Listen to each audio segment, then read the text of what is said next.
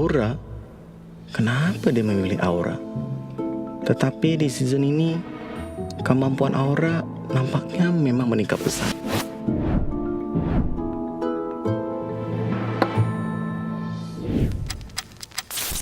Wah, sial. Dia punya SMG.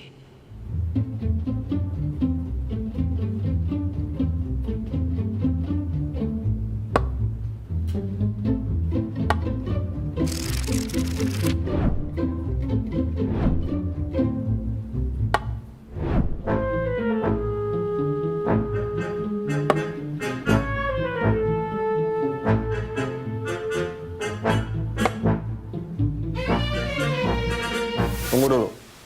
Bukannya Onyx di season lalu kalah? Performa Onyx di awal sempat buruk. Tapi sekarang jauh berkembang. Gimana? Sebaiknya lo nyerah aja.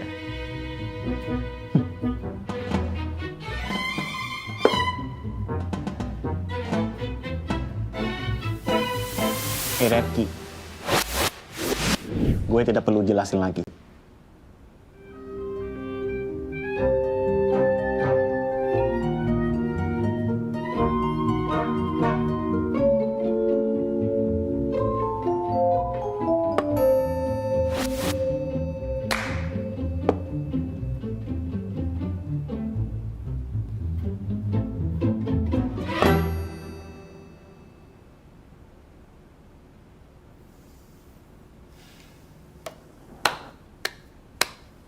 Gue yakin di turnamen ini bakal lebih seru lagi.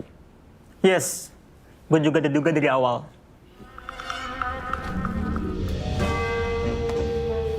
Good luck.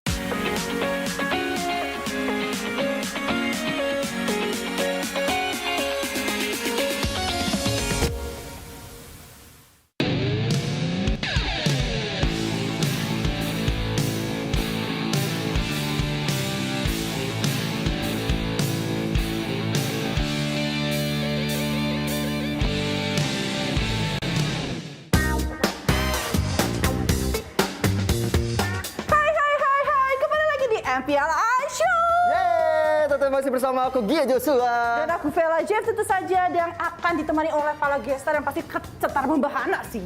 Bukan main, tapi sebelum itu ya kan seperti biasa kita meminta izin kepada teman-teman semua untuk melepas masker karena kita sudah menjalankan protokol kesehatan. Betul banget, kita juga udah dites, sudah menjalankan segala hal yang baik lah pokoknya untuk ini. Kalian juga harus stay safe ya, sehat-sehat semua di rumah ya. Amin. Nah, Civela, hari ini kita mau ngapain lagi sih? Mau seru-seruan, tapi sama yang cantiknya tuh kayak aku. Terus yang jagonya kayak aku juga, ya kan? Terus yang paling spesial adalah dia cosplayer. Wow. Ini aku suka kok cosplayer. Pro player. Cosplayer, jago lagi mainnya. Cantik lagi kan? Siapa ya? Penasaran kan? Kita cek yuk, siapa dia?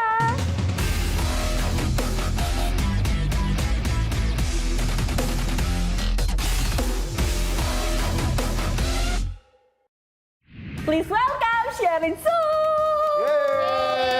Selamat datang Sharon Su. Iya, biasa kalau yang kayak gini-gini tuh biasa salting ya gara-gara ngeliat ya bintang tamunya cewek lagi nih. Lumayan Ci, jadi kan setidaknya perasaanku yang kosong ini bisa melihat wanita cantik gitu kan ya. Iya lagi ngomong. Nggak apa-apa. By the way, apa kabar Sharon? Sehat kan? Baik, sehat. Aduh, kalau gitu boleh dong, karena kita sudah menjalankan protokol kesehatan di sini, boleh buka maskernya. Oke.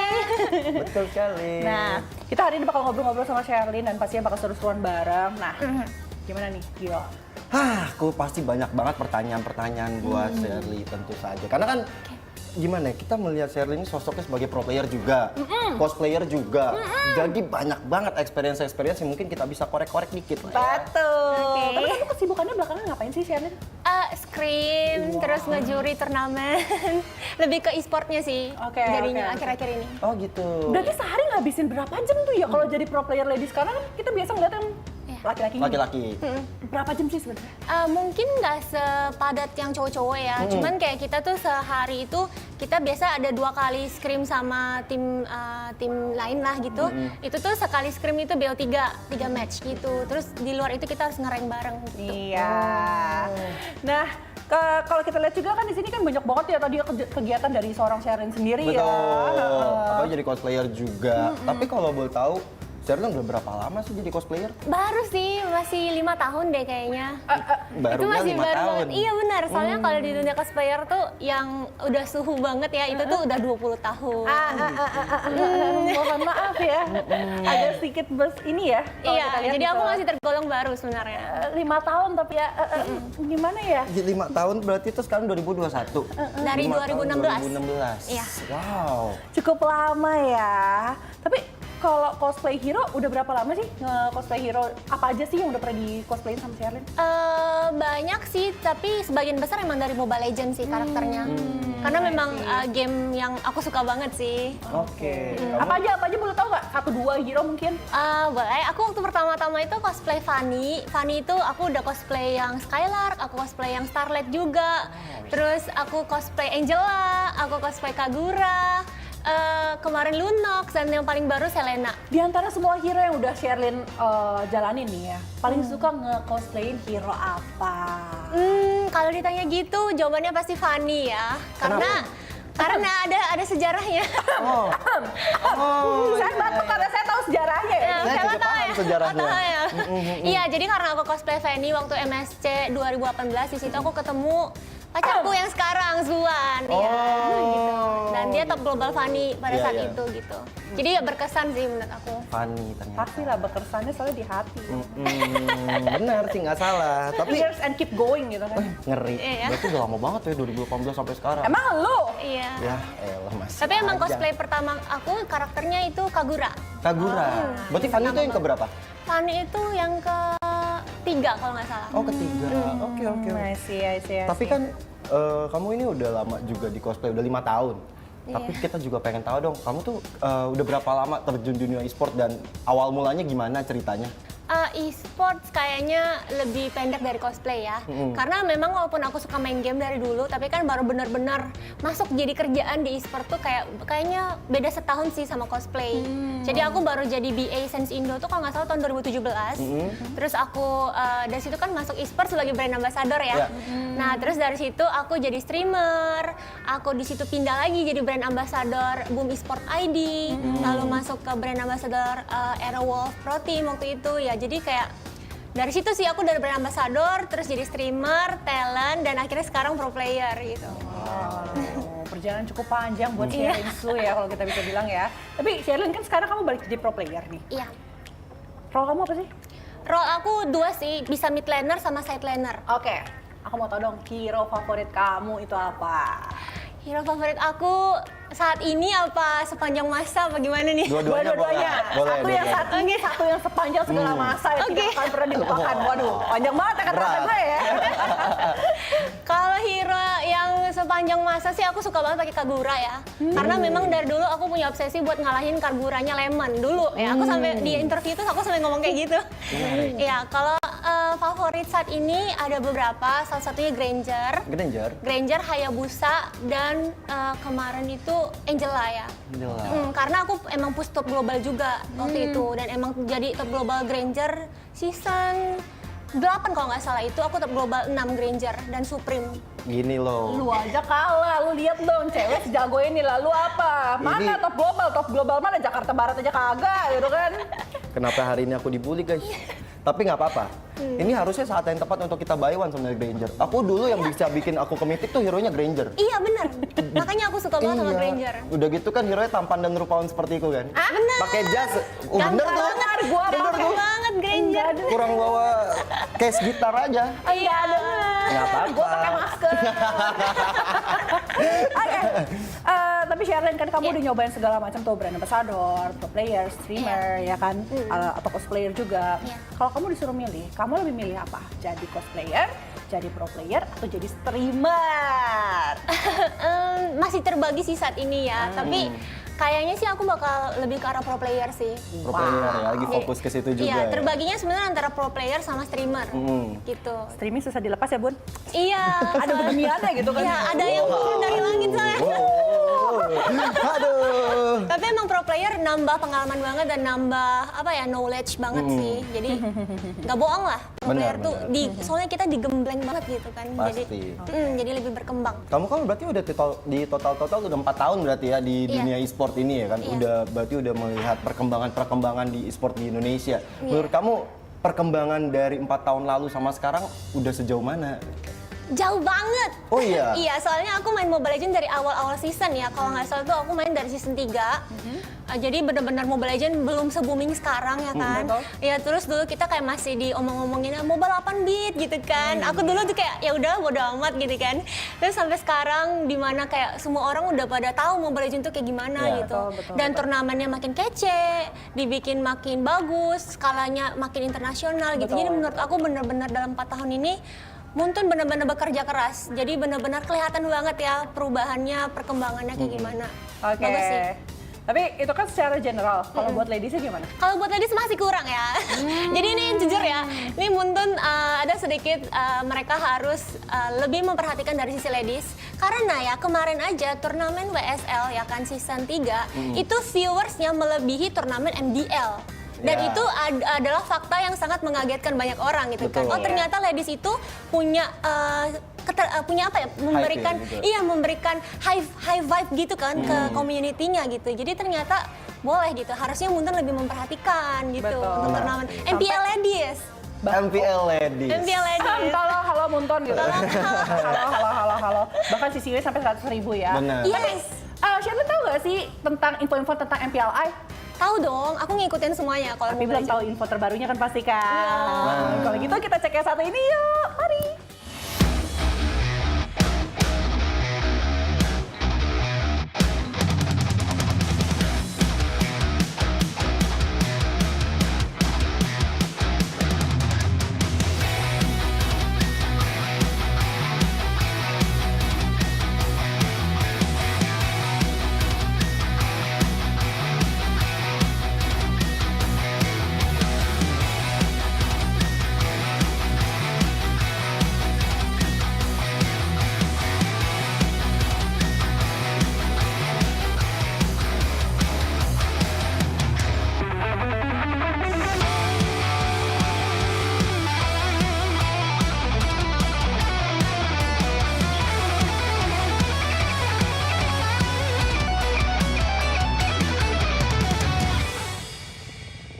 Nah itu dia info-info untuk MPLI kita ya kan. Dan Sherlyn, kamu udah ngeliat tadi kan videonya kan? Iya. Kira-kira siapa sih jagoan kamu di MPLI ini? Wah, jagoan dari tim lokal Indonesia atau dari luar nih? Iya bebas. Bebas Yang ya? di hatimu aja. Di hatiku. Di hati dia cuma ada sesuatu kan lu. Siapa yang nanya? Aku. Kalau timnya aku jagoin dari dulu sih masih belum berubah sih. Aku jagoin RRQ. Iya, jadi dari turnamen apapun itu, MPL, MPLI, aku selalu jagoin RRQ. Kenapa tuh? I have a faith with them karena mereka tuh the king of comeback gitu. Bener-bener selalu apa ya, bikin orang tuh nggak nyangka gitu kan. Udah mau kalah, tinggal satu tetes turretnya bisa bertahan, itu tuh keren banget sih. Iya. Ini aku kalau dia ngomong kayak gini ya, itu kayak throwback-nya di otak aku adalah Flashback. MPL season 6. Alter ego RRQ. Iya. Wah itu udah gak ada obeng sih. One satu versus 5. Iya. Udah gak ada obeng. Versus everybody. Iya, betul. one versus everybody, betul. Tapi gimana sih kamu lihat kan MPLI kali ini kan banyak banget tim-tim baru yang baru join ke MPLI, baru punya panggung pertama mereka di international tournament. Menurut kamu sendiri gimana sih tim-tim ini ada di panggung tersebut? Menurut aku bagus ya, karena kan mereka ada kesempatan kan untuk membuktikan gitu kan. Dan menurut aku tim-tim ini sebenarnya bisa berkembang lebih gitu. Karena kemarin kan kebukti aja Aura kan bisa skornya bener-bener tight banget ya sama EVOS ya di MPL kemarin ya kan 3-2 gitu. Aku tuh nonton juga deg-degan gitu kemarin kan pas yang 2 sama kan. Dan emang kita nggak pernah nyangka kalau Aura akan sekuat itu ya kan. Dan bisa jadi mungkin dari tim-tim lain juga yang baru kayak Rebellion Genflix gitu-gitu juga bisa menunjukkan kalau mereka punya strategi yang lebih oke gitu, bisa mengalahkan tim-tim lain yang emang udah sering juara gitu. Menarik. Tapi kamu tadi udah nyebut RRQ sebagai tim yang kamu jagoin. Iya. Tapi ada nggak pro player yang kamu jagoin juga? Ada sih. Siapa tuh? Masih di tim yang sama sebenarnya. Di RRQ juga? Iya. Siapa tuh? Sebenarnya Lemon sih, cuman kan memang Lemon kan kemarin lagi nggak main di MPL kan. Yap. Jadi kalau misalnya ditanya yang untuk saat ini mungkin lebih ke Albert sih. Albert. Iya, jadi aku lihat emang perkembangan dia dari awalnya masuk RRQ yang performanya masih belum sebagus sekarang gitu kan, yang sering dibully sama netizen. Tapi akhirnya anak itu membuktikan bahwa dia bisa dan layak untuk bermain sebagai player RRQ gitu. Benar-benar dia berkembang banget sih. Dan bahkan menjadi bintang juga sekarang Yes, di RRQ. iya, bener. Sekarang semua pada nyanyiin Albert, Albert, Albert. Oh, Albert. Aduh, luar biasa banget.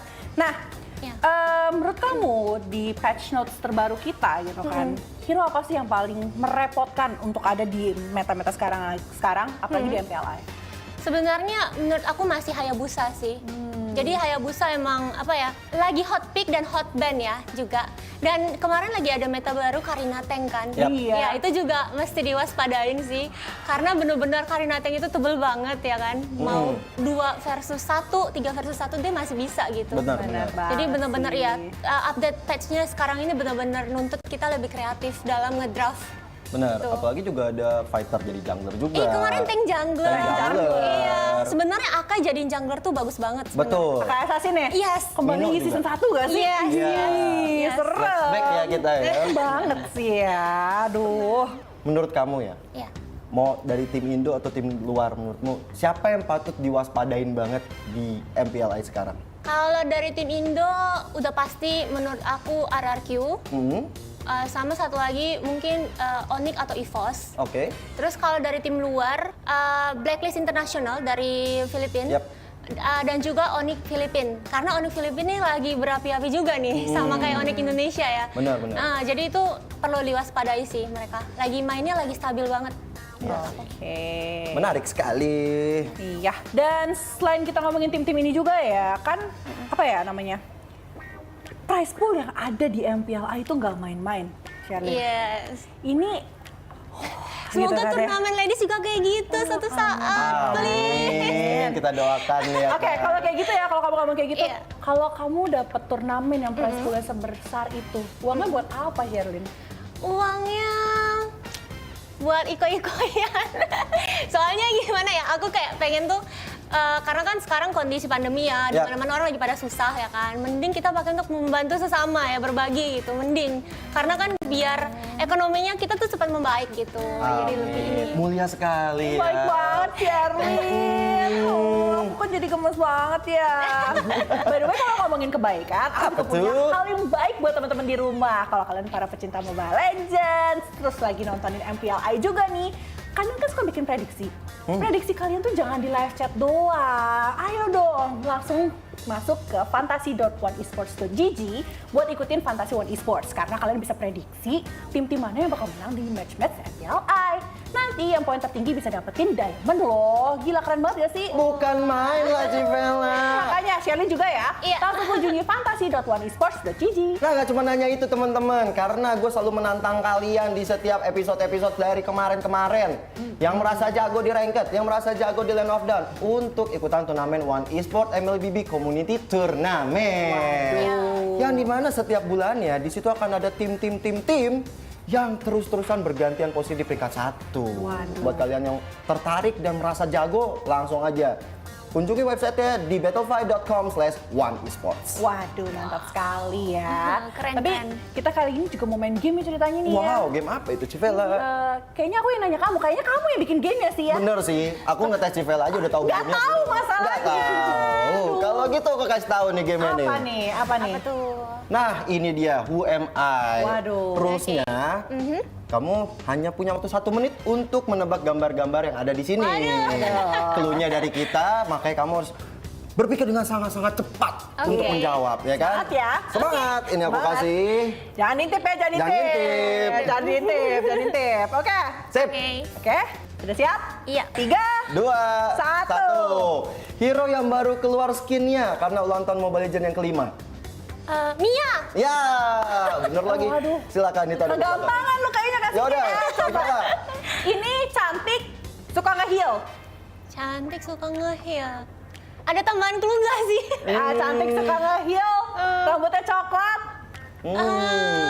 Aduh. Support. Aduh, ada banyak yang kayak gitu. Banyak. masalahnya. Rek kemarin mana jago? Oke, Angela. Salah. Bukan. Taruh. Tutup. Yeay. Soalnya Rek main 2 hero. Oke. Iya. Assassin. Assassin. Oke, ada petunjuk lain? Coach Shadow. Hayabusa. Kegampangan. Kasih sih pada mana? Oke. Suka berbayang-bayang. Suka nge-split pose. Role-nya apa? Turret. Suka motorat. Santur. Ternyata waktunya sudah habis. Tinggal tersisa Apa nih berapa gambar? terakhir? Nah yaudah, ini kita tambahin aja. Ini terakhir. Hero, cantik, tapi suka memainkan boneka. Ada satu lagi cluenya. Apa? Dia suka ngomong, aku ketabrak, keep smiling. Oke, itu udah tahu banget sih, Angela. Ya. Soalnya Aku ketabrak. Iya kan? Dia bilangnya gitu. sebenarnya keep smilingnya sih, Mia. Iya. Soalnya emang hero aku. Bukan aku ketabraknya sih. Keep smilingnya sih yang bener. Iya. Gue gak ngerti sih. Aku juga nggak ngerti pas bilang ketabrak. Mikirnya ada Johnson lewat. Iya, mikirnya Johnson tadi. Aduh. Oke. Udah keren banget di sini. Wah, Sharon juga tadi ini udah ini menebak ada 4 dari 5 4 ya. dari 5. Ada 2 hero favorit aku sih. Iya, ada Hayabusa sama Sama Angela, iya. Nah, itu dia keseruan kita bareng Sherlyn juga udah main game, kita udah ngobrol-ngobrol, udah chit-chat, tapi ternyata kita udah di penghujung acara. Ya, sedih banget. Tapi nggak apa-apa teman-teman semua karena kita masih punya episode lainnya juga yang pasti dengan bintang tamu yang kece juga. Bener banget, makanya jangan sampai kalian lewatkan MPLI Show dan jangan lupa untuk komen, like, share, dan juga subscribe channel dari One Esports. Jangan lupa juga untuk follow sosial medianya di Twitter, Facebook, TikTok, dan juga Instagram di One Esports Indonesia. Yes, dan akhirnya akhir kata Gio Joshua. Dan juga Vela Jeff, kami undur diri. Terima kasih Sharon udah datang di Iya, Terima kasih. thank you. MPLI Show ya. Lain kali panjangin, bikin 24 jam ya. Nggak apa-apa. Iya. Biar MPLI lebih Show, seru. tolong diperpanjang. One Esports, tolong Sherlyn, Vela, sama Gio mau sih kayaknya. Iya, Untuk tolong pamit ya. Iya. Dadah, pamit ya semua. Bye. Thank you. Shark, du-du-du-du-du-du, baby shark, du-du-du-du-du-du.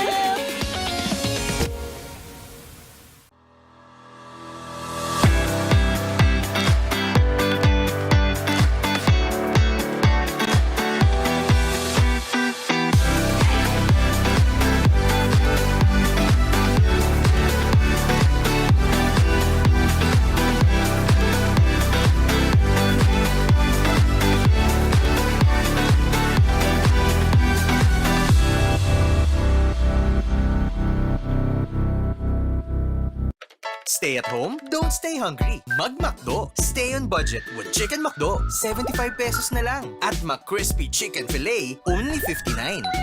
Keep your budget safe with McDo Chicken McSavers.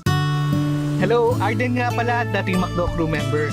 Mapa-dine in, delivery, o ride-thru pa yan, alam kong safe ako palagi dahil sobrang maingat ang McDo. Kaya hanggang ngayon, sarap pa rin pag andito ako.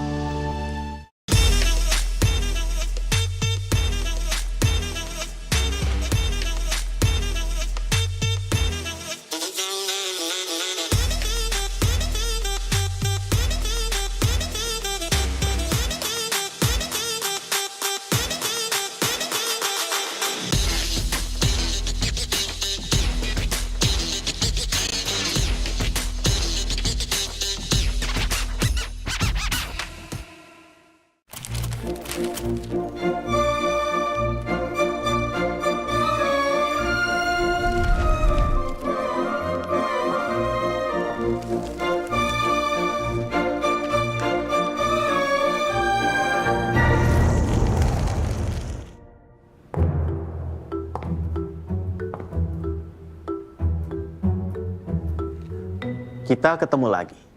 Ya, setiap tahun di waktu yang sama, sekarang waktu yang tepat untuk MPLI 2021.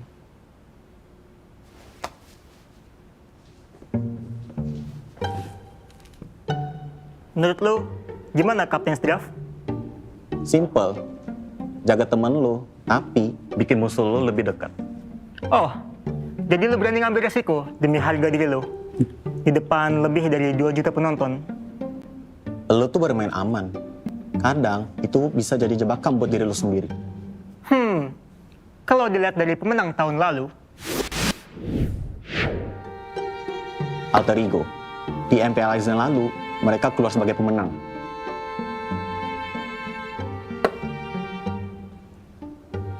EVOS sempat ganti formasi. Apa strateginya bagus? dengan adanya setliner baru, tim EVOS adalah tim yang solid. Akhir-akhir ini, gue liat mereka kurang bagus.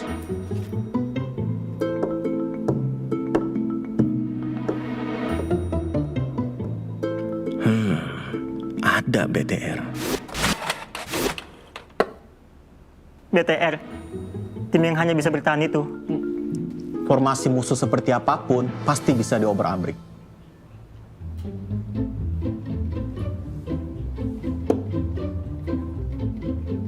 Hah? Aura? Kenapa dia memilih Aura? Tetapi di season ini, kemampuan Aura nampaknya memang meningkat pesat.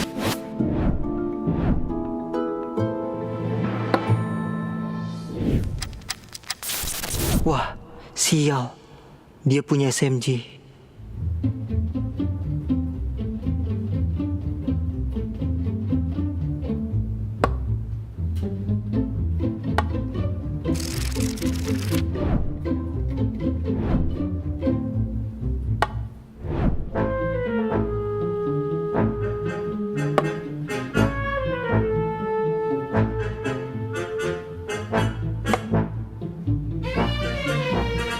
Tunggu dulu.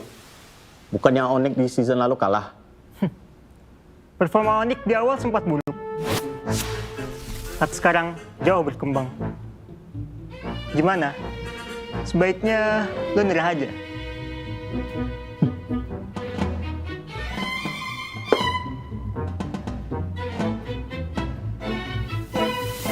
Redki. Gue tidak perlu jelasin lagi.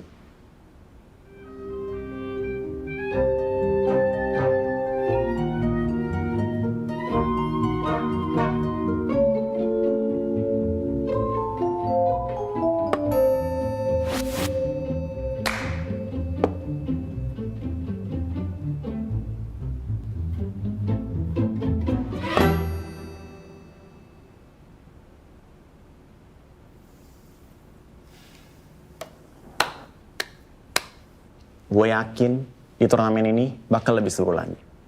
Yes, gue juga udah duga dari awal.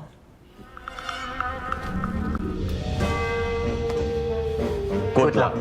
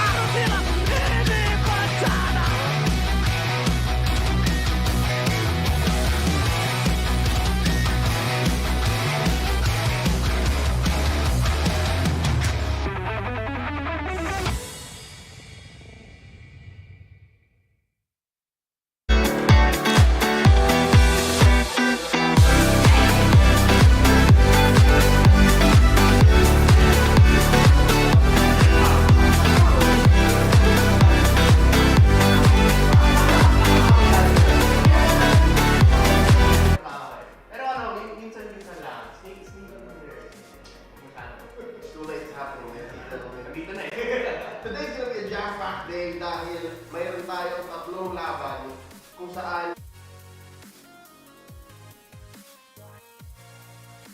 today, that third series is going to be a heartbreaker. It's a Filipino versus Filipino match. Team SMG kasi, drenaf nila yung Omega tas yung Onyx. Why naman like that? Why naman like that? Sana hindi, but it is what it is. At least yung maganda yung storyline ng yung Onyx at saka Omega, Miko, Hito, if ever maglalaban sila. And fourth installment na ng Onyx PH versus Smart Omega.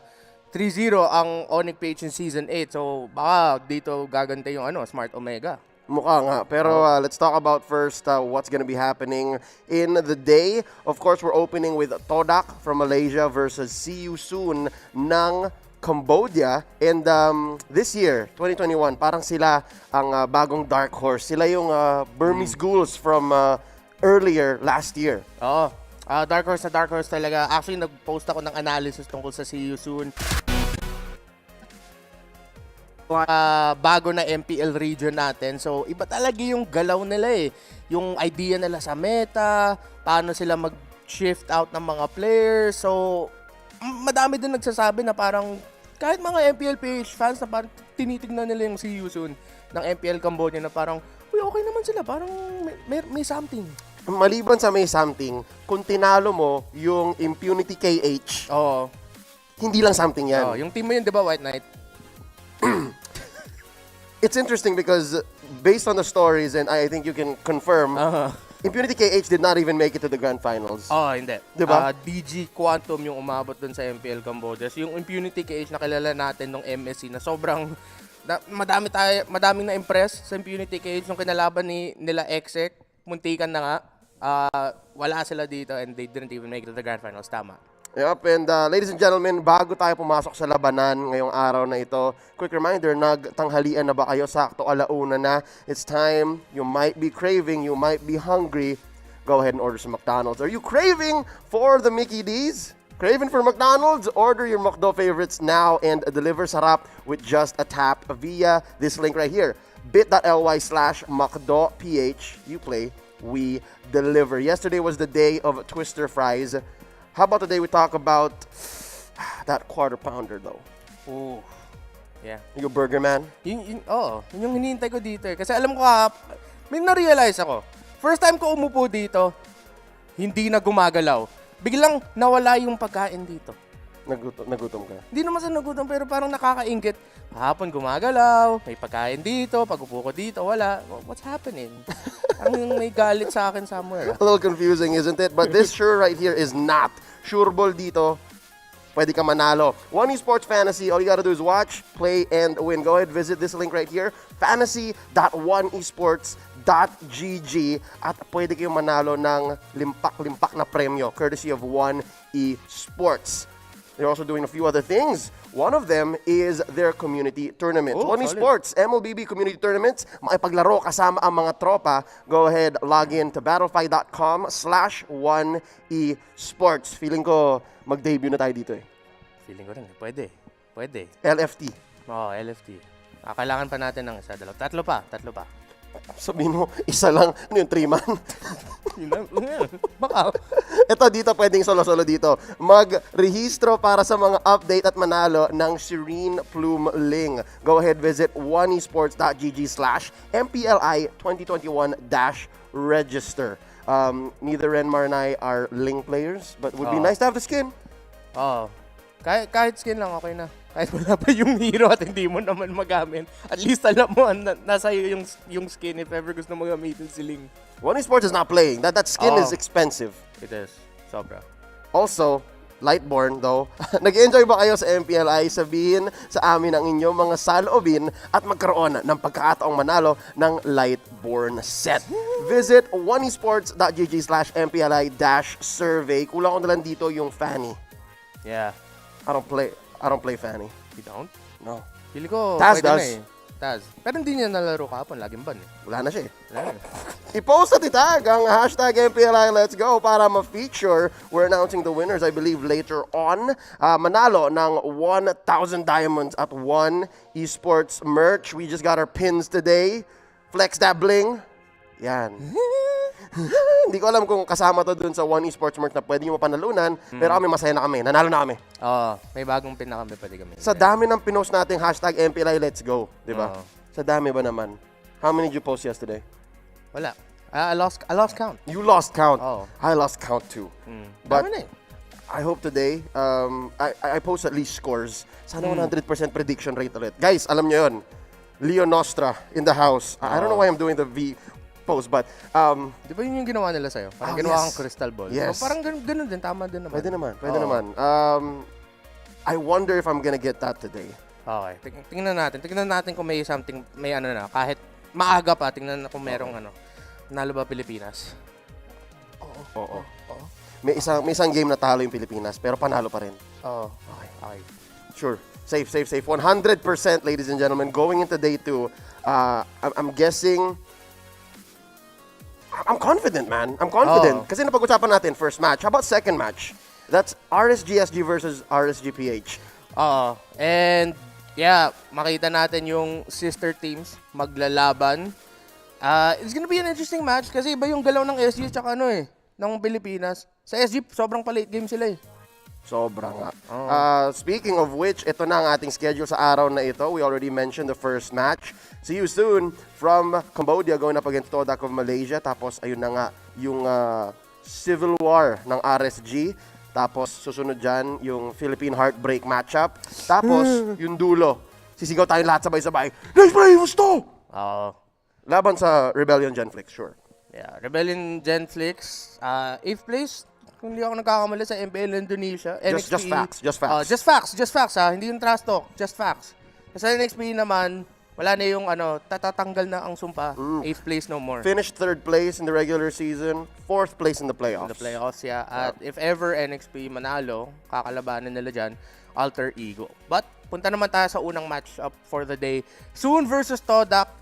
Other than the Philippine teams, yan talaga yung isang matchup na sobrang excited ako makita. At saya ako na first match ngayon. Tapos makakast mo pa. Ice ba yung... Guys, something else talaga yung si Yusun at saka Todd. Especially yung si Yusun. Pero yung Todak rin, depende. Kasi si Chico, guys, isipin nyo, pwede siya mag-jungle, nag-gold lane din. Pero nasabi sa amin ni Lafel na sa season nila, parang nag-XP lane din siya. Nag-tank din siya. So lahat na. Pero hindi lang gumana. Minsan lang gumana. Nakarating sila ng Grand Finals. Imagine mo yun. Grand Finals. Grand Finalist ka, lilipad ka ng M3, pero naglaro ka. As in, nag-flex ka sa regular season. Oo. Pero natalo ng SMG. 4-0. Let's not talk about that. Yeah. Mamaya pa yun. SMG is part of this situation. And again, when you say the words SMG, Renmar, medyo forbidden words yan dahil sa ginawa nila sa Onyx Omega. Oo, persona non grata na sa Pilipinas at sa Indonesia.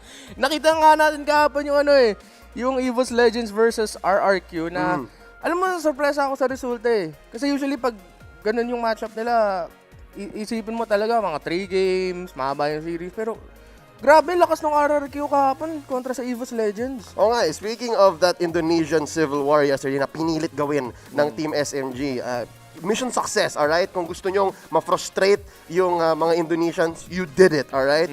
We're about to hear from the rest of the broadcasts. We're gonna go into the cross-country stream very, very soon. Excited ka na ba? Renmar, I didn't get to talk to them yesterday. Neither did you. You were on the analyst stand. Handa ka na bang makausap ang ating mga counterparts? Yeah. Confident. Oh. Hihi. Hihi lang. Yun lang sasabihin ko. Hehe. I love it. We're actually good friends with the Indonesian caster, especially in the English desk. Mirko and Eterna, they're very sweet, lovely people. Pero pagdating dito sa MPLI, pagdating sa bakbakan, iba eh. Pero sila yung neutral party eh. Nasa English stream sila dalawa exactly. Tama yung intro ko. Kasi iba yung kailangan natin kausapin dito. Iba. Sino kaya? Feeling ko si Ranger Emas ulit eh. Si Pak Pulong. Baka. Tingnan natin. Let's see. Grabe naman gigil. Masyado ba akong gigil? Maaga pa eh. Sorry. Traffic kanina eh. Gigil na ako eh. Baka jet lag ata yung usapan pero eto na. Yun. Okay. What is up, guys? Dengan talapi, mari kita lihat kasta-kasta yang lain sekali. Hi, Sonia. Hello. Hello, everyone. Hello. Hi. All right, well, yesterday we started off with the Indonesian casters. Yeah, Now we I think did. we're gonna start off with the Filipino casters Okay. because Echo was able to get the dub against Aura Fire yesterday, and there are a lot of Filipino teams participating here today. So yesterday it was a cold approach from Butters and Chantel, right? A little bit sarcastic. What about you, Leo and Reptar? Are you confident for your teams here today? Leo, patranslate na lang mga sasabihin ko. Okay. Oh, sobrang confident ako. Sobrang lakas ng Pilipinas eh. We are not afraid. We are very happy to be part of today's contest, and we wish you all good luck. Ooh. Oh. Respect. I like that. A different approach today. Different approach here from the Filipinos, but maybe for the Indonesians, right? Because 3 Indonesian teams were knocked out yesterday. Ranger Mas and Momo-chan. What are your thoughts on the Indonesian teams who are going to be participating here in day number 2? Wow, maksudnya gimana ceritanya? Nih, ada satu tim Indo yang bakal tanding hari ini, Bang. Oh, it's okay, no problem. We still believing in Indonesia team.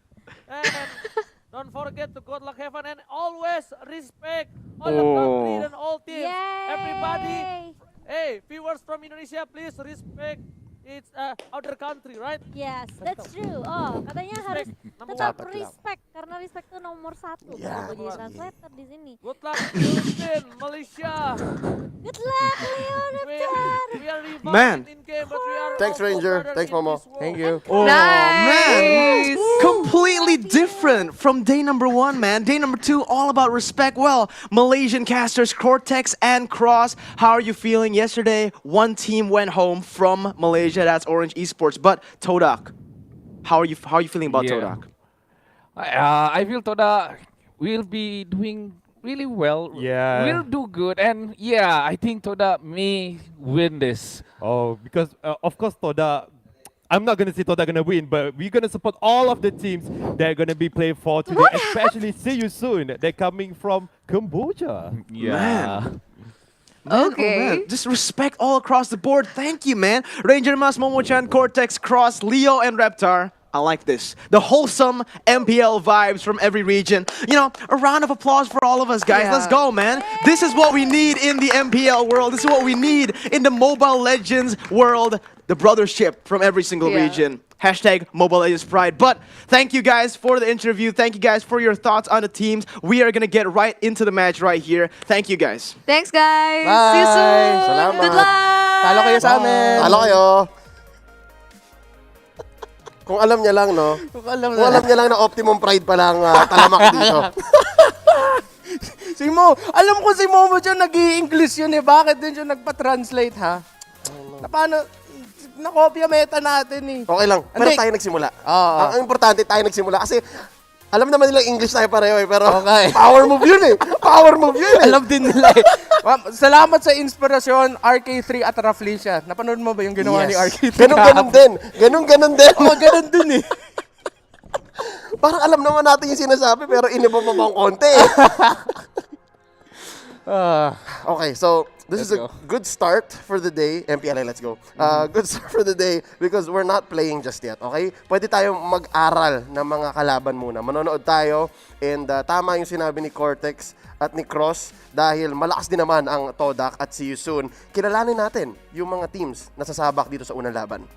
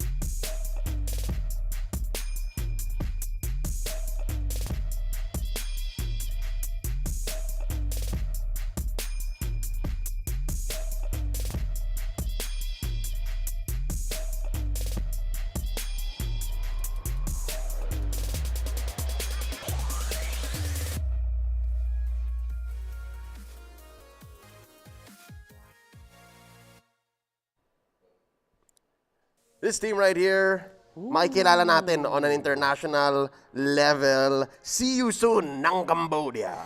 Natataka ako, wala si Hove. Yung jungler nila. Yung Ra at Ember, sila yung nagpalitan sa grand finals nila sa mid lane. Okay. Pero si Ra mag-gold lane, wala si Hove. So si Ran? Si Ran maglalaro. Si Hove yung sinabi daw ng mga ibang tao na ala demon kahit daw yung galawan niya. Ako po. Pero hindi makikita dito, si Ran. So, ala Demon Kite, nawawala. Oo. White Knight, wala. Run na lang. Ran na lang. Na lang ata may iwan para sa Siusun. Kung lumampas man ang Siusun sa Todak, mahirapan sila kasi, ewan ko Run is a wild card. X-Factor to. Si Ran, di ko nga maalala kung naglaro ba siya. Like, babalikan ko yung notes ko. Pero hindi ito yung main 5 na nanalo ng championship nila. Pero andyan halos lahat. Si Felix, si Ember, si Boxy, si Ra nag-game number 1 pero sinab. So parang EVOS Legends to kahapon. Pinalitan yung isa. Parang gano'n. Pero Core, mabigat yun eh. Parang gano'n, pero yung ito din yung mga nilaro nila sa regular season eh. Yung mga subs nila. Ito naman sa Todak, ang daming fans ni Formacy dito sa Pinas, wala si Formace. Pero nandito pa rin yung kanilang sinasabing anchors. Si Moon in mid, si Momo na nasa XP lane, si Chico guys syempre na medyo baliwan maglaro, flexing that role, but I think here he's gonna be playing the gold lane dahil nandito na si Lexia previously of RSGMY. Oh man, at si Chico guys mapupunta sa gold lane because of that. Si Chico yung yung shot caller nila. Siya yung maingay dun sa team. Yung bosses ng team. And this is perfect because maganda yung dynamics dahil si Lake siya bagong salta. So, makaka-rotate siya sa gustong gawin ni Chico Guy. Pero dapat mag-ingat dito, Actually, silang dalawa dapat mag-ingat talaga sa isa't isa. Ito yung sinabi ko kanina sa page ko. Yes. Na mataas yung potential nila maglason, pero baka malason din nila sarili nila. Okay, so ingat with the lason. Ingat with the lason, pare. Okay. Can I just say, this is not at all analysis, but Lakesha looks great in black and purple. Yeah, bagay sa kanya yung kulay. Parang, parang nag-heel turn. Doon sa mga fans ng wrestling, parang heel turn. Si Momo parang may iniisip na malala eh. Balagbag ng balagbag yan si Momo eh. Parang gusto niya maano talaga eh. Siusun talaga. Siusun talaga, pare. Yung eternal Pati si Moon! Parang sila may pinag-usapan sila na ganito yung ngiti natin ha. Pati si Moy! Hindi, si Moy nag-half commit lang yan eh. Yung parang hindi pa siya G masyado. Parang yung dalawa, G na G. Si Moy is like, okay, di ko sure eh. Pero matagal na natin napapanood yung Todak. Matagal sila champion ng MPL MY. Na-shock the system lang talaga sila ng Team SMG. So yung mga experiments na ginagawa nila dati, hindi nila ma-pull off na maayos kasi andun na Team SMG na Indonesia effect yung SMG. Oo, seryoso. Yung SMG nung grand finals nila. And Todak, maybe they weren't up to speed just yet. Parang medyo playful pa sila ng konti. Kaya hindi rin lang na-shutdown si Sasa. Pero dito, mukhang dito sila babawi. They wanna eliminate the underdog, the dark horse, the only MPL champion in the Invitational na hindi agad-agad sa quarterfinals. Oo. Yun ata yung inspiration dito ng Siusu na sipin mo, champion sila ng MPL Cambodia. Hindi sila nabigyan ng advance kasi dahil sa bracket natin, yung champions lang nag-advance. 4? SG, MY, ID, Philippines.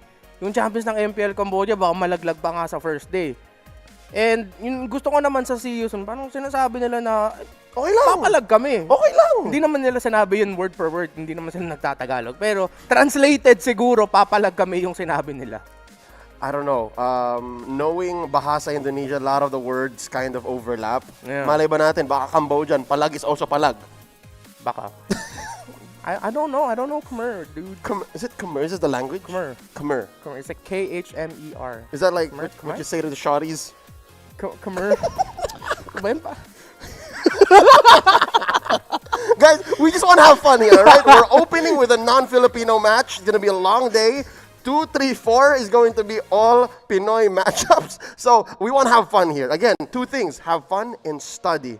All right, let's go ahead and jump right into this matchup. If I'm not mistaken, the draft is upon us. Todak from Malaysia on the play. See you soon naman ang sasagot. First ban, Ling. Napakainit ni Ling sa MPLI. Sa Siyusun din, priority yan si Ling sa Cambodia. Assassin sila eh. Laban kong laban talaga ang MPL Cambodia teams. Yun yung gusto ko sa kanila eh. And si Yusun, mukhang ginawa nila homework nila. Kasi binan out nila yung Eve na malakas si Moon gumamit ng Eve. Yung mga artillery mages katulad ni Eve, Farsa, medyo inconsistent lang yung positioning niya. Pero, respect pa rin. Yeah. Of course, the Selena. I think for Todak, it's a good mix of doing their homework and just taking out what might mess them up. If you're playing a core-centric team, parang ayaw mo talaga yung Selena eh. Ayaw mo talaga. Oo. At meron din ginawang kasing sobrang interesting yung si Yusun na nire-respeto talaga yung Todak. Yung si Yusun, nag-Selena sila one time na roam, pero walang roam boots.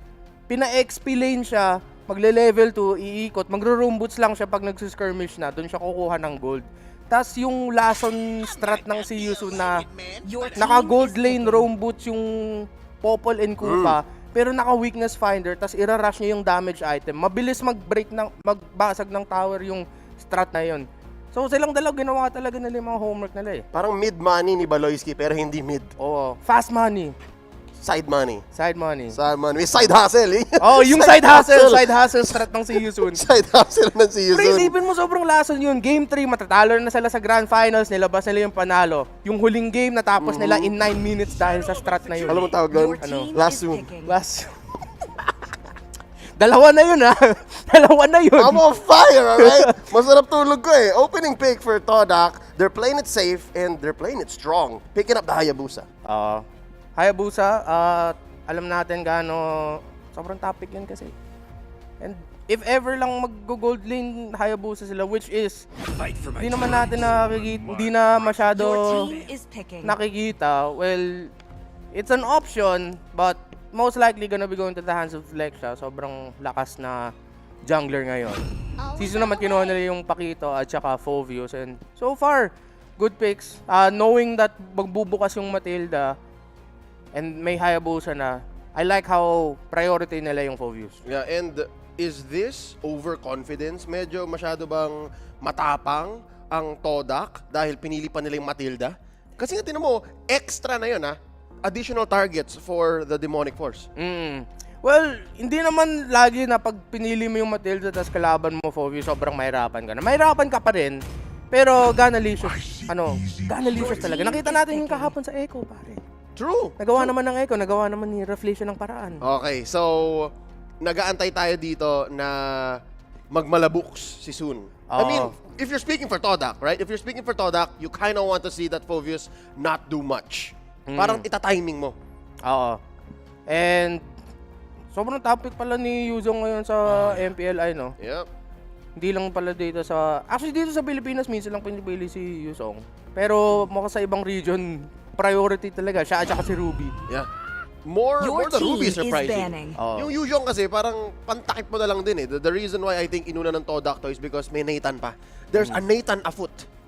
So, pinipigilan na nila. Feeling ko kung hindi nila ibaban dito yon, handa silang harapin eh. So, for soon, last pick nila yung Cho, which I believe still doesn't say much. Medyo flex pa rin yan. Daming flex picks nga nung season. I mean, expected naman yung Fovius most likely mapupunta yan sa side lane eh. Labo na mapunta yan sa support. Pero who knows, again, Omega did mid. Nga pala. The one game they won, eto Max, mid Fovius. Pwede nga pala. Your team is baka nanood yun, baka nanood sila. Baka malason talaga yung Todak sa season, no? Lason. Okay, ano to? Respect Kiko Guy ba to? Itong Banailos. May chance eh. Baka hindi, pero... Takot eh. Si Chico guys, mag-goldly naman yan eh. Your team you never know. I mean, who are we to say? Okay, well, yes, Todak, ang dami nilang flex possibility sa pagpalitan ng lineup nila. Pero andyan si Lexia eh. Lexia jungler talaga Respect the Lexia. Oo. Okay, I see. Respect the Season 7 champion. Tinanggal din nila yung high loss, most likely because Inisip nila pwede pa rin mag-mid lane yung Matilda. Pero nachika din na ni Lafel sa atin na minsan si Momo nagtatank sa XP lane. XP lane Hylos, XP lane Akai, ginagawa yun ni Momo eh. So, I think both teams understand and know what the possibilities are. But here's another hero that is so hot in MPLI. Showed up 5 times, won 4 games. First time ko makita ang si Yusun gumamit ng Aldous, ha? Well, it's such a reliable hero now. Kahit lagay mo siya sa jungle, lagay mo siya sa gold lane, XP pa lang yata tsaka mid, hindi natin siya nakita. Feeling ko yung si Yusun, fan ata ito ng MPL Philippines eh. Medyo. Parang MPL page yung draft nila eh. Yung ban, respect naman talaga sa Todak eh. Pero inuna nila yung Yung pick order. Yung pick order, Pakito, Fovius, Cho. Sapakan kung sapakan. Lahat sumasapak yan eh. Oo nga no. Yun talaga yung play. Yung isa tadyak. Yun talaga yung fighting style ng Cambodia. Yung objective nila, kill. Anong Tore? Yung Tore mawawala lang yan. Yung kill, pwede mo kumuha ng sobrang daming kill eh. Oo, Tore, ano mas gusto mo? 9 lang o mga 36? Oo. Ganun yung playstyle ng season. Kaya excited na ako makita to. Ano ba yung season? Minions na lang. Minions na bahala dyan. Minions na bahala sa Tore. Kaya nga message minion, di ba? Yun yung trabaho nila eh. Tayo kill lang tayo. That closing up their draft with, again, this is surprising. Johid seeing second rotation, seeing second phase pickups, plus the Lunox. Renmar, you smelling Deadly Magics? Deadly Magic. Chico guys, Lunox talaga to. And tama nga, nag-pause for Matilda dito si Moon. And Zimoy naman yung magjo-Johid. So medyo traditional, orthodox, orthotodax. Basic yan, guys. Diyan na yan. It's a good lineup. So not much to flex. Even for See You Soon, they last pick up the Kaja. So again, coming from someone who watched the MPL Cambodia Grand Finals, yung draft ngayon ng See You Soon, honestly, sobrang iba eh. Ibang flavor na yung mga draft na ginawa nila dun sa MPL Cambodia, parang tailored talaga sa MPL Cambodia, pang MPL Cambodia talaga yun eh. Pero dito, pang international. Ready talaga tong Next level shuffle. See you soon. Alright, so this is the lineup for Todak. It looks traditional, reliable, good damage coverage. Medyo late yung heroes ng See You Soon, but they're here, alright? A lot of single hero targeting here. Talagang kills. Mar, talagang kills. Kills talaga. Tinawag mo ba akong Mar? Yeah, Renmar. What, you want me to call you Ren? Enemy? I'm just trying new things, 2 alright? years na ako nagkakas. Ito yung unang beses na tinawag akong Mar. That's true. You want to go to history? I've known you more than 2 years. We've been working together for that while long. I've never called you Mar. So I just want to try new things, alright? Ladies and gentlemen, game number 1. I hate that I have to explain things on the air with you. Todak of Malaysia versus See You Soon from Cambodia. And look at this, bini-baby ni Ember. Si Yung ginagawa nila talaga. Yung galaw ng Cambodia, madalas inaalagaan nila yung gold laner nila. Usually marksman, pero again, stacks. Gusto nila talaga mag-stack. Pero seleksyon, Delix using that quad shadow out. Here comes Momo to the rescue, knocking them up. Ay, no. Purple! Ninakaw ni Ran, pero dito na si Moon. The punish! Binalagbag! Na-knockout yung Pakito. Baxi dashing on away. Renmar, was that worth it? I mean, you stole the orange, pero namatay ka rin in the end, and that's a jungler. Delix. Yung Felix, si Fovius kasi medyo kailangan niya ng oras para maka-farm up, kailangan niya ng items. The fact na merong isang assist na dito si Moment, relatively mas mabilis naman yung scaling dito ng Yuzong. Warax lang, masaya lang yung Yuzong na yan. Yuzong na yan eh. Yeah. Oh no, si Moy naman, baka siya inisip niya, baka to kaya ko, but run. Siyempre, he ran towards his... The pun was just taking over me, bro. Grammar out the door. He went fast. Okay, let's just say that he went fast. And nakuha niya pa rin. So, TDK, they're up by 500 now. I'd like to say 500 gold. And I think it's going to the right places. Parang yung Siusun yata talagang they want early kills and it's not doing them good. So, kailangan talaga nila mag-ingat. Kasi yung dalawang side lanes nila, oras talaga kailangan eh. Oras at farm. Matagal-tagal yan. Yung mid-game power, early to mid-game power spike nila yung Pakito eh, which is good. Pero makakatawid ba ang Siusun sa late game? na meron ng item, meron ng farm at malakas na yung damage ng Aldous at saka yung Fovius. Yun yung tanong para sa kanila. Yeah, it might take too much setup. Mid lane here, si Ember pinapasabugan ni Chico Guy. Lexia gonna get that kill. Pero papabagsakin dito si Moy ni Ron. That's a knockout for the Paquito. A knockout plus the Way of the Dragon. Babasagin dito yung robot. May ult pa yata ni Ra. Not gonna be needed. That's 2 kills for See You Soon. Yeah. Good rotation. And good response from both teams. And dapat hindi yung binigyan ng, or ito yung ayaw mangyari ng Todak na mabilis mag-farm dito si Ran. Munti ka na ma-flame shot yung orange buff ni Lexa pero nasikip pa rin niya. Yeah, Baxi, another knockup and another KO! Napabagsak dito yung Cho, Black Dragon form ni Momo. Bakunawa times! Down goes Ran. And almost Moy, Demonic Force ni Felix. Finally gets the kill, the Matilda goes down. Felix na ejector muli. 3-4-1 so far si Ember. Smart missiles kinulang pero merong turtle priority ang Todak. At objective para sa Todak 203. Kung kanina dapat hindi nabigyan ng kills yung Paquito, dapat hindi mo payagan mag-snowball ang isang Hayabusa. Yan ang dapat gawin ngayon ng See You Soon. And di ako masusurpresa kung early to mid game kontrolado to ng Todak Kasi again, kailangan ng oras, kailangan ng farm, ng Aldous, ng Fovius. Chico guys, ang sakit na nga yung damage niyo. Oh, the darkening. Dumilim? Dumilim. Nandidilim yung paningin ni Chico Guy dito. And I'm actually hoping to see him more than just rotate to mid. Parang kaya niya Kung gusto niyang mag-asim, kung gusto niyang ipilit, kaya niya i-punish to. Si Felix sa baba, pero may kasama siya. Hindi kinaya ni Momo. 2v1. Mukhang kinumit ni Boxy yung Way of the Dragon. Kailangan talaga nila gawin yung both yung naka-pick off pa sila. Medyo ma-offset mo yung nangyari kay Felix dun sa early game. And Lexia now picking up that War Axe. So, kahit na medyo rocky yung start ng Hayabusa, naka-recover. So, ingat-ingat lang muna dito ang See You Soon. Grabe si Ember talaga. Ooh! Flicker! Plus the DJ. Moon, tatakbo, ejector. A little bit of a movement speed buff. Run, retribution. And finally, they got the knockout here. Yun yung pinaka-casual na Kaja ult na nakita ko sa buong career ko. Parang lumapit lang sa halika dito. Yep, whatever. Tara na. Oh, another knockout up top. That's a double kill for Ron into the Way of the Dragon. Pero nagsakripisyo dito si Moy. Sabi ni Moy, okay lang. Basta makonyo yung tore. Chico Guy. Ult cancelled by Ra. Tatlong makakaharap niya dito. And there you go with the Order of Brilliance plus Lexia. He's bursting them down. Oh, natakot. Respect the Hayabusa. Galing ng See You Soon. Nakakasabay talaga sila sa galaw ng Todak na nakaka-surprise sila, nakagulat.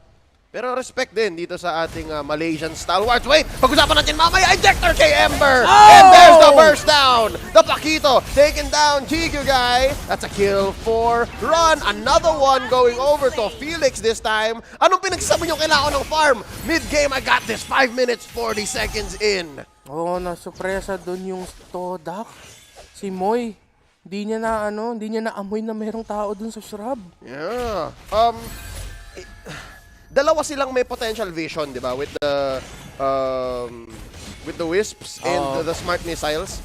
Pero mahirap Oh, wow. Priority here for the turtle. Hindi maganda ang pasok ng Todak. Circling Eagle dito ni Moy. Raw with the punch! Knock up and a knockout. Lexia goes down. Nauna yung Hayabusa. You very rarely see that. Pero the punish. Ang paghiganti ni Momo. Coming in with the Black Dragon form. Demonic Force dito, dumadash in, dash out. Tatakbo! Demonic Force gets a trigger. Moon getting hit. And nag-heal! Nag-heal! Hindi niya tinamaan ng smart missiles.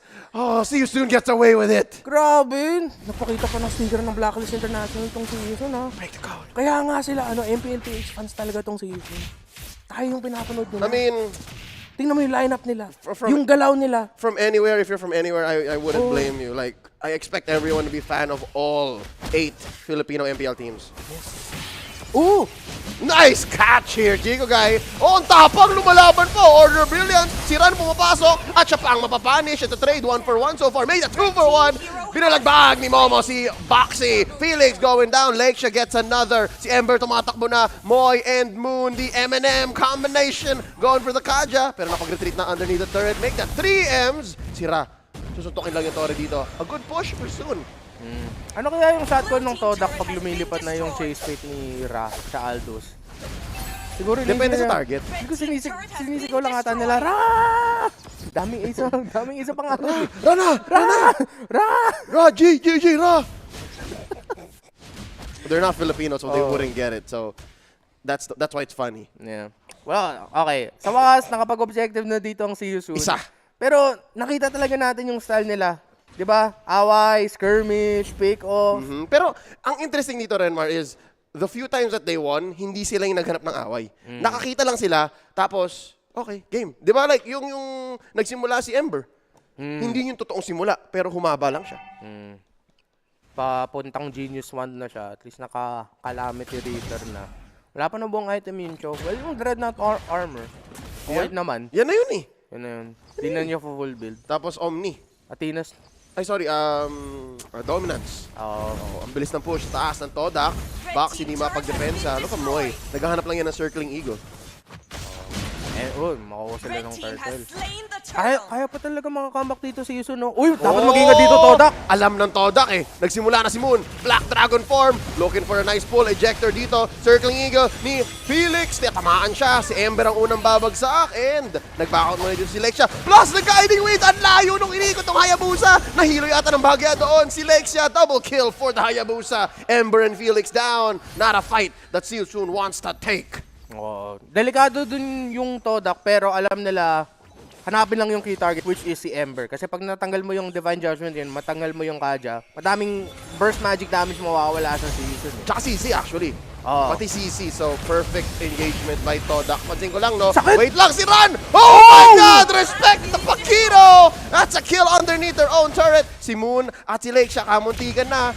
Na-target lock dito ni Ra. Moon, you're going down. Punch one! Oh, there's enough shield here. Mababawian pa nga yata, Ra. Still going. Lexia gets hit. That's one kill for the Aldous.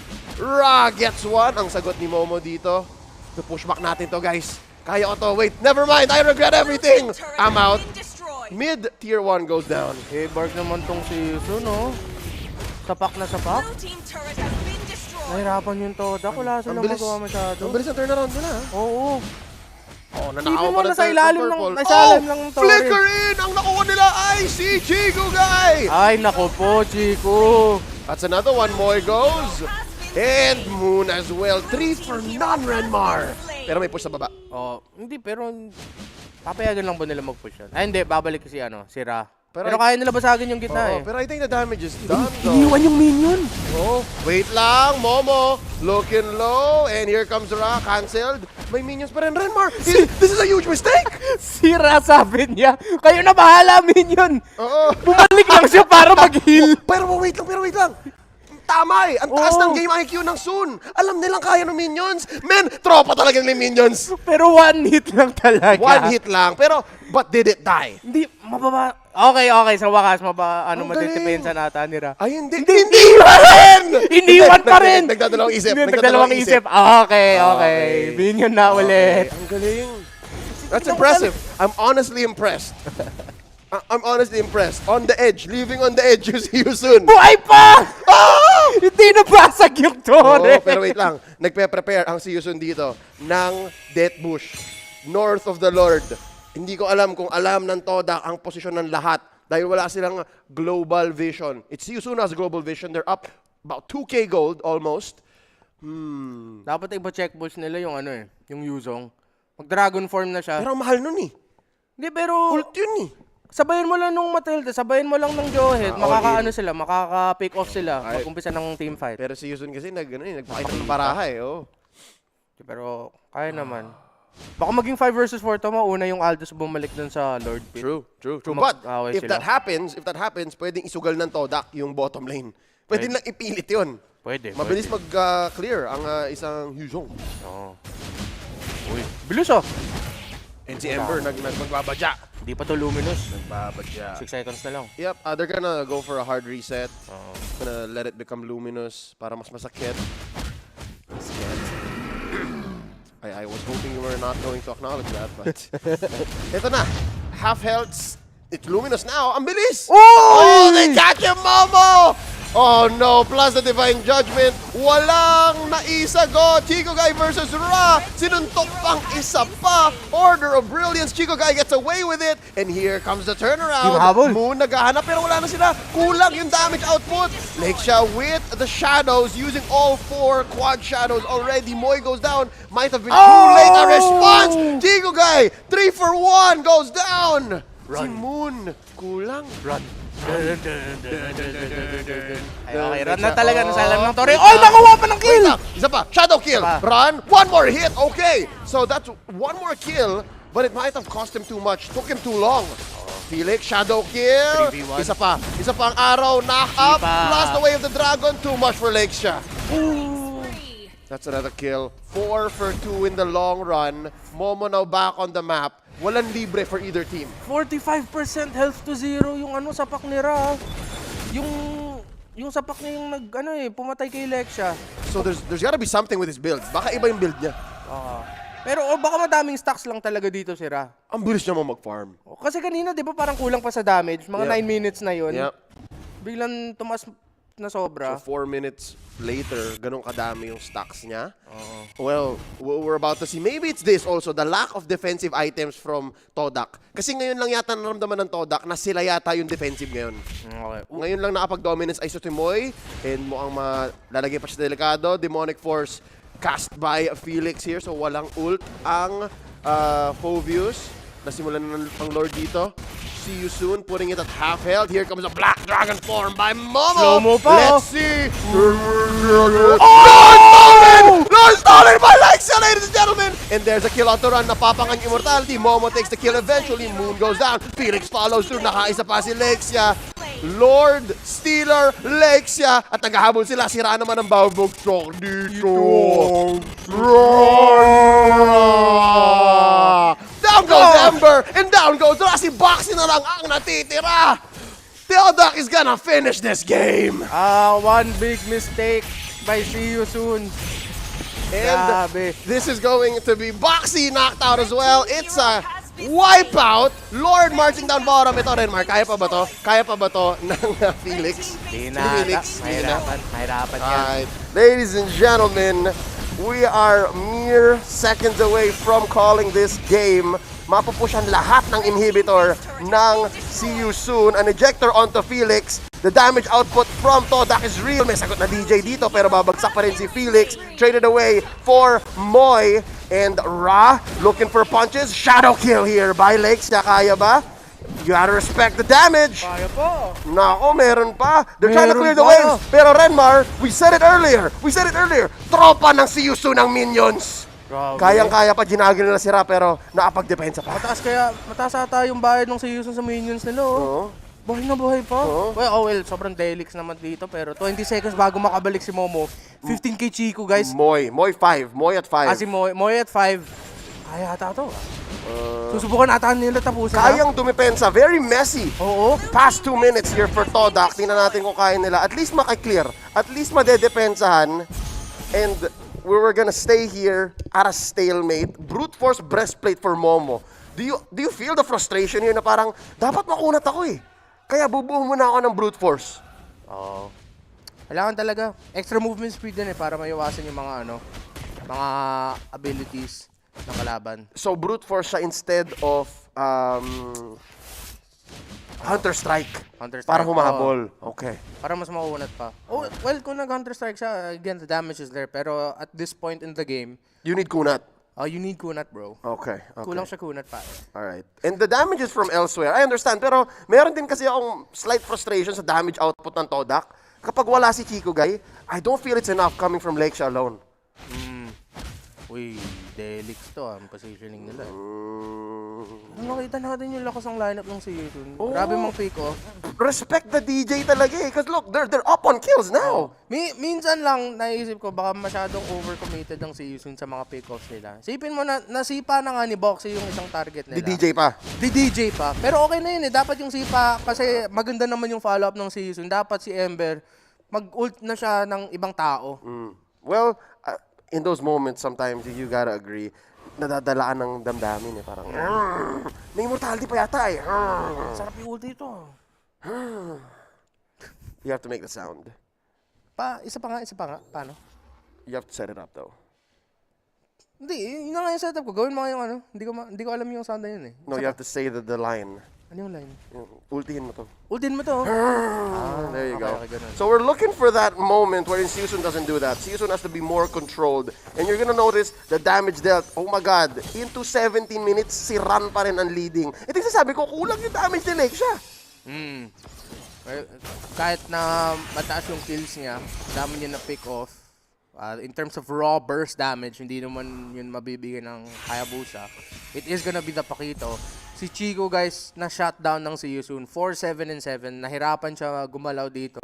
Masyado maaga na force yung ano niya, yung Power of Order Brilliance niya minsan. Na kailangan sa team fight para magawa niya yung combo niya. Pero, hindi. Napa-force na nung si Yusun eh. So maganda yung pang-target nila kay Chico, guys. Na nasa shutdown talaga siya.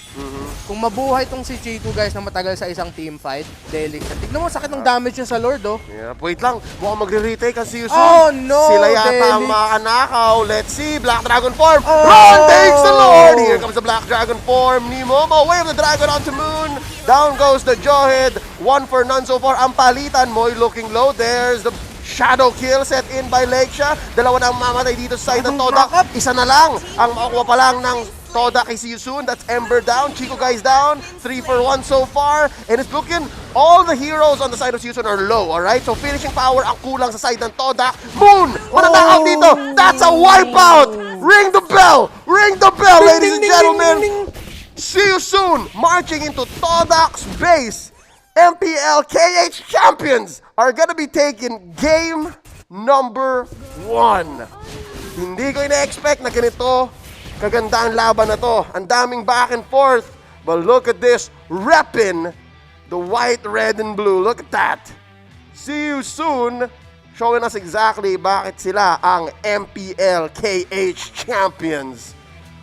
I did not expect for this to be the result of this matchup. Sobrang impressive ng performance ng si Yusun dahil dun sa mga weave in and out nila. And I gotta say, besides si Yusun winning, something else is making me smile so much bigger, and that's Chantel joining me at the desk right now. Kumusta? Nagulat ka din? Okay lang din. Nagulat ako. And grabe yung laban natin actually.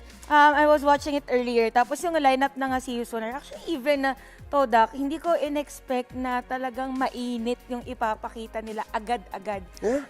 Saktong-sakto sila yung opener ng dito natin eh. And dito nila pinapakita yung nabanggit nila. There's this one esports article that said masaya sila na sila ang nandito ngayon sa sitwasyon na ito dahil pwede na ipakita na kahit underdog kami, champion pa rin. Oh, speaking of, ang kinagandahan kasi dito, hindi sila masyadong kilala na team, pero sobrang dami nilang supporters. So, ibig sabihin, ang dami nilang pinakita na maganda para makuha nila yung loob ng mga taong yon. Yep. I was watching yung pinaka-stream sa kanilang page, and lahat ng mga comments is more on support to them, and hindi natin alam, baka mamaya may surprising pa sila na gagawin. Yep, sa pinakita nila dito, ako, isa na ako sa supporters nila. Same. Sure ball na yun. See you Sunatics na ako. See you Sunatics. Sunatics. Sunatics. See you Soonerists. Soonerists. I don't know. Never mind. Whatever their fan club is called, I'm sure We're part of it now. We're part of it now, and baka nga kung masweep pa nila dito ang Todak, kayo na rin sa bahay na nanonood, dumagdag pa kayo. Because again, this is not what we expected. Todak has been such a presence in Malaysia. So, the fact na medyo may ganitong effect dito, lalo na si Lake siya nandun. Ang dami nagsabing mas lalong lalakas ang Todak dahil kay Lake siya. Yes, actually. Napansin ko rin yung Lake siya is part of the lineup dito ng Todak. And RSG pa nga yung pangalan in-game eh. Kaya nga sabi ko, parang tama ba yung pinapanood ko na game? Pero yeah, Lake siya on that lineup of Todak. It's something na mas mataas na achievement, I think, for see you soon on that game. Kasi, remember, tama yung sinabi nyo on the start of the game or before mag-draft na take note na Cambodia lang ang, Cambodia lang ang country na merong isang representative, and grabe agad yung pinakita nila, unang laban pa lang. Yep, and right now, I believe it's time for us to throw to our analyst, Renmar Santa Cruz, to break down what happened in game number 1. Kwento mo, man. Wow, sobrang nakakainggit talaga na kayo ang nag-cast ng laro na yon. Dito lang ako nakatayo, hinihintay ko talaga yung laban nito. See you soon versus Todak. Hey everyone, my name is Reptar. Magandang hapon sa inyong lahat. Welcome to the Analyst Stand. Iba na yung setup, unexpected. I didn't think na full body ako. Buti maayos ang suot ko. Ngayon, well, kahapon din naman, okay. And see you soon versus Todak. Okay na okay talaga ang laban nila. Saktong-sakto yung mga na-setup natin. Mga team fights, mga skirmishes, surprises with the drafts. And it was such a fun game to watch. Nirespeto ng See You Soon si Chico, guys, knowing that on the Lunox, nakita mo nga yun, yung Lord fight or yung Lord take doon sa dulo, sobrang taas na damage ni Chico, guys. But throughout the whole game, hindi natin masyadong naramdaman yun sa mga team fights at skirmishes kasi sabi ng See You Soon, hahanapin ka namin, Chico, guys, at na-shutdown siya na maayos. Lexia here for Todak, formerly of RSG Malaysia, or RGMY, tama? RGMY, yes.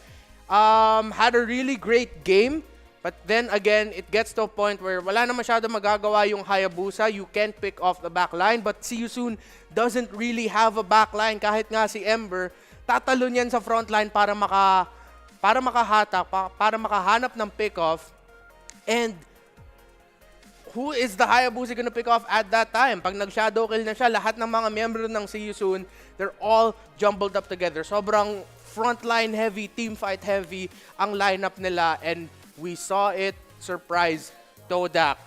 Again, this is a match I was really looking forward to because of how close I expected it to be, and nakita natin back and forth. Yung game number 1, merong mga panahon na mukhang, kayang-kaya ta dito ng Todak manalo, pero makakambak dito yung See You Soon. Hindi na respeto ng Todak ang burst damage potential ng Pakito. Nakita natin yun sa isang play doon sa mid lane. Nung pagkatapos mag-push ng Todak, biglang lumabas lang si Ran, binurst down sila. Tingnan natin ang stats. 68,911 damage dealt by Chico, guys, on the Lunox. So the damage was there, it's just didn't come right on time just when they needed it. Run, 99,770. Kaya ako nga sinasabi mo kung nanonood ng MPL PH tong See You Soon, ha?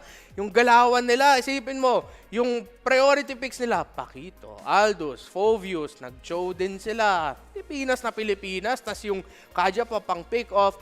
This is the style of See You Soon, and See You Soon is surprising Todak. Kailangan na mag-adjust dito ng Todak kasi kung hindi, baka ma-eliminate pa sila dito sa first round ng MPLI. 9-5 in towers, lamang nga sa Torre dito ang Todak, but See You Soon just needed to win one team fight and rush down the mid lane to win it. 1-1 in Lord, 2-1 in Turtles, and See You Soon riding away with the victory. Malapit nga yung gold gap natin, hindi masyadong mataas ang gold gap, but the damage, we felt it and we saw it. Such a great game played by both teams, and it just reached the point of inevitability na, yun nga, si Aldous, tinatawag natin siya na ultimate late game insurance policy because of how Aldouses are built. Mataas yung defense niya because defensive items yung binibuild ng isang Aldous. The damage mainly comes from stacks and 1 Malefic Roar. Masaya na ang Aldous doon. Nakita nga natin at around 14 minutes in, bringing down Lexia from 45% health to 0 in one upgraded basic attack hit. That is scary. And the MVP, it's not the Aldous, it is Run on the Pakito. 13, 5, and 10, 99,770 damage dealt, and 799 gold per minute. Sabi dito ni Run, hindi ko kailangan masyado mag-farm. Alam ko yung power spikes ko dito.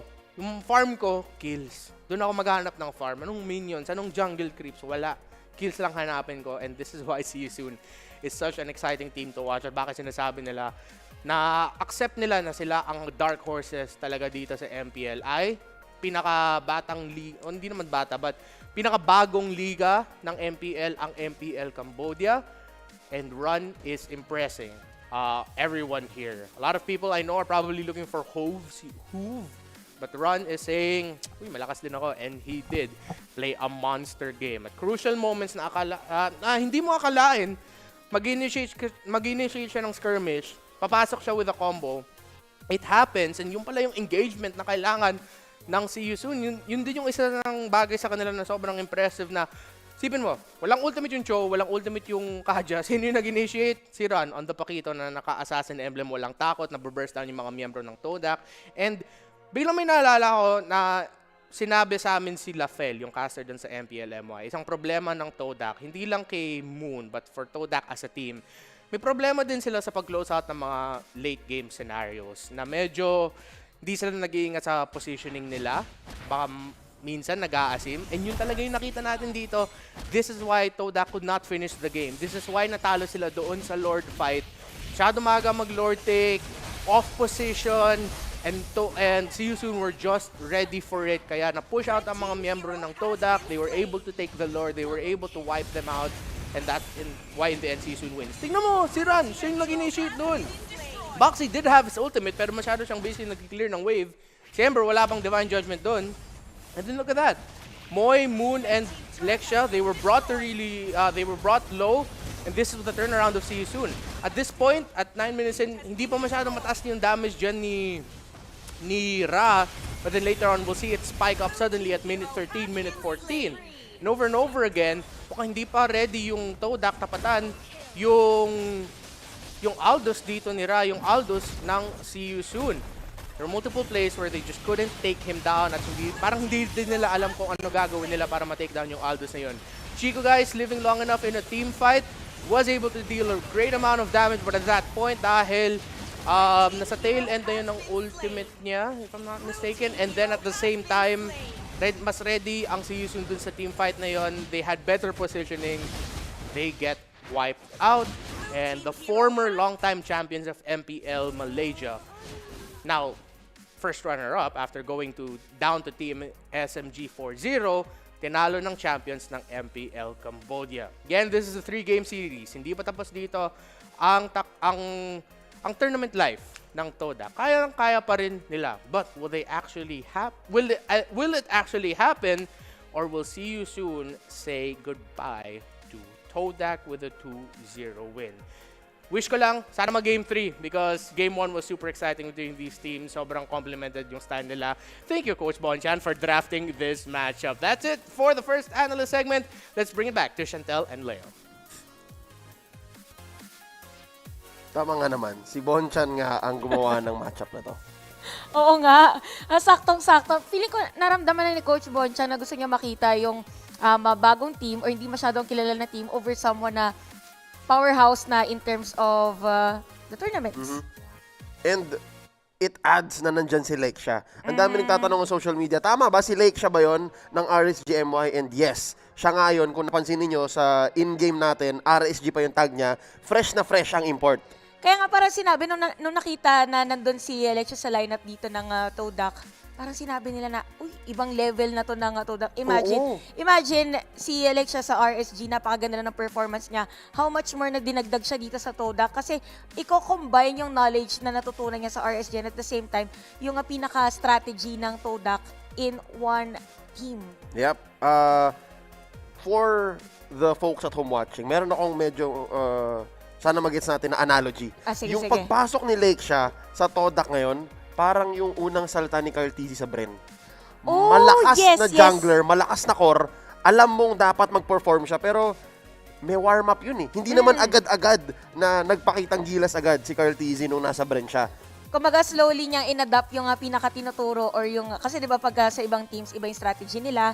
Usually, ang gusto nila is more in the late game. Yung ibang teams gusto nila pukpukan agad pagdating sa draft na pang early game. So dito, for sure, kay Lexia, nag-a-adjust pa siya kung paano niya ipapasok yung sarili niyang playstyle kasi hindi naman pwede na since siya yung bago, totally yung buong team mag-adjust sa kung paano siya maglaro since he is the jungler. So, yun yung pinaka-makikita natin dito, yung mga term na tinatawag natin like diesel, na umiinit paunti-unti. Kasi kanina, medyo kinulang lang talaga sila. Tama yung sinabi ni Reptar na ang naging problema ng Todak is kung paano sila magtatapos ng laban. Yeah, hindi lang siya parang diesel, actually parang mantika na iniwan mo, tapos papanoorin mo lang, tingnan mo kung ano mangyari. And this might be a little too dangerous or too soon, pun intended, na inantay mo na sa MPLI pa mismo mag-perform ang Todak. Pero kailangan natin alalahanin, champion itong See You Soon ng MPL Cambodia. And yes, they are the newest region to have an MPL.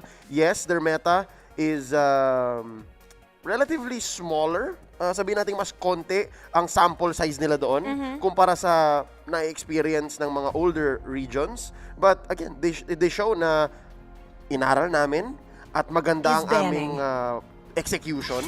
We take game 1. I think for Your team season is dito, banning. kaya mainit din yung pinapakita nila for MPLI and even on MPL Cambodia. Kasi nagkaroon na sila ng chance na ipakita kung ano ba yung pinaghirapan na all over the years nung wala pang MPL sa kanila. Yung bond na nabuo nila during the scrims, during the training, and this is the perfect timing for them na ipakita yung lahat at pinakita nila on that game number 1. And ang kinagandahan pa doon is that ang una nila nakalaban is Todak. Your So, team mas is banning. matetest kung ano yung capabilities nung See You Soon. Yep, and see you soon here on the play. Sila ang may first pick. Todak naman ang makapag-react. You see here, Esmeralda, Eve, and Barats tinanggal ng See You Soon.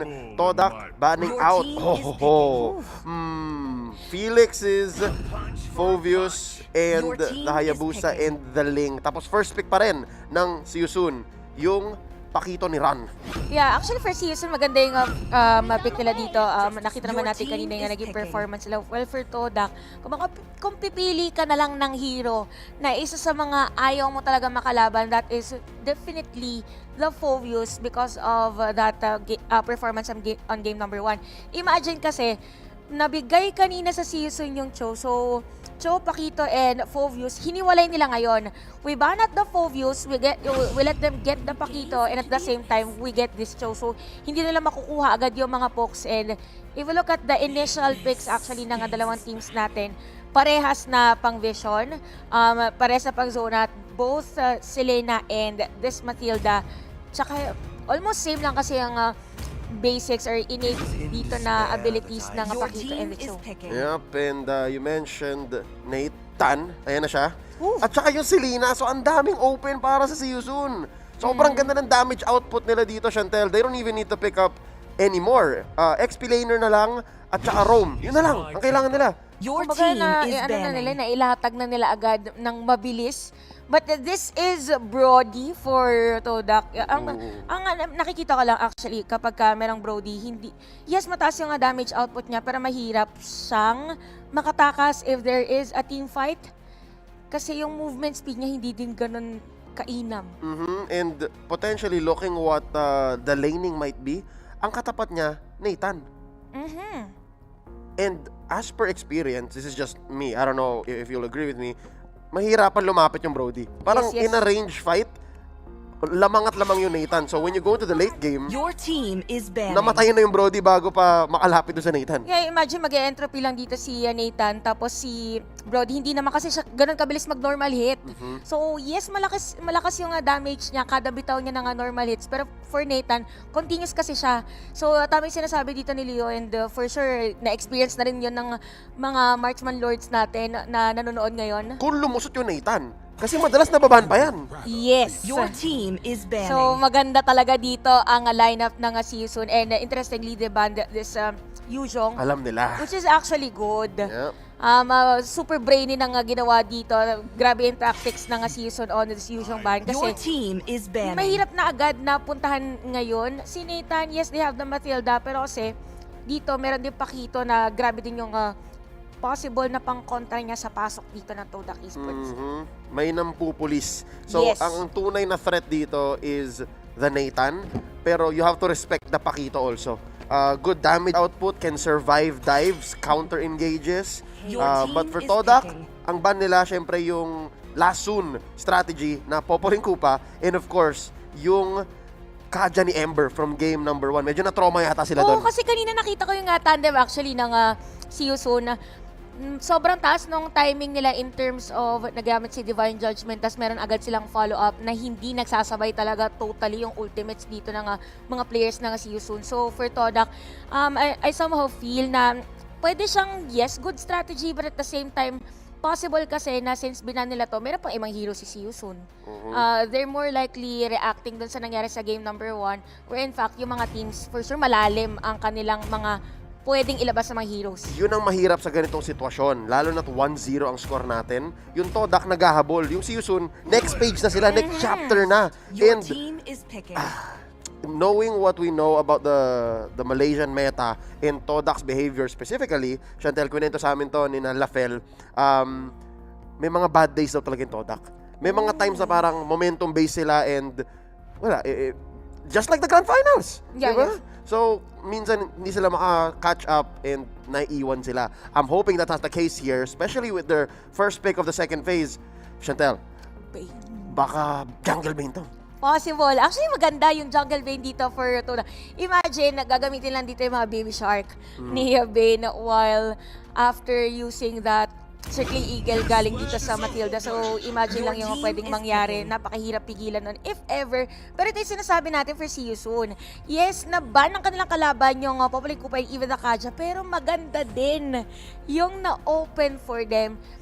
Naban si Yuzhong, pero meron silang lapu-lapu and pakito. Parang same dynamics nung initial nila na picks on game number 1. Yep, dynamics in terms of the team, pero ang dynamic na hero din kasi ni Lapu-Lapu. Ang dami niyang kayang gawin. Pwede siyang maging frontliner, pwede siya maging dive, hahanapin niya lang yung Brody. Yes. Kahit yung Bane, hindi safe. Kumbaga para dito sa season, nag-aantay na lang nila, pwede i-force lang nila na gamitin dito yung Bane kanyang ultimate, tapos diretso na pumasok yung mga initiator dito na season. Hylos. Remember, game number 1, binan din yung Hylos. So, eto pala, mas mapapabilis pa dito yung magiging pasok ng Todak given na meron din silang Hylos.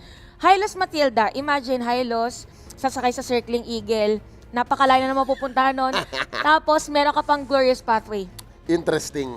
Yung kabayo ang sumasakay. Sa Baliktad. Ibon. Yes. Oo, baliktad. Ladies and gentlemen, ito ang lineup ng dalawang koponan. This is See You Soon, which, by the way, can I just say, Chantel, medyo Pinoy ang itsura ng draft. Yes, actually. Parang dalawang Pinoy heroes, that's given. Pero yung itsura tanong mo. Wala eh. Meta natin yun. It's a sign. Araw din natin to ngayon. Well, Sorry, easy. Next, ano yan? Sure ball naman. Just facts. Naka-ready na para mamaya.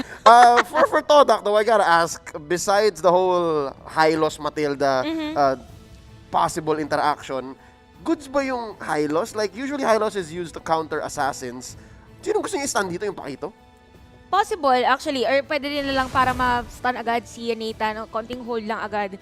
Tapos automatic circling Papasukin in. niya? Yes. Lalatagan tapos hanggang dulo? Ganun? Pwede, diretsoin. Kaso, yun nga lang yung crucial para sa kanila. Yung free hit nila, which is yung Brody, hindi ganun kabilis na makasunod. So, medyo double-edged sword dito for Todak. Pwede din naman na ang pinaka-purpose ng kanilang Hylos is para ma-speed up yung gagawin dito ni Leisha. More on the objectives ang kanilang gustong gawin.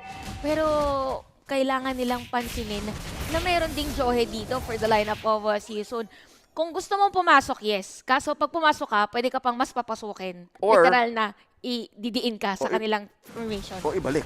Or ibalik, yes. Oh, nako, alley-oop either way. Pwedeng self-goal. Ladies and gentlemen, game number 2 is upon us. 1 minute in and there's so many things we can already see.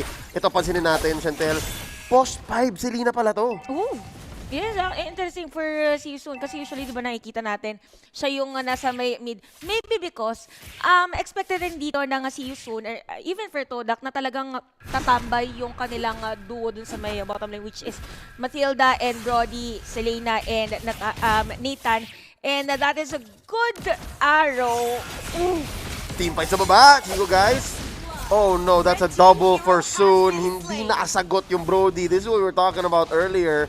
Na yung Brody, pag hinarapan mo, wala siyang masasagot. And now Moon, kung may konti pang damage output si Boxy, could be worse. Ang daming outer turret energy shield na nakuha doon. Pero the real fight is up top here in the river. Nalatagan ng red carpet. Nabawian Lexia. Takes down Felix. Here comes Ron. Here comes Boxy. Haharap ng bawi. Wait, ang Delix yata. Na-stun. And there's another thing we can notice here. Nabanggit ni Renmar kanina.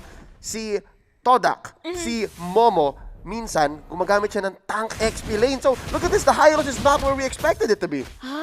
Yes. Sinabi natin kanina para ma-speed up dito for the Lexia actually, which is the jungler dito na Todak. Pero ang kinagandahan dito para sa side ng Todak, since ginawa nga nila na XP laner, yung Hylos, is because isa din sa mga nasa tapat niya is si Lapu-Lapu.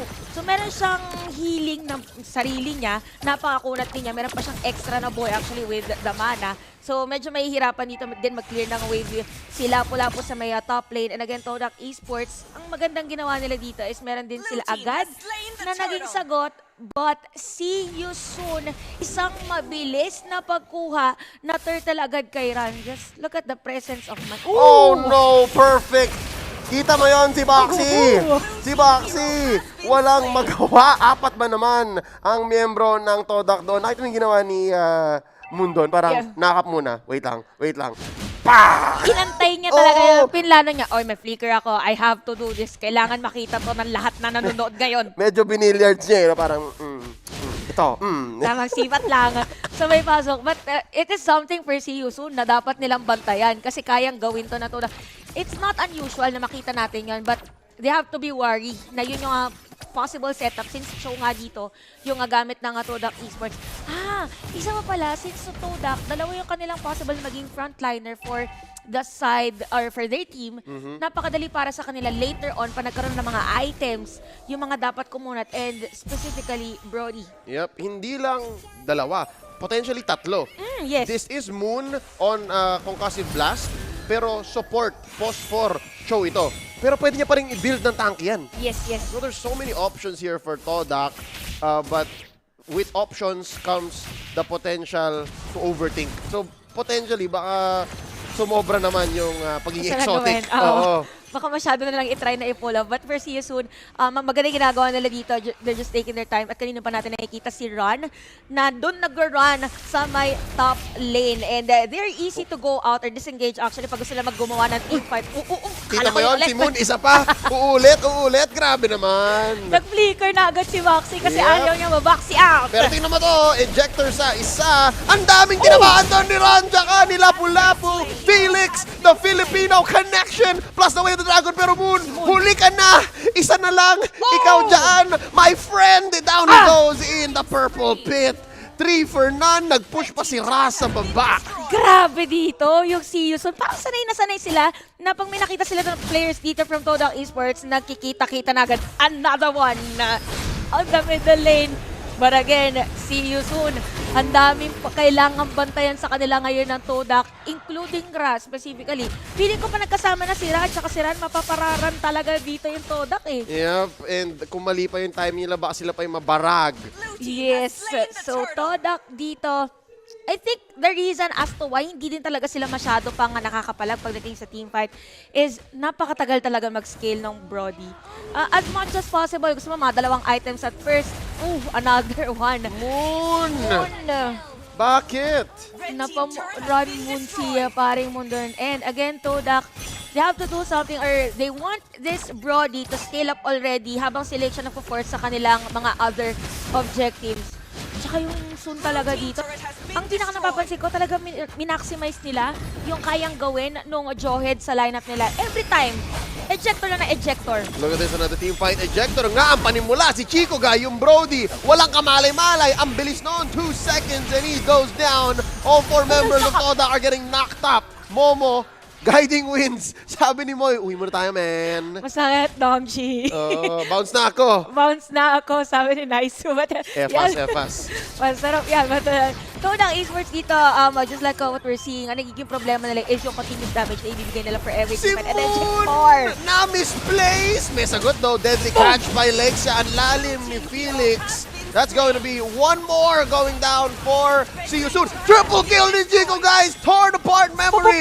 One more. Boxy makakalayas pa. And that's Ember. Cyclone eye out. Pero may masamang plano ang Todak. Hindi nila pipilitin. They're happy with the 3 free kills. Saktong-sakto para kay Felix yung Curiosity kills the Felix. the cat. Yes. Kasi kanina gusto niya gawa na set of play kasi nga lang siya yung tinira ng turret doon. At ito na, Todak naman ngayon ang gumagawa ng paraan para mapabuka ang ginagawa kanina ng Soon against them. Sabi nila, sige, kanina pa kayo nasa may middle lane. Tatapan na namin kayo sa may middle lane. Iiwanan muna namin mga side lane para kung gusto nyo makipagbagan, we are ready. Now, Todak, sila naman ang nagiging aggressive. Yep, ito na, umaariba na sila. Dito natin masasabing respect na DJ. Yung DJ ng stun. Si Chico, guys, may damage output na siya. Kahit pasukin pa siya ni Felix dito, mukhang si Baxi pa ang mapapasama. Leg siya, hindi pa nagde-deadly catch to. Linatagan ng Glorious Pathway. Oh, and there's the deadly catch! Felix still alive! Hindi siya makakapag-spell. Vamp down! Goes the Lapu-Lapu. Almost off cam. Ember's turn to go down as well. Si Moon, nakikipag-boxing na naman. MMA action dito sa mid lane against Run. And so far, that was 2 free kills for Todak. Yung for Todak dito, nakita mo yung kung paano ginawa nilang zone out nila. Inalis nila agad si Ron and even Ember during the team fight at iniwan nila si Felix sa taas para ma-single out nila at ma-secure nila yung kill. Kasi nakita nila kanina first zone, lagi silang dikit-dikit eh. So, kailangan natin sila mahiwalay, kailangan magkaroon ng divergence. Pero for season, ang naging kapalit nila doon, meron din silang ibang objective na nakuha and yun pa rin ang ginagawa nila. Nakasira ulit sila ng second tier turret kanina. So later on, panagsama-sama dito yung season, doon natin makikita yung talagang team fight na gustong gawin ng Todak against.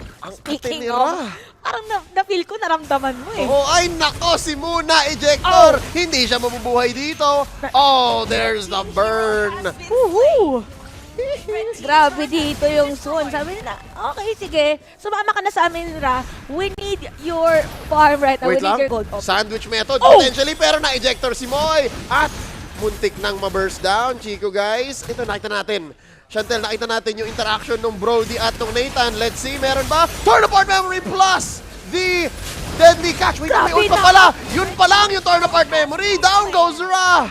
Oh, anong mas malaas, yung ult o yung basic attack? Mukhang nahanap natin yung sagot doon. 1 for 2 so far. Grabe din dito yung season. Kung alam nila that Ra was there, magbibigay siya ng damage. So, ang pinakagagawin natin backup for that play is the knock-ups from Felix and Ron. Iba yung kanilang timing. Actually, pero ito na naman yung play yata. The tag team play, Alexia.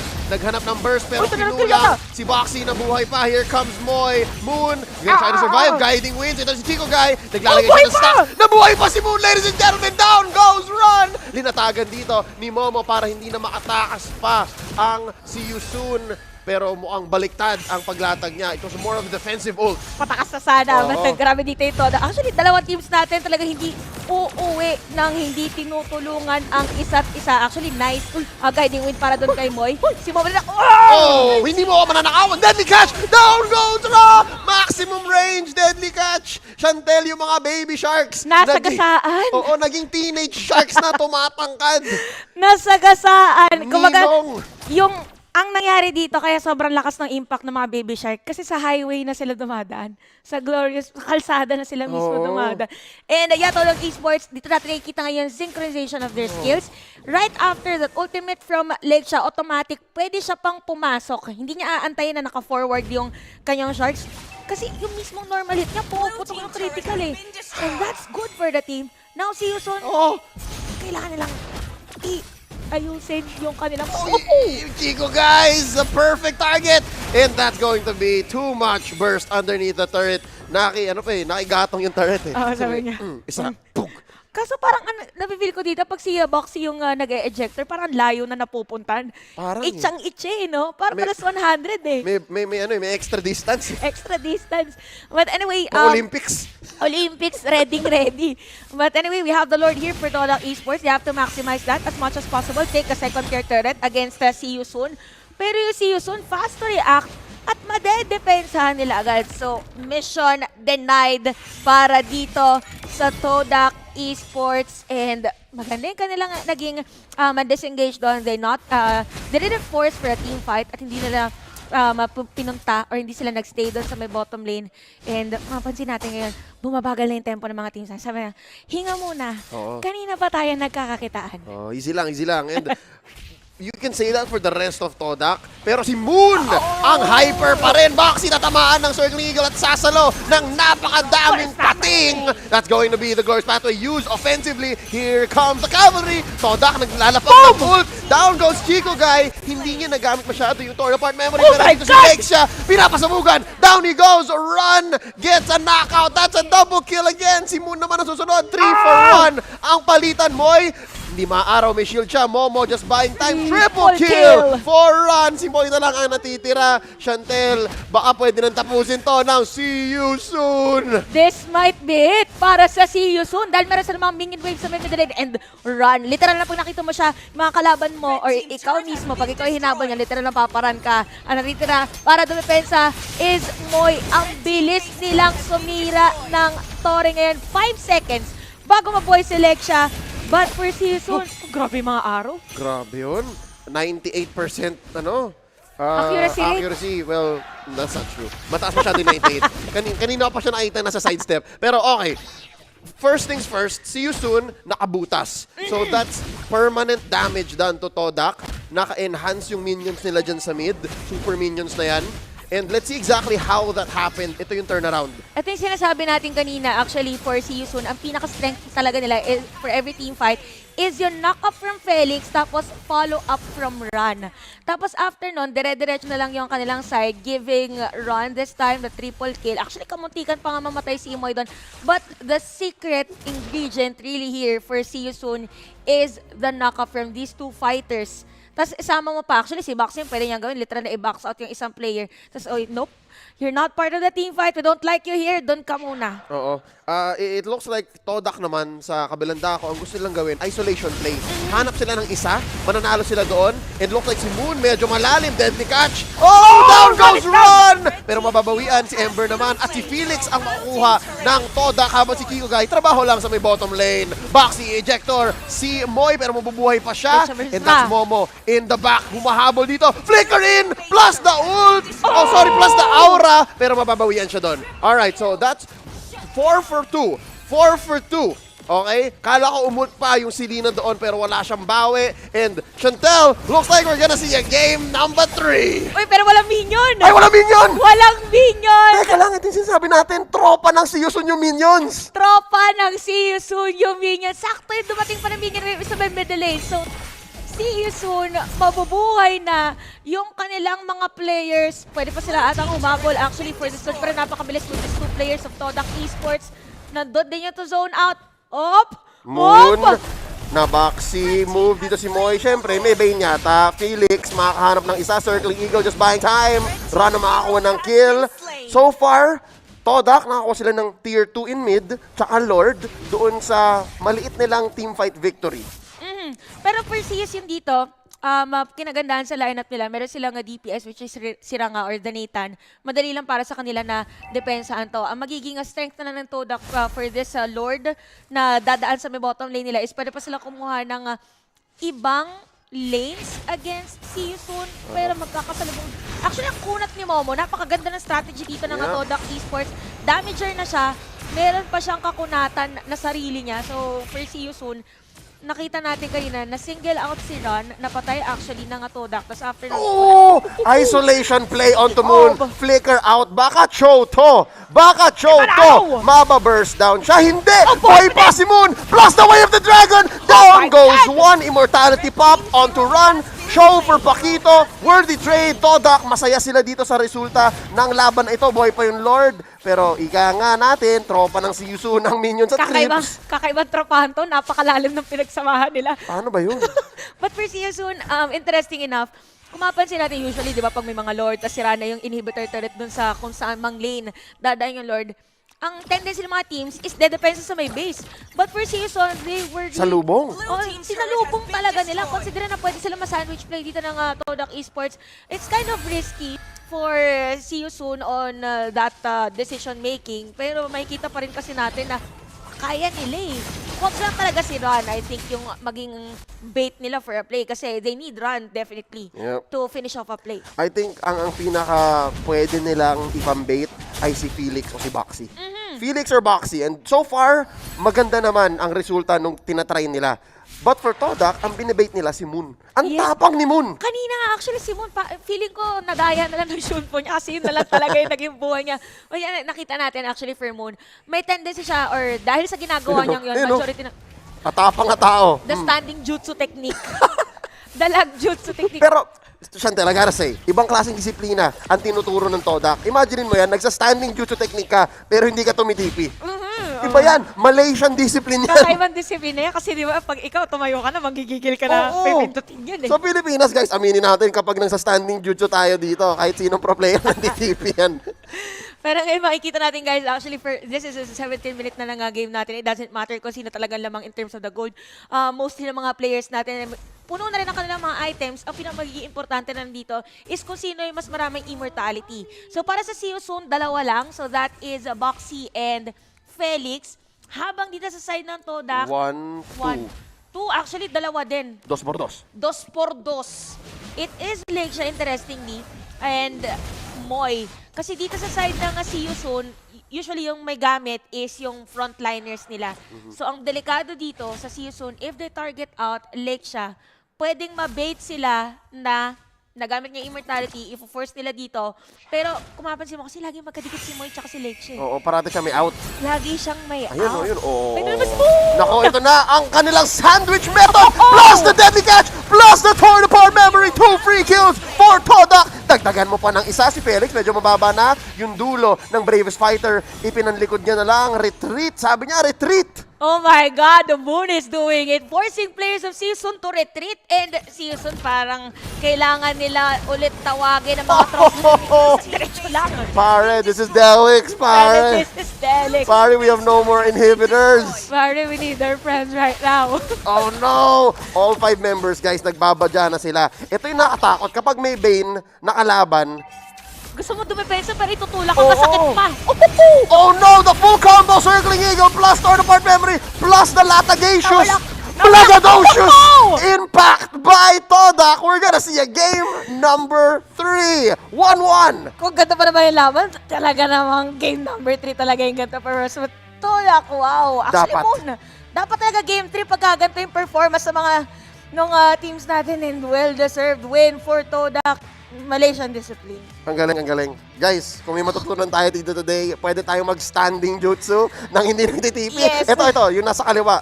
Yung bandang nasa kaliwa, yan si Moon. Ang galing ni Moon. Oh my God! Yung tahimik ka lang, pero yung mismo nakatayo ka, iba yung intimidating factor eh. Parang kung ikaw yung kalaban. Go na ba natin to or what? Ano ba? Ano may iniisip nakatayo yan? lang, oh. Kapag TP kasi, merong window na yung kamay mo gagalaw from the TP to the move. Pero, kay Moon, wala eh. Wala eh. Always up siya eh. Ganun lang siya. Impressive. Ay. Yeah. Pero, Todak Esports, kung impressive si Moon, yung pinaka-teamwork nila sobrang impressive.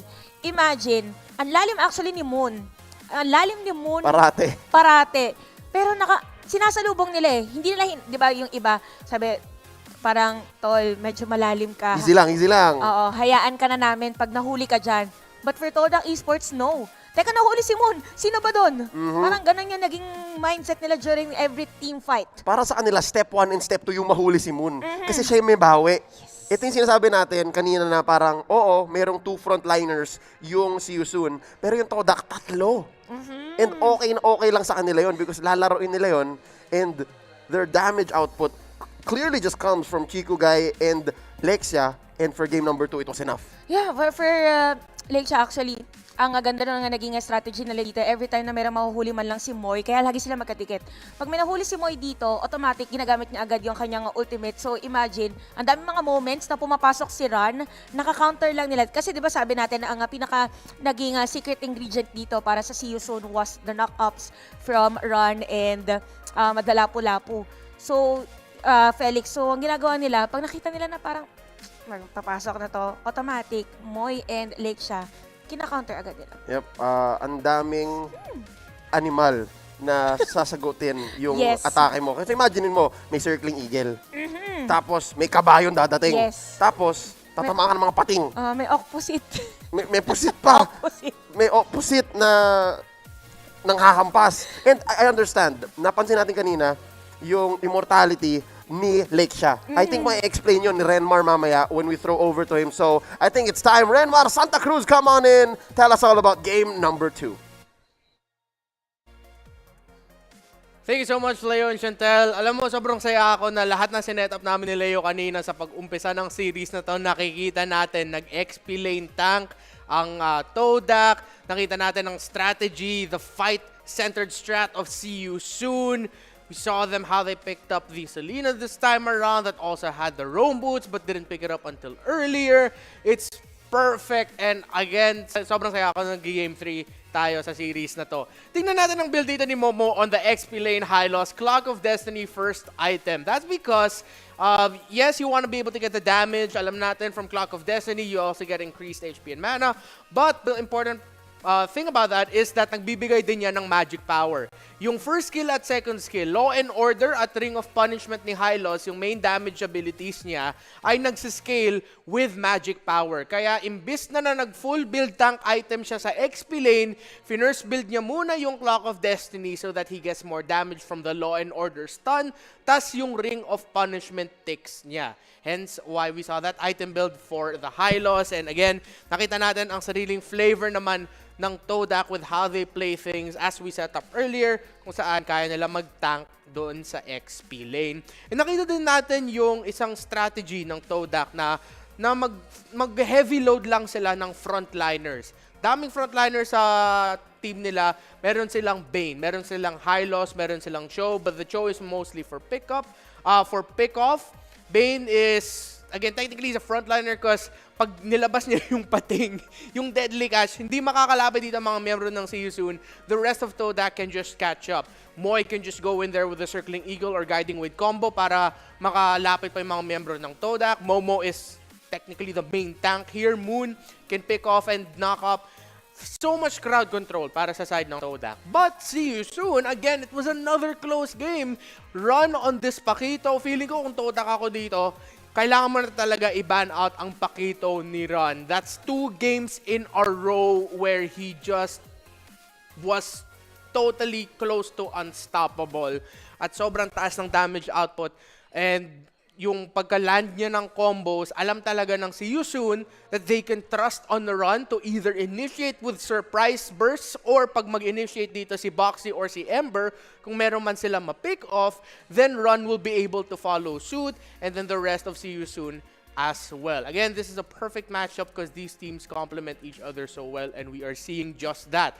Again, back and forth, exchanging the objectives, exchanging the momentum. But in the end, Todak with their more heavier frontline lineup and the fact that sobrang sakit ng Bane in the late game na talo ang See You Soon dito. Even though they had really great late game insurance, Pakito even in the late game has great damage. They have the Nathan, Ember, and as well as Boxy, they were able to get the right pickoffs. But because of the damage of the Bane, 6-1 and 14 KD dito ni Lexia, 98,039 damage dealt with 833 gold per minute. Again, nahihirapan ang mga miyembro ng See You Soon sa mga team fights because of, one, the deadly catch, the most obvious ability of Bane na ayaw mo talaga lapitan, yung kalaban mo pag nag-deadly catch si Bane, and more importantly, the most deceptively painful skill sa buong game na to, yung Crab Claw Cannon first skill niya, na pag tinamaan yung main target, kung merong target na hero sa malapit dun sa or nasa likod ng main target mo, mas mataas yung damage na kukuha nila. Kaya nakikita natin minsan yung mga miyembro ng See You Soon na nasa likod ng main target ni Lexia on the Bane, sobrang taas ng damage na kukuha nila. Again, that's one of the things why madalas tayo, of course, for our RG gods there, nag-RG din ako, na pagkatapat mo yung Bane sa gold lane, sobrang sakit ng damage niya kung hindi mo talaga alam paano mag-position against the Bane. And it's not that hindi marunong mag-position dito ang See You Soon kontra sa Bane, it's just that Lexia played this Bane really, really good. Balikan natin ang highlights, and again, it's just a string of back and forths. Kahit nilabas na nga ng Todak ang deadly catch on the Bane, See You Soon would just be able to, wouldn't be scared of fighting at key times. And during that time naman dun sa early game, hindi pa masyadong mataas ang damage ng deadly catch.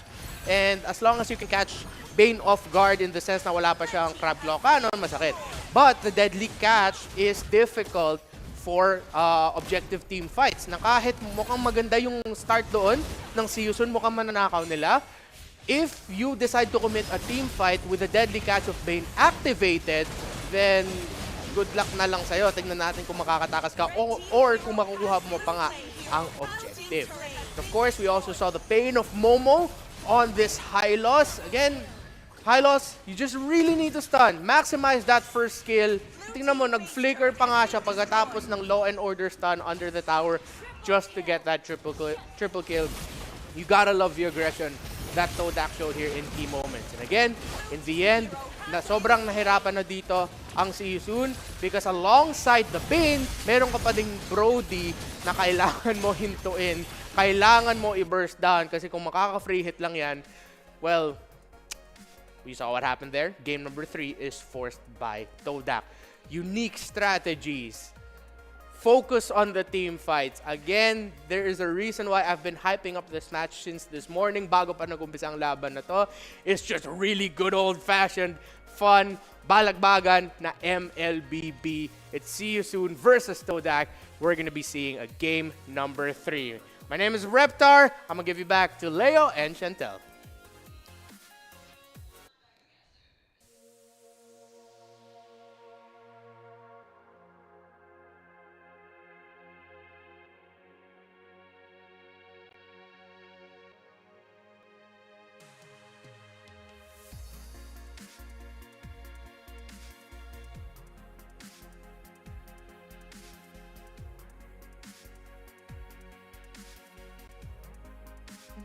Kasi alam nila na magiging maganda yung performance, and with this game number 3, actually, for Season and Todak, ang daming emotions kanina. Yeah.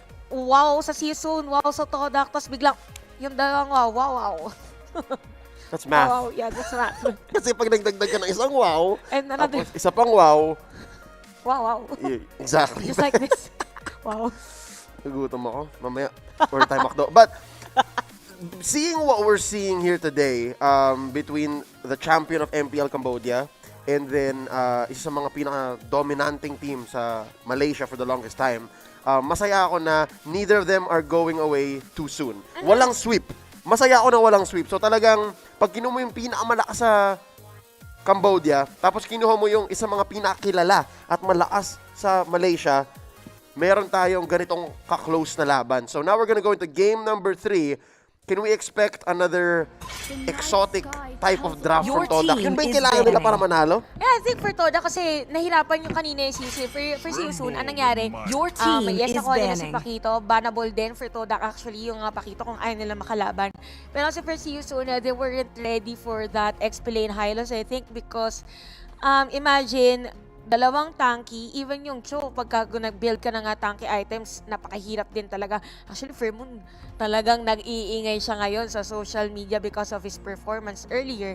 So, either for Season, ang gagawin niya is, kuhanin ba nila Pakito and Cho again?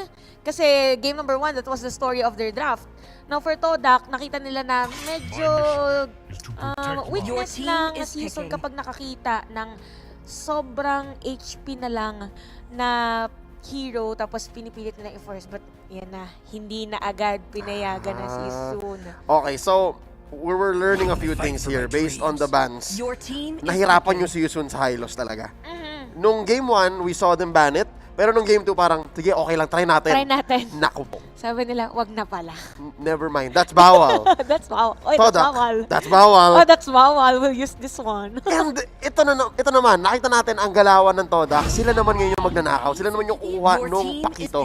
Actually, ganda nga. Ooh!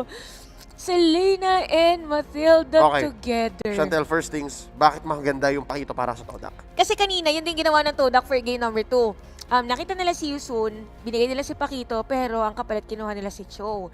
So ngayon, nakita nila na mas mahirap, mas ayaw nilang kalaban, or ayaw nilang makuha ni Ron again, yung kanyang Pakito. So kinuha na nila agad kasi magaling sila sa pokes, Todak din.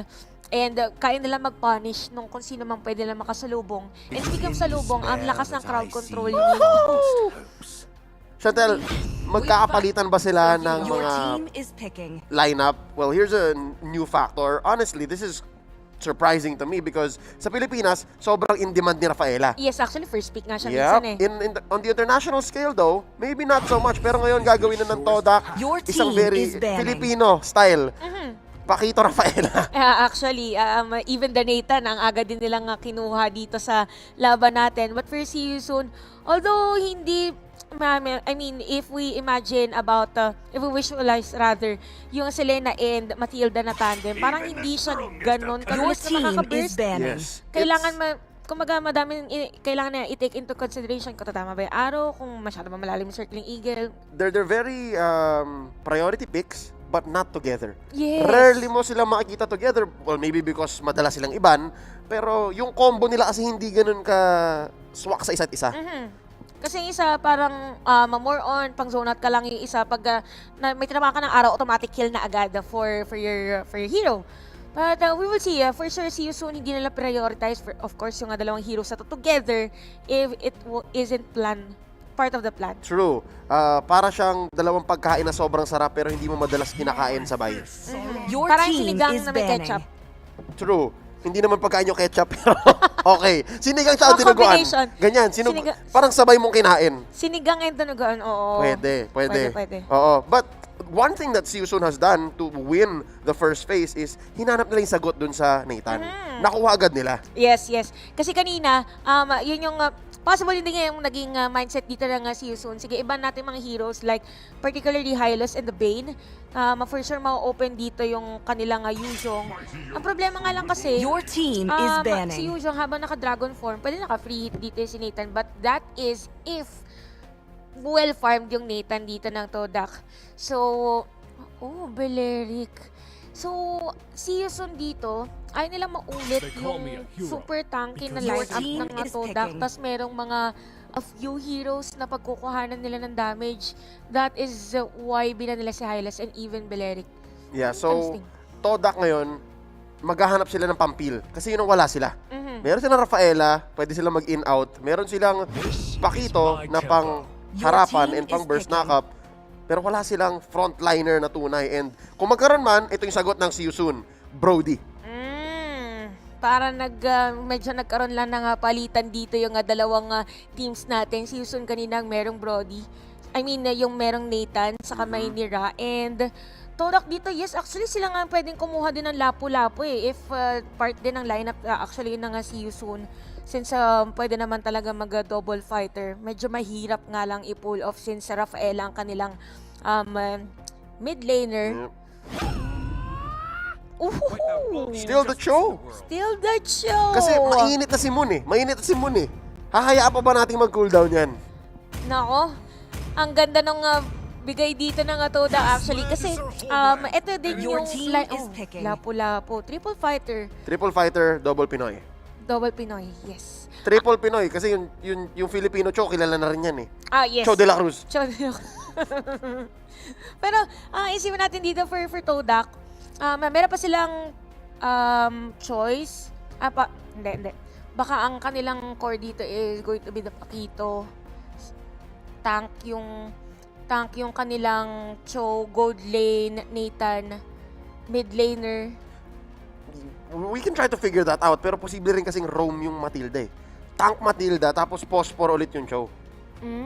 Si Moon pa rin yun. Oo nga. Diba? Oh my God. Yun na yun. Oo, so yan na yun. So jungle, Pakito, gold lane, Nathan. Oh, yun nga. Exactly that. My pleasure. So maganda dito actually for Todak.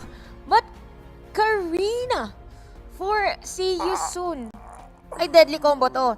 Matilda and Karina. Yes. Deadly combo, yes. Pwedeng i-finish na lang. Di ba masakit na yung mga soul bloom dito ni Matilda. Automatic. Finish off na lang ni Karina yung play. Sila naman ngayon yung nasa highway. Gusto nila mabilis. But do they have some scaling? Actually, no. Scaling is on the side of Todak dito dahil dyan sa Nathan. Okay, so Tapos this... ang kunat nung actually ang kunat ng mga heroes doon ng side ng Todak. May Rafaela pa. May Rafaela pa. Pero itong si Yusun, For si Yusun, ang pinaka nakikita ko magiging talagang critical factor for this kind of lineup is skill dependent yung mga heroes nila. maraming bilangan na ult. Bilangan ng ult, kung tama ba yung timing, kung kailan nila gagamitin yung kanilang ult, even for the Brody. Diba? So, we'll see. We've seen this before, ladies and gentlemen, na kung yung isa alam na walang ult, all in sila. And to be fair, that's exactly what Todak has done. Alam nila na kahit sila walang ult, online sila. Look at the lineup. Okay silang mag-basic attacks. Okay sila basta may flicker, kahit walang ult. Pero yung si Yusun, you're exactly right, Chantel. Gusto nila meron silang torn apart memory, circling eagle, black dragon form. Kumbaga, ipo-force dito na si Yusun yung mga team fights, pero yun ay depende kung tama yung unang lapag ng skill nila. If not, yung initiation pa lang nila hindi maging okay. That's totally out for season. Pero pwede din gawin ng season, mag-focus sila more on the objectives. Specifically, since magkasama naman dun si Ra and even Boxy on the top lane. Kaso kasi, sinabi natin yung kanina at nabanggit natin yung match-up ng Nathan and the Brody. So, we'll see for see you soon since this time around, dapat ang gawin naman nila is hindi nila masyadong bigyan or gamitin lahat ng skills for Moon. Yep. And if it goes to Moon, actually, masaya ang Todak. Kasi kanina pa siya makain na ult eh. Tapos hindi siya napapatay. Kumbaga, ang nangyayari pa dito is napapalalim yung si Yusun for every team fight. So yun yung medyo kailangan ma-adjust agad na nga si Yusun kasi yung naging problema nila on that last game. But Todak ngayon, hindi na sila masyadong lumalabas. So kumbaga, camping muna. Hanap muna tayo ng mga farm or magpataba muna dito si Chico Guy. Tapos after no, let's go! Oh man, kita natin dito si Ron ay nag-i-invade na kumukuha ng small camps ni Lexia. Moon, distracting them. Kaso huli ka naman, nakuha na ni Ron yung lahat. Nakuha na, kumbaga, medyo may delay na agad para dito sa side ng Todak Esports. And now, see you soon. Yes, nagiging aggressive sila, but at the same time, hindi din lang pinaforce na maka-pick off ng play. Kasi kung titignan natin, Box and Ember, ang sakit ng damage nila. Ito yung mga heroes na parang level 1, level 2 pa lang. Nice knock-up. Na-cancel niya yung circling eagle with the knock-up. Moon with the mechanics. Kakaiba si Moon dito. Sabi niya, you can't fly to me, I'm the moon. He's the moon. Masyado malayo. Oh, he's the moon. Bawal. Hindi ka abutin. Tingnan natin dito si Felix. Pinasok, knock-up sa tatlo. Black Dragon form. First blood drawn. Box takes out Lexia. Turtle goes over to the Karina. Ron takes it. Plus another kill. Momo goes down 2 for none. Plus a major objective. See you soon. Lamang na lamang. Lamang na lamang. Yes, 6.7k dito ang Todak Esports. Para naman sa season, that is 8.2k. Bakit? Kasi yun nga, nakakuha sila ng kills. Plus the turtle objective. Sinasabi natin, ever since this series began, or this match began, ang pinaka-strength ng season is lagi, parang may sarili silang ube strategy. Nakita natin yung teamfight na yun, 4 na players actually from season yun na doon para lang makatarget ng player against Todak. And nung nakita ni Felix actually na hindi niya na mahahabol si Momo sa may bottom lane, nag-proceed siya sa target ng tatlo niyang kasama. So ganun yung teamwork na pinapakita dito ng grabe si Mon. Ito na may hindi jutsu technique. Oo, standing jutsu lang. Standing jutsu technique. Kahit 5 pa kayo dyan sa bush na yun, okay lang. Pero yun yung crucial for season. Kapag masyado nilang pinansin si Moon or tapatan din nila tumayo-tayo sila, that's a delay for them. Yes, kasi they wanna go fast. They wanna go fast. Yes, with this kind of lineup, grabe si Moon mag-knock up. Oh, winave the dragon niya palayo. Yes, sabi na, wait lang. Medyo mahirap kapag natamaan ako ng dalawang to. And again, for Todak Esports, slowly but surely, they're giving space kay Chico Guy. Kung mapapansin natin, kukuha lang ng ibang objective or ibang jungle dito si Lexia. After that, move forward sila sa ibang space. And hindi pa talaga umaalis si Moy on this top lane. They have to force na ma-close nila yung gap dito in terms of the gold because for season, hindi din nila talagang pinipilit na makakuha ng kill. Kanina pa nangaamba si Ember and even Boxy but they're not forcing it. Pero ito na yatang salubungan na. Oh no, dito sa may river, nahuli ng isa, Way of the Dragon, pero walang follow up. Black Dragon form protecting Boxy, buhay pa. Underneath the turret, Lexia goes down. Dito na ang backup ng See You Soon. Too much damage early on. Si Moon ay mapapasama pa yata. Run gets another one.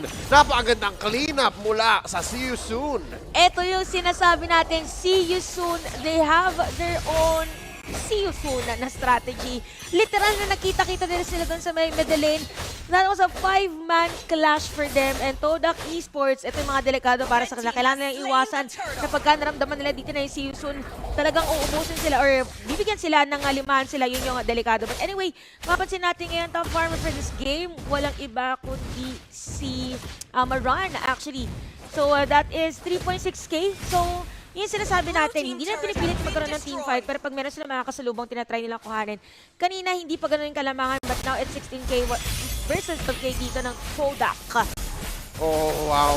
Started with the way the Dragon. Cyclone ay out mula dito kay Leixia. And see you soon, naghahanap sila ng fights. Sila na mismo ang nagsasabi, hindi, dito tayo. Kami na. We're setting the pace. And naawa ako para kay Chico Guy. Kasi siya na lang ang insurance policy. Pero binubuli pa siya ng Yujo dun sa may taas. Ooh! And there you go, off-cam kill. Tinanay siyang isave ni Moy, but it's too late. Nakita dito ng see you soon. Oy, teka, napo-force na ngayon yung Todak na makita-kita din kung saan tayo pumupwesto. So, nalaman nila na si Chico Guy mag-isa na lang sa top lane. So, nice sagot dito para sa see you soon. And parang medyo... Patay si Moy. Medyo, I think Todak ngayon, they have to regroup. Kasi nasira talaga yung initial plan nila against the see you soon at the same. Mas disciplined performance for both of these teams. Pero for Todak, kasi kailangan nilang sumagot somehow. Maybe may it be objective to defend their middle lane turret because meron sila mga pokes. They have Leixia, they have Moon, and they even have Momo. So imagine pa nagkasabay-sabay yung tatlo na yon for every team fight. But it's not happening kasi nauunahan na sila ng see you soon bago pa sila magkasama-sama. Yep, naku po, itong dinuguan at sinigang combo. Masarap eh. Kahit Masarap na pala weird, masarap pala eh. Oh, and Di mo maintindihan pag gusto mo eh, pero... this is effective for see you soon. And feeling ko may magtatry yan mamaya eh. Basically, Chantel, it's like a hot fudge sundae and fries. Nung una mo narinig, weird. Ng McDo, di ba? Weird siya nung una mo narinig. Pero pag try mo, okay naman. Gana. Ito yun, ladies and gentlemen, yung Selena at Matilda. We don't usually see it, but now that we're seeing it in execution, in action, from MPL Cambodia champions, may something. So look at this. It's TDK looking for a kill here, pero mukhang si Moon pa yata mapapasama. Circling Eagle plus the Black Dragon form. Wala pa doon si Ran, ha? Wala pa doon si Ran. Double kill here for Felix. Moon and Moy goes down. Leixia in trouble. Back out muna. Si Momo na lang ang kukunin dito ni Ra. And that's going to be Felix from the back lines. Leixia takbo. Buhay pa ang Pakito, but he was pushed in all the way. Si Kiko Guy, very safe play. Entropy in. Entropy out! Muntik na pero may Circling Eagle plus the Spirit Blooms. Tatamaan ng isa and that's going to be a turret in mid. Kakaiba yung pinapakita ngayon ng see you soon. Tama yung sinabi ni Leo kanina during that team fight, wala pa actually si Ran. So habang nakakuha ng kills dito yung see you soon, meron din sila nakuha na objective which is the turtle. Oh! And again, Death Bush dito sa may orange! Wala pa nga si Ran, ha? That's going to be Leixia looking low. Momo with the bravest fighter pushing them away. Boxy nabuhay pa doon. Plus the blowback. That's going to be the torn apart memory taking out Moon. Oh, Torre na lang. What? And look at the discipline of Season. Right after killing those players of Todak, automatic, dumiretso sila for the turret push. Ito yung sinasabi natin eh. Yung tandem dito ng sinigang ay dinuguan, Ron and Ember, pag may nakita sila, automatic Circling Eagle, plus may nakaabang na arrow habang nasa Circling Eagle dito si Ember. So, there are moments then as to where ang ginagamit lang ni Boxy is arrow for the vision after non-diretso Circling Eagle, just like what happened. Oh no, Leixia, too much for even a Pakito. Now, Ember pushed back, na-depensahan, na-stun si Moy, flicker in. That's going to be Moon looking low again. Si Momo nakikipag-boxing doon, bravest fighter. There can only be so much spell vamp. 1v5 in 8 minutes. Men, lamang ang Soon ng 7K. That's 2 items. That's so big din para Almost dito. 3. Almost 3 items para dito sa Todak ang kailangan nilang habulin against Season. And may kita natin ngayon, actually for more on the defensive items, or dumiretso siya sumunod ng defensive item after the Hunter Strike kasi alam niya na siya yung viable na targetin dito ng Todak Esports. And kung mapapansin natin, actually for Ember, That is 1-0-10. After niya mag-enchanted talisman, Oracle na. Sabi niya, kailangan ko lang naman na maging mabilis yung, maging mas effective yung mga shields ko. Every time there is going to be a team fight and wow, Todak Esports dito, hindi nila na-find yung groove on how to make this triple fighter setup possible. Kasi ang pinakalamang nila is the crowd control. Pero hindi nila mabato kasi nauunahan sila yung crowd control dito ng Ember and even run. Yep, and given the 3 fighters, all physical, lahat yan kayang lusutan ng Karina. Na-nerf pa yung Karina na yan, ha? Na-nerf pa yan in the most recent patch. Pero ang ganda ng galawan ng See You Soon. It looks like the hero was not touched at all. Quick Lord take. Hindi pa yan luminous o ganun kabilis ang galaw ng See You Soon. Plus the choke, kukunin nila yung purple. Lord marching down mid. Nako, kailangan galingan ng Todak in the next 2 minutes. Oo, kumbaga para dito sa See You Soon, naging lineup nila, ito yung naging panggulat factor talaga nila against sa Todak Esports. Kasi sinasabi natin yung ibang heroes ng See You Soon kinuha ng Todak. So, ito yung panggulat nila. Si Karina, Selena, and Matilda all together. But here comes the Lord for the side of See You Soon. Madali na actually defensan para sa Todak since they have this Nathan on their lineup. Huwag lang talagang mapasok. Eh mukhang it's too late! Moon taken down here. Lake siya pinasok na rin. Si Moon babagsak na rin. Double kill for Ra. 2v5. Ladies and gentlemen, See You Soon, the champions of MPL Cambodia, might as well eliminate Todak.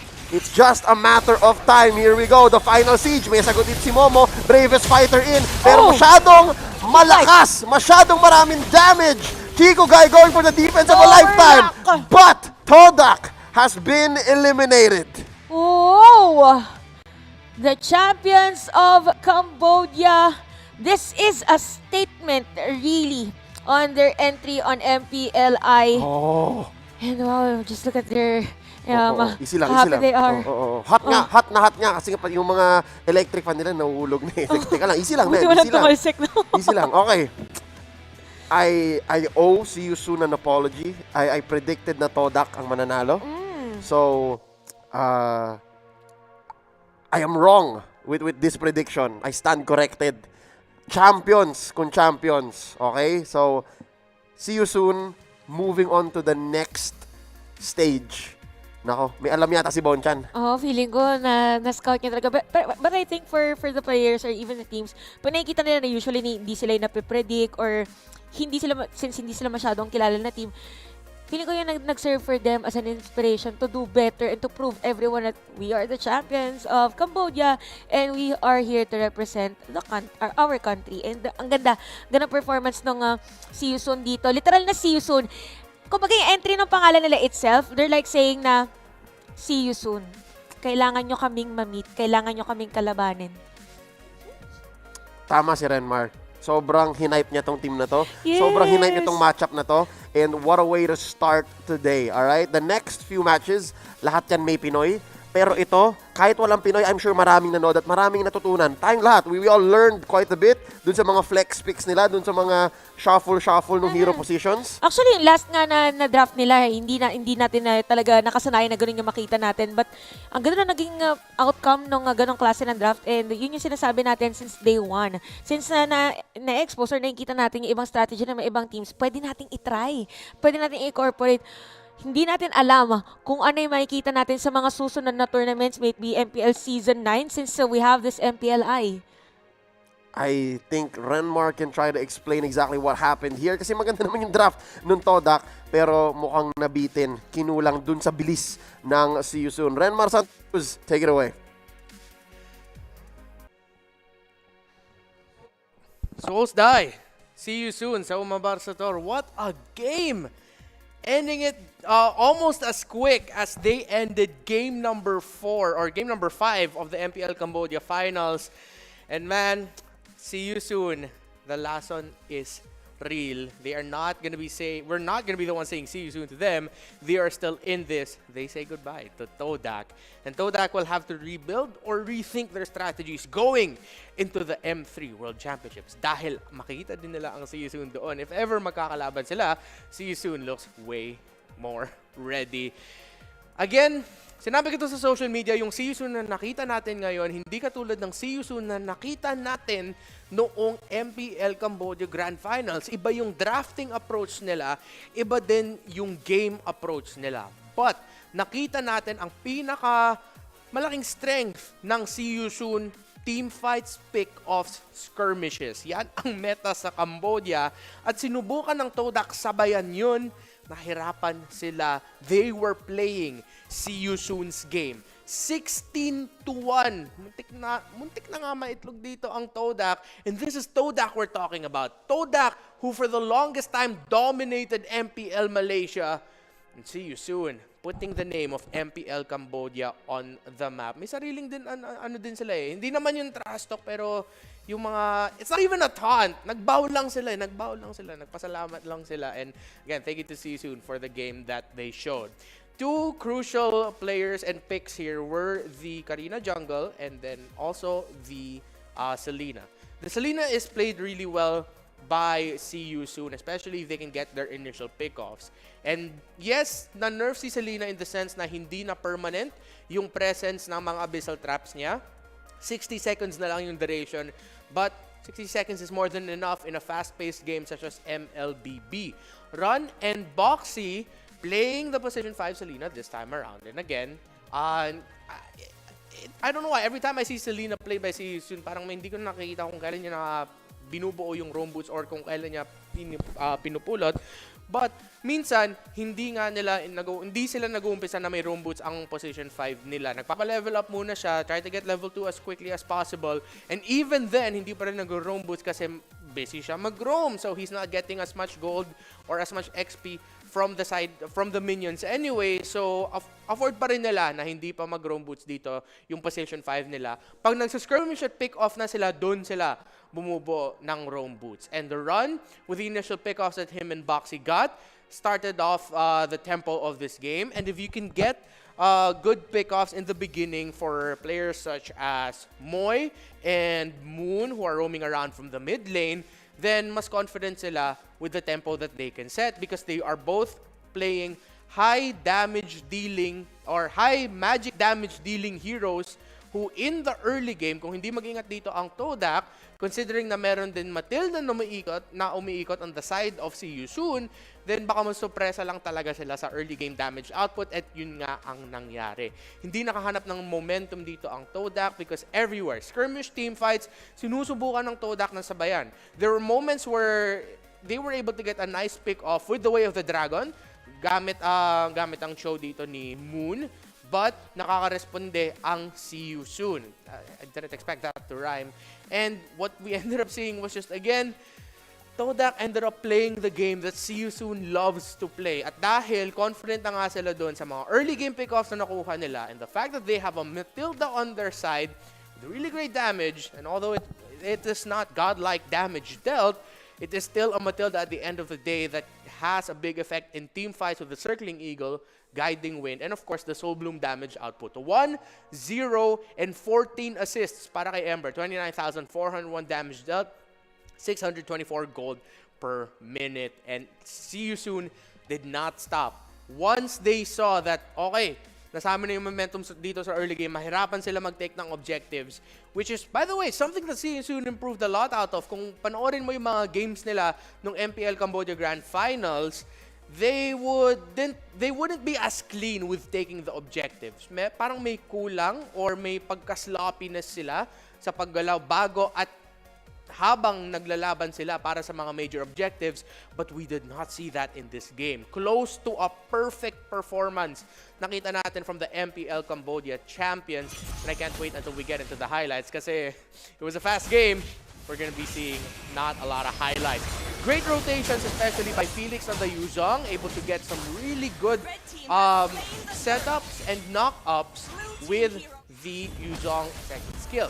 Then at the same time, this is the time where it looked like Moon and the rest of Todak, mukhang maganda yung pick-off na nakuha nila, but just at that moment, sinabayan ng See You Soon ang rotation ng Todak, and since they had a little bit more gold and they were a little bit more confident with the damage that they can deal, considering how that time, hindi naman masyado mataas ang damage pa ng isang Nathan Ichigo, guys.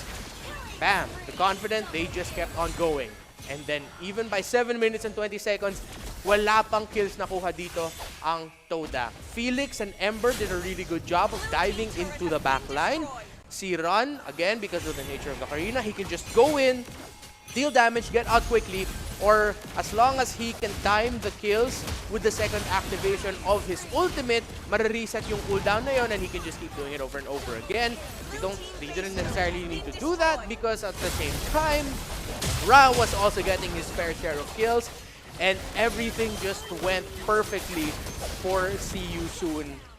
Todak did not look like Todak, and See You Soon looked like the MPL Cambodia champions that they deserve to be. And again, they are proving to everyone they deserve to be here at kayang-kaya nila tapatan ang mga big names sa Southeast Asia. It reminds me of when the Myanmar representatives, Burmese schools, shocked the world. They made it to the grand finals of the M2 World Championships. It reminds me of when Impunity, another Cambodian team, noong MSC, almost shocked all of us. Almost eliminated Execration at that time.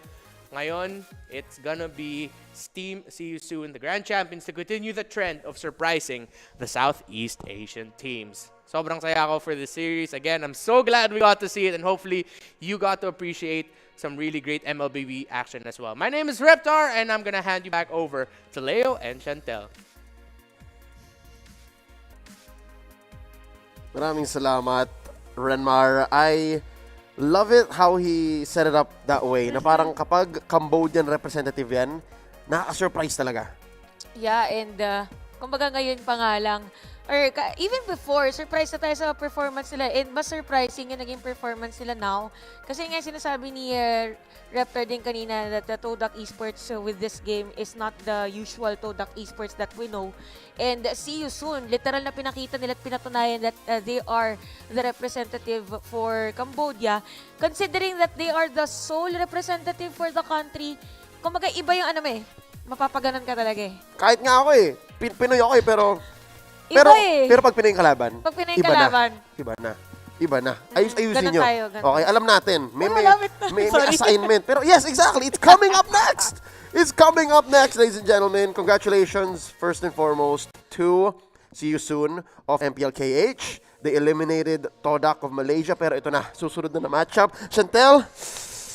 Do you feel it? I feel it.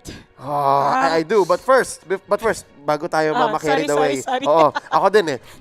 Meron munang interview, alright? We're gonna be hearing from See You Soon from MPL Cambodia.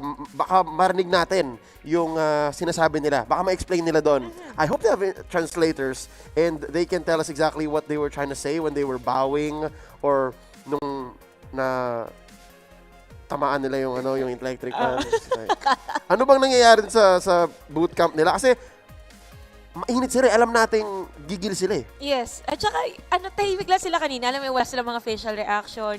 Hindi mo alam kung kinakabahan sila. Parang in-expect nila kaya nila eh. Oo nga eh. Kasi even the body language, nila nakita na parang merong gumanon or whatever. Or walang tumayon at tumatalon.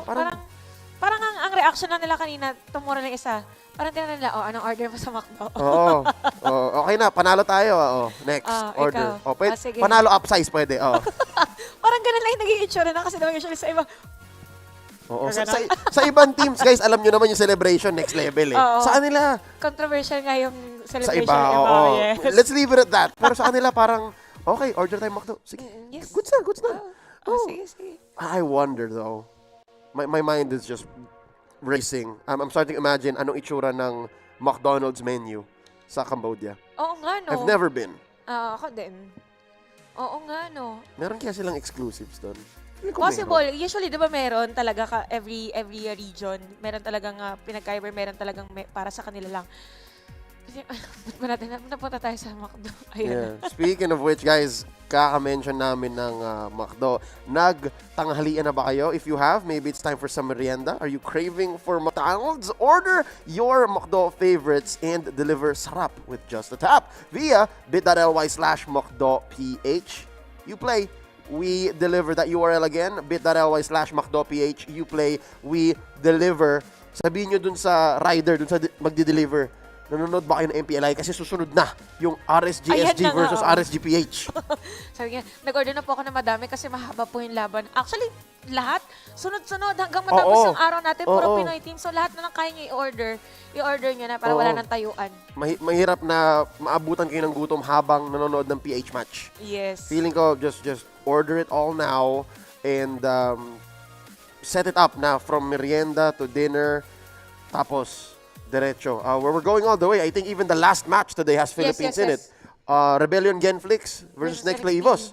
Yes. Woo! Pero sige, back to reality muna. We're about to hear from MPL Cambodia's champions. See you soon, the winner of this previous match. And it's going to be an interview with them as done by our main broadcasters dito sa MPL Invitational. Chantel, I'm so excited. Excited din ako kung paano sila sasagot, kung paano, ano mga sasabihin. At saka yung tinatanong kung sinong gusto makalaban. Yep, here we go. Let's hear from MPL Cambodia's champion. See you soon. After watching you guys perform. No, I can't right now. You can't right now? No, Okay, I'm I'll too- ask I'm you. too- I'm too She's too flustered. hype. She's too hype. But Ember, man, MPLI, this is the first international tournament for you guys, for See You Soon, right? After winning against after winning MPL Cambodia, how does it feel to finally get a win in an international tournament? ទៅពីបានធ្វើការអូខេ មកឆ្លើយគាត់ថាទោះបីវាជាការប្រកួតដំបូងលើឆានរបស់ខ្ញុំតែខ្ញុំមិនខ្លាចរអានឹងMPL នៅស្រុកគេឡើយគឺតែខ្លាចក្នុងគេខ្ញុំលេងដោយទំនុកចិត្តដូចនៅស្រុកខ្មែរហ្នឹង Okay, so for now, just repeat what he said just now, Amber. Yep. He just said for this time, just the first time for join the world competition, but the feeling from Amber never scared anybody. Yeah, from other. Wow. I like that, man. Good mentality to have. But Eterna, do you have a question for Ember? No. Or are you still okay? I'm She's still shy. blank. She's so shy because I'm she's a fan, shy. Ember. She's a fan Hi, of you. Ember. All right, I'll ask you again, Ember. All right, for you guys, since you said that you aren't scared of anybody, but I do want to ask, who are you most excited to face here in the MPLI? Yes. For Amber, he just want to meet like this. Blacklist yeah. International is, it's on the sides of Yes, most of the it teams is. here. But for you again, Ember, in that matchup against Todak, right? I want to know what happened in that second game because you were winning so hard. Was it a miscommunication or was it just, just a little mistake that you guys made together? នៅតែពីពេលខ្ញុំគិតថាវាក៏ជា easy game ព្រោះយើងបានឈ្នះគេនៅ team final តែខ្ញុំមិនស្គាល់គេទៅធ្វើ game ចា៎ What Amber said just now, he mentioned for the 2ND game, just easy game for everyone. Yeah, but Oh. for the first start, they play like too much aggressive. That's why that for the mid game makes just a little bit mistake, then cost the game already. I Yeah, from see. Amber. Okay, so all right, final question for Ember here, all right? Since we've been asking a lot about you, why don't we ask you now about your fans? Because after that game, you have a lot more fans, including Eterna here. So what is your message to the fans for MPLI? ខ្ញុំចង់ផ្ដាំទៅអ្នកនរថាទោះបីជាគេក្រោយមានឧបសគ្គយ៉ាងណាក៏ខ្ញុំនៅតែពុះវាដើម្បីកម្ពុជានៅលើឆាកអន្តរជាតិដែរហើយក៏ respect ដល់ទៅដាក់ដូចគ្នាហើយពួកគាត់គឺជាដៃគូមួយដែលយើងគិតថាល្អក្នុងការប្រកួតនេះ Okay, that's quite long. Okay, so yeah, for the first start, from Amber, want to say to anyone, also want to say thanks to Todak's team. Yeah, we have a good fight.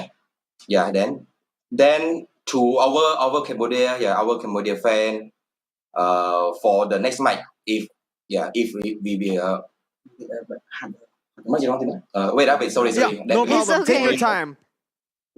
ក្រុមដែលឆ្ងាញ់ជាងនេះតែយើងនៅតែពុះពី Okay, for the next match, if we still meet about the difficult team or strong team, also BTO, also the blacklist, we just still fight. Yeah, just still fight for our fan, for our Cambodia. Okay, love for Cambodians right there. Thank you, Ember, and thank you. See you soon for the amazing interview and an amazing game. Congratulations, and good luck to you guys in the next match. Sa true lang, lahat naman talaga ng team gustong makaharap ang Pinas. Yes, saktong-sakto. Makikita nyo na yung mga Filipino na teams natin later. But interesting enough, for Blacks International, this could be a pressure, but at the same time, para i-level up nila lalo yung laro nila. Yeah. Syempre, sila yung usually sinasagot ng mga teams natin from other countries. And for sure, may isip ni Coach Bonchan, uy, parang prepared na yung mga teams, ibang teams, for sure, kasi sila yung inaral. So, let's spice things up a bit.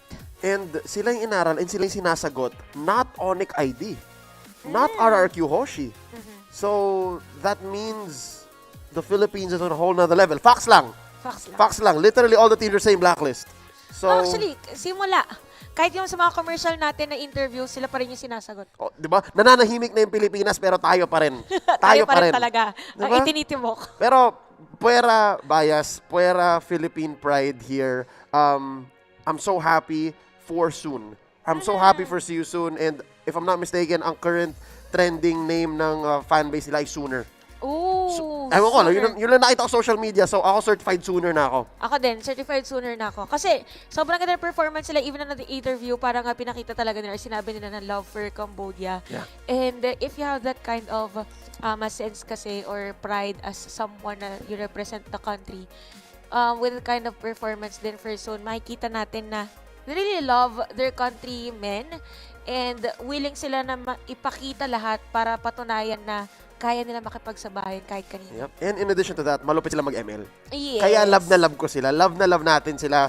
Soon is going to be moving on and we'll see more of them. But for now, on behalf of Chantel, sa inyong lingkod ng kapal si Leo, we're gonna throw into a quick break. Magbabalik ang MPL Invitational.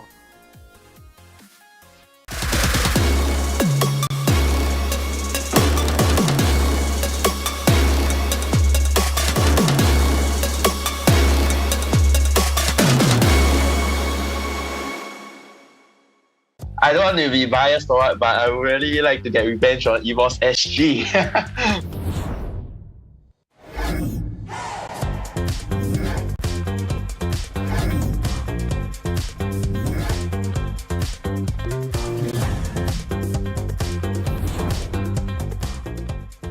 Hi everyone, it's me Vela on behalf of One Esports here with Team RSG Singapore. Hi, my name is Bellamy and my IGN is Lowzy and I'm from Team RSG SG. I'm the captain of the team as well. Yeah. What is your role inside of RSG? Oh, I'm playing the tank in RSG. What is your favorite hero? Let's pick something unique. I'll choose Tigro. Why? Because it's a very game-changing hero, especially when you catch opponents with the ultimate implosion. Yeah. Who is the funniest one among RSG Singapore? That has to be the one you're talking to now. That's why you smile all the time, huh? That's right, man. Is there any match that you will never forget? Probably my first ever game for MPL. So because it's my first ever experience, I didn't know what to expect. It's I wouldn't say I was nervous, just I don't know what to expect. So that will definitely be a very good a reminder of what I should do, and it's a very good experience, my first game. So yeah, first game is definitely the one. What did your family's reaction when you say you want to join esports? Honestly, they were just a bit worried if I could, juggle both work and esports. But I told them that, trust me, and I being the only child of my family, right? They are more worried, I would say. But ultimately, they all accepted it. I told them give me some time. This was one of my dreams to pursue, being a professional player since young, and they should know it. And after that, they gave me the support, so it was great. And every week, they were during the regular season, I would say RSG did pretty well. We only lost one series. So, when I came home, my mom was like, hey, how's your game? Then I was like, okay, not bad. Then she was doubting me. She was like, so you win? Then I was like, yeah, win. Then she was like, are you sure you are playing esports? You've always been winning. Then I say, oh no lah, my team is pretty solid. So yeah, so she does give me concern. she does show some concern to me lah, so I'm pretty touched. So yep, she supports me lah. The region always had difficulty to come to international event. Do you think that's still the case, or Singapore has grown a lot to beat another international team? On my take on this, okay, as everybody knows that in Singapore, right, it's very hard to be a full-time gamer, as we have work and studies and commitment. But I believe that we are catching up to the other regions. So yeah, we're improving ourselves and so on and so forth. So I really hope that Singapore can represent and do well in these tournaments. Are there any team that you really want to face inside of MPLI? Inside of MPLI, I don't want to be biased or what, but I would really like to get revenge on EVOS SG.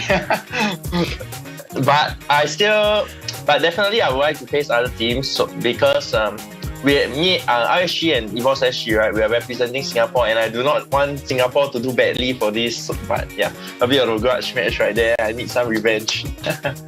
But aside of EVOS SG, is there any team that catch your eye? KH, see you soon. Yeah, like all these are quite interesting teams. Like, because normally we watch like the Philippines and the Indos for the gameplay. So it's quite interesting to see like these teams, right, bring out a different kind of meta. Like maybe they play different heroes from the normal one we always see, and it'll be very interesting to face them. Anything that you want to say to your teammates to motivate them for MPLI? Okay, to my teammates, and I just hope that we strive better as a team lah. It's quite impressive to see like what we have achieved in the past 2 months, although we have only been together for 2-3 months.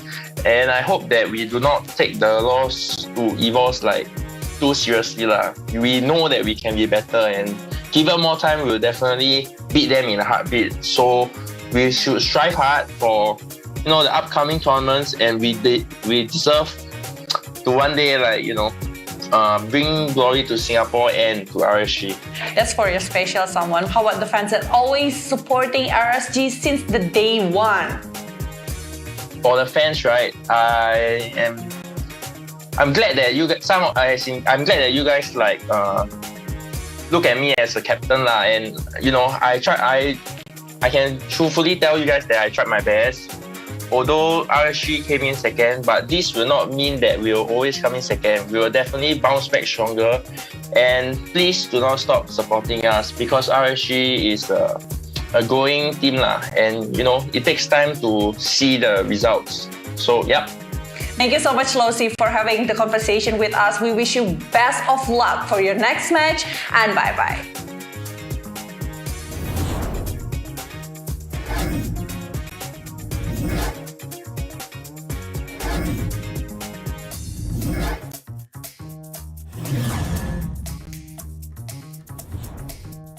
You hear him say sometimes makes me want to wash his mouth out with soap.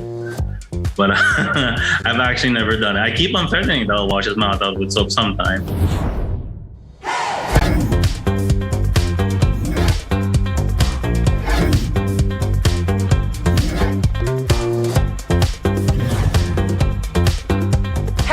It's me, Bella, on behalf of One Esports, here with RSG Philippines to having the talks about the tournament. Hi everyone, my name is David Sison. I'm the esports manager for RSG Philippines. How long have you been inside of RSG? A good 3, almost 4 months actually, since we started. How is it so far to be the manager of RSG team? It's been a great feeling.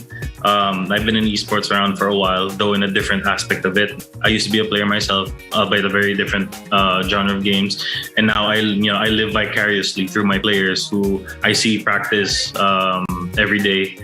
As a team manager, I'm very curious. How do you keep up the fighting spirit inside of the team? As a manager, you have to see how the players act every day, right? Even though you say that they do have a routine, any routine will break down people. So as a manager, it's always my duty to make sure that everyone's doing okay. You check up on them, maybe once, twice, even thrice a week, just asking how they are, ask them questions about their life outside the game, if everything's okay. So it's it's sort of like being a parent. To all my parents out there, you probably know this. Taking care of children is very tough. Not all children are the same, and it goes for the players. You know, they have their own preferences, they have their own lives outside of ML, and it's up to me and the rest of management to help them balance that. You know, we can't have them laser focused on the game as much as we would like to, right? Because we do remind them to take breaks as well. It's very important that they do have this balance of, you know, their own personal life and their time with us as players. Who is the funniest one among RSG Philippines? Maybe Nats.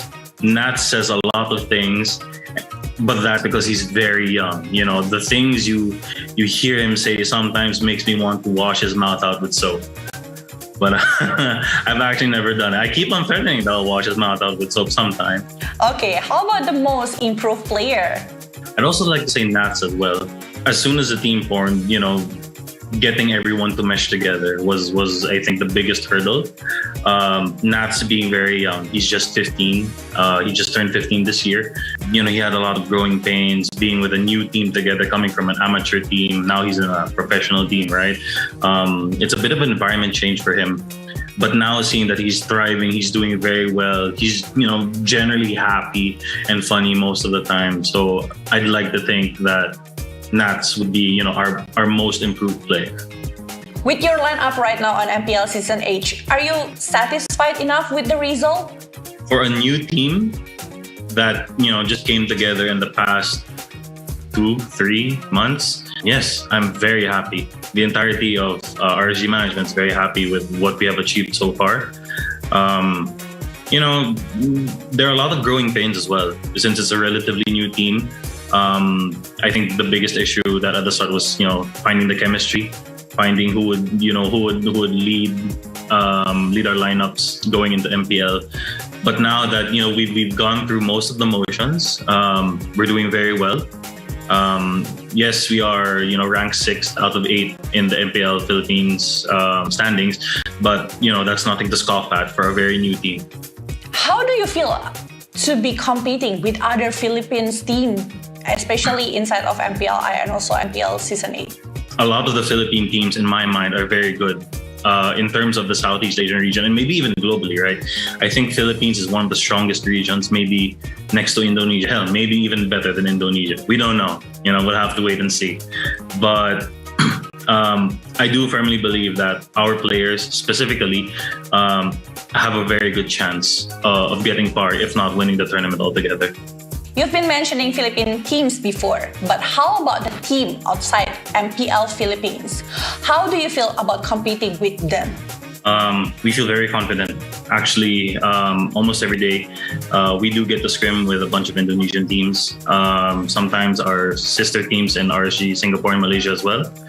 And we put up good results. Then again, you know, we won't say anything about, we won't be basing our performance based on our scrims, of course, because that's a very different setting.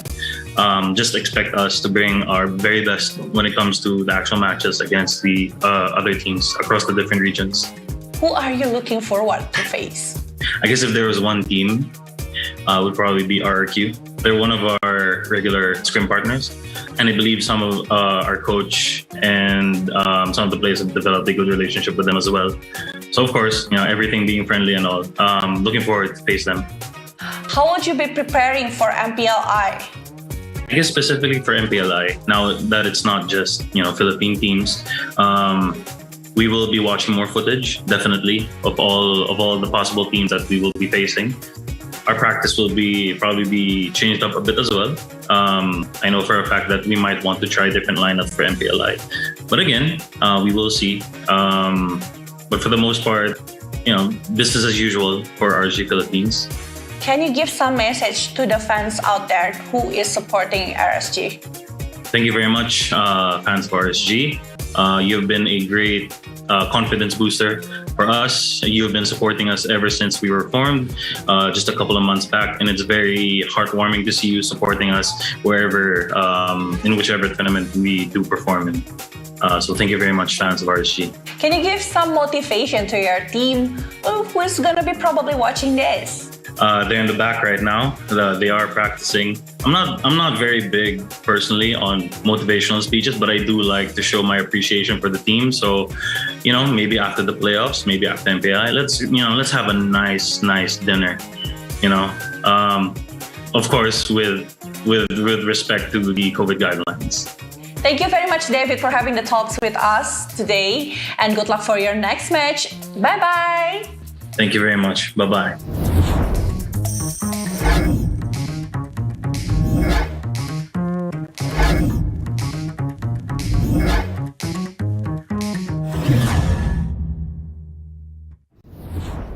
Stay at home? Don't stay hungry. Mag-McDo. Stay on budget with Chicken McDo. 75 pesos na lang. At McCrispy Chicken Filet, only 59. Keep your budget safe with McDo Chicken McSavers. Hello, Arden nga pala at dating McDo crew member. Mapa-dine in, delivery, o ride-thru pa yan, alam kong safe ako palagi dahil sobrang maingat.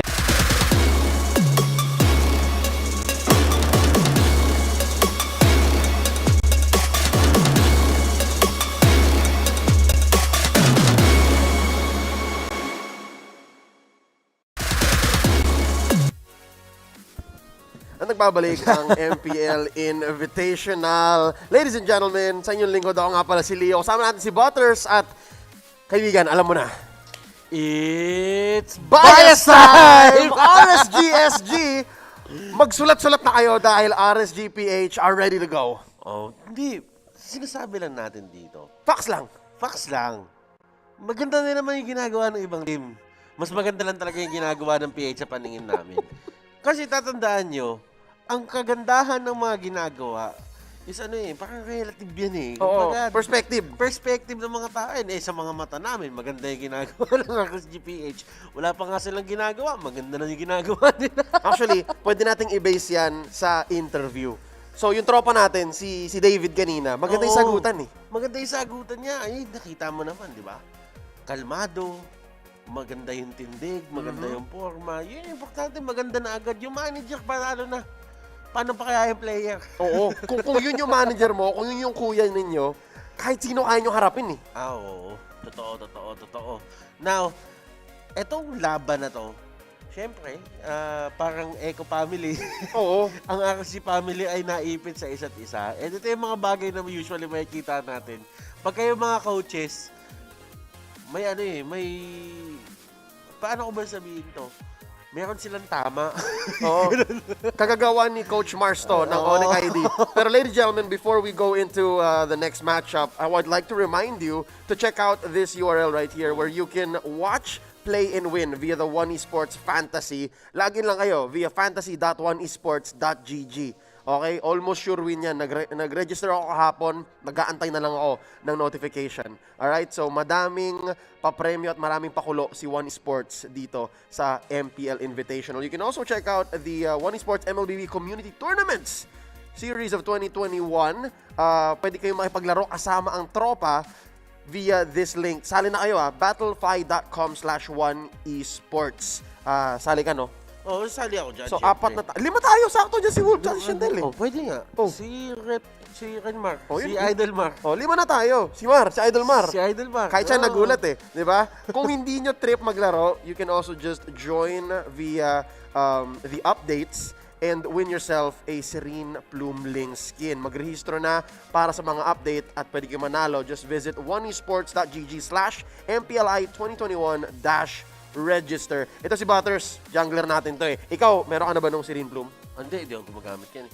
Sus! Hayabusa ka na ngayon. Oo, hindi kasi hindi ako mahilig na sa mga akit-akit bakod na yan eh. Ayaw mo na? Ayoko eh. Kasi minsan, overspeeding ako eh. Sa kabilang bakod ako napupunta. Sige. Lightborn siguro. Lightborn. Nag-enjoy ba kayo sa MPLI? Kasi kami, oo. Sabihin sa amin ang inyong mga saloobin at magkakaroon kayo ng pagkakataong manalo ng Lightborn set. Just visit oneesports.gg/MPLI-survey. Ito, kompleto mo ba ito? Hindi din. Kaya kailangan ko sumali dyan. Ako, funny lang wala eh. So, sasali pa rin ako dyan. And of course, guys, alam ko mainit ang usapan sa social media ngayon, make sure na lagyan nyo yan ng MPLI Let's Go. Hashtag MPLI Let's Go, i-post at itag para ma-feature. Mananalo kayo ng 1,000 diamonds kung swertein at pwede kayo mag-uwi ng 1 Esports merch. Sirs, lahat ng post natin meron. Lahat ng post natin meron and hashtag MPLI Let's Go. Lalo na pag magpapakita kayo ng suporta sa mga paborito nyong team. Remember, yung kahapon, yung kagabi, day number 1, isang Filipino team lang naglaro. Pero this time around, lahat ng Filipino teams ay sasalang na. May mga ibang harap sa iba't ibang lahi at iba't ibang bansa.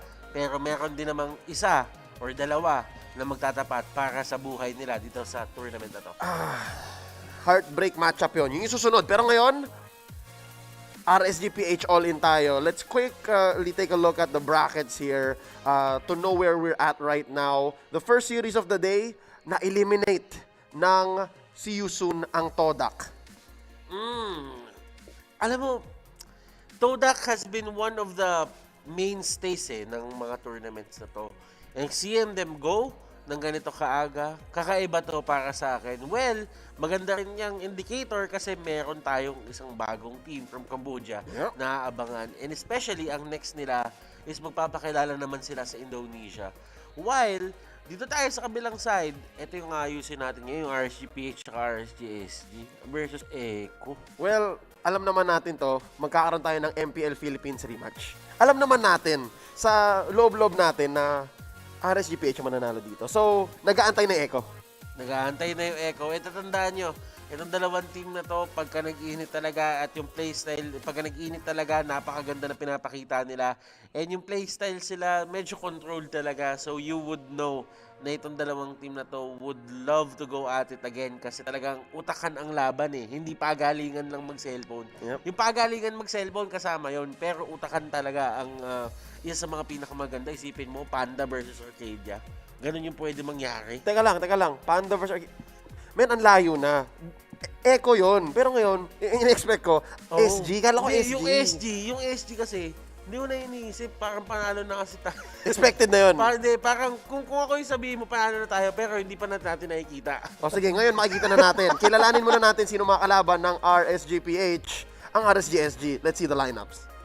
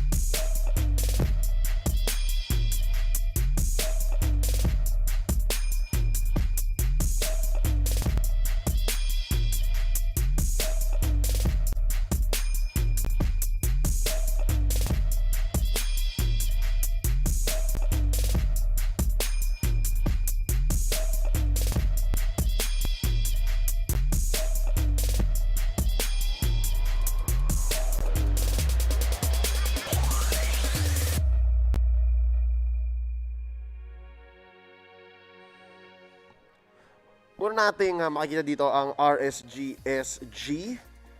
Pero mabilis lang. Oo, hindi natin... Ayan, pinakita ulit.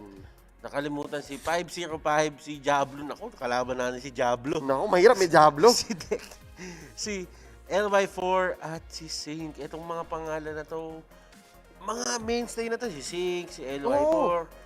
Si Kuya mo Jason, wala na kasi. Wala si Pero Jason. si Diablo nagbabalik. Si Diablo, na rookie nung season 7, ngayon medyo veterano na. And speaking of veterans, ito si Sync usually hindi na naglalaro eh. Pero tinawag nila ngayon para sa MPLI. Pero alam mo ngayon, si LY4, the never ending Eternal yan eh. The eternal struggle. The journey, the never ending journey. RSG, SG till I die. Man, si LY4 sa ibang laro pa galing yan, idol ko na. O, di ba? Hanggang ngayon nandito. RSG, SG till I die. I bleed blue and white. I bleed blue and white. Kita mo yung sa gilid nila. matindi tong matindi tong RSGSG na kasama na natin tong mga to. Actually, mga tropa din natin yung mga tao na nandito. Pero it's sad to see them go up against their sister team na yung RSGPH. Parang, alam mo yun, unang beses yung magkaroon ng dalawang org sa magkaibang, well, hindi naman unang beses, pero parang unang MPLI na pareho silang pasok. Yep. Tapos bigla kailangan nyo agad maglaban. Kasalanan to ni Coach Mars. Kasalanan mo yan, Mars. Coach Mars ng Onyx ID. Anong kasunod ng Mars? Anong kasunod ng Mars ba? Pautang. 1, 2. Ay, Mars pautang. Hindi. Wag ganon. Wait lang. Butters, medyo interesting to kasi kilala natin ang RSGPH. This is a different lineup from what they fielded in Season 8. And ngayon nakita nyo si Aqua, si Kenji, si Eman, si Demon Kite, at si Hit. Ngayon, kilala natin si Aqua, kilala natin si Kenji, si Demon Kite, nagpakilala ng matindihan, si Hit, oo. Pero ito, si Eman, pre, itong hinahype to ni Panda. Debut. At saka, men, ikaw di ba kapag kunyari, maglalaro ka ng isang laro, tapos papalagay yung pangalan mo. Iisip ka ng maangas, iisip ka ng cool. Pero si Eman, hindi. Nilagay niya, Eman. Pangalan niya yan eh. Cool ang Eman. Binasic niya, men. Binasic niya. Nagising sa isang araw, ito na yung pangalan ko. Ito na yung pangalan ko. Wala na, di na ako mag-isip. So, ina-expect natin na si Eman ay magpapakitang gilas sa gold lane, tapos si Demon Kite dito sa jungle, and not much changed, honestly. Kenji still in the XP lane. He won a SEA Games gold medal by playing that role for the Philippines. So, I'm actually very, very confident. Wala si Nats. Pero, nagbakasyon. Hindi naman ibig sabihin na wala si Nats.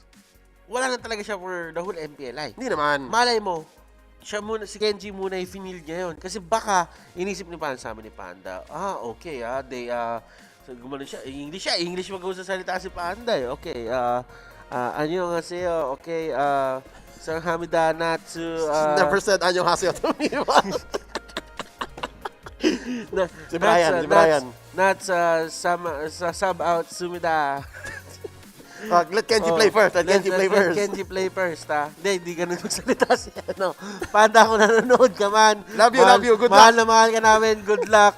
And kung RSGSG nanonood kayo dito, lumipat kayo ng stream, di nyo magugustuhan yung makarinig ka dito. Kung may nakakain dito ng Tagalog doon, well, usap tayo. Pero, pasensya na.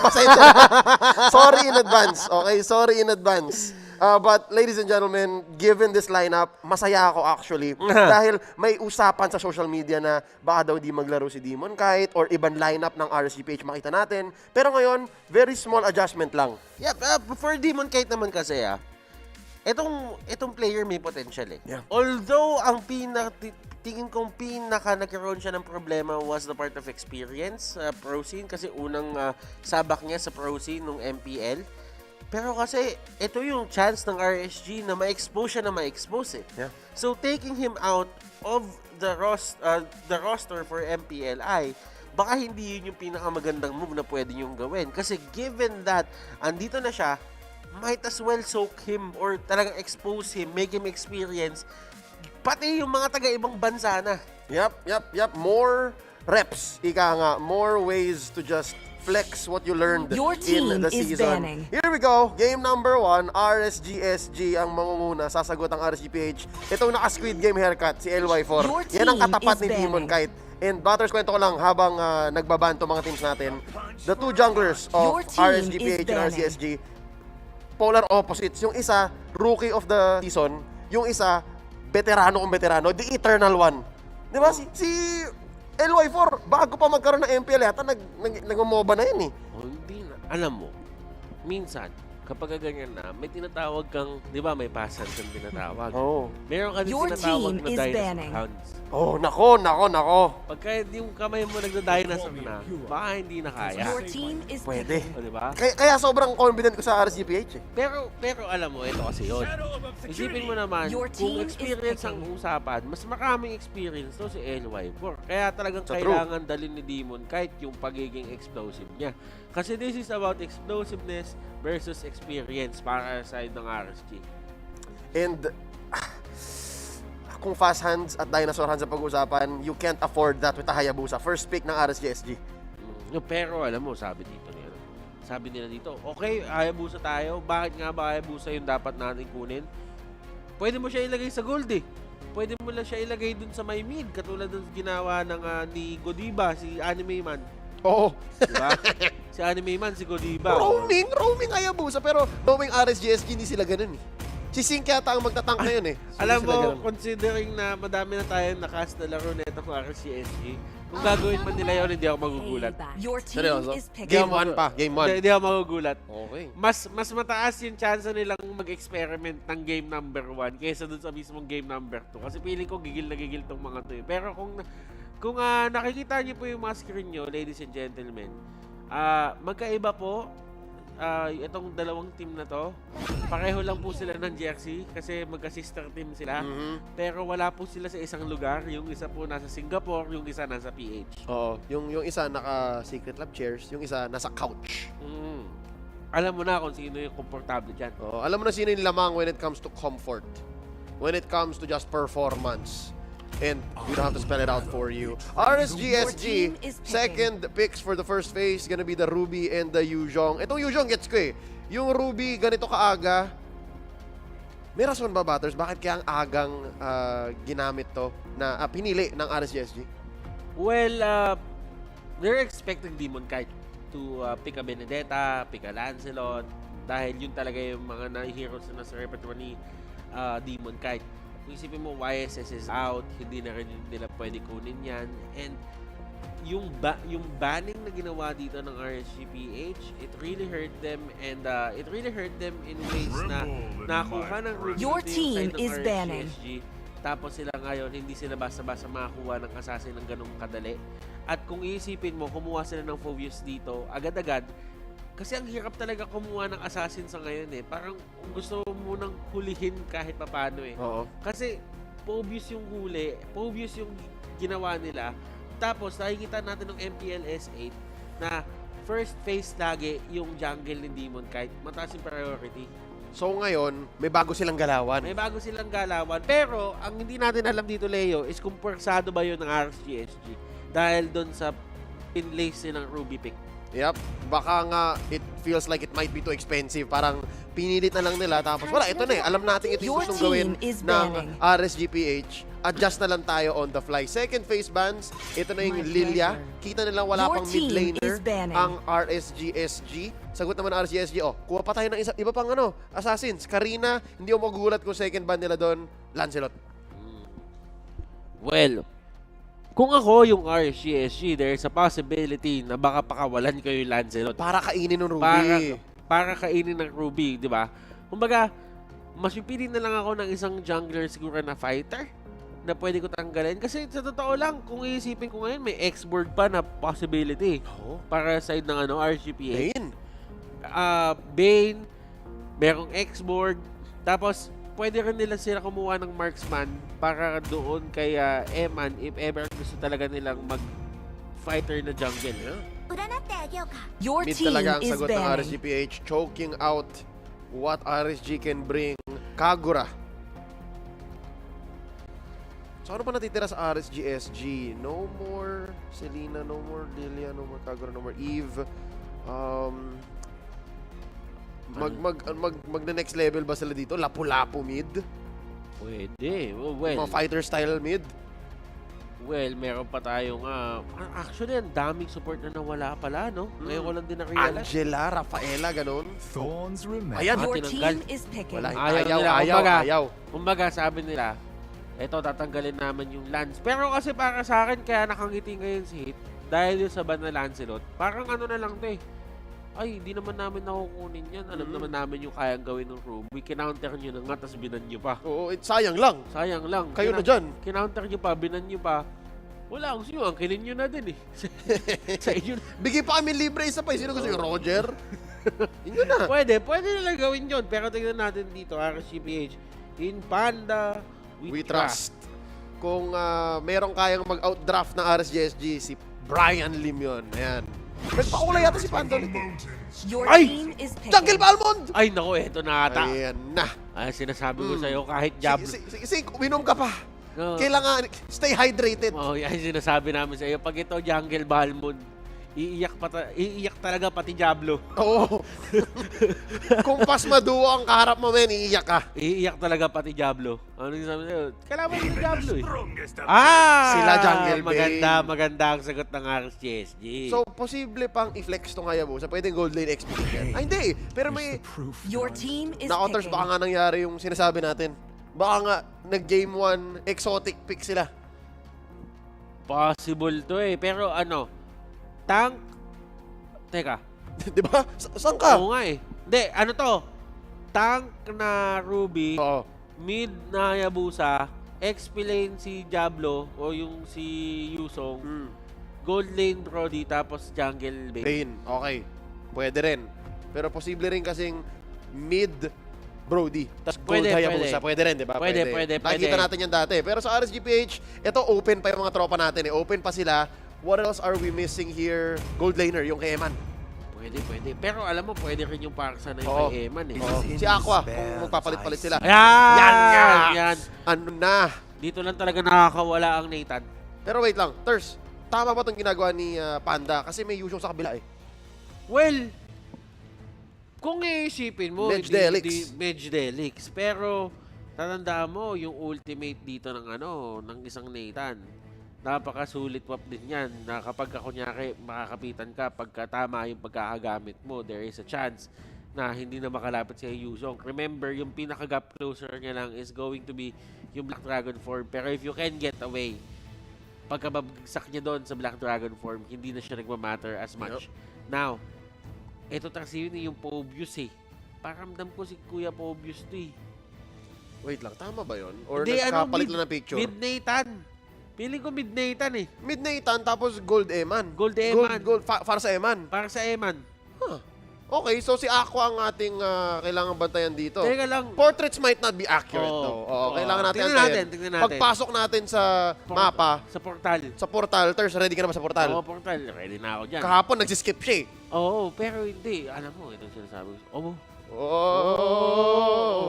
Akit. Chill lang. Umakit tayo. Para roller coaster lang. Umakit tayo. Okay, bracer. Okay, ipapakilala muna. Okay. Sige. So, curious because the portrait is on LY4 Hayabusa. So, jungle Hayabusa. Tama. Tapos tank sync. Balmond. Medyo... Baka nag-swap nga sila. There's a possibility. Pero it's not final till we see kung ano yung meron doon sa may loob ng game. Yep. So, the map is what will confirm everything. Pero there is one thing for sure. Malakas ang RSGPH. Ramdam ko. Malakas ang RGPH. Kung baga, tingnan mo nga sila Nasa stage sila ngayon. Mukha silang boy band. Pare-pareho sila ng suot. Oo. Parang isang team lang. Kunyari, sampu sa isang MPL lang, hindi naman MPLI ito. Roster reveal yun eh. Di ba? 10 slots? 10 slots. 10 slots naman eh. Roster reveal yan. Yan yung Team A, Team B, di ba? Here we go. Shot. Portal. 1, 2, 3. Game number 1, RSGSG versus RSGPH. And let us confirm our assumptions. Tama, nagkamali lang yung ating 3D layout kanina. Eman gold lane, Nathan. Kenji on the Phobius. LY4 Hayabusa jungle nga. Talaga nag-exotic sila dito ng matinding. Bane mid. Ginaya si Bulldog. Bulldog Gaming yan. Bulldog Gaming yan. Naku po. 505, kaya mo ba yung ginagawa ng Pinoy?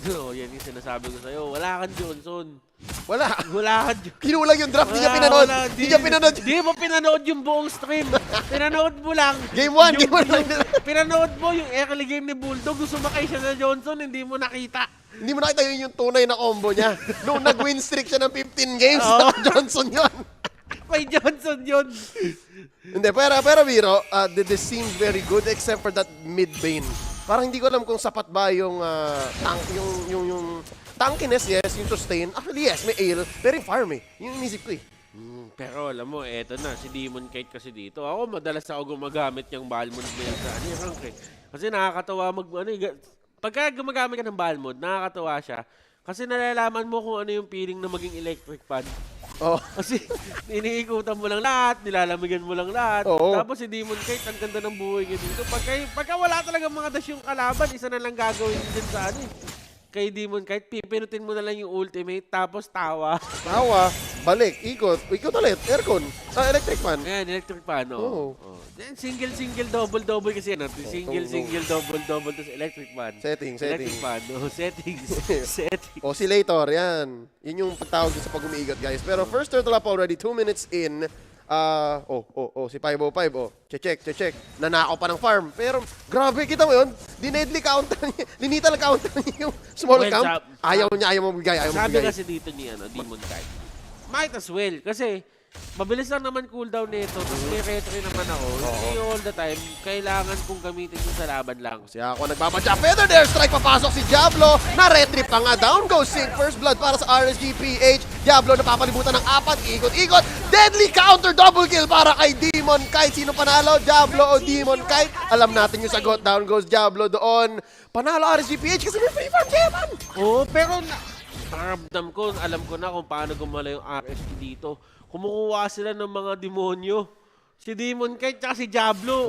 Diba? Yung RSGSG, may Diablo. Yung RSGPH, may Demon Kite. Tingnan natin kung sino mas malakas dun sa dalawang demonyo. Ay, namali yung timing ni Demon Kite. Mainit siya eh. Okay lang yan. Sabi niya, bigay tayo isa. Demon Kite yan. Bigay mo sa kanila. Kailangan nila yan. Mas kailangan na lang din si Sige, kailangan nila yan. Para may natamaan to receipt. May ginawa siya doon, pero ngayon, 3 makikita dito. Mukhang calculated kasi nandito si Aqua, circling Eagle K, 505.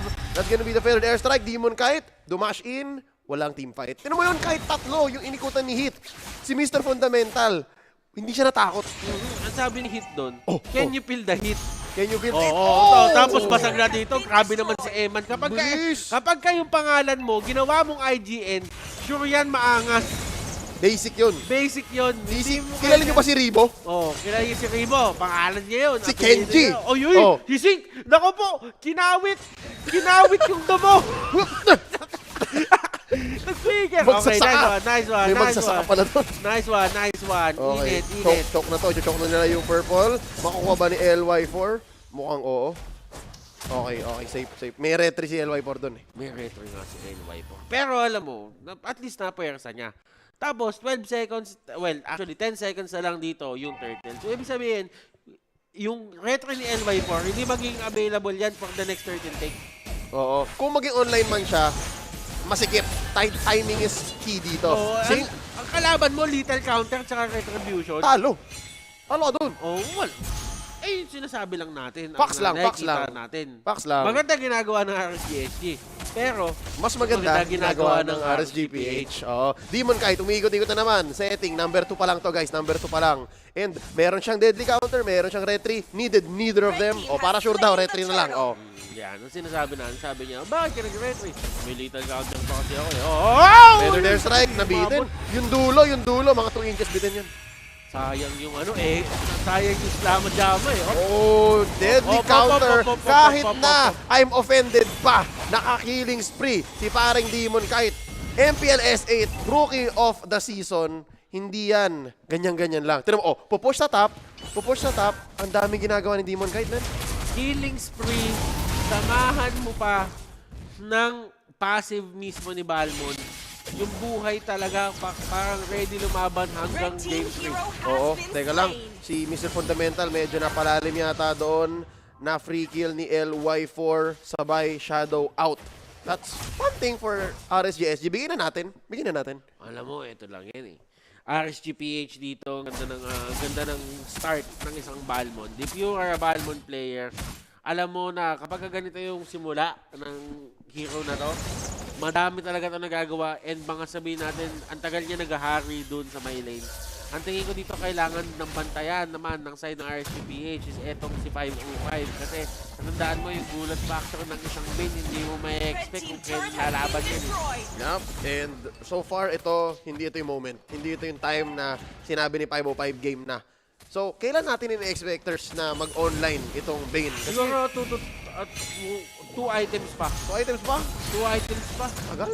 Mage naka-mage build eh. Medyo mabilis. Pero kasi, naka-mystery shop kasi, so yung 2 items na yun, most probably, mas mabilis yung makukuha. Siguro by 8 minutes, 9 minutes, game na siya. Sige, antayin natin pero feeling ko hindi papayagan ng RSG page yan eh. Kasi si Hit, natuto na siya eh. Kanina na free kill siya, sabi niya hindi na maulit. Pero, ito si Genji. Lumalaban yan eh, si Games Gold medalist yan. Oo, Baka! Shields up! Kahit na mag-deadly catch ka pa, takbo, Diablo, takbo! RSG, PH, they let the big dragon go. Ayos yung mga ganong technique, dragon takbo. Oo. Black dragon form. Takbo pauwi. Oo. Mamaya na lang ulit. Nice try. Mamaya na lang ulit. Kung baga sindakan eh. Sabi niya, pre, hindi na sisindak yung sister team. Sige, pre, alis ka na dyan. Red team has Network, see? Mahuhuli dito. Uy, naku. Off-cam muna kasi nagpo-push si Eman sa baba. Mega kill for Balmon. Demon Kite. Oh, Deck. Sorry. Bye. Blue team hero has been slain. Man, nagpapakitang gilas. Tatandaan nyo, kapag pinangalan mo yung first name mo, matikas yan. Yan yung isa sa mga pinakamatitikas na bagay na magagawa mo. Eman matikas.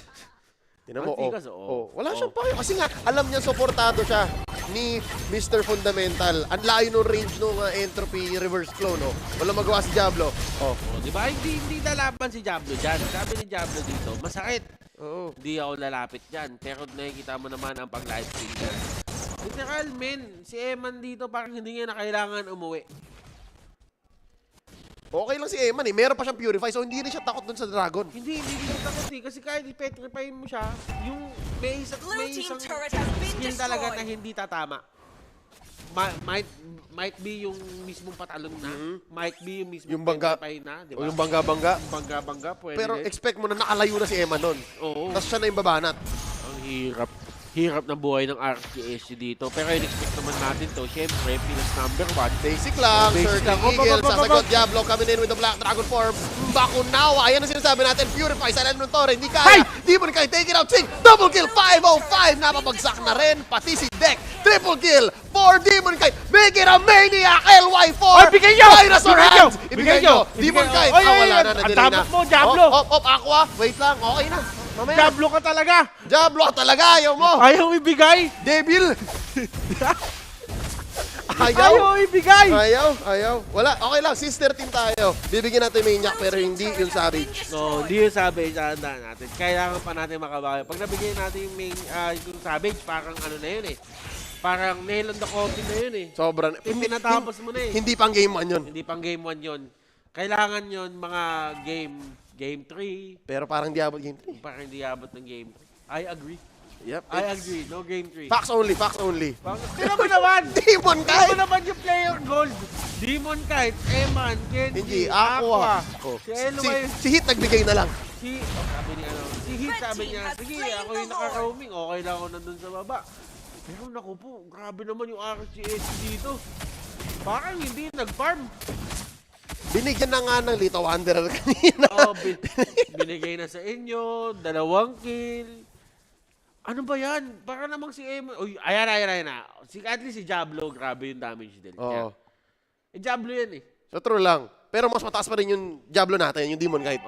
Yung Demon Kite natin. Kumbaga kasi, saranggola yan eh. Saranggolang demonyo. Saranggolang demonyo. Siya, demonyo lang. Oo. Diba? Bunsang halimaw. Kaya nga sa Diablo, hindi Diabay. Oo, tama naman yan. Pero alam mo, nakikita mo dito, aking GPH. Si Hito, wala na! Apat hinaharap ito si Demon kahit umi-electric pan, ikot-ikot lang. And here comes the 6-man, the Lord, swinging away. Kenji, pinupush back sila. Sink, sang ka na. Wala na, Kenji taken down the Ruby. Inhibitor mid gonna go down. Bottom naman ang isusunod nila, si Eman, matikas. Bumibasic lang sa may Torre. Si Diablo, pinupush back sila. Hindi mo na maliligtas ang Torre. Mga kapatid, lethal counter dun sa malaking Bakunawa. 2 down, 3 defenders left.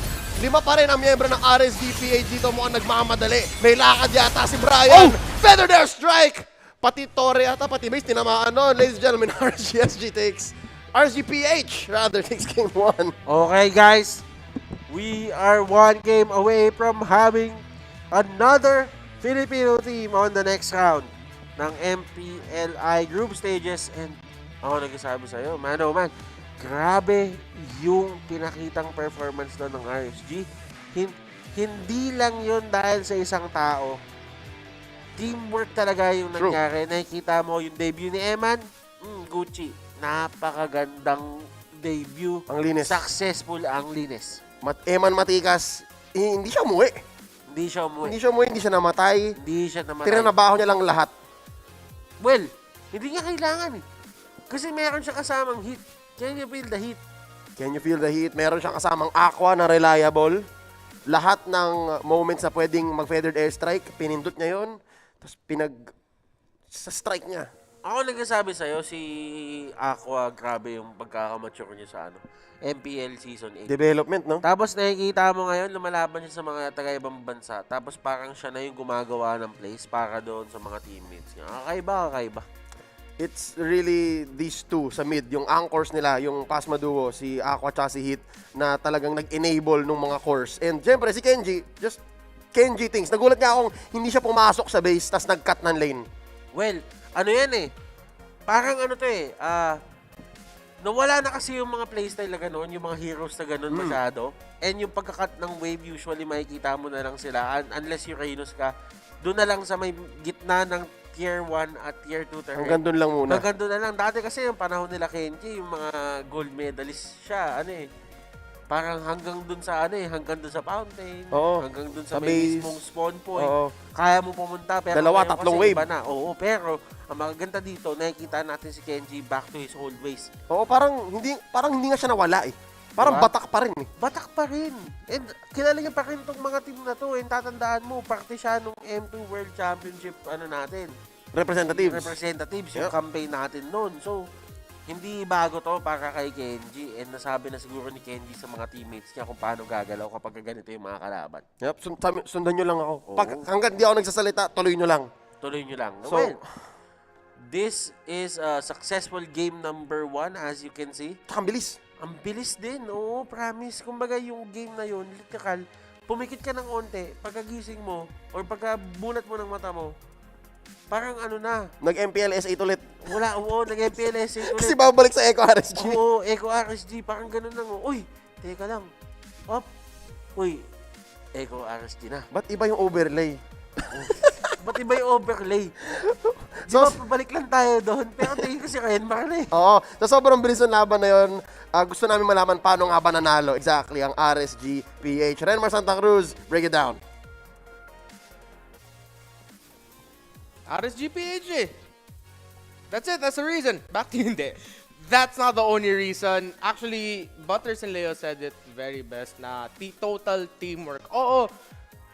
Close to perfect game para kay Demon Kite. Close to 10 kills if I'm not mistaken. Yeah, 10 kills exactly. 901 dito si Demon Kite. But everyone else in RSGPH, ginawa nila yung trabaho nila. Eman hindi umalis dun sa unang turtle fight kung saan nakuha ni Demon Kite yung Lord. Not even with Retri. A little bit of a second too early with the Retri. Wala siyang ultimate nung panahon na yun. Si LY4 nga, hindi niya nagamit yung Retri niya dun sa unang turtle fight. Nakuha pa rin ng RSGPH at nakukuha ng double kill dun si Demon Kite, which for Abalmond means mas mabilis ka mag-scale and mas mabilis ka mag-ramp up. Si Eman, natunaw niya yung shielding ng energy, yung energy shielding ng turret dun sa lane niya, na maximize niya yung gold, kaya mabilis niya nakuha yung Hunter Strike, and then eventually, mabilis din niya nakuha yung Endless Battle, and he was still able to end the game even with the Blade of Despair. All the key items, the 3 main items for a Nathan for damage is already there for him. Heath and Aqua, Pasma Duo still in the zone, man. Key rotations, Aqua, perfect positioning as always. One of the things that is said about Aqua by a lot of the players of MPL Philippines is magaling mag-position si Aqua. Mahirap siya huliin minsan talaga dahil sa magandang positioning niya. At kalaban sa RSG-SG, kung saan meron kang kalaban na Yuzong, meron kang kalaban na Hayabusa, dapat maganda nga talaga ang positioning mo, and he did just that. Kapitan Kenji, the gold medalist with a close to a gold medal performance on the Fovius. Malupit din ang mga ginawa niya with his follow-ups, being able to maximize yung flame shot knockback para ma-trigger yung ultimate niya. And he was also rotating really well. Textbook standard RSG game ang nakita natin sa RSG Philippines. Tignan natin ang stats, 11 minutes and 9 seconds. These are the kings of taking control of the game early to mid. Again, matagal na natin to nakita ng MPL Season 8. Ang problema ng RSGPH ay ang late game. RSGSG have the Brody who in the late game will be a big threat. At saka yung Bane din with the Crab Claw Cannon and those empowered basic attacks na position 4 dito, ginawang mid laner. Well, yeah, RSGPH needed to take control of the game early, fast, and end it quick. And they did. But RSGPH, they also had late game insurance naman. That's where Eman's Nathan came in. And although hindi natin nakita yung pag-abot ni nung super ultra late game talaga na it's really gonna be dependent on the Nathan and the Phovis to deal the damage, well, Eman did his job really well. Sabi nga nila, Leo at Butters, what a debut for the young man. 3-0 in Turtles, 1-0 Lord, all the major objectives secured by RSGPH. 8 nga yung Torre nakuha ni RSGPH, isa lang ang nakuha ng RSGSG. And it's really difficult to find a flaw in the RSGPH game. Hindi sa pagkabias, guys. Nakita naman natin. And the stats don't lie. Yung mga Torre na hindi nabasag ata ng RSGSG, pagbalik natin sa game number 2, na nakita natin yung health ng Torre ng RSGPH ng game number 1, yun ata yung dinala para sa game number 2. Ganon kabilis at ganon kakontrolado ang RSGPH sa laro na to. And you know what, respect to RSGSG for doing their homework na yung targeted bans talaga kontra kay Demon Kite. Na MVP pa rin, kahit nakapalma, mali. Kaya MVP pa rin, 901, 981 gold per minute.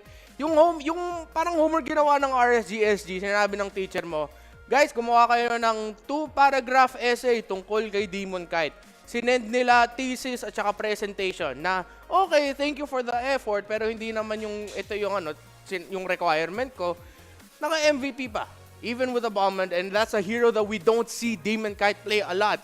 Yung mga binan ng RSGSG are the ones that we think of when we think of Demon Kite. Mga Lancelot, mga Link, tinanggal nila. Tinanggal din nata nga nila yung Karina as a possible option, but it left the bombard open. And that's a signal to RSGSG na hindi mo pwede masyado i-focus si Demon Kite sa pagban. RSGPH nga kahit na alam nila si Demon Kite, sobrang lakas Pakito, they still didn't even, sila din nagban ng Pakito. So, the confidence is there, bro. Double kill to start it off for Demon Kite. Ito yung sinasabi ko kanina yung unang turtle fight. Si December, on the Brody, was able to walk away with a kill from there, but again, because of great rotations and teamfight initiations by Heath, Demon Kite and Aqua, isang buong season ng MPL nakita natin to, ang pag-initiate nila ng mga laban, and they're doing it really well. Tignan mo dun, si Demon Kite munti ka na mapatay dun sa engagement na yun, sa ilalim ng Torre, pero nakakuha siya ng kill, nag-trigger yung heal ng killing spree, tas meron pa siyang guiding wind para makalabas. That is just classic Aqua, Demon Kite, and Heath things. And of course, Kenji as well, si Kapitan, helping Demon Kite with getting that maniac. Game number 1 pa lang to. Ilang kills pa kaya makukuha dito ni Demon Kite. And there near the end, sobrang farmed up na dito ni Eman, and sobrang out of control na ang laro na to para sa RSGSG. They can only sit and watch. They will try to defend, but even they couldn't get close to the rest of RSGPH because of the burst damage of the Farsa, and RSGPH is doing RSGPH things. Ang bilis! Hindi ko na-expect na ganun kabilis. Okay guys, alam natin, Pilipinas #1 tayo dito. Pero RSGSG pa rin kalaban nila. And then at the same time, kilalang kilala din naman ng RSGSG ang PS. So may chance na baka mahirapan ng boys natin, pero hindi. What's happening? I'm not gonna say there's gonna be a game number 3. Well, there will be a game number 2. Hindi ko sasabihin na 2-0 na to. Baka masyadong bias na yun. Pero RSGPH, tapusin nyo na. That's it for the analyst segment. Back to you, Leon Butters. Ito na naman si Renmar. Thank you, by the way. Thank you for the analysis. Hindi. Pero bakit 50-50? Bakit parang... Hindi. Pagka ikaw, nag-bias ka, hindi ka pwedeng half-bias. Oo. Dapat, hindi ka pwedeng semi-bias. dapat ang tawag sa'yo, full bias. Kaya nga, it's Bias time! Game number 2, possibly the last game. I feel like it is, honestly, from the bottom of my heart. Sa performance man naman ng game 1. Oo, tatandaan mo, kahit si Diablo umiyak. Kahit si Diablo na initan, may electric pa na yun, ha? Oo, yun nga sinasabi natin. Nasa couch pa sila. Pati si Diablo umiyak. Hindi nga binigay yung Savage, eh.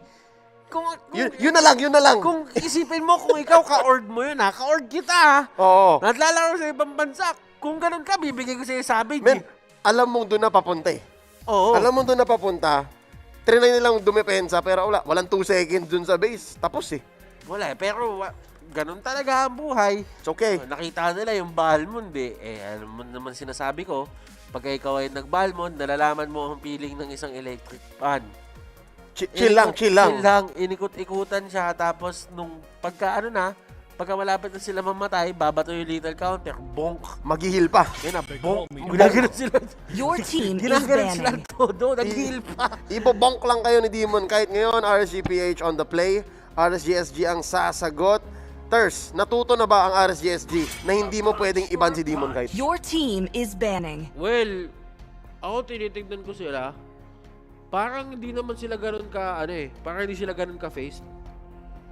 Pero, tingin ko baka paghandaan nila kung paano nila gagawan dito ng way etong si Balmond. Kasi kanina hindi sila prepared dun sa Balmond pick talaga, eh. Kahit yung draft nila, ang finocus nila, yung Yuzhong win, yung gold lane na pambubugbog, pero di nila na-expect na meron pa rin palang sagot si Demon kahit na ang daming hero niya na tinanggal. Here comes the bans, RSGPH, there's the Selena, there's the Yusun Shin. Ayaw nila ng vision, yun lang bibigyan ng vision tong RSGSG. Sa RSGSG naman ang ban sila Hayabusa and Pakito. Ano tong third ban? Lancelot? Possible? Well, kasi pipili ka Ling siguro. Banling? Oo nga, may Ling pa, eh. May Ling pa. Pag nakuha ni Demon Kite yung Ling, ay, naku po. Magbalat-balat ka ng RSGSG. Pero gaana yung ginawa ng, well, it seems like it's a good direction na iwan nyo na si Demon Kite, idulo nyo na lang. Parang okay na rin, eh. Pwede. Kasi kaya niyang alagaan sarili niya, eh. Well, still. Laki na yan. Well, still, ngayon, wala silang masyadong kailangang i-adjust. Your team is Ay, picking. nako. Open yung link. Open link. Let's see. First Maglilink ka na ba, Panda? Ililink mo na ba yan? Lalabas mo na ba ang secret weapon? Coach, I want to play link, Coach. Coach, yung pinag-usapan nila, sabi ni Hit, kina-confirm. Demon Kite, sure ba? Sabi ni Kenji, parang okay, eh. Tingnan natin. Alam mo, ako parang may naririnig na May bumubulong-bulong. May bumubulong-bulong sa atin. Let me tell you something. Let me tell you something. Oo, ayun. Nakakatuwa yung nangyayari dito, eh. Lalo na yung game 1, hindi siya nakaka-bad trip. Hindi niya nakaka-bad trip. Oo. Okay. This is better. Anchor, totally, yan yung mangyayari dito. Basics. Basic lang yung nangyayari Basic dito. lang yan. So, exactly the basic input dito na gagawin ng RSGSG ay sila ang kuha ng link. Libre dash, by the way. Libre dash yung Matilda. Pag nag-group up sila. Oo. Yun yung pinik na ang RSGSG. Paano kayo RSGPH? Anong gagawin nila? Anong ibabato ng RSGPH dito? Oo. Ayun. Ngayon, nakuha yung link, siyempre. Ang mga Skywalker to, Medyo. Si Sir Glenn Eagle, tsaka si Cloud Walker, mga Skywalker to, So, anong sagot RSGPH? Sa tingin mo ba paprioritize nila yung sagot dito sa dalawang dasher na to? Ay, kaso sila nagtanggal ng Phobius, eh. Tanda mo, sabi sa isang kanta, walang sagot sa tanong. Kaya hindi nila kailangan sagutin, eh. Kinuha nila si Ruby. O sige, lumapit ka, Ling. Liga dito ka. Kapag inikutan ka, hindi talaga nawawala sa RSGPH yung mga hero na umiikot. Parating may umiikot. May umiikot. Tsaka si Karina, yung blades niya umiikot. Ang daming ikot nito. Gusto ko yan kapag i-clinic nyo guys yung skill ni Karina. Rinig yan pag nakabolim kayo. Well, hirap dito ngayon si Ling. Kasi ang kalaban niya, Karina, magpapakunat lang yan. Kahit Tempest of Blades mo yan. Physical pa. So yung mga basic attacks nung Ling, pwedeng i-immunity lang nung Karina. Kahit i-recycle mo yung ibang mga blades ng Tempest of Blades, di ba? 4 lang yun. 4 lang yun. Kapag ka dinagdagan mo ng 8 yun, di mo pa rin mapapatay si Karina. Basta pasok doon, basta pasok. Oo, magpapakunat lang yan eh. And ito yung pinagtataka ko rin, Ters. Bakit pa nagfarsa yung RSGPH? Kasi pwedeng pasukin yan nung Karina. Tapos may 2 picks pa sila na pwede pang mag-dive. Is it really that important na may sagot ka dun sa Eve? Well, yun kasi yung laban dito eh. Kumbaga, positioning-wise, kailangan mo talaga ng kailangan mo talaga ng Your isang team is hero banning. na kaya mo bigay sa inyo ng advantage in terms of your position. Pero kasi, ang kailangan mo din tignan dito is kung paano yung nature ng gustong gawin ng RSGSG. Kumuha sila ng link. So, ibig sabihin, kailangan nila ng extra help sa damage output into the early game. Habang si RSGPH naman, Your team is nasa kanila, banning. medyo controlled yung kanilang laban. Ayaw nila dito masyado nung mga 5v5 all-in team fight. Gusto nila naghihiwa-hiwala yung mga tao kasi doon talaga gusto ni Karina mag-excel. So, pick off parang 1, 2, tapos tingnan natin kung meron pa. Oo, tingnan natin kung meron pa. Pero sa RSGSG, ang gusto nito, lahat kayo naiipit. Lahat kayo nandun sa Tempest of Blades, lahat kayo nandun sa Suspended Airstrike. Tapos, yung mga makakalayo, Circling Eagle. Oo. Okay. So far, yun ang storya ng dalawang lineup. RSGSG, tinanggalan nila ng Aldous at Nathan. Ang RSGPH, ang sagot naman nila, Yuzhong and Lapu-Lapu. Teka, Ters, parang RSGSG, natakot na rin sila kay Eman Matikas eh. Tanda mo si Eman. Hindi ko din alam kung bakit binigay ng RSGSG yung Nathan. Kanina. Oo, parang in-underestimate nila si Eman Matigas. Hindi nila alam eh.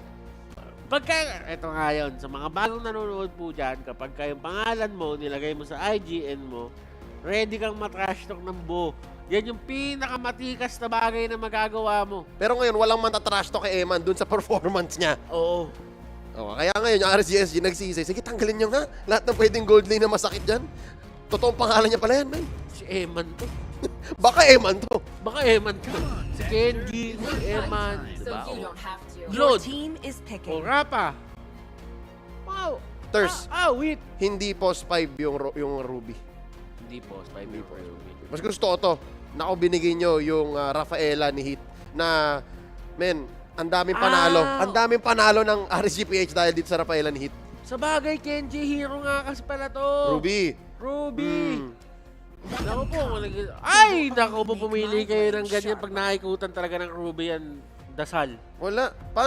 Paano mo tatalunin ng dash yung ikot? Dashal. Dashal na lang. Hindi kaso kung si Diablo gagamit yan,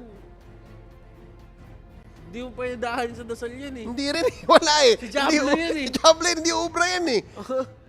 hindi na think through ng RSGPH to. Hindi. Teka lang. Tingnan natin dito kung paano gagalaw to. And we are back sa ating roster reveal part 2. Oo. RSG. Ay, roster reveal oh. Team A. Team A. Team A. Ayan. Talagang nagkapalit lang yung Eman tsaka yung Kenji portraits. Oo. Yan. Team B. Nako. Teka lang. Diablo nga yata ang bebene. Hindi mo naman lalagay yung link sa XP. Well, malay mo, new meta. Baka Diablo to. Baka may alam sila. Sa SG na hindi natin alam. Ready ka na, Ters? Ready na ako. 1, 2, 3. Game number 2. RSGPH versus RSGSG. Game and match point all in para sa Pinas. Here we si Diablo go. nga. Si Diablo nga. Si Diablo Hindi ka ganang tasyal mo dyan, bro. Wala. Tatandaan mo yung isang samurai. Ako ay isang pirata, sabi ni Kenji. Pero alam mo, si Sync dito, tsaka si Aqua, napaka-importante na itong middle lane na to. Whoever gets level 4 first will have a better position pagdating doon sa Mine Turtle. At pinanggigigilan ng RSGSG itong lugar ni Eman. Kanina, hindi na pinapansin. Ngayon, alam na nila. Alam na nila kung sino talaga yung dapat nila respetuhin. Kailangan nyo respetuhin lahat. Kaya, ako nagsasabi sa inyo, pumili na lang kayo sino gusto nyo i-take down, kayo na bahala. Malaki na kayo. Alam nyo na yan.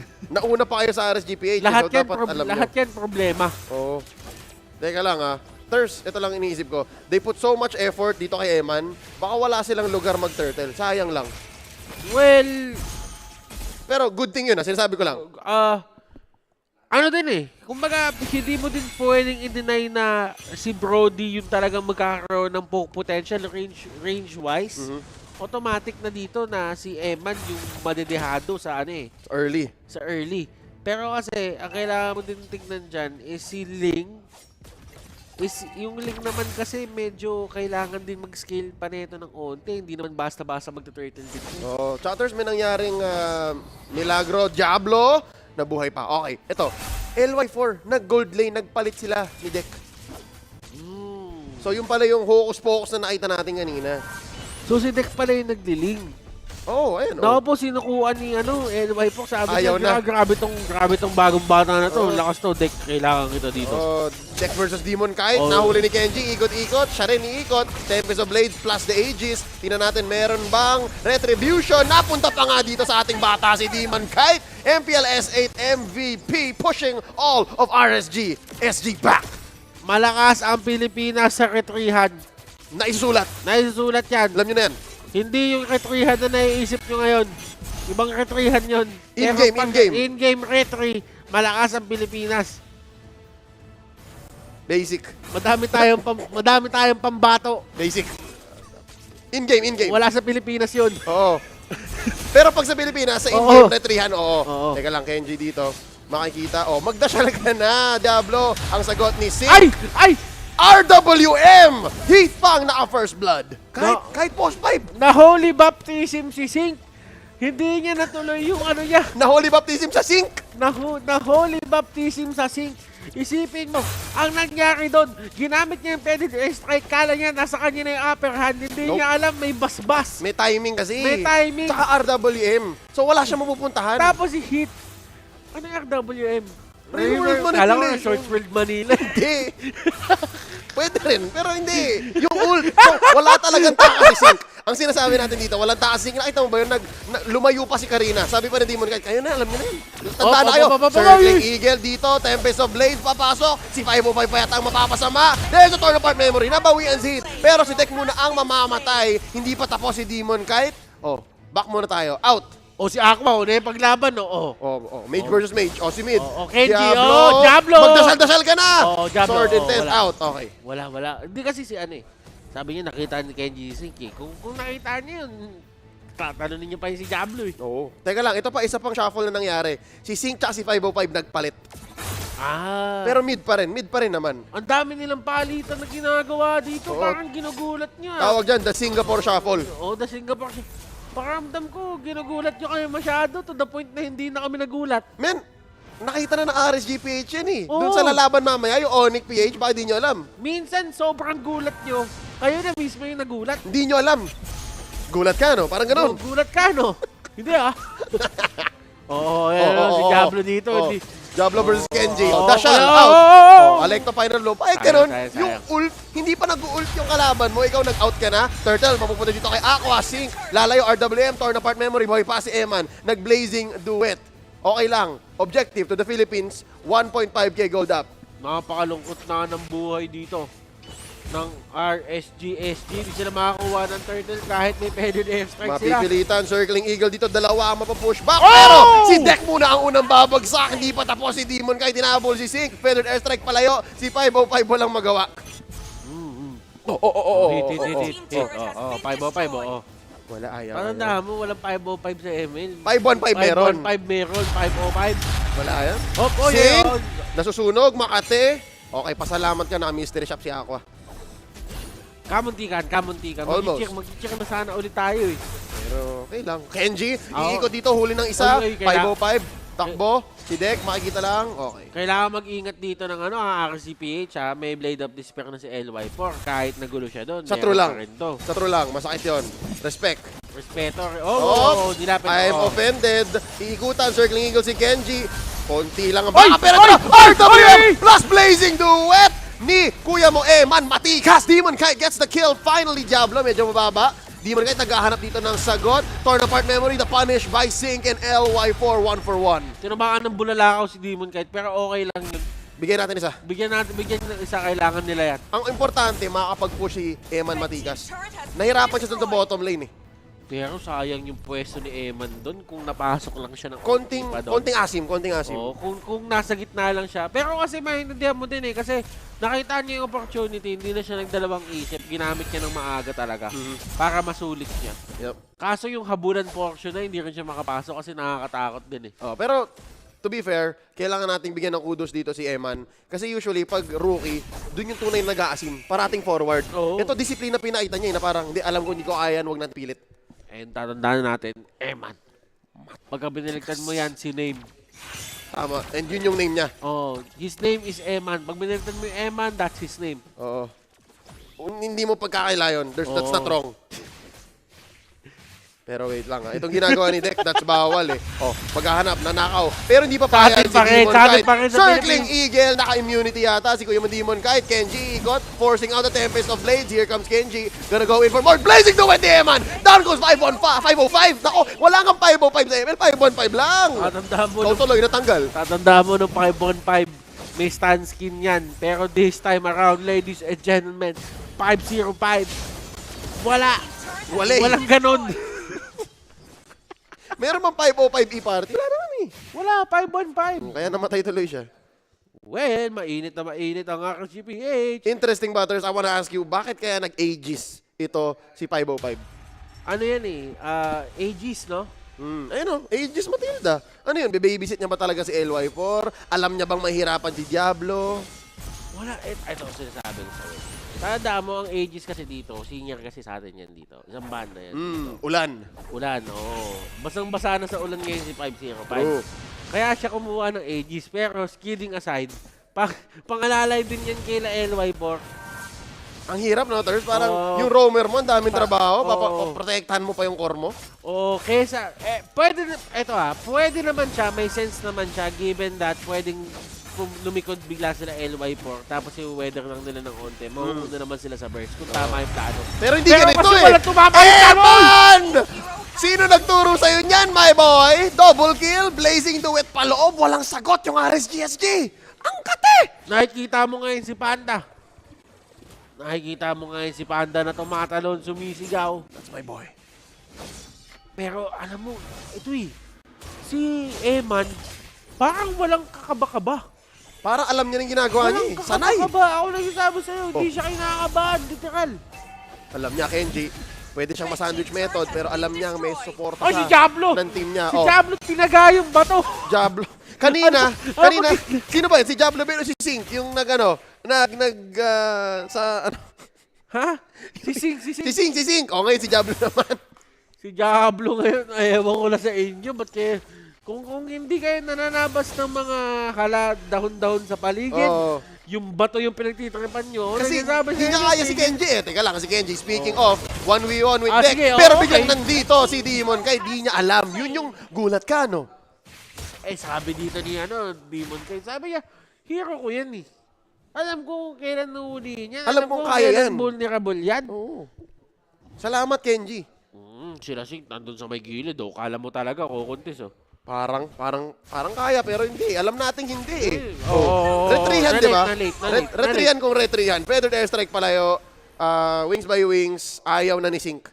Nanakawin na rin yung purple nyo. Ano na? Dashal, Diablo, Dashal. Nakita ni Diablo sa... Meron? Na-retry. Nakuha. Nakuha. Okay lang, bigyan na. Kailangan ni Deck yan. Pero at least wala siyang retry. Yun yung may importante. Kasi nakuha naman yung Lord Nakuha na yung Lord So parang... Samahan pa ni Demon Kite Sink yung waves. Ang galing, tinan mo si Eman sa taso. So hindi alam ng RSGSC sa sila pupunta, sa sila titingin.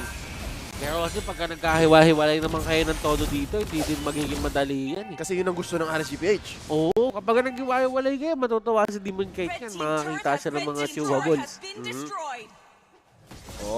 Blazing duet sa muka. Si Eman hindi natakot. Sumagot sa may tatlo. Muntik na mabuhay. Sink takes him down. Pero ngayon ito ang paghiganti ng mga kuya niya. Down goes 505. Down goes Sink. Demon Kite cleaning house. LY4 nagpupumilit mag-clear ng waves pero huli na ang lahat. That's the inhibitor. Going down, up, top. Diablo, too deep. Nasa likod ng 4 na miyembro ng RSGPH. Finally, the blended data goes down. Sabi ni Kenji. Haha, gotcha. etong ginagawa mismo ng RCSG, si Diablo sinusubukan niya gamit yung Electro Final Blow para lang mapag-dip. Kaso, si Kenji, ginamit yung roly-poly, yung ikot. Inikot niya. Nung inikot niya, hinalukay niya, wala. Isa pa! Nahuli sa ilalim ng tore, wala kayong mapupuntahan. 505, nasusunog, nangangate. Demon Guy gonna finish the job. Double kill for the rookie of the season.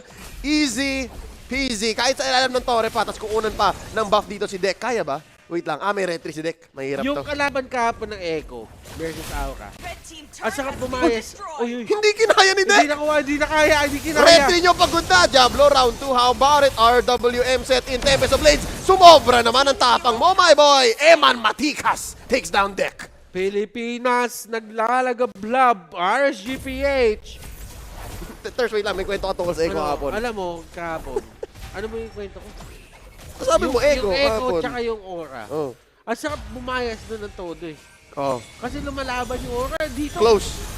Dito parang hindi na kailangan ng bias. Kahit hindi mo bayasan, mananalo pa rin si RSG. Nakakonsensya ng konti. Oo, Diablo papasok, medyo malalim. Actually, take that back. Sobrang lalim. Si Hit pa ang nakapatay sa'yo. Sync. Feathered airstrike in, palayo. Dun sa may healing platform niya mismo. Circling in 505. Kahit na may torn apart memory pa. Ito si Eman sa likod. Triple kill! Si Dek na lang ang matitira. Na-shotout niya si Demon Kite. Pero siya naman ngayon ang mapapaback out. Binigay ni Aqua. Sabi ni Aqua, okay lang. Sige, hindi mo naman matidepensahan to. Ladies and gentlemen, RSGPH, sweep RSGSG! And masaya pa rin ng RSG. SG, syempre dahil mga katropa nila yan eh. Sister team yan eh. Pero it would have been better for them kung sila yung maglalaro. Pero sadly, for RSGSG, this is the end of the line. This is the end of their journey dito sa MPLI. While for RSGPH, convincingly taking that 2-0, literal na nag-dominate dito sa seryeng ito. Ito na nga yung sticker mismo ng RSGPH, GG, RSG. Ano na, Coach Mars? Masaya ka ba? Masaya ka ba na ito yung ginawa mong bracket? Pero Mars, ang sinasabi ko sa'yo, Mars, yung dalawang kinuha mong team, ako nagsasabi sa'yo, parehong gusto kang bigwasan nitong dalawan to. Aakit at aakit eh. Aakit at aakit. Merong isang makakapunta sa'yo at merong may isang challenge sa'yo. Pili ka na lang, yung nag-2-1 o yung nag-2-0. Yan. Pero, ang malas mo, parehong Pilipino yan. Parehong malakas. Parehong malakas. Ters, nabanggit mo kanina bago natapos ng laban na to, parang medyo nakakonsensya yung pinagsasabi natin tapos ganun yung nangyari sa game. Well, it is what it is. It's ganun tayo sumuporta and it's happening doon sa mga ibang broadcasts. Then, by the same time, RSGSG, good game, well played sa inyo. Pinakita nyo talaga na gusto nyo, but sadly, mas malakas lang talaga or mas prepared lang talaga yung RSGPH. But rest assured na etong dalawang to, they're in good terms. Literal na parang magkapatid tong dalawang to. Yes. And may mga videos pa nga sila together doon sa kanilang mga pages. Yep, and actually, just the same, malakas man yung kalaban, na-sweep man o hindi, tuloy-tuloy pa rin ang suporta natin sa mga Philippine teams dito sa MPLI. So, bawing-bawi ang live via satellite natin. Live bias satellite. And tingin ko, ipasa na natin sa isang bias, parte ng bias satellite eh. Feeling ko gets yun eh, 100%. Renmar Santa Cruz, please explain what happened here in game number 2. Alam niyo yung meme si John Travolta, yun yung ramdam ko dito sa game number 2 sa series eh. Like, bilis! RSG, GG RSG, RSGPH, 2-0, dominante kontra sa mga kapatid nila RSG, SG. And Iman, I just gotta say, continues to impress in the MPLI run. Makita na natin siya kung paano mag-perform kontra sa Echo later into their bracket. Well, not later today, pero next nakalaban nila Echo. But let's focus on what happened in this game. And again, it was just textbook RSG again, man. Demon Kite playing like the Demon King that we call him. Yan ang Rookie of the Year or Rookie of the Season. Rookie of Season 8 MPL Philippines. And man, sobrang ganda ng galaw nila, yung tiwala nila sa isa't isa. Heath, Aqua, Demon Kite, Kenji, how they roam together. Iman, gets na yung assignment. Iman, mag-farm ka lang dyan. Kumuha ka lang ng items mo. Kami na bahala muna. Pag ready ka na, pasok ka lang, blazing duet, i-free hit, basic attack, and that's what we saw. And RSGSG, it's not that they had a bad draft. Maganda naman din yung draft nila. It's just that in terms of who executed it better, it was RSGPH. Sobrang evident yun sa mga ganawa ng team galing sa Pilipinas. And this is one of those analyst segments that is kind of difficult to go through because I feel like the story of the game, you already saw it step by step.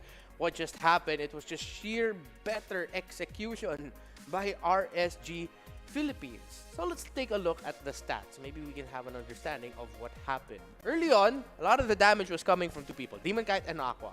Of course, the initial burst magic damage coming from a Karina and Demon Kite. Again, one thing that you have to remember about really great Karina players is gaano nila tinatime yung second activation ng Shadow Assault Ultimate para hindi masayang yung dash doon sa Shadow form na iiwan na nagiging parang battle mirror image para sa isang Karina yung ultimate niya if you can time it really well to either escape or get a chance to re-engage. At the same time, kung mag-dash ka doon, you also deal a bit of damage going through it. Iman, eventually, magsispike up yung damage niya because once he got his items with the Golden Staff and the Demon Hunter Sword, natural scaling lang ng isang Claude. Looking at the objectives, 1-0 in Lord, 3-0 in Turtles, and again, it's just RSGPH being the kings of early to mid game, and they just took control of it. And mukhang ganang-gana yung bagong patch natin para sa RSGPH, or the most recent adjustments that we saw. That's 2 games in a row where they played some really great marksman picks. Usually you'd see Avarice or you'd even see a Killing Spree para sa side lane Claude, but this time around they played it with Electro Flash, and then at the same time in game number 1 nakita natin nag-Nathan si Eman and he performed really well with it. Aqua was one of the main reasons kung bakit nahirapan ng RSGSG mag-rotate at bakit maganda yung control ng RSGPH from the mid lane going outwards. Because he wasn't afraid to just keep using his abilities with the crystal, with the void crystal and so on and so forth para hindi makaalis ang RSGSG or hindi nila makontrol yung mga minion waves dun sa mid lane. Meaning that gives more time for RSGPH to rotate around the map, pumunta sila dun sa mga objectives, have a better positioning in team fights. And Eve, nakita natin kung bakit priority ban kanina ng RSGSG at naging priority pick ng RSGPH. But of course, the MVP of the game is Eman. 6-1-6, KDA 783 gold per minute, and most damage dealt para sa RSGPH. Again, the natural scaling of the Claude. He played really safe. Munti kang deathless na nga dito si Eman, but he knew and understood the assignment. Farm ka lang dyan. Come in when we need you. Pag mag-blazing duet ka, we will follow it up, or mag-blazing duet ka para mabawasan sila pag sila ang nag-initiate.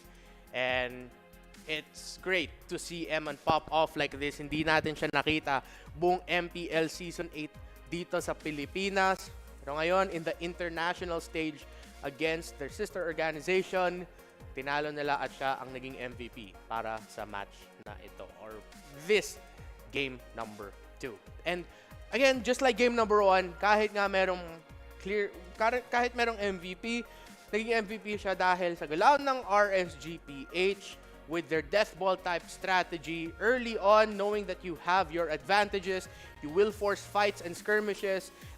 With those skills that you get, or with those early game objectives that you get, you snowball your build from there. That has always been the identity of RSG Philippines. At yun yung pina-showcase nila sa buong series na to. Not just game number 2, but also game number 1. Balikan natin ng highlights ang mga ganap sa laban na to. Heath on the Rafaela. Again, that's become one of his signature picks ng MPL Season 8. Nakita natin sa umpisa with him being able to land a really great volley baptism to cancel out the feathered airstrike of C. Right, at dito naman sa play na to, this was a great entry by Eman. 6 minutes into the game, but at this point, RSG were confident with going closer into the orange side or the purple side buff with the invade. Tingnan mo yung ginawa dito ni Eman. Grabe naman yun. BMI to entry, Blazing Duet, tas Flicker para masecure niya yung kill case sync. And by the way, this is why the Ruby pick is such a powerful pick sa region natin. Not in the Philippines, I mean, but like for the whole Southeast Asia because of the initiations that you get. Since Rafaela as an initiator, yes, pwede ka naman mag-flicker Holy Baptism, but usually you'd want to save your Holy Baptism for sure catches or pang-pin sa backline mo. Pero sa Kenji, hindi siya takot gamitin yung I'm Offended Ultimate, hatak, flicker para mas malayo pa yung hatak, mas malapit pa sa mga miyembro ng RSG Philippines. Or, pwede mo rin gamitin yung second skill Don't Run Wolf King niya para mahinto yung momentum ni December. By the way, December, masyado kong focus sa M3 kasi November pa ngayon, magpalit ka muna ng pangalan. Pero, well, you're not an MPLI anymore, so it's good that your name's December already. And Diablo. December and Diablo, you cannot fault them for having a tough game because the presence of Kenji made them have a tough game. The timing of the Don't Run Wolf King will really wreck the momentum of any Ling or any Benedetta player. And we saw in one of the highlights doon sa bot lane, si December sinubukan niya kumuha ng pick-off but isang Don't Run Wolf King lang, nalito na siya at nawala yung momentum ng isang Ling. So this was a great draft by RSGPH, great execution by RSGPH, and a great 2-0 win for RSGPH. GG! RSG, they are going to be advancing into the next round of MPLI at makakakita tayo ng MPL Season 8.5 kasi ang makakalaban nila ay ang Echo. One of my personal favorite matchups ng MPL Season 8 is the Echo versus RSG series. They bring out the best in each other. It's gonna be really, really fun. Maraming salamat sa inyong suporta, hindi lang dito sa MPLI, pero of course, para sa Philippine teams natin. My name is Renmar. I'll bring you back to Leon Butters. Thank you so much, Renmar Santa Cruz, and nagets na yata ni Renmar. Okay na, intindihan niya na, Ters, 100% bias na. Naintindihan niya na. Kumbaga, ano lang eh, hindi pa naisip ni Renmar kanina na tayo lang ang meron tayo. Meron tayo ng isa't isa, Renmar. You and me. At ang ibig sabihin ng RWM ay Resorts World Manila. Walang ganun sa ibang bansa. Walang ganun. Kasi walang Manila sa ibang Walang bansa. Manila sa ibang bansa. Kung may Manila sa ibang bansa, may RWM din sila, papayag ako. Pero sa atin ang Manila. Atin. Pero hindi, legit kasi, ilang season na tayo nagsasabi ng real world manipulation. Di ba? Ang haba eh. Pero, interview mo na. Oo, ito, hindi mahaba kasi game na. Let's hear from RSGPH. Coach, to know that you won against your fellow brethren from the Singapore RSG? For the RSGPH side, we didn't really hope to get the best results in our regular season, and then so for this season, I wanted to try our other reserve players, which is Kenji and Eman, and also Exort, and then luckily and also successfully, that really worked out. Fighting against RSG Singapore is also meaningful because, of course, people are really entertained which team is more prepared and which team is more eager. And I can see that both teams really fought well, but today we were just a bit more lucky. Okay, so luck is the factor. Luck is the factor. I want to ask you, Coach Panda, which team do you want to face most in this competition? Yeah. One team that I've been really looking forward to is Blacklist International because they are a really close team with us in the regular season, and lots of the supporters and the fans we're also supporting each other. So hopefully we can see Blacklist in this tournament if we can make it.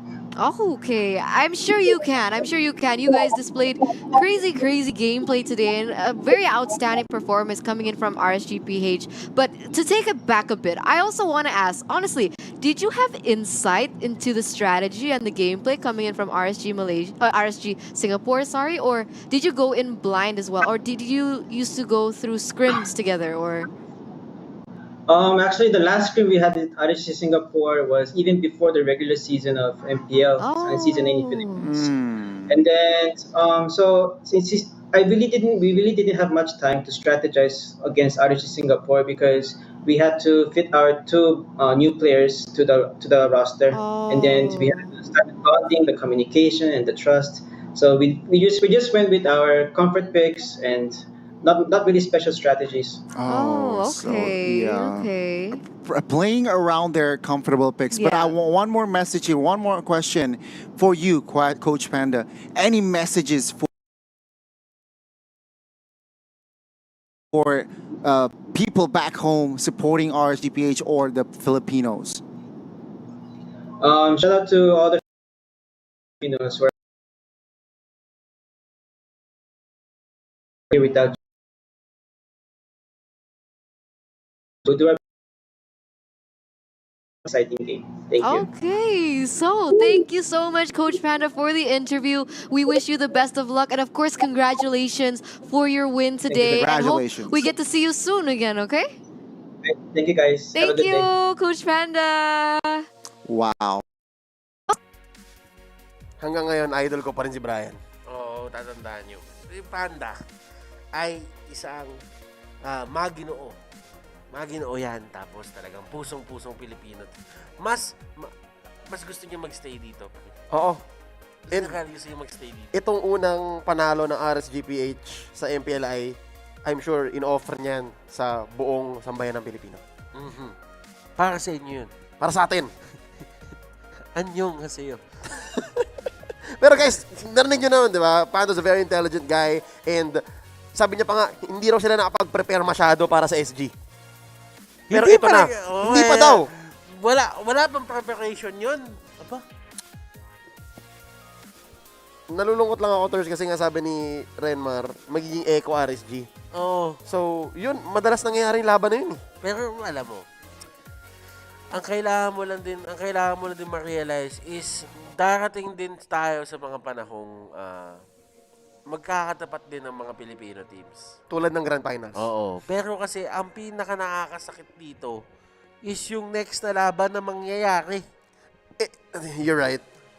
Ang layo ng tingin ko Grand Finals, pero ang susunod palang laban ay Onyx Philippines versus Smart Omega. Ay. Sabay-sabay tayong pero wag kayong aalis. Let's all support our teams here. Once more, third series of the day, PH versus PH. On behalf of Butters, sa inyong lingkod yung nga pala si Leo, magbabalik ang MPL Invitational.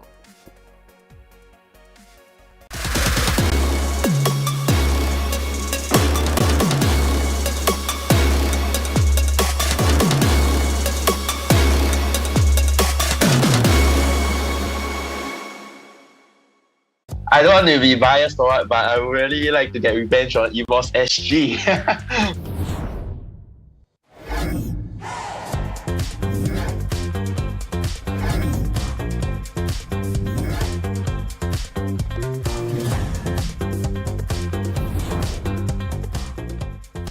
Hi everyone, it's me Vela on behalf of One Esports here with Team RSG Singapore. Hi, my name is Bellamy and my IGN is Lowzy and I'm from Team RSG SG. I'm the captain of the team as well. Yeah. What is your role inside of RSG? Oh, I'm playing the tank in RSG. What is your favorite hero? Let's pick something unique. I'll choose Tigro. Why? Because it's a very game-changing hero, especially when you catch opponents with the ultimate implosion. Yeah. Who is the funniest one among RSG Singapore? That has to be the one you're talking to now. Ah! That's why you smile all the time, huh? That's right, man. Is there any match that you will never forget?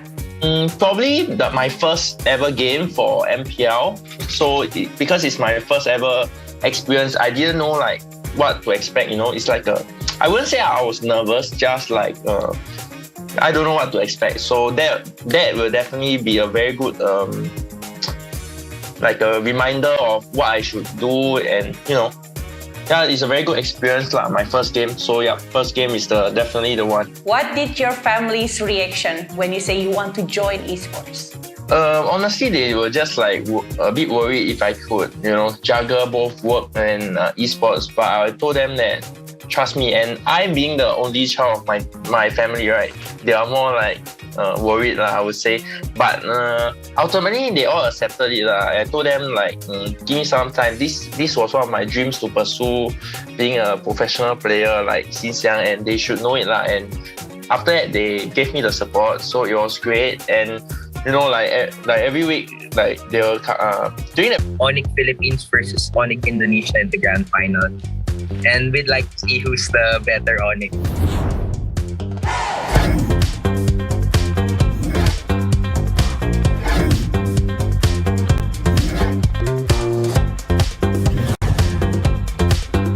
Back to me again, Bella, on behalf of One Esports right here. Gonna be having some conversation with Onyx Philippines to talk about the tournament. Yeah, hi, I'm Raf Sanchez. I am the current country manager of Onyx Philippines. What do you feel to be part of the Onyx Philippines itself? It's like a roller coaster ride. There might be times that you feel like the happiest moments. Sometimes the hardest moments. But I think right now we're going on an uphill, and I'm proud to say for this season, I'm happy with what the team's doing and our performance overall. Actually, a lot of teams inside of MPLI, when we were asking like, who do you want to be faced against with? And they were actually mentioning Onyx Philippines. What is your reaction to that one? Honest, first and foremost, I think it's an honor. I'm glad to know that a lot of people want to go against us. And I think secondly, it's also exciting because I know for sure the boys are ready to go against anyone, and we're confident enough to give a good fight to any opposing team. It put a lot of emotion inside of the tournament. How do you manage the emotion for the players? That's one thing that can never be practiced when it comes to dealing with the emotions or dealing with the pressure. I just think that the way that the mindset was been brought by the coach, wherein to think that there's always make sure to be disciplined regardless of whether or not it's the most important game of their lives, or even if it's just any other practice game. As long as they play their hearts out and never forget to have fun, then that's what's important for us. And you were having Baloyski returns to Onyx Philippines, right? And how monumental is that one? I think it's definitely brought good momentum to our team, because I think that was something that we were missing from our past season. We needed a proper captain in this sense, and we think that Baloy, or also known as Creed, was able to fit that role. So we're more than happy to have him, and especially that his teammates are very happy to have him as well. Inside of MPLI, will we see more of Onyx Philippines banana split strategy, or the team is brewing something new? As of right now, I can't spill anything because, of course, that's our strategy. But I think all I can say is I hope people are ready for more Fanny. That's all. The team has a fairly young lineup with Kerry, Hatred, Ryota, who have a little international experience. How does Coach Yap and also the rest of the experienced player will guide them?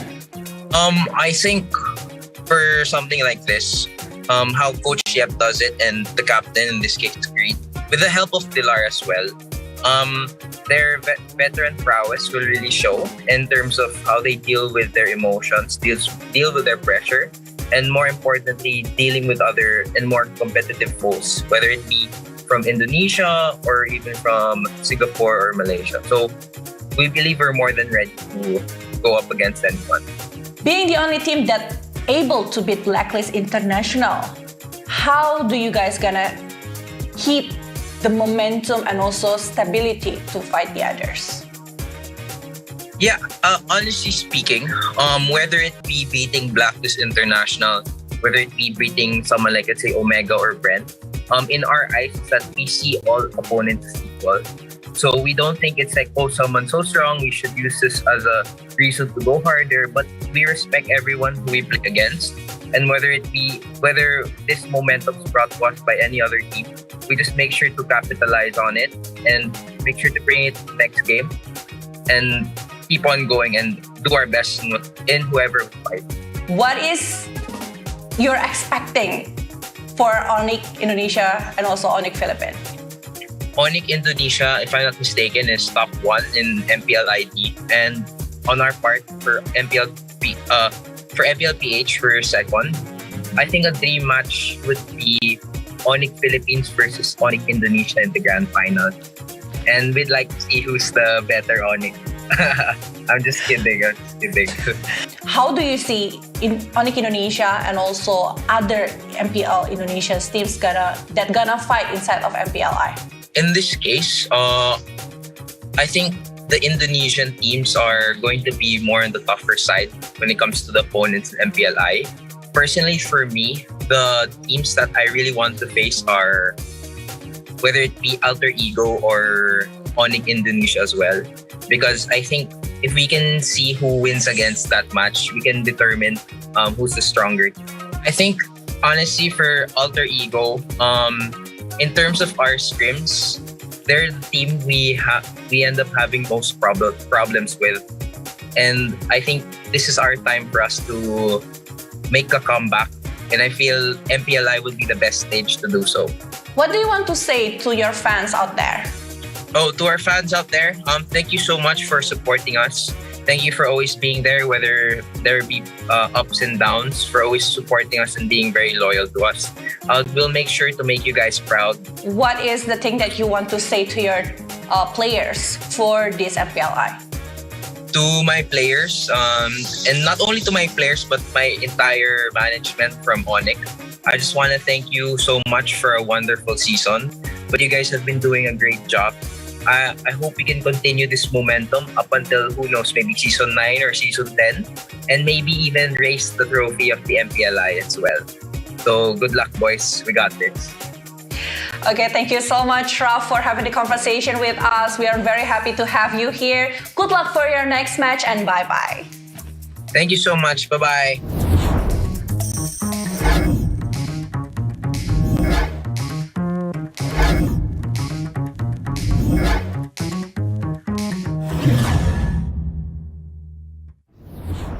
Let's get it on. Let's shock. We will make it a champion.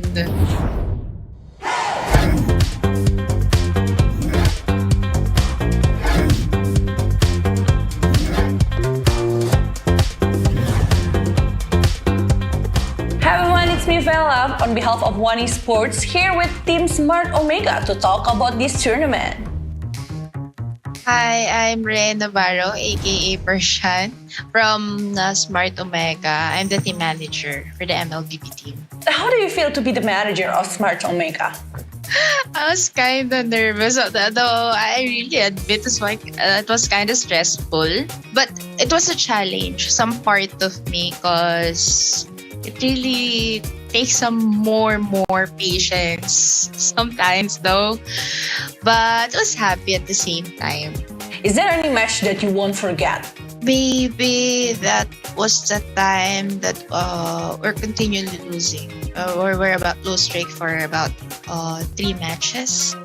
That's the most unforgettable for me, seeing my players that they were so upset.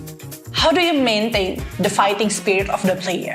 One thing I like from my players is that they game themselves, that they know how to pull off themselves. So it's more like a positive one, can do it, even Ito Max, even the coaches, even the team captain, as well as the management. They were giving the hype, no, you can do it, you can do it. So, as MNC champs and also veterans, how do you guys make Ryzen feel comfortable to fight in MPLI? Because we're treating like a family, so it was easy for us to build himself that, you can do it, don't be so nervous. Because at first, I was like so nervous and I was like, I can't do it. But lately, it was like a lion turns into a man showing him skills. Who is the one that act like a big brother for Ryzen? Billy, Azapno, and then the coaches, like Coach Tony, Pacbet, and there were Ito Max. Actually, all of them. Who is the funniest among all of the players? The most funniest is our Hito. And then on the main team is Chakno. How do you manage to control all of the feelings, especially in the tournament? I was addressing some of their issues and giving them advice.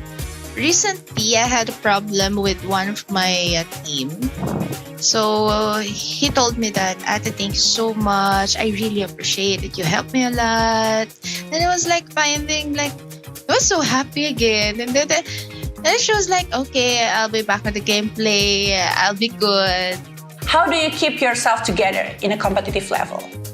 We know that sometimes we will lose, but sometimes we'll make it more challenging for us, and it will gain us a lot of more strategy on how to study this kind of situation. So it's more like building up for each and every team.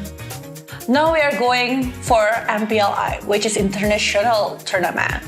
And what kind of mentality you're going to bring into MPLI, especially because you guys were the champion of MSC 2021. Yeah. Let's get it on. Let's shock. We will make it a champion. Yes, we wanted to claim it that we're a champion. If you can send a message to your players through this video, what is the message for your players? Now, first of all, I really wanted to say thank you for my players for being such a good one. Though I was kind of stressed sometimes. Know that I'm always here for you guys whenever you need me. I'm just one shot away. And rest assured that as long as I'm your manager, I'll do my part that I can to assist all your needs, emotionally, physically. So that's it. And good luck. I want to see you still a champion. But for me, whatever happens, for me, you're champions. Okay, how about the message for the fans out there who is screaming and shouting to give their support for Smart Omega? Thank you to all those supporters from Smart Omega. Rest assured that we will do the best that we can. So please do still support us whatever happens. And we really wanted to say thank you. Thank you so much for this. Thank you so much, Ate Person, for having the conversation with us in MPLI right now. Good luck for your next tournament and also see you soon. Thank you.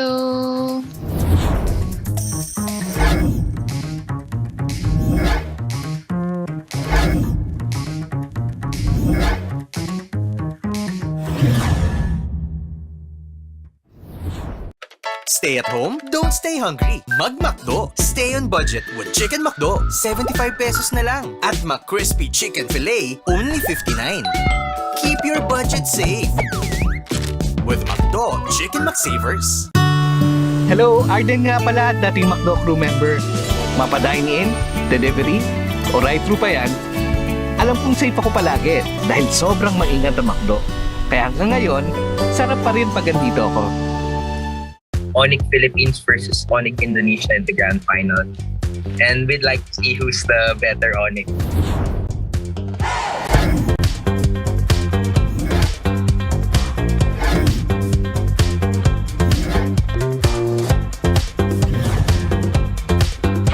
Back to me again, Bella, on behalf of One Esports right here. Gonna be having some conversation with Onyx Philippines to talk about the tournament.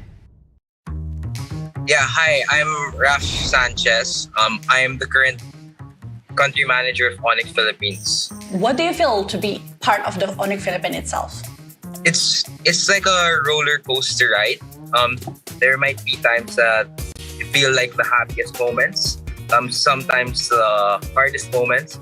But I think right now we're going on an uphill, and I'm proud to say for this season, I'm happy with what the team's doing and our performance overall. Actually, a lot of teams inside of MPLI, when we were asking like, who do you want to be faced against with? And they were actually mentioning Onyx Philippines. What is your reaction to that one? Honest, first and foremost, I think it's an honor. I'm glad to know that a lot of people want to go against us. And I think secondly, it's also exciting because I know for sure the boys are ready to go against anyone, and we're confident enough to give a good fight to any opposing team. It put a lot of emotion inside of the tournament. How do you manage the emotion for the players? That's one thing that can never be practiced when it comes to dealing with the emotions or dealing with the pressure. I just think that the way that the mindset was been brought by the coach, wherein to think that there's always make sure to be disciplined regardless of whether or not it's the most important game of their lives or even if it's just any other practice game. As long as they play their hearts out and never forget to have fun, then that's what's important for us. And you were having Baloyski returns to Onyx Philippine, right? And how Yes. monumental is that one?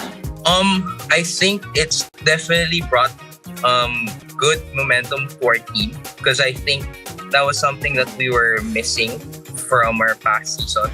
We needed a proper captain in this sense, and we think that Baloy, or also known as Creed, was able to fit that role. So we're more than happy to have him, and especially that his teammates are very happy to have him as well. Inside of MPLI, will we see more of Onyx Philippines banana split strategy, or the team is brewing something new? As of right now, I can't spill anything because of course that's our strategy. But I think all I can say is I hope people are ready for more Fanny. That's all. The team has a fairly young lineup with Carey, Hatred, Ryota, who have a little international experience. How does Coach Yap and also the rest of the experienced player will guide them? I think for something like this, how Coach Yap does it and the captain in this case is Creed, with the help of Pilar as well, their veteran prowess will really show in terms of how they deal with their emotions, deal with their pressure, and more importantly, dealing with other and more competitive foes, whether it be from Indonesia or even from Singapore or Malaysia. So we believe we're more than ready to go up.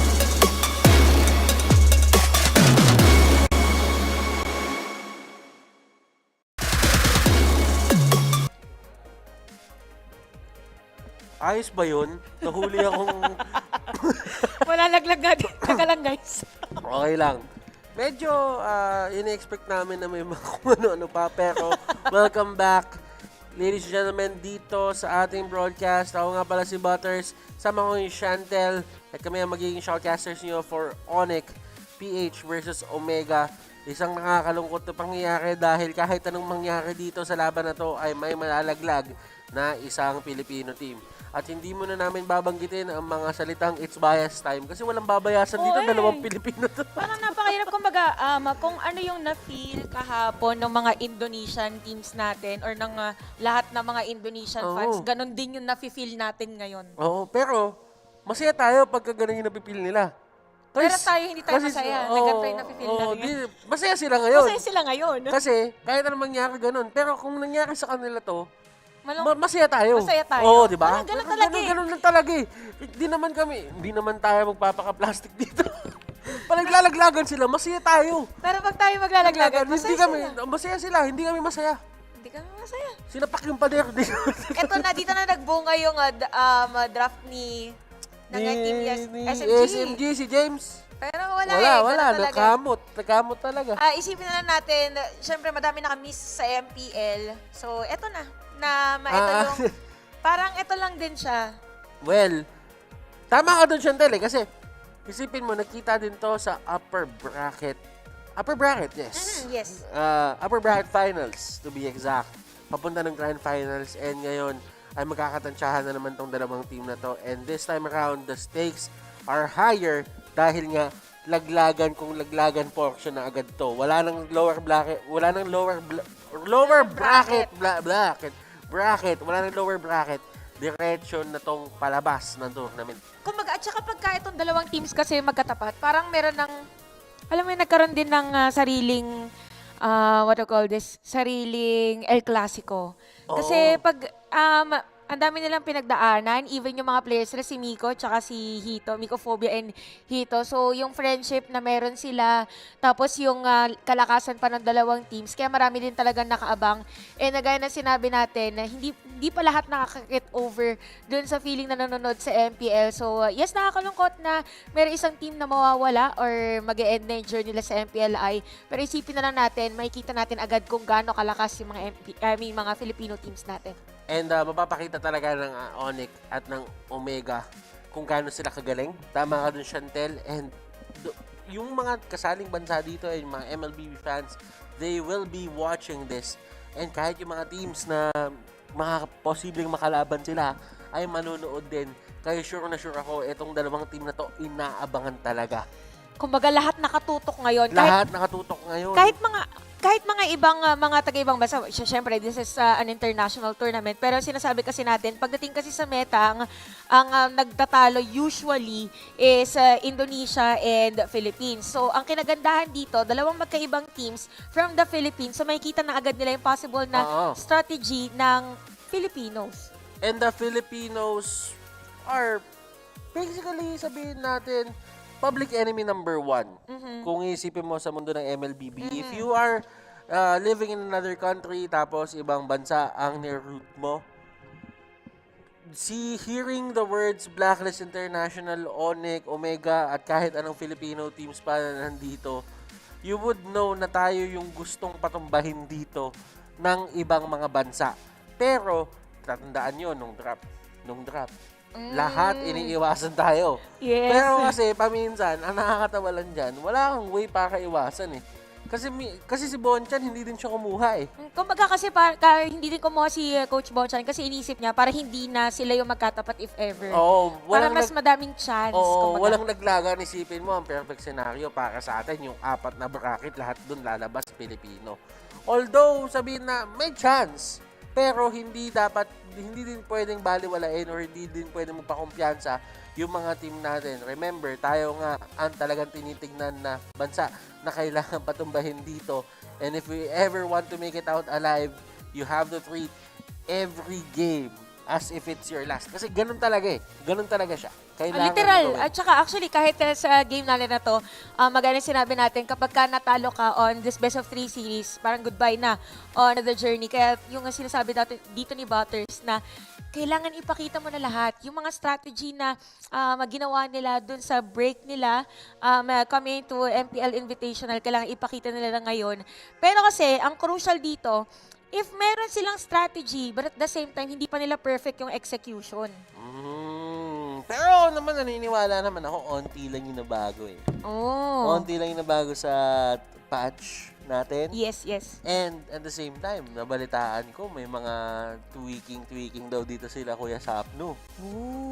May mga, pagka nanonood ka ng minsan, hindi ko na din alam kapag nanonood ako ng vlog ni Sapno kung totoo ba o kung sino nananahay ko lang. Pero, mapapaisip eh. And, by the way, ni-request din to ni Pakbet. Yes.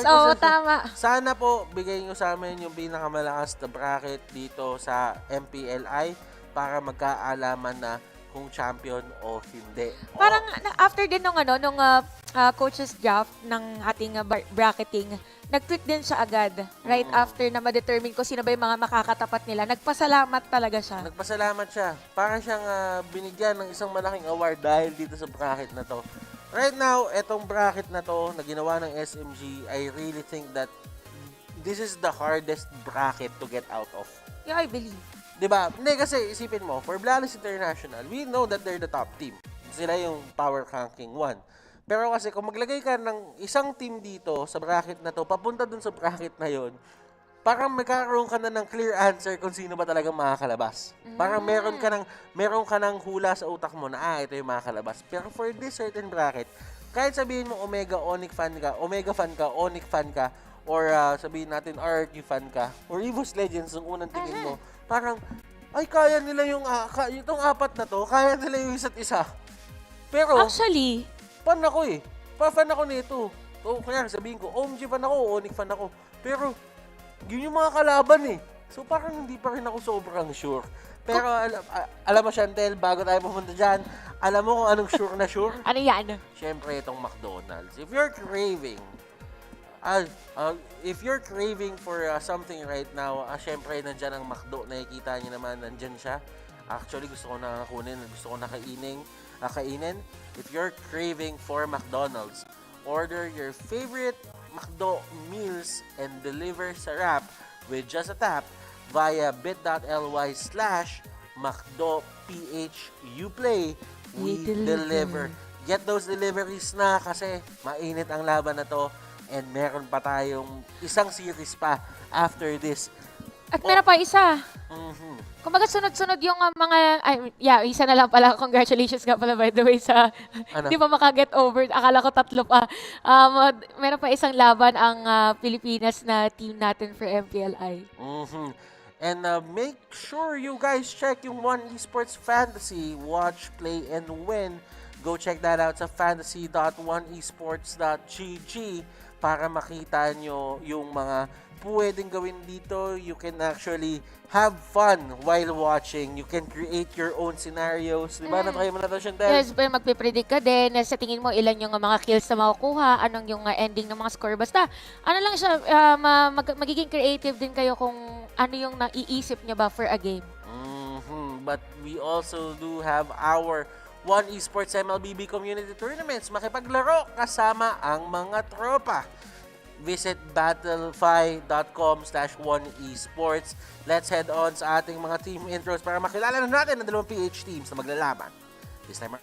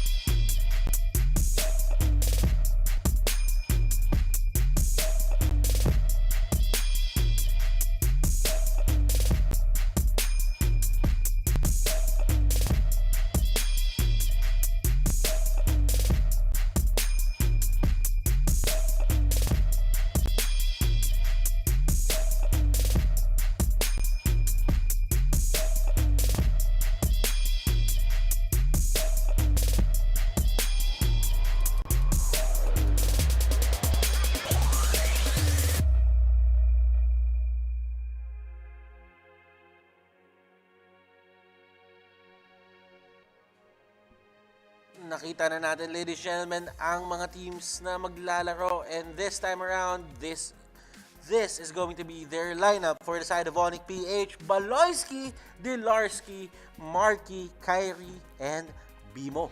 Pag titignan natin yung lineup na to, actually, ang pinaka-maiisip natin na gagawin nila for MPLI is lahat na naging frustration nila or yung mga nakita nilang mali during the grand finals nung MPL Season 8 natin is dito na ilalabas ngayon. So, for these players, tanda ko, actually, na nag-champion na yung Blacklist International, sinabi ni Coach Yeb sa kanila na kung ano yung nararamdaman nyo ngayon, tandaan nyo yan. Kasi babawiin natin yan. Parang ina-uplift niya yung mga bata niya. And at the same time, sinasabi niya na huwag niyong tanggalin yung apoy sa mga puso niyo. Yung apoy na yan ang magdadala sa kanila sa pagkapanalo. Pero they have to be, sabihin na natin, they really have to look at it in a way na, yes, may apoy, pero lower yourselves. Kailangan talagang humble kayo. Do not overestimate yourselves. Do not underestimate the enemies. Kailangan pantay lang lagi at level-headed. This team is talented. Pinakita nila yon. They lost. They failed to take the crown against Blacklist International. Pero you do know that there is potential. And speaking of potential, this is si Chakno. Nagpaiba yung mukha. Grabe naman yung glow up ni Chakno. Grabe yung glow up ni Chakno. Na makabilis. Saglit lang tayo nawala sa MPL, guys. Nagbago na ang kanyang itsura. Even the hairstyle. Nung nanonood ako ng vlog ni Sapno, hindi pa ganyan yung buhok niyan eh. 24 hours yung glow up niya. But anyway, ito madami kasi... ano nangyari sa'yo? Chakno na nga mundo. But anyway, Smart Omega, dami kasing mga haka-haka. Bago mag-start yung MPLI na maglalaro sila Ribo. Sa season pala yun. Na maglalaro sila Ribo and all. Pero si Etomax daw hindi din maglalaro sa lineup Wala, nila. sabi ko sa'yo, nananahi ko lang yun si Billy. Kumaga para abangan ng mga tao. Naniwala ka, no? Naniwala kayo na hindi maglalaro si Etomax at maglalaro si Ribo sa Omega, no? Dami nilang pinag-aano, may mga secret pa. Naloko naman kayo. Pero si Chakno. Yun pala yung totoong secret doon. Yung pala yung sikreto, si Chakno pala yung nag-iba. Pinakita, taga-save. Yun agad yung nakita ko din eh. Nagulat ako. Screenshot. Yeah, alam kong kakalat na yan. Let's just have fun. And remember guys, si Chakno is still Chakno. Kahit hindi nyo makita yung picture niya doon, alam nyo yung mukha ni Chakno. Kahit pumipikit, feeling ko maaalala niya yung itsura ni Chakyo. Ay, Chakyo to na yung Chakno. Ano yung Chakyo? Easy ka lang. Easy ka lang. Sobra ka na, Chantel, ah. Pero hindi mapunta naman tayo sa mga teams natin ngayon. Paalala nga lang po ulit natin sa mga nanonood na lahat ng laban natin ngayon is best of 3. So, isipin mo, no? Pag sinabi kasi best of 3, parang bitin sa dalawang team sa 3. Pero alam mo, meron ding reason kung bakit best of 3 lang. Siyempre, medyo madami tayong laro na kailangan panoorin eh. So, kapag gusto natin mag best of 5, gusto natin mag best of 5. Pero sometimes kasi sa tournaments, they take the best of 5s for the biggest stage na pwede mong tapakan, which is the Grand Finals. And yun nga yung mangyayari dito. Best of 5 nga tayo sa Grand Finals. Pero for the best of 3, at least nalilimit din yung pwedeng ilabas na strategies sa isa. And kailangan talaga maghanda ka and you have to make the best of this count. Kumbaga, yung ilalabas mo lang is yung sakto dun sa kalaban mo, pero hindi ka magbibigay. Little information lang kung ano yung naging adjustment nyo, naging improvement nyo during the off-season. So for Onyx and Omega, actually, ang hirap talaga pag iniisip mo na mayroong matatanggal. But it's part of the tournament.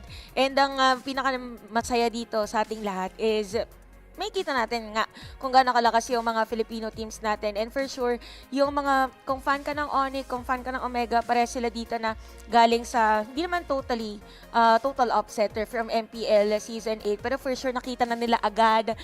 Grabing VOD review na yung mga pinagdaanan nila para makita na kung ano yung pwedeng i-improve nila on or kung ano may naging mistake nila, ano yung pwede nilang baguhin coming into MPL Invitational. Ngayon, itong dalawang teams na to, pareho silang may kailangan na ayusin. Alam nila yan. And luckily for Onyx, may iba pa silang gagawin. Pero ito for Omega, dito kasi sila nakakatakot. Like, they have to make this count. So, kailangan nilang gawin lahat dito para talagang mag-go the distance. So, now, let's look at the lane predictions. You still have the same configurations. Lane configurations, if you think about it, wala naman masyado nagbago dito. And ito pa rin yung kilala yung Onyx at kilala yung Omega. Kasi kung isipin mo, sa ibang mga bansa, kailangan natin daanan to, pakilala. Pero kasi yung Filipino side, pamilyar na to eh. Oo, kumbaga, alam nyo na kung anong mangyayari. Mag-iiba na lang dito kung may bago ba sa draft nila na ilalabas dito. And speaking of the players kanina, and even on the lane prediction, ang pinaka-excited na makita, yung dalawang captains nila, si Etomax and Baloyski, kasi gaya nga ng sinabi natin, they are the leaders of this teams. So, ang pinaka magmamatter dito is kung paano nila i-uplift yung team nila if ever na kailangan nila maghabol, if ever na hindi maganda yung naging simula nila. So, si Grid kasi tsaka si Etomax, medyo magkaiba sila actually ng playstyle for me. Si Etomax, more on the support type, literal na support type. Si Grid naman is medyo nakafocus sa pagdating sa dulo, isa na siya sa mga main damage dealers ng Onyx. Oo, si Grid kasi risky. Napaka-risky ni Grid. May mga tao ako nakikita na parang sinasabi nila na yung score ni Grid hindi ganun kataas, yung KDA niya hindi ganun kaganda. Pero kasi if you would watch kung paano maglaro si Grid, napaka-daring, napaka-bold na tao na kahit nasa harapan niya na yung pwede pumigil sa kanya, magpe-value strike pa rin siya. Ganon siya klaseng tao, na ganon siyang klaseng player. And at the same time, may mga times din na kapag kunyari, marksman siya, talagang hindi siya uuwi. Lalaban niya hanggang dulo. Kapag nanalo siya dun sa duel, yehey. Pagka hindi, sorry. Sorry. Kumbaga parang literal talaga si Baloyski, naging siya, pseudo core for Onyx. Isa yun sa mga strengths ng Onyx actually. And, I mean, alam naman na mostly ng viewers natin ngayon kung anong kayang gawin ng dalawang teams natin. Ang pinaka-makikita na lang natin dito is kung mas nag-improve ba or mas sanay na si Ryzen. Kasi parang sinasabi nila na si Ryzen ay parang bago pa lang as a jungler kasi nagsimula siya as side laner or kapalit ni Kelra nung hindi pa pwede maglaro si Kelra. So, ito yung I think na less pressure for him. Kasi nung sa MPL, nasa bandang dulo na siya. Kumbaga na biglang jungler. Well, ganun talaga. May mga times na kailangan mo mag-adjust. Pero yung adjustment naman na yun, it really paved the way for Omega to have at least a top 3 finish nung MPL SA. And katulad nga na sinabi ni Tito Wainan, ni Otit, doon sa isang vlog na napanood. Dami Otit sa team nila. Ang dami kong vlog na pinanonood para maging updated din sa mga team. Nasay ko nga ako Si Ribo doon maglalaro Ako din actually, nakasubaybay din ako sa chismis na yun. Wala. Tess. Bakit Tess? Ngayon, isipin mo, sabi niya kay Ryzen, siya daw yung sumalba nung campaign ng Omega. And right now, I think tumaas pa yung confidence dahil doon ni Ryzen. So kumbaga, di ba meron tayong the future na si Kyrie before naging the present na siya. Pwede nating sabihin din na the future of Omega is Ryzen given na siya yung sumalba on that campaign. Pero tingnan natin kung kaya niya ba na since siya yung the future ngayon, kung siya na yung maging present this time at ipakita sa lahat na kaya niya talagang sumabay at madami pa kasing doubts. Although si Ryzen ay isa sa mga top rookies natin for MPL Season 8, number 1 or Rookie of the Season natin is si Demon Kite. Pero ang galing no kung iisipin mo, yung mga mostly nang nasa rookie natin, si Ryzen at si Demon Kite ay junglers. Yeah. Mabigat na mabigat na responsibility. For someone that has been here ever since the MPL started dun sa Pilipinas, yung nakikita ko sa kanila ngayon sa mga players na binanggit mo, it's the same as seeing Carl TZ, Hajizi, and Kel VJ coming into the scene. Parang coming into the tournament. So, same feeling, although hindi na talaga sila magkakabatch at iba na yung setting kasi dati talaga hugutan gugulatin ka nila kung saan sila nanggaling nandun na lang sila. Pero ngayon kasi meron ka na ding tracker papunta dun sa amateur and tumalinod na din yung fans na parang may amateur scene na, may pro scene na, kahit dun sa amateur scene talaga yung mga mahilig manood ng ML talaga nanonood lang sila doon and they would know kung sino talaga yung malalakas. And for some, kilala na nila agad si Demon Kite kasi nga si Demon Kite is sa mga players na talagang umaariba pagdating doon sa jungler side. Pero shoutouts nga pala, biggest shoutouts doon sa mga managers na nakausap natin, si Persian at si Serap. Pero si Serap ako nagsasabi Your team is banning. Earrings. Cruz. Tatandaan mo yung mga 5 minutes lotters, yun yung suot dati. Ay, oo nga pala. Yung mga kakaibang agimat yun. Yung mga 5 minutes lotters, and tatandaan niya si Mr. 5 minutes lotters. Nag-announce na babalik daw siya. Meron natin article yan sa One Esports Philippines. So, pakaramdam ko, i-check nyo na nabasa ko na yan si Mr. 5 minutes lotters. Isang team kaya mapupunta si 5 minutes lotters? Dito pa nag-chismisan mga Marites. Ano daw, Team Spirit? Ay, parang iba naman. Your team is banning. Kakaibang espiritu naman yung nabanggit. Pero ngayon, Onyx PH versus Omega. Aldous, Hayabusa. Next sa tatanggalin nila. Ryzen Bands. Yeah, for Omega dito, ayaw nila talaga na makuha yung hero ni Kyrie, by the way, kasi isa yan talaga sa perfect na term para gamitin kay Kyrie is perfect Ling execution. And for Onyx naman, tama yung sinabi ni Butters more on Ryzen heroes.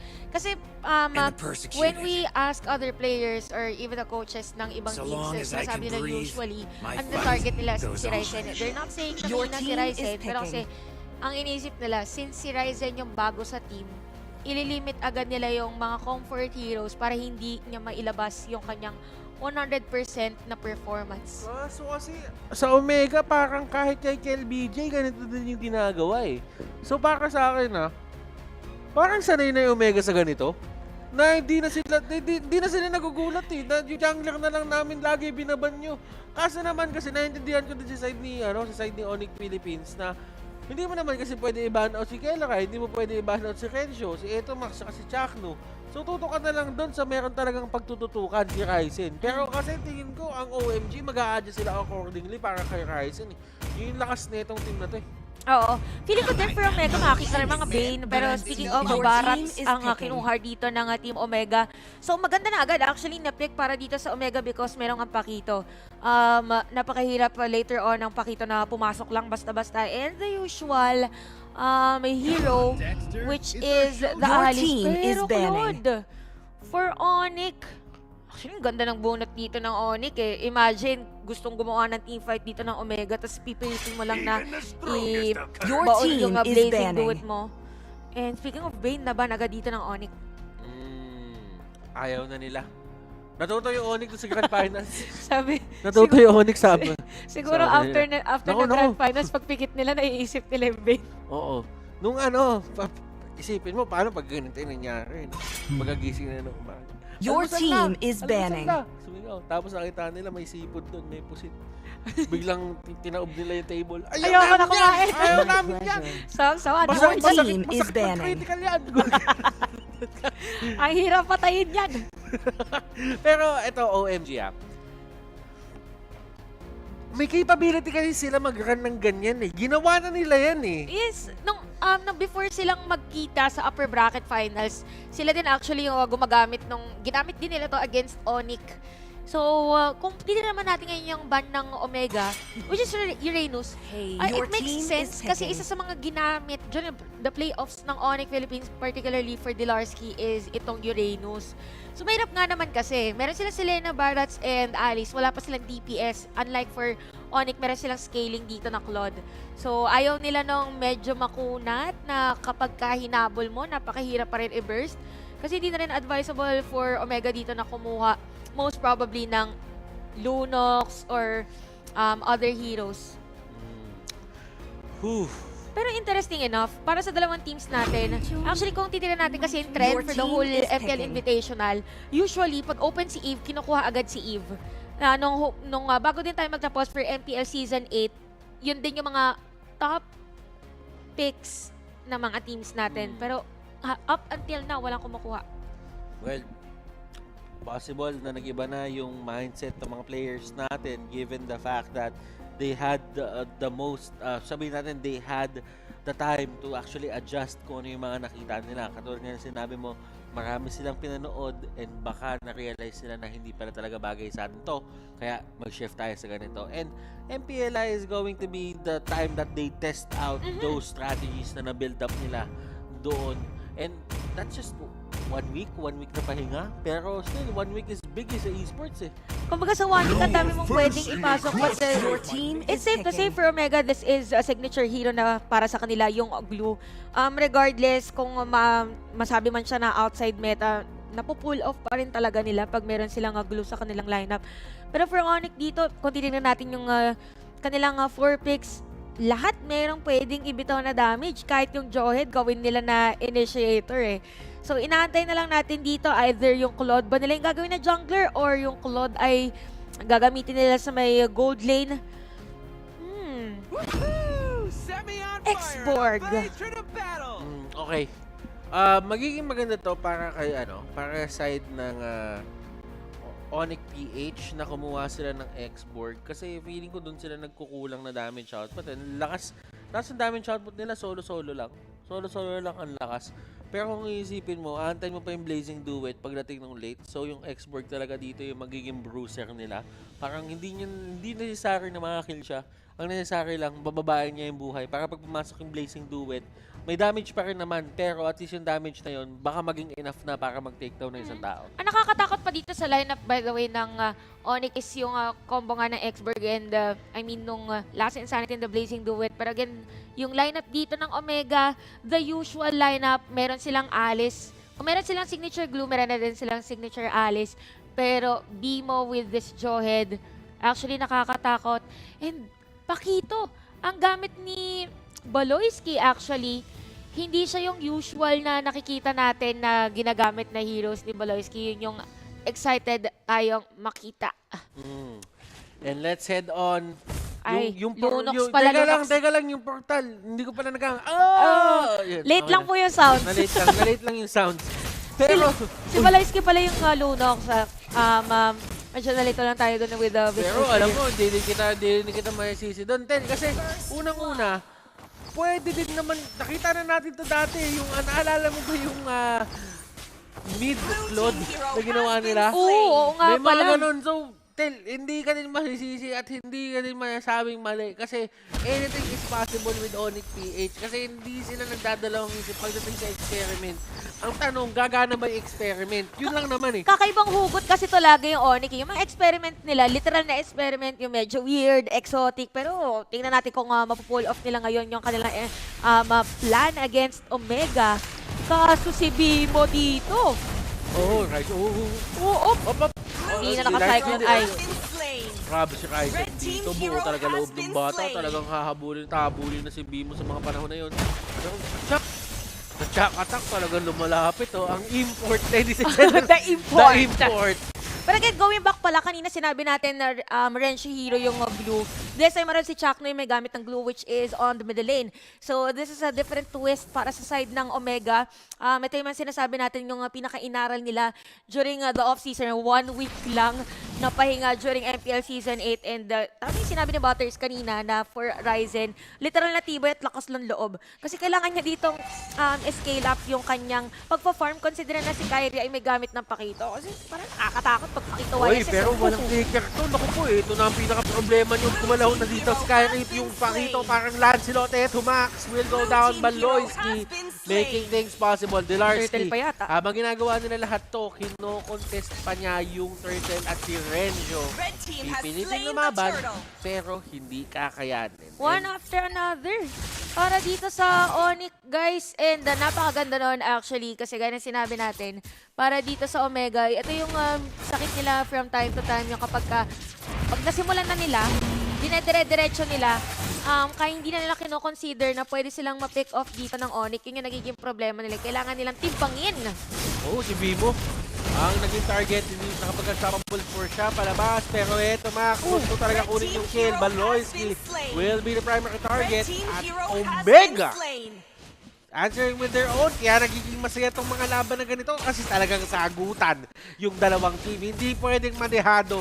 Hindi pwedeng malamangan. Kailangan pag nakasapak ka, nakasapak din kami. Oo, parang hindi papayag dito yung Omega. Diba, kanina, Onyx, sila yung lumbang sa initial na team fight. Ngayon, Omega naman, walang bahid ng konting takot na mag-advance dito sa mapa ng Onyx Philippines. May kita natin, yun yung strength ng Selena actually. Even Etomax, on the last games, ang ganda ng performance niya with Selena. Kahit yung bitaw niya ngayon ng kanyang mga abyssal traps. Para naman dito sa Onyx, hindi pa natin nakikita na talagang umiinit si Kyrie. Kasi usually si Kyrie, pag alam niya na napakasakit na ng kanyang Pakito or any hero na gagamitin niya, automatic, dire-diretso yun eh.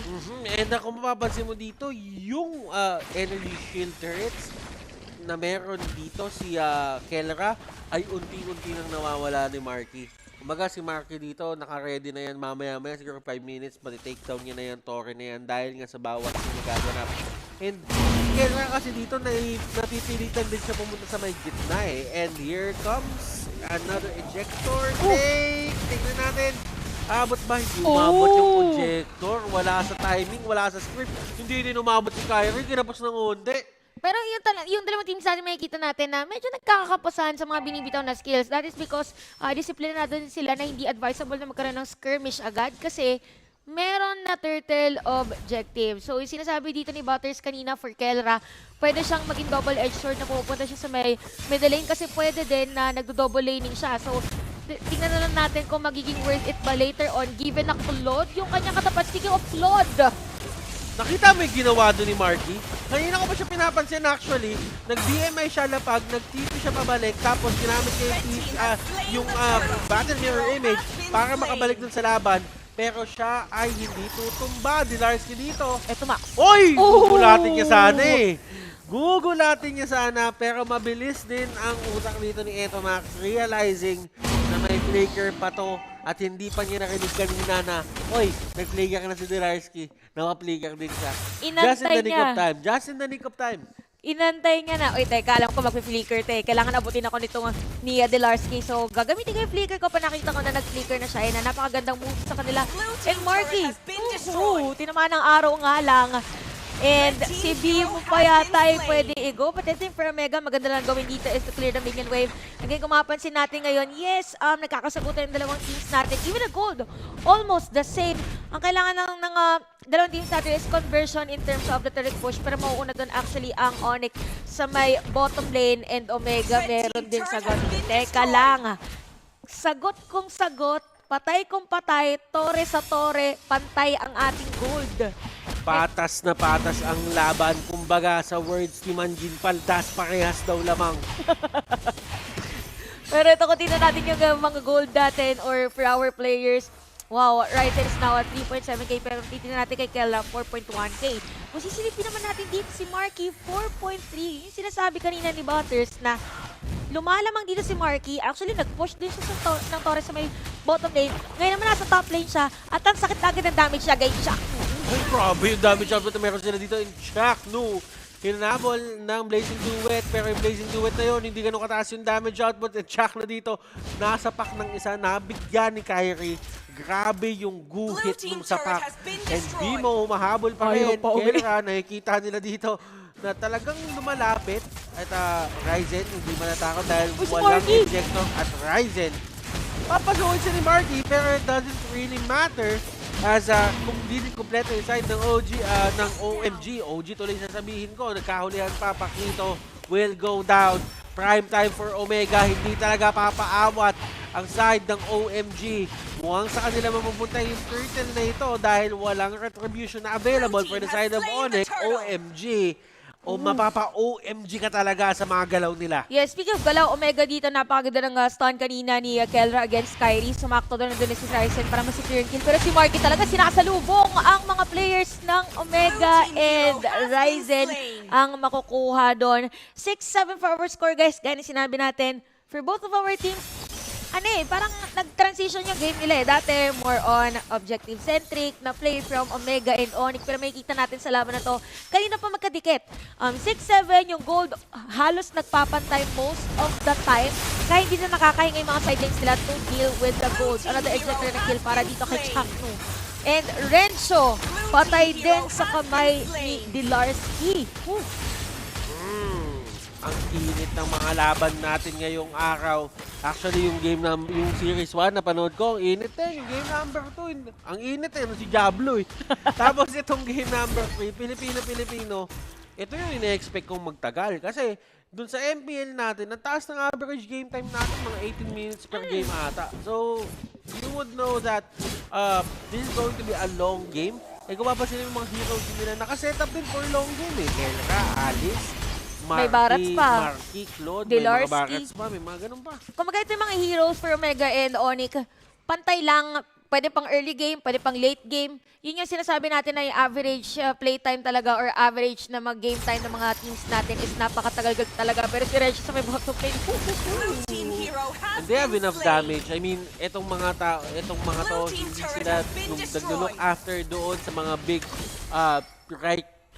mga physical attack damages lang na talagang pinapalo lang nila Para sa kanila dito, mas panganin nila yung mga drawn out na fights eh kasi nagkakaroon sila ng advantages doon. And si Dilar, nandito sa may area, pwede silang pumwesh dito. Actually, both teams want to position themselves from tama pagdating dyan sa Lord na yan. Onyx, on the other hand, iniiwan lang nila si Marky na makaikot-ikot. Yun nga eh, para kay Marky dito, di ba nakita natin kanina, pag may nakakasalubong siya from Omega, literal pala na sinasalubong niya yung mga players ng Omega with the Blazing Duet para ma-push back na agad yung kanyang makakatapat. So yun yung nagiging strength dito ng Onyx kasi well-farmed si Marky. Kung titignan natin, that is almost 7.2k gold na. Almost same lang naman with Kelra, pero kasi merong free hit si Marky. If ever man na hindi maging maganda yung Blazing Duet niya, pwede niyang tirahin. Speaking of, munti ka na! Hindi kasi talaga takot na kapag nakita mo talaga sa personal tong taong to, nagsasabi sa'yo. Nasampulan ka na ba? Nasampulan na. Ikaw, alam ko, nasampulan ka na nila ito. Hindi pa naman. Hindi pa naman. Wag naman sana. Nung angas yung sample. Parang hindi ko pa kaya lumaban ng angasan kay Marky. Makahampasin ako bigla ng... Oh, nice ejector! Op. Pero ito na nga. Onyx PH. They take the first pick-off of this skirmish or this clash. Itutuloy ba nila for V5 situation favoring the side of Onyx. Onyx, si Marky ang hinarangan nila pero si Marky hindi talaga takot. Papasok talaga ng Blazing Duet. Hindi siya magpapasindak. Meron siyang BMI na sila kailangan si Edomax. Naban si Edomax paharap. Kyrie dito with a retribution and then Larsky going after Ryzen. Meron siya immortality and Ryzen won't go down. Nakuha na ng Onyx yung pakay nila at yun ang objectives. Look at these two teams on the lower right and lower left of your screen. The heat is on. Nakikita nyo intensity. Wala nakakangiti, wala nakakatawa. Lahat nakapokus ng todo. Parang wala din tumitibok actually para sa dalawang, or wala nagsasalita para sa ating dalawang teams. And gano'n sinabi natin dito, for Marky is doing his job. Imagine, inuna niya nang gamitin yung Blazing Duet para spot on may damage na agad dito or bawas na agad yung buhay ng mga players ng Omega. And ang ganda na ginawa ni Baloyski na 5-1-5 during the team fight. Alam niya na pag may tinamaan ng araw, tinamaan kasi ng araw si Kyrie during that time. Papasok supposedly Neto Max, pero because of the case of Salt, na-burst niya agad. Good. I don't think that was a great move coming out from them. Onyx PH, tumatakbo, Bimo, next sa target. Kyrie, nakadash out. Pero andito si Blue. Ryzen lumalaban. Ang talagang mahuhuli pa nila. Pero nandito sa may pinakagitna. Winter Crunch, ginamit ni Kelra. Flicker out. Marky making the most out of it. And Delarski nagpasabog. Last Insanity. Grabe yung Onyx doon. Nabaliktad pa nila yun. Yung binaliktad ng OMG. Binaliktad nila ulit. Binaliktad ng Onyx. Tapos babaliktad rin ulit. Nagbaliktakan sila doon. Baliktadception. Baliktadception. Onyx Philippines again. Ang ganda na diversion nila in terms of the play. Si Marky may sarili siyang ginawa rin sa may middle lane which is a takedown, an inhibitor turret. At the same time, si Kel supposedly na mag-clear ng minion wave na pushback niya na umuwi dun sa kanilang base. Now Omega, nakikita na natin ngayon yung tendency nila for a comeback. But they have to take note na kailangan nilang pigilan dito si Marky. Yes, Marky is at 2-1-5. Pero nakikita kasi natin that for every team fight na hindi gina-go dito ng Omega, that is because naibitaw na agad ni Marky yung damage niya dito for the players. So, items for Marky, meron na din siyang Wind of Nature, so hindi din ganun kadali. If ever na magkakitaan sila actually dito ni Ryzen for a team fight and 9-16 guys. Butas ang mga tore ng Omega, middle lane and bottom lane. Sakit ni Marky, the frontliner marksman. And Omega dito. They are defending the Larsky. Nagbato ng last insanity. Tutuba si Chakno. Pero si Marky walang katakot-takot. And gumamit na lang dito ng mga skills niya. Hindi kinakaya ng damage shot from ni Kelra. And nandun na yung ultimate na bato na lahat. Tinamaan si Marky ng pana. Ryzen dito. Securing that kill. Baloy! Nasa gitna! And Kelra merong sagot. Naku mo, napakainit. Baloyski, Kelra. Sagutan ng damage dito. But just look at the flicker. Kanina Baloyski, sabi niya, kailangan ko makuha si Ryzen dito as much as possible. Walang mga buhay kasi yung tatlong players na natira for Onyx Philippines. Kung hindi na patay si Ryzen doon, most probably hahabulin to ng Omega at i-force for a wipeout. Now, Onyx Philippines, yes, nasira nila lahat ng inhibitor turret. This time around, for them to finish this game, all they have to do is yung mga entry nila against Omega ay maging malinis. When we say malinis, wala masyadong turret dive. Hindi nila ipipilit or it would come naturally. Since meron naman sila ditong, meron sila Joy on the lineup na naman para sa Omega, kailangan maging mindful din si Kelra kung paano siya papasok. Yes, meron na siyang damage. Pero kasi, pag nakikita siya dito ng Onyx na papasok, bumubuka sila para hindi pasok sa range, tsaka nila i-free hit si Kelra. Hindi rin kasi pumapasok dito si Marky ng walang purify eh. Kaya kailangan mo din ibigay sa kanya yung purify talaga yung napaka-importante. Sa killing spree pa siya. Hindi naman kasi malabo para din sa kanya na mahuli si Etomax or si Ryzen. Yung mga malalambot na talagang mahuhuli niya lang. Pero yung mga ganyang mga plays Tignan mo Etomax! Grabe si Bimo. Ibang ruta yung tinig. Uy, Marky! Si Marky talaga, lalaban talaga yan. Ganyan yan. Angas yan eh. Pero naman siya ni Ryzen. Yun yung problema, nasobrahan. Uy, Ryzen, boyfriend. Buhay pa rin si Ryzen, pero the Lord has been slain. Nakuha na nila yung pakay nila. And that is going to still be a win for the side of Onyx. Omega, they're doing their best eh. Kaso ang pinaka nagiging problema ng Omega dito, yung zoning capability lang talaga ni Dilarski, pati ni Baloyski. Kung iisipin mo, pwede kayo pumasok ng head-on dun sa may laban mismo eh. Pero kasi, nauuna makapwesto yung Onyx PH. Yes, and speaking of pwesto kasi, nasisira din ni Marky. Imagine si Marky dito, may damage na siya, pero hindi niya pinipilit na siya yung makakuha ng kills. Ang importante sa kanya, may bitaw niya blazing note niya sa tatlo. Uy, Baloyski, Ruby play. Ito na yung Lord. Ang init talaga ng galawan ng dalawang team na to. And the Lord taking down that base turret. Tutumba ang Lord, pero tutumba din ang ibang members dito ng side ng Onyx. Actually, left and right na sila nagtutumbahan. Kaya nakatutok kay Dilarski. Dilarski, hindi siya makakatakbo. Talagang kinain na siya dito ni Renjo.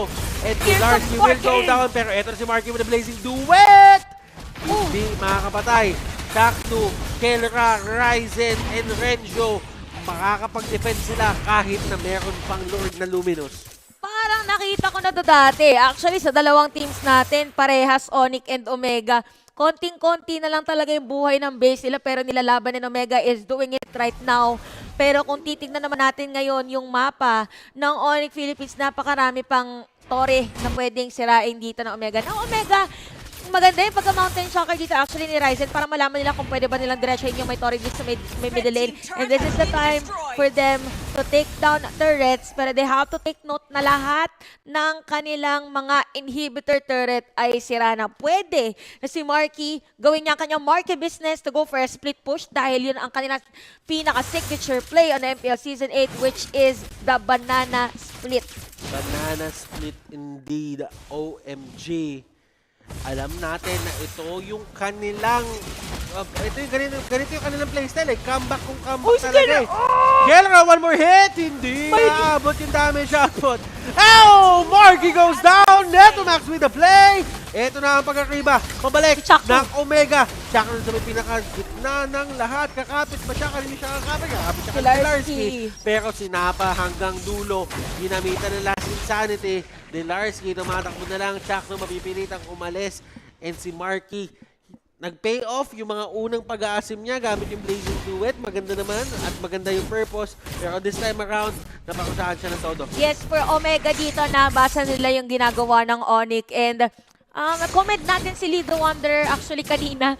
Kasi siya dahilan kung bakit nabuhay si Kelra. Without that Lido Wonder, for sure, that was a secured kill para dito sa Onyx against Kelra. And again, eto na yung sinasabi natin, it's now the 18-minute mark. Actually, medyo napaaga nga pa ngayon supposedly para sa Omega. Pero for this teams, sanay na sila sa gantong katagal na game. Yung sinasabi natin na it's not a Filipino team if it's not a long game. Oo. Ito lahat ng mga games na nakalaban natin yung mga taga-ibang bansa, parang abangan mo mga 15 minutes, 12 minutes, 9 minutes, 10 minutes. Pagka tayo nagkita, tagal natin maglaro. Kaya ready na po kami sa mga 30 minutes. Pero, Dilarski, ang ganda pasok! Pero ang ganda nga ng pasok. And Ryzen nandito na sa area. Dilarski napilitan gamitin yung last insanity and Baloyski. First man to go down. Ito yung sinasabi natin kung ba't hindi ganun kataas yung KDA na meron si Baloyski. Although Baloyski has a lot of kills, kaya niya talaga gumawa ng kill para sa sarili niya. That it does mean then na mas nalalagay niya yung sarili niya sa delikado. And nakita niyo doon, that is prime example of Baloyski na nandun siya sa likod ng lahat.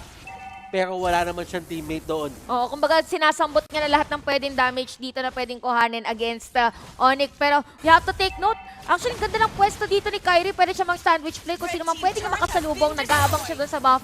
Pero top lane natin, si Chakto very aggressive na actually sa laban natin. Actually, even Timo, meron na rin siyang immortality. And again, Kyrie ay nasa likod. Walang dapat na sumilip dito sa Omega dahil delikado yan! And Ryzen, ang pinaka-main target niya, tutumba si Ryzen, may immortality. Pero itutumba na lang nila Dilarski and Kyrie. Pinakalikod, Kyrie will go down as well. Wala tayong mga jungler dito. It is an even playing field. Pero Kelra, ito na ata yung pick-up ng Papamanalo! Kelra show! Pumasok at nahuli si Marky! Kelra! Kelra! Ang ganda ng pasok niya doon actually. Pinakiramdaman niya eh. Sabi niya, teka lang, meron pa akong mana dito. Pwede akong pumasok against Onyx. But again, we have to commend Kyrie on the team fight and Kelra. Ito yung mga clutch moves ni Kelra nakita natin sa daming games na nilaban dito ng Omega. And Lord Galago nakuha ng Onyx. Ito box! Napatay dito ng Onyx -1 na naman. And there's no turning back for Onyx Philippines. 3 ang patay para sa Omega Ryzen. Mabubuhay na anytime soon. Pero it is the TikTok timer for Eto Max at nakaabante ngayon ang Onyx. Great call para sa side ng Onyx Philippines at makikita mo yung gumawa nun yung 3 veterano pa. Si Bimo, Dilarski, tsaka si Baloyski. Literal, ang call nila, kahit wala si Kyrie, wala rin naman kasi dito si Ryzen na takedown So kunin natin yung Lord. And with that, pagbangon dito ni Kyrie at ni Marky, meron silang objectives na pwedeng i-take na at pwede na nilang tapusin yung game. Wala nang pag-aantay na gagawin at hindi nabibigyan yung Omega ng chance na huminga. Pero eto na nga ba ang pagtatapos. Ladies and gentlemen, last insanity sa pinakagitna ng lahat. Renzo dito almost going down. At eto yung nagiging problema na side ng OMG. That is going to be the Lord and masakit talaga sa ulo yan. OMG, hindi naman sila namatay sa pinakadulo. It's just that kapag ka nag-focus na talaga ng damage output ang isang team na may kasamang Lord, that is one of the hardest things to stop dito sa ating current meta. And the Onyx Philippines, again, it's all about the objectives, eyes on the prize. Gaya na sinabi ni Butters, nag-tower lock na sila. Ayaw na nila ng team fight, kumbaga, kasi nakita na nila na kaya ng pumalag ng Omega for every team fight. At ang pagpalag na yon ay nakita natin from both of these two teams. Ako nagsasabi sa inyo, it's always a treat watching Onyx and Omega go at it. If you think, naniniwala ako na blacklist Onyx Omega, kapag ito yung naglalaro, makikita mo talaga, kaya nila maging aggressive, kaya din nila maging passive, and looking at it, it's always a treat seeing these two teams na talagang lumaban. Pero sadly, match point for the side of Onyx. And kaya tayo malungkot, it's because there is inevitably one team na malalaglag dito from the Philippines dahil ito ay Filipino-Filipino matchup. Kumbaga, pwede bang tapos na to? Kidding aside, yung Onyx Philippines, ang ganda na nga naging performance sila doon. Pero for sure, Omega, magkakaroon ng changes siguro in terms of the draft kasi na-realize na nila na si Marky, it's not talaga na more on the damage pagdating sa late game but rather the initiator na merong damage. Tsaka yung laro ni Marky dito, hindi pang late game parang early Isa game pa lang Kumbaga, parang sinasabi niya, di ba? Para makakuha ka ng magandang items, kailangan dadaanin mo muna sa pagpaparm. Pakiramdam ko si Marky, yung cloud niya, hindi na namamaril ng early game. Pinapalo niya na yung baril, Dexter, usama ka na. Yun na yung pinagbato niya mismo. Ginaganon niya na kasi sobrang aggressive niya. Sobrang aggressive niya and it makes perfect sense din. It's the Alice and the Marksman matchup na talagang at the early levels nung Marksman, talagang nasa kanya yung upper hand. And it's about knowing din kasi talaga kung ano yung limitations ng certain matchups na yon. And nagamit yun ni Marky sa potential niya. Although Kelra, being the guy, the player that he is, literal, grabe pa rin yung impact niya nung late game and napansin mo, nakuha niya pa yung kill kay Marky. Actually, sa palibutan si Marky ng sobrang dami na tao pero nahanap pa niya kung nasan siya doon sa pand na yun. You know what? Ang sarap maging fan, lalo na kapag Filipino teams ang dalawang naglalaro. Well, now, ibato muna natin kay Wolf para idaan niya tayo sa kanyang analysis. At Wolf, magiging fan muna kami, ikaw muna.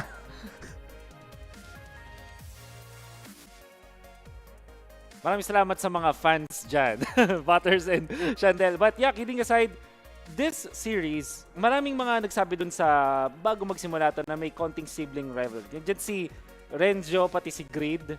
Nandiyan si Hito at si Nico. Pero isang bagay na kailangan din natin pag-isipan ay yung Kelra versus Marky matchup. Dating magka-teammates before they became professional players. Bago sila mapadpad sa MPL, sila ay magkakampi sa iba't ibang mga teams. In fact, ay na-build talaga nila yung bond. And Marky was actually the mentor dito kay Kelra in his younger days. At mukhang yun yung nakita nating showdown. Student versus master. So many times nakita natin si Kelra na maganda yung kanyang pagkaka-execute gamit ng alis, lalo nga sa late game. So many moments na ang Omega ay akala mo mauolats na pero na-turn around pa nga ni Kelra.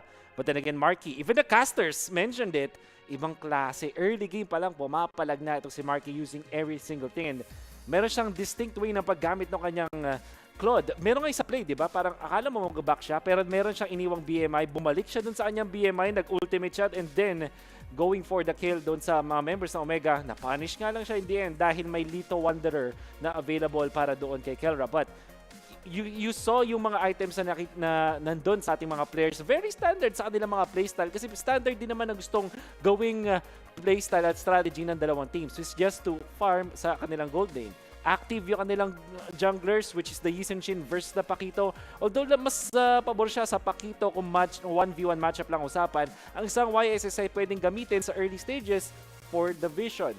And then both of them, meron silang mga heroes sa side lanes like X-Borg versus Barats. You also have this Lunox versus the Selena. And then Glue versus the Johead.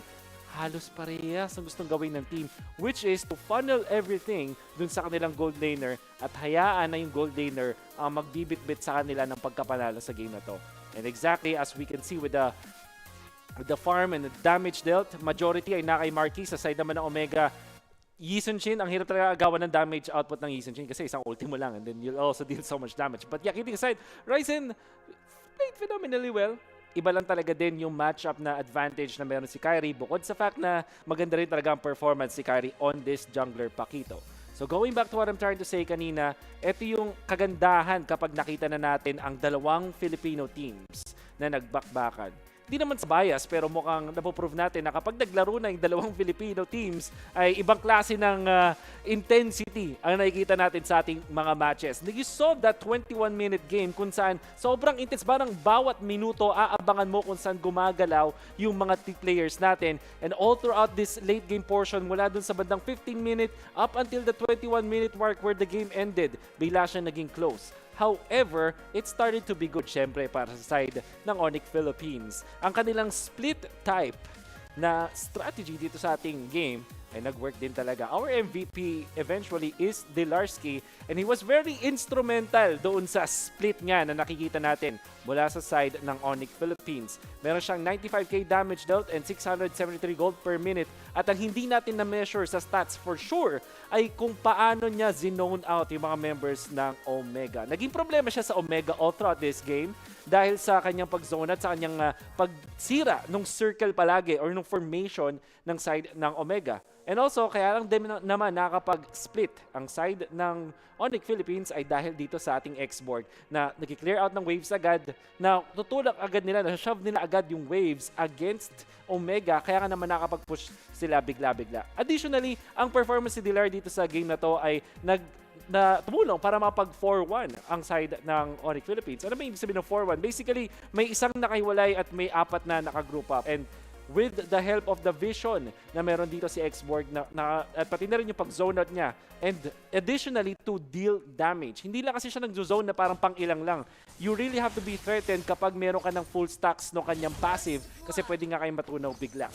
And then, you also have to take note inside of Omega, meron silang advantage sa kanilang draft in a way na ang ganda sana ng kanilang vision. Imagine, meron kang frontliner na Glue pati Barats, meron kang extra vision mula kay Etomax, which by the way played well in this Selena game. Ang ganda, naging problema talaga siya sa Onyx Philippines. At however, nagawan pa rin ng paraan ng Onyx Philippines na masecure mga big objectives like 2 turtles and this important lord sa una na eventually nakabutas sila ng inhibitor turret despite them losing. Kasi maganda naman din talaga ang depensa ng side ng Omega. You have the Barats for the defense, may Glue parang frontliners. You have Selena for the punish, and obviously yung Alice pang wave clear. And in fact, ilang beses din nilang natamaan ng pana dito si Marky. Even Baloyski at the end, parang nauhuli lang din sila. Many moments in this game, makikita natin na Onyx Philippines na sana makalamang pero na-turn around pa ng side ng Omega. And this is a very important clash coming out from Marky mula dun sa kaliwatas kanan. Again, outer circle and inner circle. Kung saan nasa outer circle ang Onyx Philippines, nasa inner circle ang Omega, kaya sila yung nalugi dun sa upcoming teamfight. Yun nga lang ay tatama na naman ang pana. Napakagandang pag-stun mula doon sa members ng Omega. Pero saktong-sakto kasi nag-respawn na si Baloyski. Nakakuha siya ng isang kill. Eventually, sinolo, hindi naman niya sinolo, pero kinailangan niya tulong ni Vimo at nakuha nila yung Lord. And this gave them the advantage. Ultimately, tower lock na lang ang ginawa ng side ng Onyx Philippines. That's why they were able to take it. So what's the summary of this game? Well, bago tayo marinig ng mga taga-ibang bansa, napakasimple lang. Ang galing lang talaga ng dalawang teams na to. The way that they manage to study each other is very good. Kaya nasasabing magaling kasi parang kabisado nila yung bawat isa at meron silang panapat sa bawat binabato ng isang team. For example, it's Kyrie versus the Ryzen show. We saw Kelra versus Marky, student versus their teacher. At nakita natin na pares sila gustong gawin, which is to funnel all of their gold para meron silang late game carry in the form of the Claude versus the Alice. Literally gusto nilang parehas na gawin. Unfortunately nga lang Onyx Philippines ang mas mananaig. And one last side note, ang ganda ng pagkakapik ng Claude dito mula kay Coach Yem Meister kasi nasagot na agad niya yung Alice na maagang ni-reveal ng side ng Omega. That has been my report of this wonderful game number 1. For sure ay magiging intense pa ang game number 2. So ibalik na natin to kina Butters at Chantel. Maraming salamat, Wolf, para doon sa yung analysis. And nakita mo naman yung sapatos ni Wolf, no? Pang mayaman. Oo, akala ko nga mahaba yung sintas niya na masilip. Oo, akala mo mahaba yung sintas niya. Pero guys, pag ganun yung mga sapatos, mga kinikita nun, ano na, ay, sorry. Mga 8 digits above. Grabe, napapalibutan pala ako ng mga malalaki yung... Ay, kada salita mo, di ba? Subukan mo magsalita ngayon. Magkakaalaman tayo ng mga net worth. Sana po mabahira ng konting Sana po Wolf, alam mo din to eh. Na si Chantel talaga yung pinakamayaman dito. Onyx PH versus OMG. Your team is Sorry, Tel, wala ka ng takas. Hindi, ikaw ang walang takas. Kakakita ko lang. Wala. Hindi sila nagkakamali na Wala. Your team is banning. Nilipat mo pa kay Wolf, Hindi, si Wolf Your talaga. team Onyx is PH banning. versus OMG. Oo. Si Marky.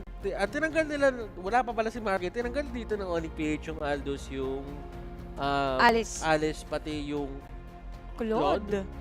Actually, so ang ginagawa ng Onyx PH dito, kapag ka nasa red side sila, tinatanggalan nila ng jungler si Ryzen.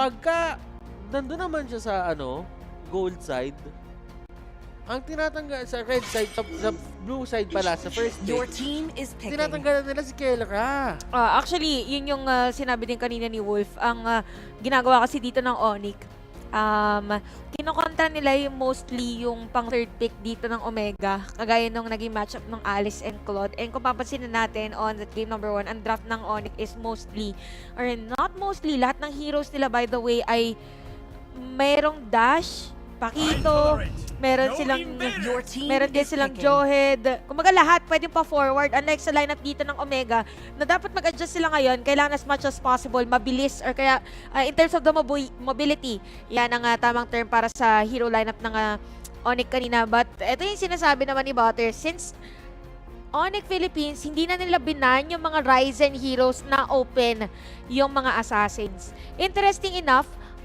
para dito sa Onyx, meron pa kasi silang, usually kasi si Kyrie din, mas mataas yung chance na ang ginagamit niya is si Lancelot. So, alam din nila na si Ryzen ay usually gumagamit na Lancelot. Pwede siya maging bait na open hero para dito sa side ng Omega. Your team is picking. Pero sa kanila yung Pakito.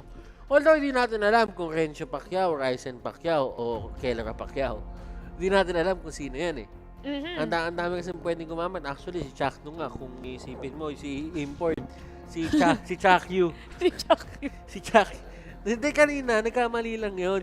Oo, nagkamali lang Hindi si Chakno yun, si Chakyu yun. Oo, crossover yun, guys. Oo, crossover. Kumbaga, Multiverse. kumuha sila ng ano. Tama! Tama ka doon. Galing sa ibang universe yung Chakno na yun. Kumbaga, pag nagkakita sila, bakit ako ikaw? Oo, nagkaturoan na si Chakyu at si Chakno. Parang yung meme lang yan na Spider-Man na nagkaturoan. Nagkaturoan sila. Ganyan yung nangyayari ngayon kay Baloyski at saka kay Rencho. Okay. Mga multiverse pala. The Battle of the Multiverse pala to. The Battle of the Multiverse, yes. Oo, pero alam mo, ito. Haya.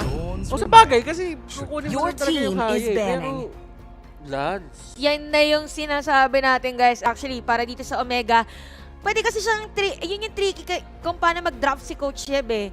Pwede kasi na talagang ibinibitaw niya or binibigyan kanya ng chance na sige, kuhanin mo kasi we are prepared for it since hindi naman talaga or sinadya namin siya na Your i-open team is sa banning. team. But anyway, for Omega, ganda ng ban nila dito, which is the Phobius. I'm just thinking, for Onyx dito, may possibility pa kasi nakita natin nung isang araw na meron nasa mid na Hayabusa using the robot. So, Si pwede Godiva.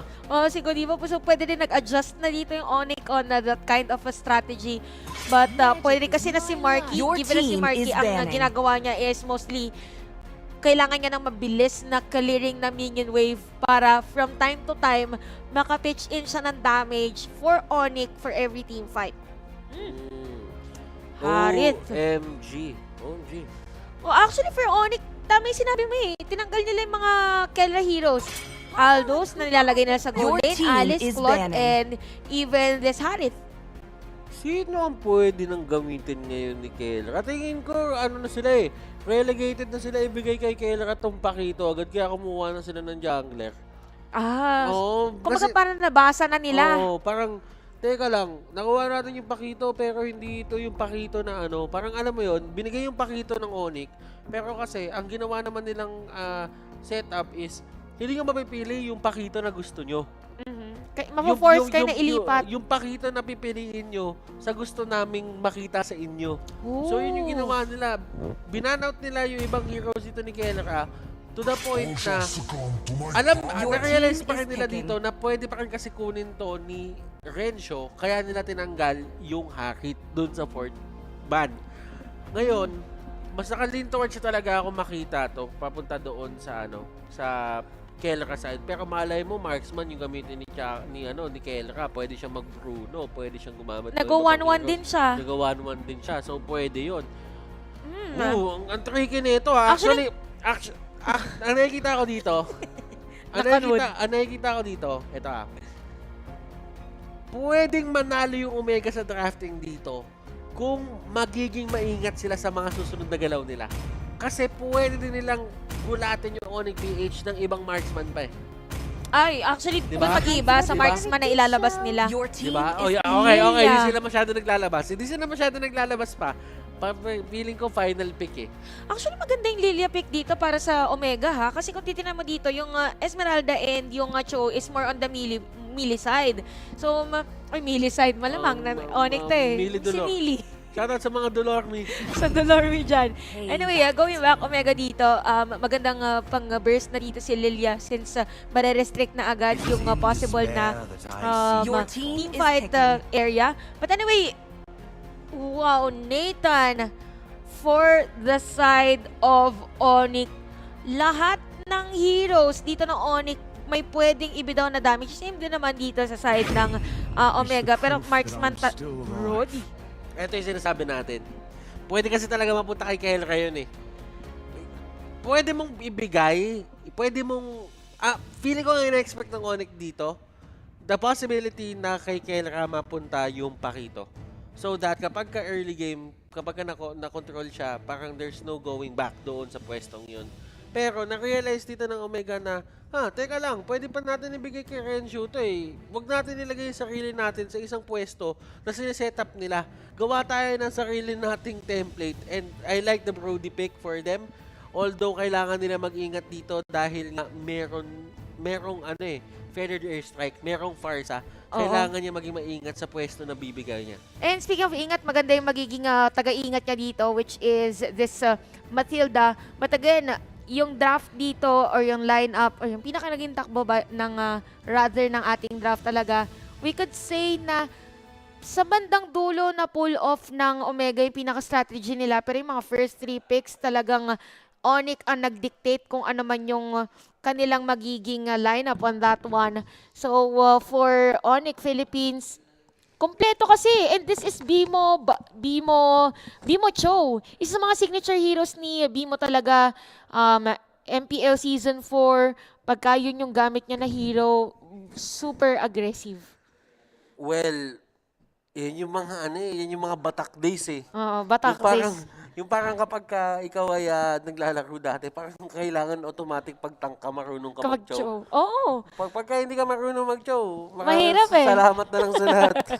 Salamat na lang sa lahat. Parang yun. Tapos dati kapag ka-mage ka, parang kailangan marunong ka mag-gusion. Marunong ka mag-gusion. Marunong ka mag-gusion. Tapos sila Kimi, sumunod na lang yun eh. Kapag Kimi, all around kasi si Kimi dati. Pwede mo i-gold lane dati si Kimi. Naalala ko pa tuloy si Jeff kung saan napupunta yung Kimi. Di ba? Pero it is what it is. Onyx PH. Feeling ko for Onyx dito, magiging problema lang nila is kapag mag-try sila bigla ng experiment in between the game na, ito, try natin kung, yung, alam mo yun, yung mga comms or mga decisions na hindi sila sure, na itatry lang nila na kumuha ng pick-off. Pero with their body language and the outcome of their performance on game number 1, parang ready to fight talaga eh. Ready to fight indeed. Onyx PH, inaantay lang nila na magsimula. Inaantay lang nila maayos ang kanilang mga issues. Then we will head on to the game. And tamang init lang. So these players will have sabihin natin, madaming mga issues yan eh sa mga mga ghost touch, mga ganun. Oo. Madaming mga issues yan, iba't iba yan. Yung mga ghost touch pala. Anong ghost therapy? Parang iba, parang good day. Parang good day manager yan ah. Ghoster pa nga. Yung mga nanggo-ghost dyan. Pero more on sa yan guys, sa LCD ng screen. Mananami, ito, ganit sinabi natin na interesting match-up. Ito Max will use Darelia and Baloyski naman gagamit ng Parsa. So si Baloyski dito medyo mapaisip siya. I-force niya ba si Eto Max na totally gamitin na yung black shoes niya or siya sa ibang hero. But, nasa lubong si Limo. Napasobra. Grabe yung sinusubukan niya lang kahit paano tansyahin kung hanggang saan aabutin yung kanyang buhay. Pero ang hindi niya in-expect, masyado madaming tao doon to the side of Omega, and that is going to be our first blood. Bimo.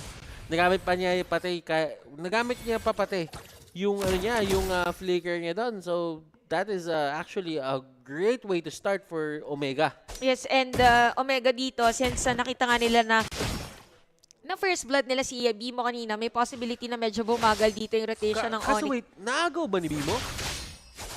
Hindi. Naagaw ni Bimo yung purple.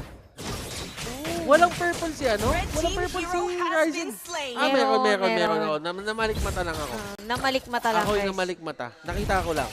Iba ang hinuha. Lalim.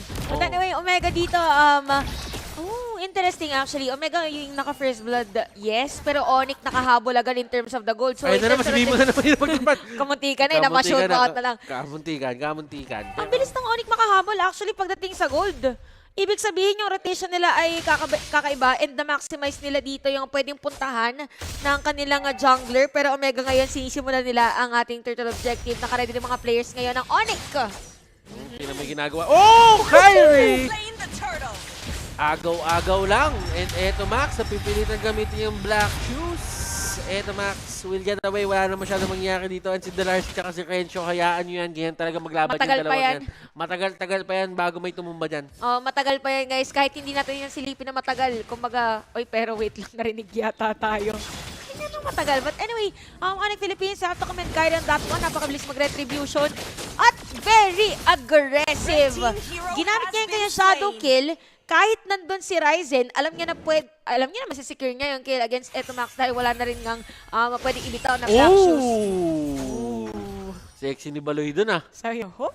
Sabi niya, teka lang, nakita ko, nalatag na ang red carpet nung Phantom Execution, sabi niya, sige, gamitin na lang natin, tatakbo na lang ako. Kala ko nasipa si Ryzen, lumipad lang pala sa guiding wheel. Kala ko nasipa. Sabi niya, teka lang, baka kulang pa, parang wala pang ultimate na si Bimo. Parang hindi madiin yung pagkakano eh. Basta may lumipad. May expect ko na sinasabi nasipa ba? Pero yun, parang walang Tapos impact. guiding wheel pala, walang impact. Walang impact ko nag-skip. Grabe naman si Kyrie. Another na pinilit mag-black shoes. Oo. Nagets ko yung galaw ni Kyrie, kung bakit niya pinipilit talaga si Eto Max. It's not to take the kill. Parang ang gusto mong mangyari sa kanya is i-commit niya yung black shoes. Kasi para sa'yo, pag nakakommit niya yung black shoes dito, yun yung pinaka-importante, hindi nagiging pang-aggressive yung galaw nila. Agad-agad. Pero that is going to be a pick-off on Baloyski. And si Bimo ay nadamay na and ang lakas mag-punish ngayon ng OMG. Pero you have to realize, in terms of the map right now, walang masyadong nakakalamang. Hindi naman nakakalamang ng todo dito yung Onyx. That is only, what, 500 gold?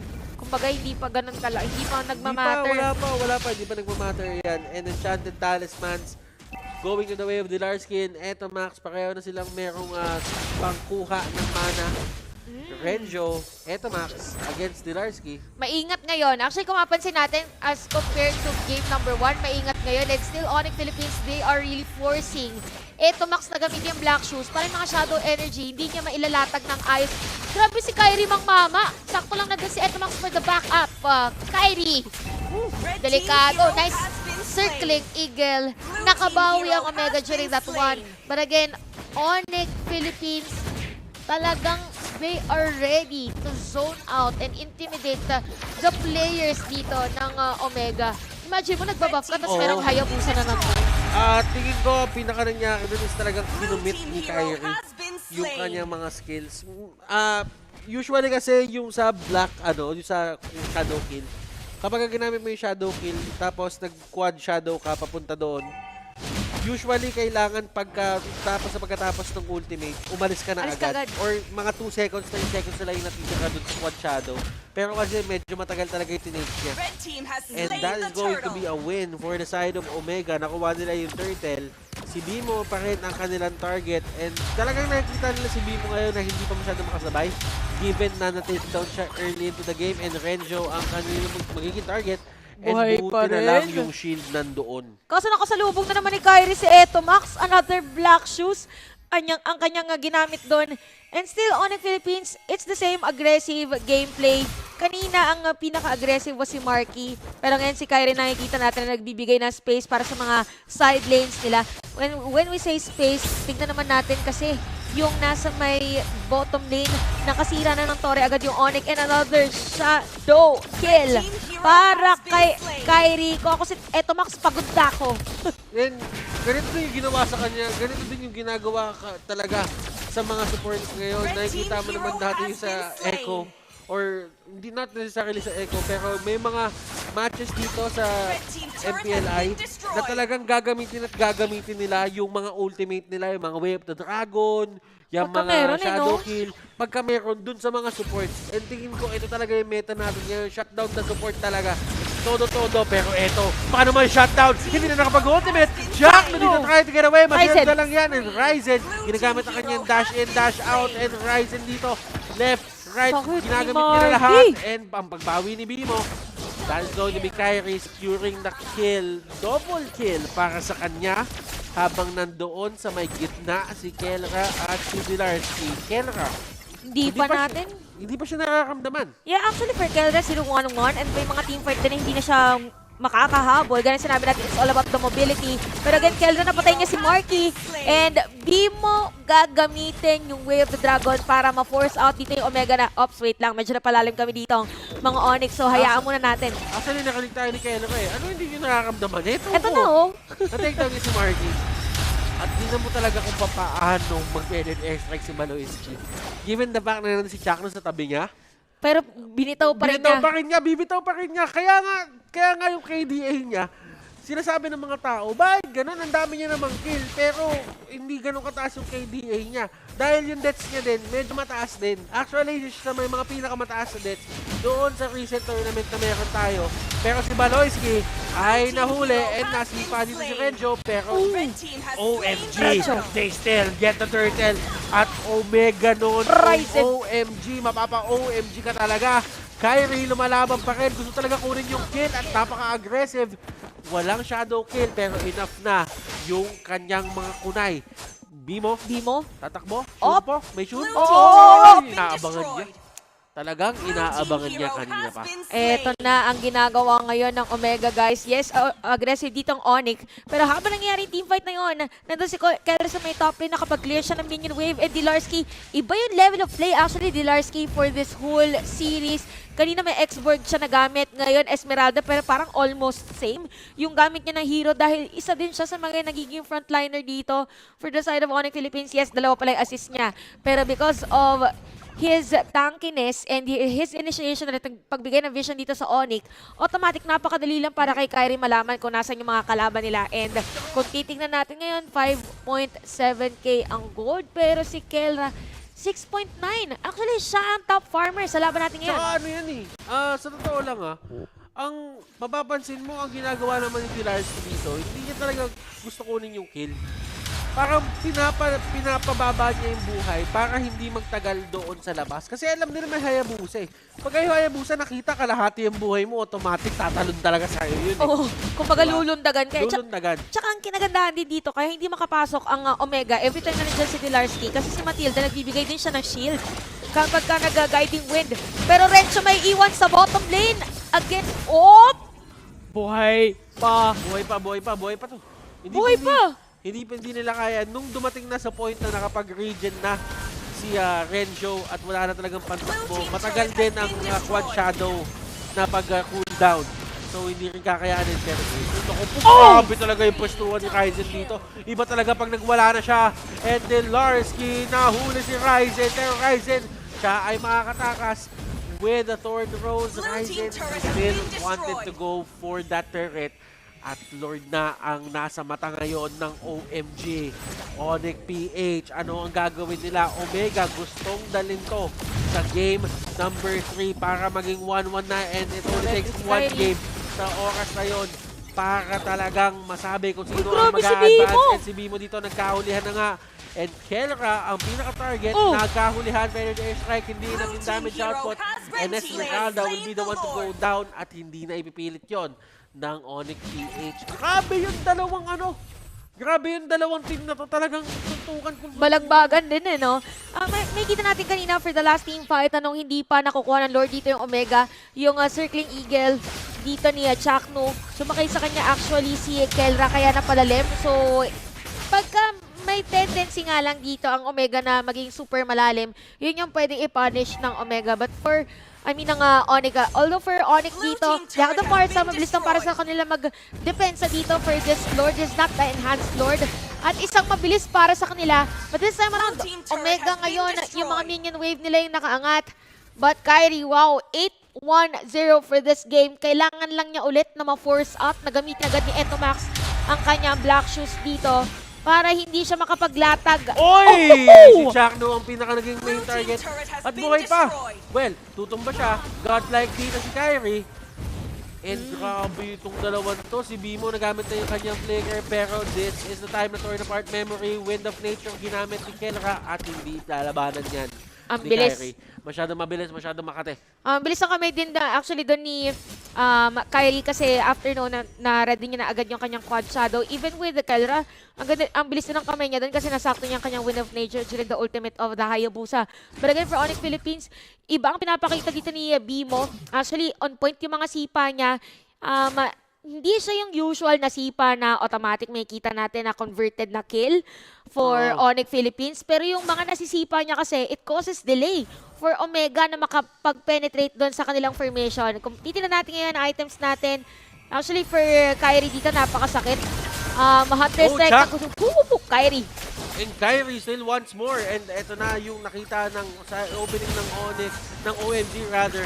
Gusto nilang parusahan doon sa botch na initiation na yon, hindi naging perfecto initiation na yon. Actually, hindi yon yung mga initiations na i-commit ng Onyx PH. But for OMG, sinubukan nilang habulin eh. Kaso na-realize nila na, teka lang, tayo sa atin ng lamang eh. Bakit tayo mag-ahabol? Sino mag-ahabol sa atin? Oh, delikado kasi. Pag napunta dun yung Omega sa may eskinitang yon, imagine na lang yung damage na pwedeng inibigay ni Marky since masikip nga siya. But anyway, Omega dito, they are slowing down sa kanilang initiation kasi alam nila na si Bimo, kung maganda kasi yung targeting ni Bimo today. Ang ganda nung pinapakita niya for this game kasi si Chakno almost mamatay na kanina. Even Etomax, pag nakita nila na mag-isa or walang kasama, binibigyan agad nila ng Way of the Dragon.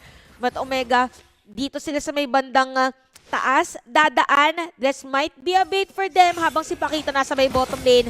Pero ready ang Onyx para dumepensa. Ang sakit ni Marky. Skyrim dito, kita mo rin kung paano yung gamitin yung mga quad shadows niya. Literal na ibabato lang niya, tapos mamarkahan niya yung territory niya. Titingnan niya kung may maabutan siya ng shuriken toss. Kunay ba o shuriken? Kunay na lang, no? Mukhang kunay. Hindi ka ba nanonood ng Naruto? Hindi. Oh, yun yung sinasabi ko sa'yo. Patay tayo dyan. Hindi, okay lang naman kung hindi ka nanonood ng Naruto. Oo. Pero ang importante, Naruto. Oo, Naruto yun. Well, ito, 11-2. Gaya na sinabi natin, pagka Filipino teams na naglalaban, usually hindi ganun kalaki ang kill numbers for our teams. And this is almost 15 minutes now. Sanay itong dalawang teams na to sa larong pangpasensyoso. Oo, palarong pambansa. Ayan. Ayan, sakto. Pilipinas. Palarong pambansa. Ayan. Ayan. Palarong pambansa. Mobile Legends Edition. Oh, Mobile Legends Edition. Parang intrams. Yung yellow team tsaka yung green team. Oo nga, no? Ayan na yan. Magkakatropa yan. Tapos may mga ano dyan, yung Lord yung kanilang referee mamaya. Pero ito na naman eh, yung pagpupull sa Lord, kasi mo force dito ng other team na pumasok yung isa. By the way, nagamit na ng Onyx Philippines yung conceal, so wala na silang pwedeng gamitin if ever. And look at Baloyski, yun yung binabanggit kanina ni Butters na binibitaw niya na agad para mahanap, face check, possible, magbigay agad ng damage dito sa Omega. Si Renzo nga lang, delikado yata. And kalahati na yung buhay ng Lord by... Kelra! Oh! Kelra goes down! Oh, hindi pa! Ay, si Baloyski ang bahala. Yun pala ang galawan. Kasi nga physical attack and winter transition na hindi nila mauli si Baloyski. Baloyski makakalipad pa! Oh! Pero nagkahulihan, ladies and gentlemen. Baloyski for Ryzen. And Ryzen for Baloyski. Ganun sila ka-close dalawa. Dilarski nandito, inahabol si Etomax tsaka si Chakno. Eto na. Hindi talaga mapag-iwalay itong dalawa. Iba. Sinabi rin ito ni Bonchan sa kanyang live. Huwag yung pag-iwalayin si Chakno at si Etomax. Dahil kakaiba ang pagkadikit nila sa isa't isa. Dikit na dikit talaga sila. And Onyx PH wins that fight. And kung sino man ang makakuha ng Lord, no regardless, no matter, basta hindi maubos at may matirang isa o walang matira, you win Pwede that fight eh. Pwede Oo. mo na diretsuhin eh. Pero dito nagiging break ito for the side of Onyx. Kasi yung lineup ng OMG, maganda din yung wave clear. Meron silang Lilia. Yung Lilia yung nagiging problema nila kanina pa. Kaya sana tumagal ni Milarski sa mga laban. Kaso nagiging problema, si Marky din pala. Kaso ang problema, kapag ka napuwersa ka na at nakita mo na merong nakatanim na sa harapan mo, automatic na papalayo ka. And ngayon Onyx, ang pinaka-isa din na struggle for them para tapusin yung laban or actually makapag-push dito against sa Omega is since ang kanilang initiator ay si Bimo, most probably mga players dito, may mga players ng Omega ay magkakadikit na. So mahirap para sa kanya na pumasok basta-basta kasi more on single targeting yung kanyang tank. So, pero Onyx, meron pa nga pala silang Dilarski dito, the Esmeralda, so napakadali lang for them. Kailangan lang sila maging maingat na hindi masyado maging maasim dun sa ilalim ng mga inhibitor turrets. Kasi yun na naman usually nagiging problema pag single target yung mostly ng mga heroes mo. Kapag pinilit mo na makakuha ng kill even before dumaan yung Lord. Yung mauuna ka sa Lord rather. Alam mo, itong game na to, sakit talaga sa puso eh. Aside sa puso, kasi gusto nag-enjoy ka ng malupit na MLBB. Hindi ba pwede mag-advance silang Oo, hindi ba pwedeng na lang, tawad na lang, papasok na lang yung isa, tapos may wild card kung sino matanggal dito sa game na to. May Automatic lalabanan, wildcard. oo, automatic wild card. Pakiramdam ko, deserve Feeling ko may Deserve- twist. Deserve nila pareho eh. Oh, Yun yung actually. problema, deserve nila pareho. Pero wala eh. Malay natin, bigla magkaroon ng wild card, pero it is what it is. Para sa ating... Pero alam mo, tama yung sinabi mo yung positioning mo pagka may Lord. Kasi may pinagkaiba yung magpupush ka with the Lord. May pagkakaiba yung nasa different lanes kayo. Madaming ways na ganun eh. Pero eto na nga yung pinakalaban. And they go straight with the Lord. Pero merong variation. Dalawa sa gitna. 3 doon sa may baba. And nahuli na nila si Bimo, napaka-aggressive. At si Marky dito, napakaganda ng pwesto. Napapalayo nila si Renjo. Pero si Chaklo dito ay sumugod na ng todo. Habang nangyayari yan lahat, yung taas ay nagpo-push! Baloyski! Oh my goodness, yung mga minions hindi nila napapansin! At grabe yung laban na pinapatan nila dito. Ryzen and Chaklo, tumatakbo na sila! Kailangan nila isalba yung base nila dito. Pero tutumba pa rin si Ryzen. And I think this is it. The wipeout and the 2-0 Onyx PH. They will advance. Omega, they will drop out early dito sa MPLI.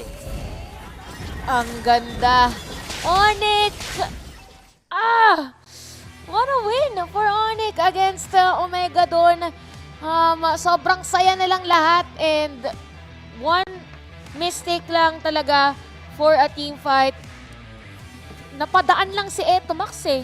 All it takes is one mistake. Minsan ganun din talaga eh. Kumbaga, may mga self-sustaining skills na katulad nila Uranus na hindi mo kailangan pindutin.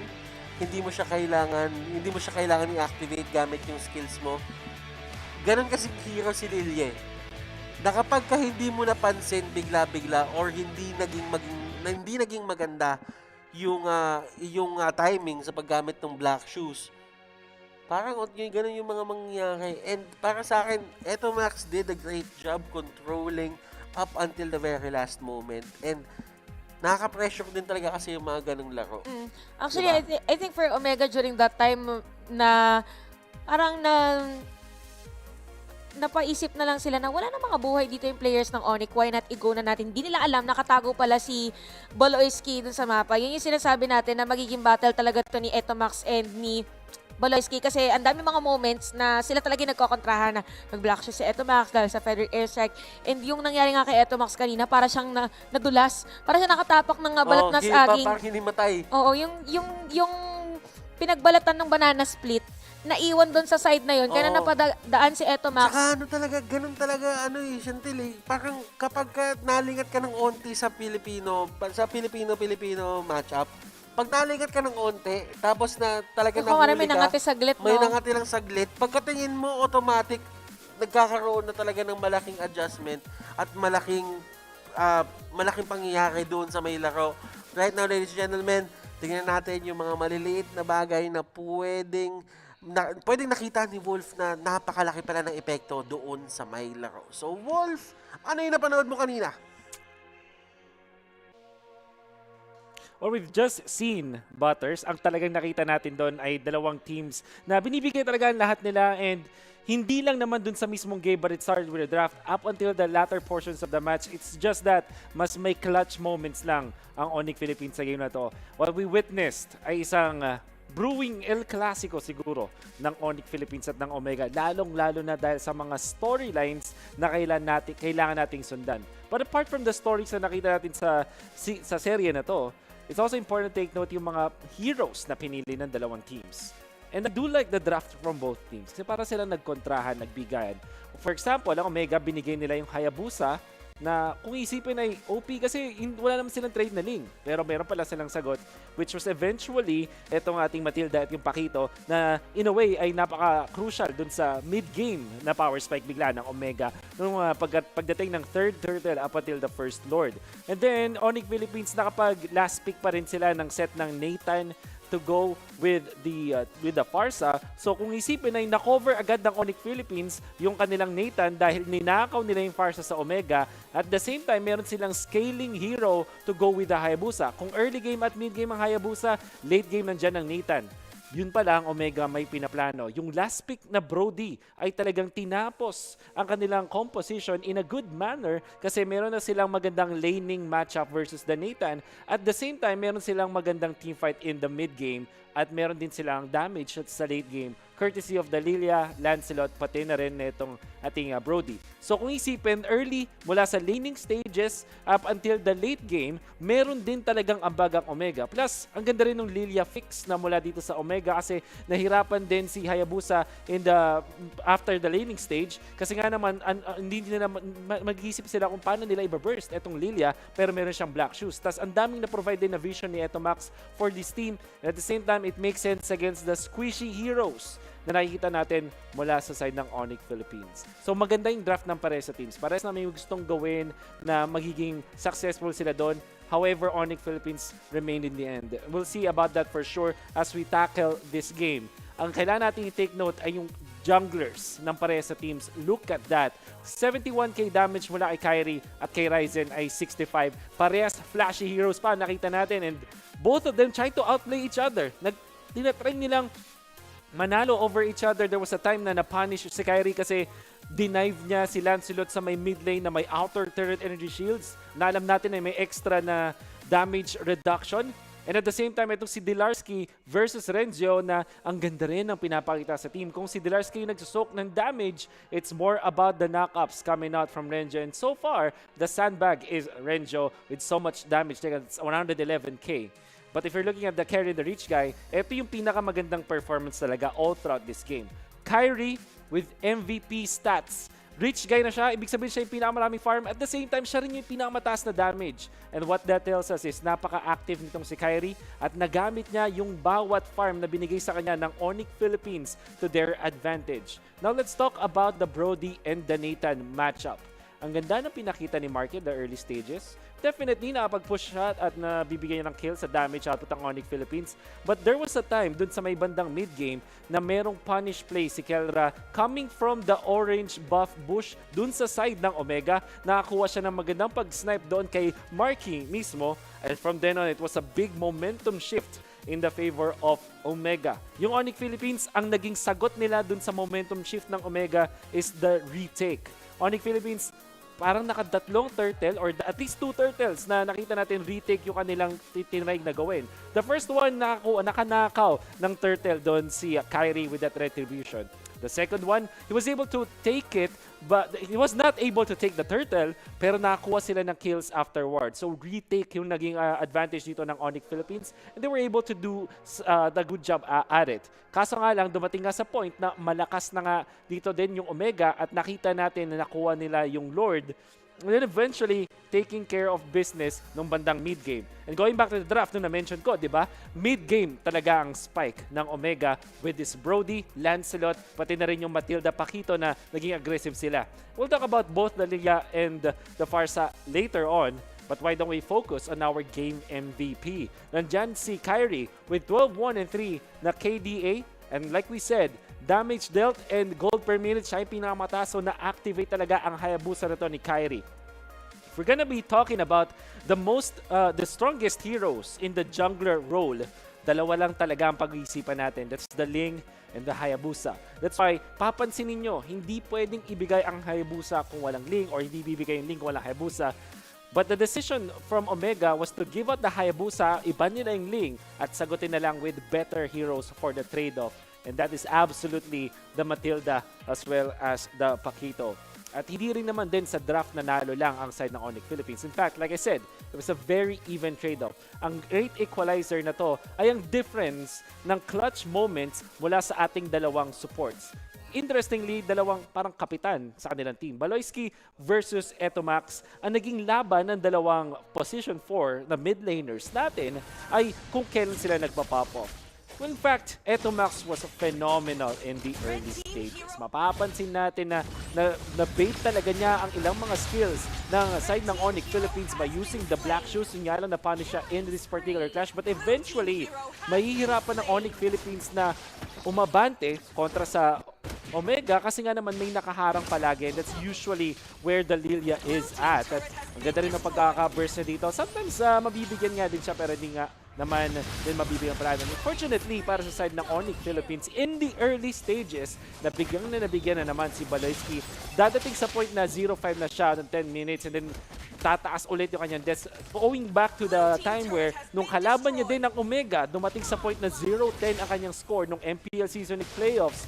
But it didn't matter in the end kasi bigla na lang around the 15-minute mark up until the end kay Baloyski na tayo nakatutok sa kanyang napakagandang pag-shot call sa side ng Onyx Philippines. Ang ganda ng decision making niya and that wonderful play na na-mention din ng ating mga casters kung saan magre-retake na sana, magpapunish na sana ang Omega, but look at Baloyski. Tumambay, gumamit na kanyang ultimate, very nicely done for the destruction of Omega dahil hindi na rin nakareact doon si Etomax with his black shoes dahil na-stun siya and then the feathered airstrike and the combo was there.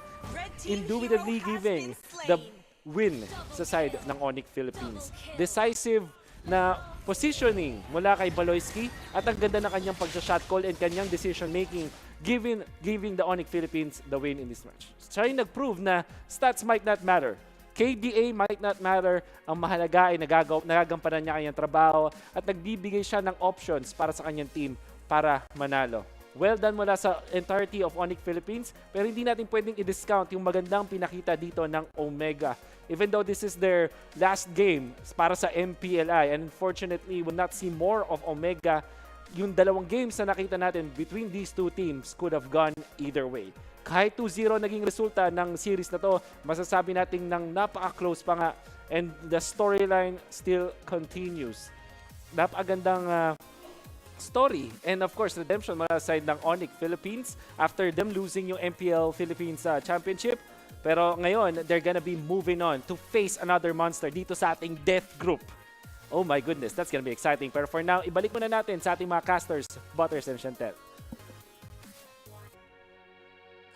And ladies and gentlemen, one team sa ating PH representatives ay out na ng tournament. Onyx PH, they did a great job and ganun lang talaga ang nature ng mga competitions. Yes, and I think for the bracket din kasi talaga ng napuntahan dito ng Onyx and Omega, it's part of the strategy na rin ng ibang team. So, of course, lahat ng teams gusto nilang manalo, gusto nilang makaabot at tumagal ang kanilang journey dito sa MPL Invitational. But it was still a good fight for Omega. But Onyx, ang nakakatakot dito is, gaya na sinabi ni Wolf, mabigat din ang kanilang makakalaban. RRQ Hoshi. So, tingnan natin kung paano ang magiging performance sila on that. Oh, this is... Pagpabigat na pabigat kumbaga parang ito yung unang patikim sa kanila. Yes. Nakakalaban sila ng PH team. After that, next international team naman. Taga-Indonesia naman ang kanilang makakalaban. Itong bracket nila, by the way, is nagsisimula siya ng mahirap, tapos lalong humihirap, tapos yung pinakadulo, ayoko na lang magsalita. Hindi pa natin masyadong masabi talaga. Pero kasi iba din talaga yung nasa utak ng SMG. And kung ikaw yung SMG din, it's actually a great strategy. If hindi ka Filipino at ayaw mo, sabihin mo wala ka talagang bias or anything, ang ganda strategy niya eh. Kasi dinispatcha niya yung mga second place, yung mga third place, mga fourth place ng iba't ibang bansa na powerhouse doon sa bracket niya, pinaglaban-laban niya. Tapos bansa. Isa lang yung lalabas doon. Yes. So, ibig sabihin, mas marami yung chance, 50-50 yung chance mo. Tapos yung chance nung iba, bakit 25-25-25 dahil ang dami nila doon.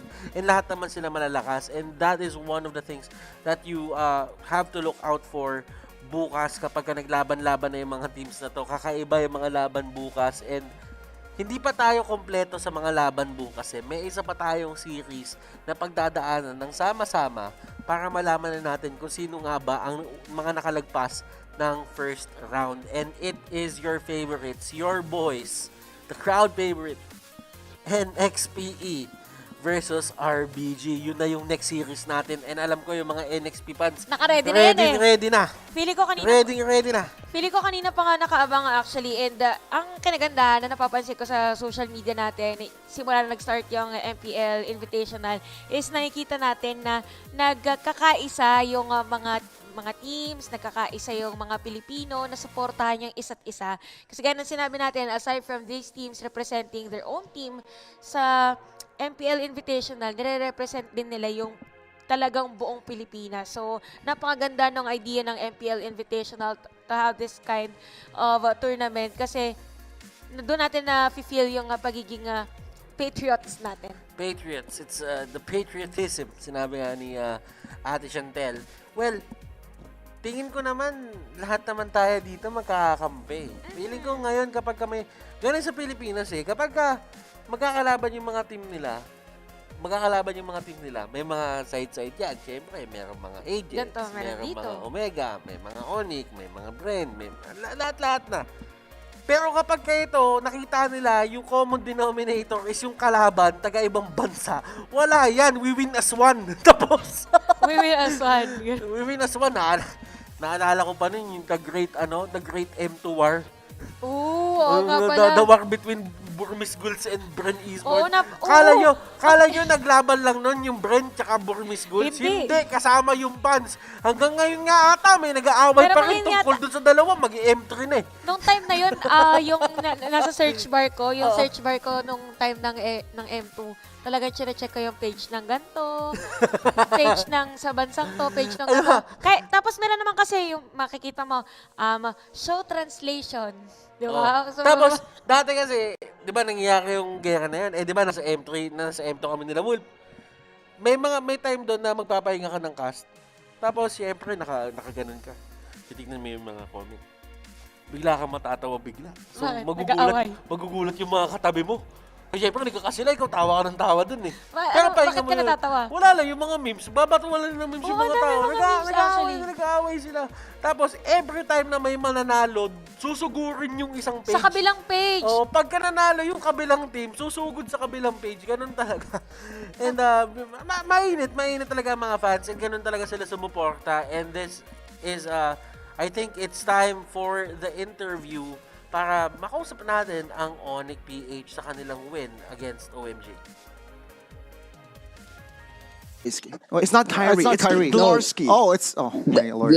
Yeah, it's Dlarsky and Beloyski. The skis. All right. First of all, I do want to ask you guys, what's up with the names? You guys are so rhymey. You got Kyrie, Beloyski, Dlarsky, even Marky. What's up with the names here? That's key because we treat each other as brothers even we're not. Oh, I like that. But all right, a question for both of you here, Dlarsky and Beloyski. How does it feel to send one of your former, basically one of your brothers as well, Omega, coming in from the Philippines, right? And maybe, what are your thoughts about the game that you just played just now? Can I speak Tagalog? Yeah, sure. You can speak Tagalog. Then maybe Beloyski can help translate it. Nakakalungkot kasi parehas PH yung nagkatapat. Pero masaya kami kasi naka-advance kami. Kami naka-advance. It's so sad because we're the one to took down Omega, but we're happy with the result. All right. Oh, okay. They're happy. They're happy, but they're also it's bittersweet. It's mixed feelings. Okay, but I have a question. Go ahead. Looking at the brackets here, Dlarsky and as well as Beloyski, your next matchup will be RRQ. Are you confident, to take... Not just RRQ. If they win against RRQ, they're going to meet Onyx ID. Yeah. So, just one by one, Mirko. Yeah, one by one. RRQ, are you confident taking on RRQ Hoshi? Me first. Sure, go ahead. Ako, confident ako. Sobrang confident ko kasi nakaka-scrim namin sila. Tapos, maganda namin yung nagiging performance namin against sa kanila. Yan. Excited rin ako. I'm very confident because we screaming like for every week, every week, and the result is good. So it's gonna be exciting. The general the General, and Beloyski right here. But one last question to end it off here for Dlarsky and for Beloyski, right? There's a lot of debates online about Kyrie or Albert, right? These two prodigies, these two little young monsters. I want to know your take on who do you think is better and why? You know, let's start with you again, Dlarsky. Para sa akin, mas better si Kyrie. Kasi sa mga nagiging laruan namin sa mga scrim namin sa kanila, mas siya yung nakakalamang tapos maganda yung mga pinapakita niya. Dilar said for me, Kyrie has an advantage because when we practicing, he's always ahead on Albert. Oh, okay. What about you, Beloyski? My take is an equal chance depending on the scenario tomorrow and who's better that day, because Albert is also good and also the RRQ is very strong team, and we're very excited because we are screening partners, so I'm excited to face my idols. Yeah, not just you, everyone waiting back at home and also us. So thank you for that beautiful performance, for the beautiful games here today, Dlarsky and Beloyski. We wish you good luck on your matchup tomorrow. Thank you. Grabe yung mga Englishan ni Beloyski doon, no? Mga bars parang isang minuto. Beloyski, English conference. Si Dilar, me first. Si Dilar, ginamit niya yung pinakamalapit na weapon ng Pinoy laban sa interview eh. Can I speak Tagalog? Inunahan na agad eh. Pero during that interview, yun yung sinasabi natin na sanay na yung dalawa sa isa't isa. Yung next na magalaman na RQ Hoshi and Onyx Philippines kasi screaming partners. So, ibig sabihin, possible na long game to. Possible long games, and tomorrow naman talaga kasi yun na yung mga nakalagpas ng first round. So, meaning all the games are going to be juicy para sa ating lahat, and especially when kapag nagkakitaan na tong mga teams na to like Onyx, RQ Hoshi, si Yusun versus BTR, tapos yung RSG Philippines versus Eco Philippines, tapos hindi pa natin alam yung kalaban nung mga susunod pa kasi may laban pa si NXPE. So saving the best for last ata talaga ang ginawa para magwala talaga yung mga fans. Ay, alam nyo guys, meron pa tayong isang laban for the Philippines. So, kagaya na pagsuporta nyo sa mga teams natin on the other day, even for RSG kanina, Onyx and Omega, sana suportahan din natin lahat ng mga remaining Filipino teams na still participating for MPL Invitational. And maganda din yung naging sagot actually ni Dlarsky and Beloyski na malungkot sila dahil sila yung naglaglag for Omega, pero at the same time masaya sila kasi still makaka-advance pa sila sa mga susunod na round. Hindi tayo nakapag-bias dahil ito ay PHPH time or PHPH teams na naglaban, pero for the next series, we will make sure that it's bias time. Ladies and gentlemen, congratulations Onyx, and we are your shoutcasters for the series. Ako nga pala si Butters, sama ko ngayon si Chantel, and we will be back for the last series para dito sa MPL Invitationals.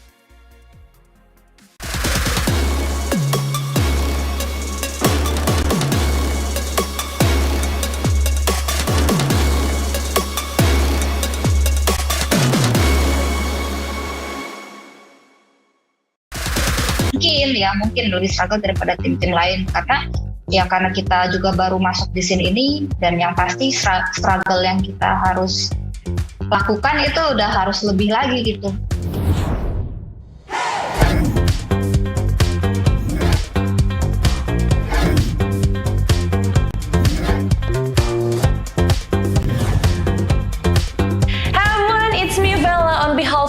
Esports right here. Gonna talk with Team Rebellion Gunflakes about the tournament. Halo, nama saya Claudia. Saya team manager dari Rebellion Gunflakes. By the way, how long have you been the team manager of Rebellion Gunflakes? Jadi memang dari Rebellion berdiri itu di tahun 2019 bulan Desember. Jadi memang dari awal. Who is your favorite member of the team? Semuanya favorit sih, nggak ada yang salah satu karena memang semuanya tuh pada punya keunikan sendiri gitu. Pada ada tingkahnya emang lucu-lucu juga masing-masing. Jadi kadang ngegemesin. Can you tell us what is the specifically unique about them? Dari Jisa, pertama Jisa itu unik kalau pas dia lagi ngebucin.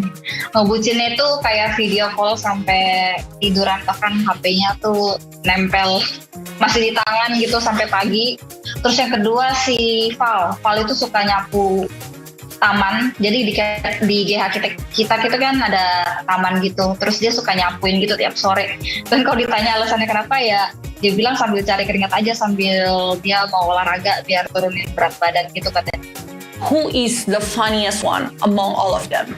Si Biru sama si Val sih. Jadi mereka itu suka kayak ledek-ledekan gitu. Apalagi soal ledekan macam-macam sih. Ledek-ledekan soal bucinan, soal apapun, soal in-game juga sampai kayak bacot-bacotan. Tapi bacot-bacotannya tuh ya lucu gitu kadang.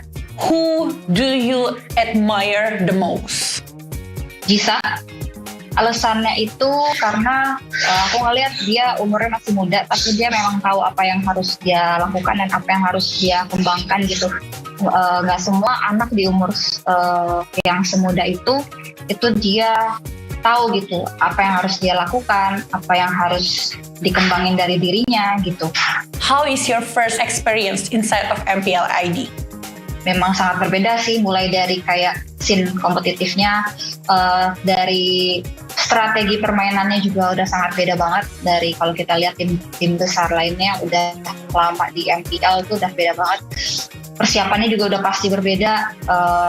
Player-playernya juga yang punya pengalaman itu udah benar-benar the next level banget lah pokoknya gitu. Dan pengalamannya cukup seru sih untuk awal-awal, dimana kita juga kan masih baru napak nih, ibarat orang baru tahu nih dunia baru dan kita baru masukin di situ gitu.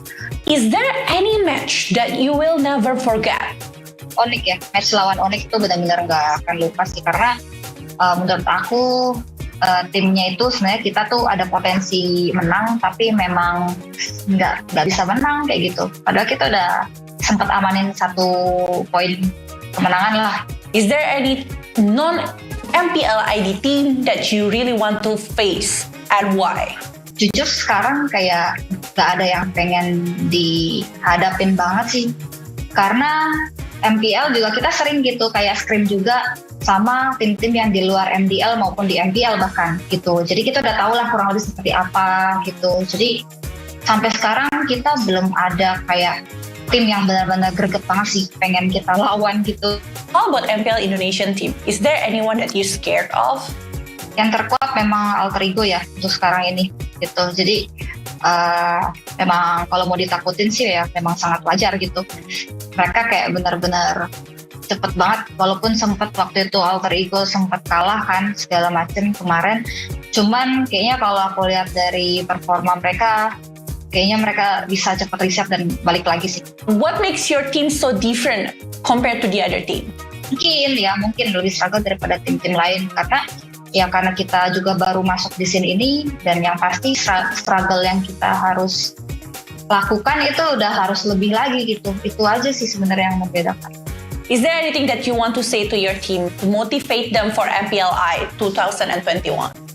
Ya, berusaha harus lebih keras lagi daripada apa yang udah ada selama ini, dan berusaha itu harus lebih keras lagi daripada tim-tim yang kita tahu selama ini gitu. Karena memang kita baru di scene ini, tentunya mungkin kalau tim yang sekarang udah ada di sini, kita masih di sini gitu. Jadi emang kayak masih jauh banget gitu untuk nyampe di sini. At least untuk setara ya udah pasti usahanya harus lebih keras.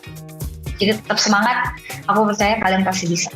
Okay, now for the fans that is watching and also supporting Rebellion Gameflix.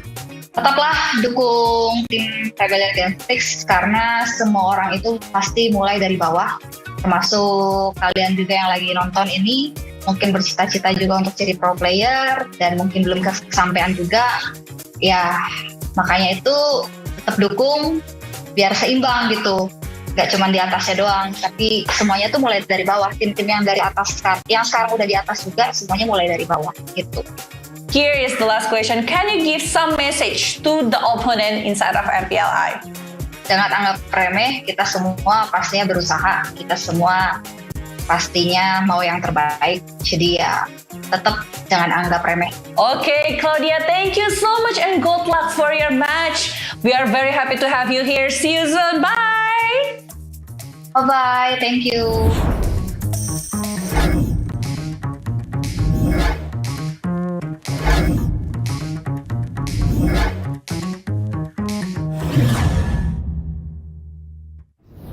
Do you guys sharing your secrets to each other? Oh yeah, definitely.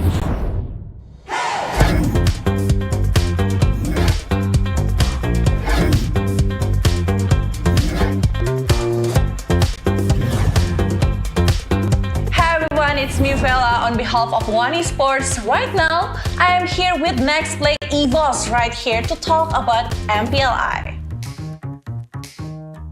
Hello guys, I'm Midnight, the analyst of Next Play Eagles. You've been inside of Next Play EVOS for how long?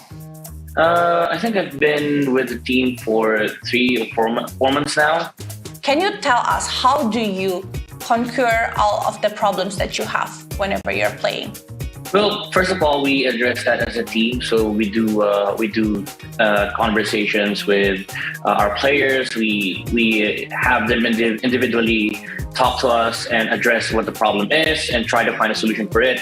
And we always look for the middle ground whenever we have problems with the team. So if one team wants this, if one player wants this and another player wants this, we try to find a balance between the two. So that's how we address usually the problems that we face here in the team.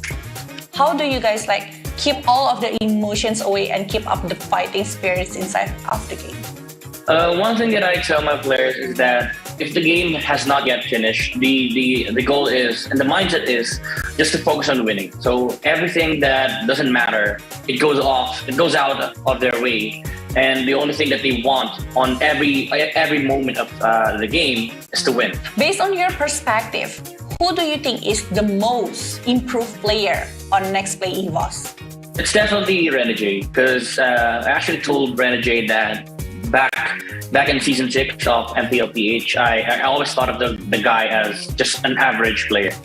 But when season 7 rolled around, I saw the development, I saw the improvement, and when I was able to handle the team and taught them, the basics and the fundamentals of how to play, a team game, I saw the potential of Renegade, the potential that everybody saw in him 2 years ago is already out now. So I think Renegade is the most improved player in the team right now.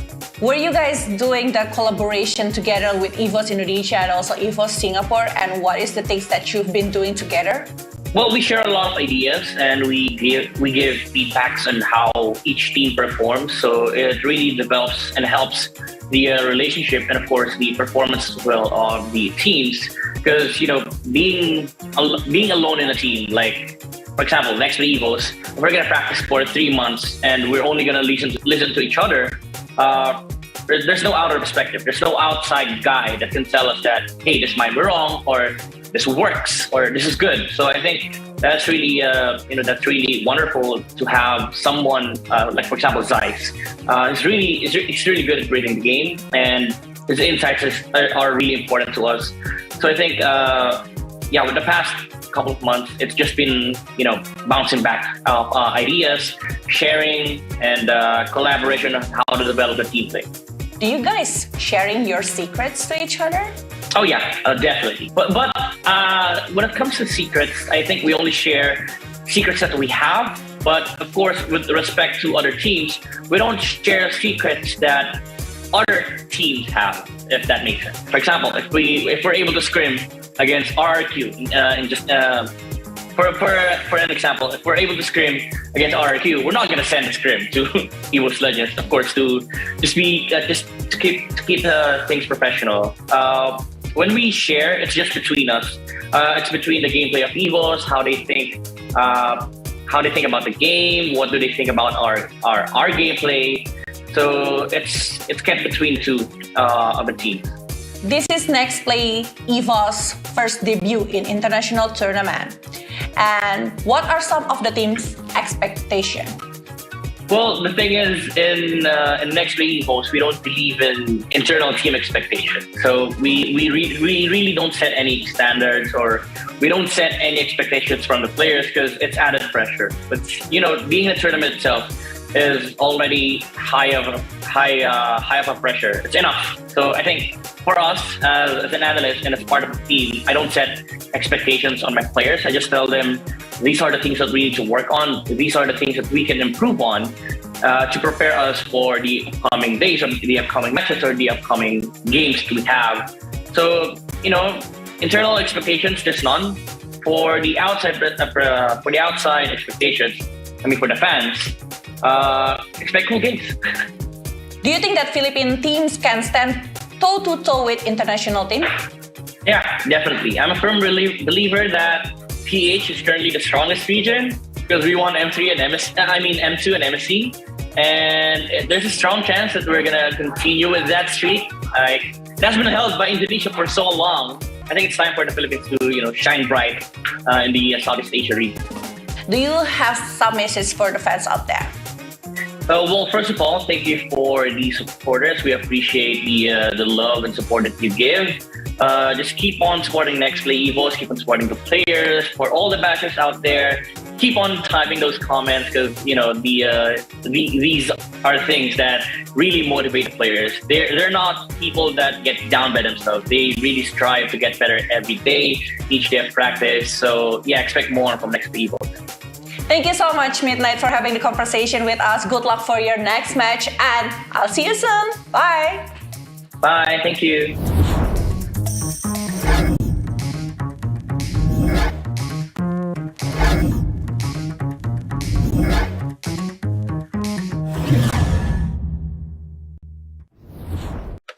Stay at home? Don't stay hungry. Mag-McDo. Stay on budget with Chicken McDo. 75 pesos na lang. At McCrispy Chicken Filet, only 59. Keep your budget safe with McDo Chicken McSavers. Hello, Arden nga pala at dating McDo crew member. Mapa-dine in, delivery, o ride-thru pa yan, alam kong safe ako palagi dahil sobrang maingat ang McDo. Kaya hanggang ngayon, sarap pa rin pag andito ako. Mungkin lebih struggle daripada tim-tim lain, karena kita juga baru masuk di scene ini, dan yang pasti struggle yang kita harus lakukan itu udah harus lebih lagi gitu.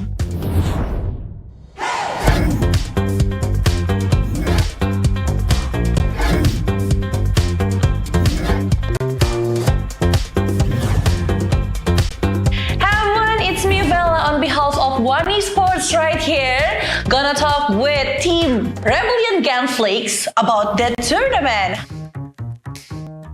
Halo, nama saya Claudia, saya team manager dari Rebellion Gunflakes. By the way, how long have you been the team manager of Rebellion Gunflakes? Jadi memang dari Rebellion berdiri itu di tahun 2019 bulan Desember, jadi memang dari awal. Who is your favorite member of the team? Semuanya favorit sih, gak ada yang salah satu, karena memang semuanya tuh pada punya keunikan sendiri gitu. Pada ada tingkahnya emang lucu-lucu juga masing-masing, jadi kadang ngegemesin. Can you tell us what is the specifically unique about them? Dari Jisa, pertama Jisa itu unik kalau pas dia lagi ngebucinnya itu kayak video call sampai tiduran, bahkan HP-nya tuh nempel masih di tangan gitu sampai pagi. Terus yang kedua si Val itu suka nyapu taman, jadi di GH kita kan ada taman gitu, terus dia suka nyapuin gitu tiap sore. Dan kalau ditanya alasannya kenapa, ya dia bilang sambil cari keringat aja, sambil dia mau olahraga biar turunin berat badan gitu katanya. Who is the funniest one among all of them? Si Biru sama si Val sih, jadi mereka itu suka kayak ledek-ledekan gitu, apalagi soal ledekan macam-macam sih, ledek-ledekan soal bucinan, soal apapun, soal in-game juga sampai kayak bacot-bacotan. Tapi bacot-bacotannya tuh ya lucu gitu kadang. Who do you admire the most? Jisa. Alasannya itu karena aku ngeliat dia umurnya masih muda, tapi dia memang tahu apa yang harus dia lakukan dan apa yang harus dia kembangkan gitu. Nggak semua anak di umur yang semuda itu dia tahu gitu apa yang harus dia lakukan, apa yang harus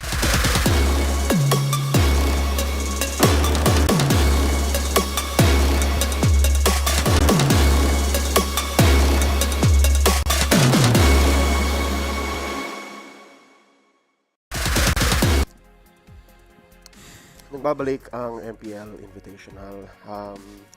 Matapos ang sweep ng Onyx PH laban sa Omega, nagbabalik sa inyong likod ng kapal si Leo. Sama ko si Butters and Butters. Oras na. Oras na. It's Bias time! Welcome back! Na-energy ulit tayo dahil ang susunod na laban, siyempre, Pinoy na naman laban sa Dayuhan. It's going to be Next Play Evos representing the blue, red, yellow, and white. Laban sa red and white lang ng Rebellion Genflix. Ayan guys, sinasabi natin dito. Crowd favorites NXPE in their first showing sa MPLI against an international team. Dito natin malalaman kung ano nga ba yung adjustments na ginawa ni Midnight. Ang daming sinabi ni Midnight sa totoo lang, interviews. yung buong break si Midnight. Buong break si Midnight. Si Madam Claudia Teodora. Also. Diba? Nandun din. Pero ang kunento ni Madam, yung mga player, ang kunento ni Midnight, yung proseso. Tingnan natin kung ano nga ba yung nangyari doon sa prosesong yun. And doon sa mga hindi alam, itong laban na ito ay laban ng mga teams na may bagong roster. Okay, may changes na naganap dito. So kung ako sa inyo guys, in-expect natin ito na maging maganda at masarap na laban. At Butters, alam mo ano pa masarap? Ano masarap?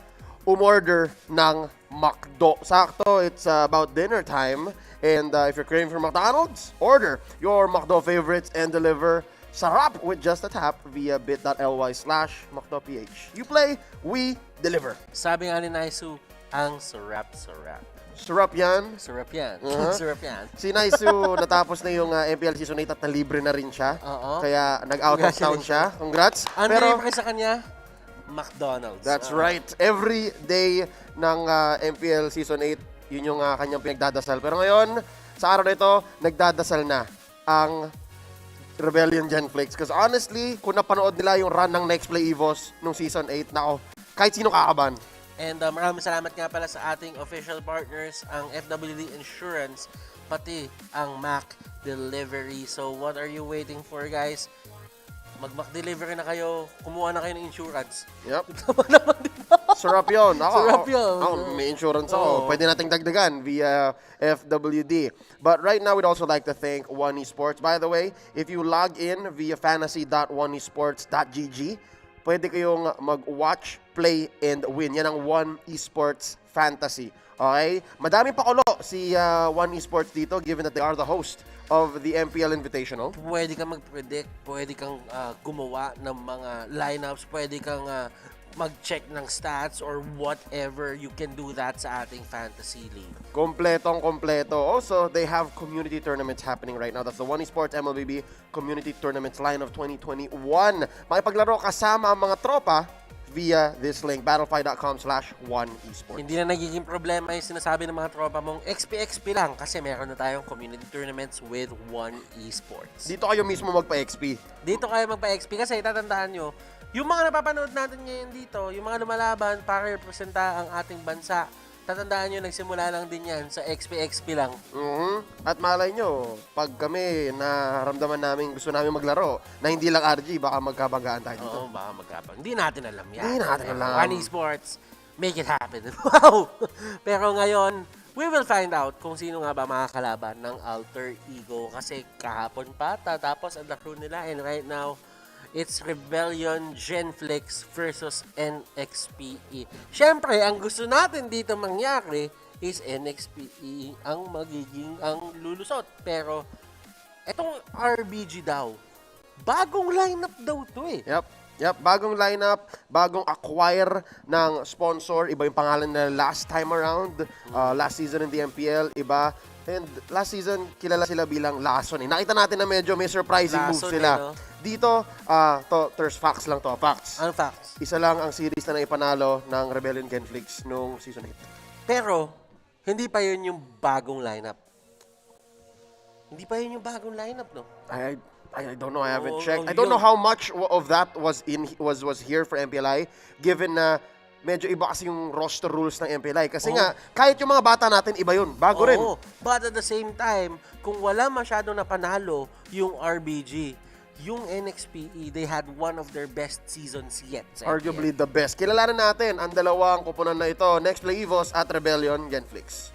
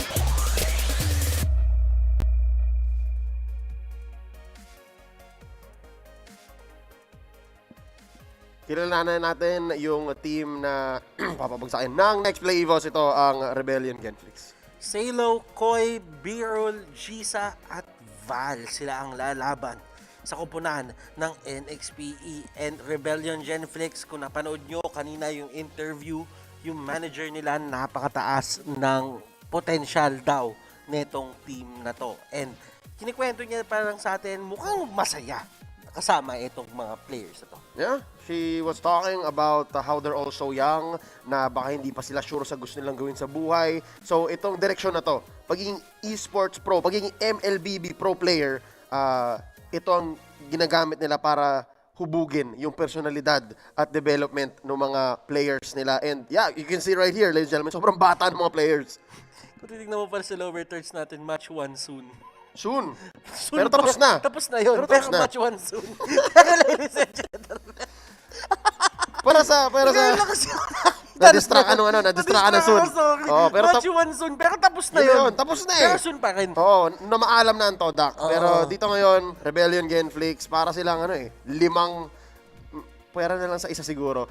4 na Sanford. Well, tatandaan mo si... And that's being very generous. Tatandaan mo si Val. Seryoso. Huwag yung bibiruin si Val. Pero eto na, next play, Evos. Yeli Hayes, Sanford, Hesak, Kaizen, and Yawi. There's, hindi na kita bibiruin ha. Alam mo na yun. Alam ko na. Wala mo magagawa. Tapos na eh. Nandun na, nagawa Pero na eh. pag-usapan natin si Kaizen, making his debut here in MPLI under the Next Play Evos banner. Tatandaan mo, pag si Kaizen, nasa zone na siya. Siya si K-Zone. Man, kabataan natin yan ha. Oo nga. Yung K-Zone. Bon-bon, binibila na akong nanay ngayon. Sige. Pero kasi, i-ride natin yan. Next Play 2.0, yung mga Next Play teams, matagal na kasama ni Doggy to si Kaizen eh. And right now, hindi man sila pinapalad makapasok ng MPL qualifiers dati. This time around, Kaizen will be getting first-hand experience kung paano nga ba gumana and reading kung ano yung mga reading or listening, kung ano man yung masasabi nila Doggy, nila Midnight, nila Zico, doon sa mga vlogs nila, they're giving Kaizen high regard. Yeah. Kumbaga, parang sa tagal ni Kaizen na nandun, na nakita natin siya na maglaro under different Doggy teams, parang siya lang ata yung constant. Siya yung constant, siya yung consistent na nandun. And it's because of this loyalty, because of his hard work in, sabihin natin, the amateur league under Doggy's guidance. Kaya rin naman ganito kalaki yung tiwala ng Next Play Evos dito sa rookie nila na nagde-debut ngayon on the international stage. Imaginein mo yun? Pinalaban ka agad sa mga dayuhan. Ganon katiwala sila Midnight, ganon katiwala sila Doggy, ganon katiwala sila Zico. And this is one life only Walang lower bracket dito. So talagang all in sila kay Kaizen. All in tayo, lahat-lahat. Pati tayo din, all in din tayo sa NXPE. Kala nyo, dito ko di kami magbabayas dito. Gulat kayo, no? Gulat kayo, no? Gulat kayo, no? Huwag kayong magugulat kasi dyan nagkakamali yung mga teams. Okay? Kanina, may nagulat. Yung nagpumilit na mag-shuffle, yung Singapore shuffle, nagulat din yung RSGSD doon. So ngayon, Ters, hindi ako magugulat. Kasi nga, bawal magulat eh. Bawal magulat. Huwag kayong magugulat. Bawal magulat. Kapag nag-sweep din ang next play, boss. And this is going to be interesting. NXPE on their first outing sa mga ganitong, sa MPLI. They will be facing against Indonesia agad-agad. Tatandaan natin na for MPL, you have to make it to the top 2 para magkaroon ka ng exposure against these kinds of teams. But this time around, for MPLI, they are put into a gauntlet, a bracket na pwede mong makalaban kung sino ang pwede mong makalaban given the chance na yung captain or yung coach ay i-draft kayo sa bracket na yon. And looking back, si Bonchan ba gumawa nito? Hindi si Bonchan ang gumawa nito. Ang gumawa nito ay si Evil's SG. Okay. So si Matthew. Si Matthew Chan. Si Matthew. At kung sino man yung gumagawa ng decision behind the scenes. I'm not sure if this was one of the first. I don't remember. Draw was nights ago. Pero masaya ako na nandito tayo ngayon dahil hindi yata nasabihan yung Rebellion Genflix na itong lineup na to ang papasok. And nasabi nila kailangan sabihin, malungkot ako na wala si Rene J dito. Okay? May tiwala ako kay H2. He grew so much in Season 8. But right now, all in tayo kay Kaizen. All in tayo kay Sanford.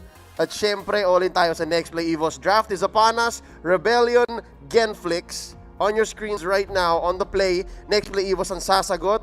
Tinanggal nila una, Aldous. RBG. NXPE. This summer.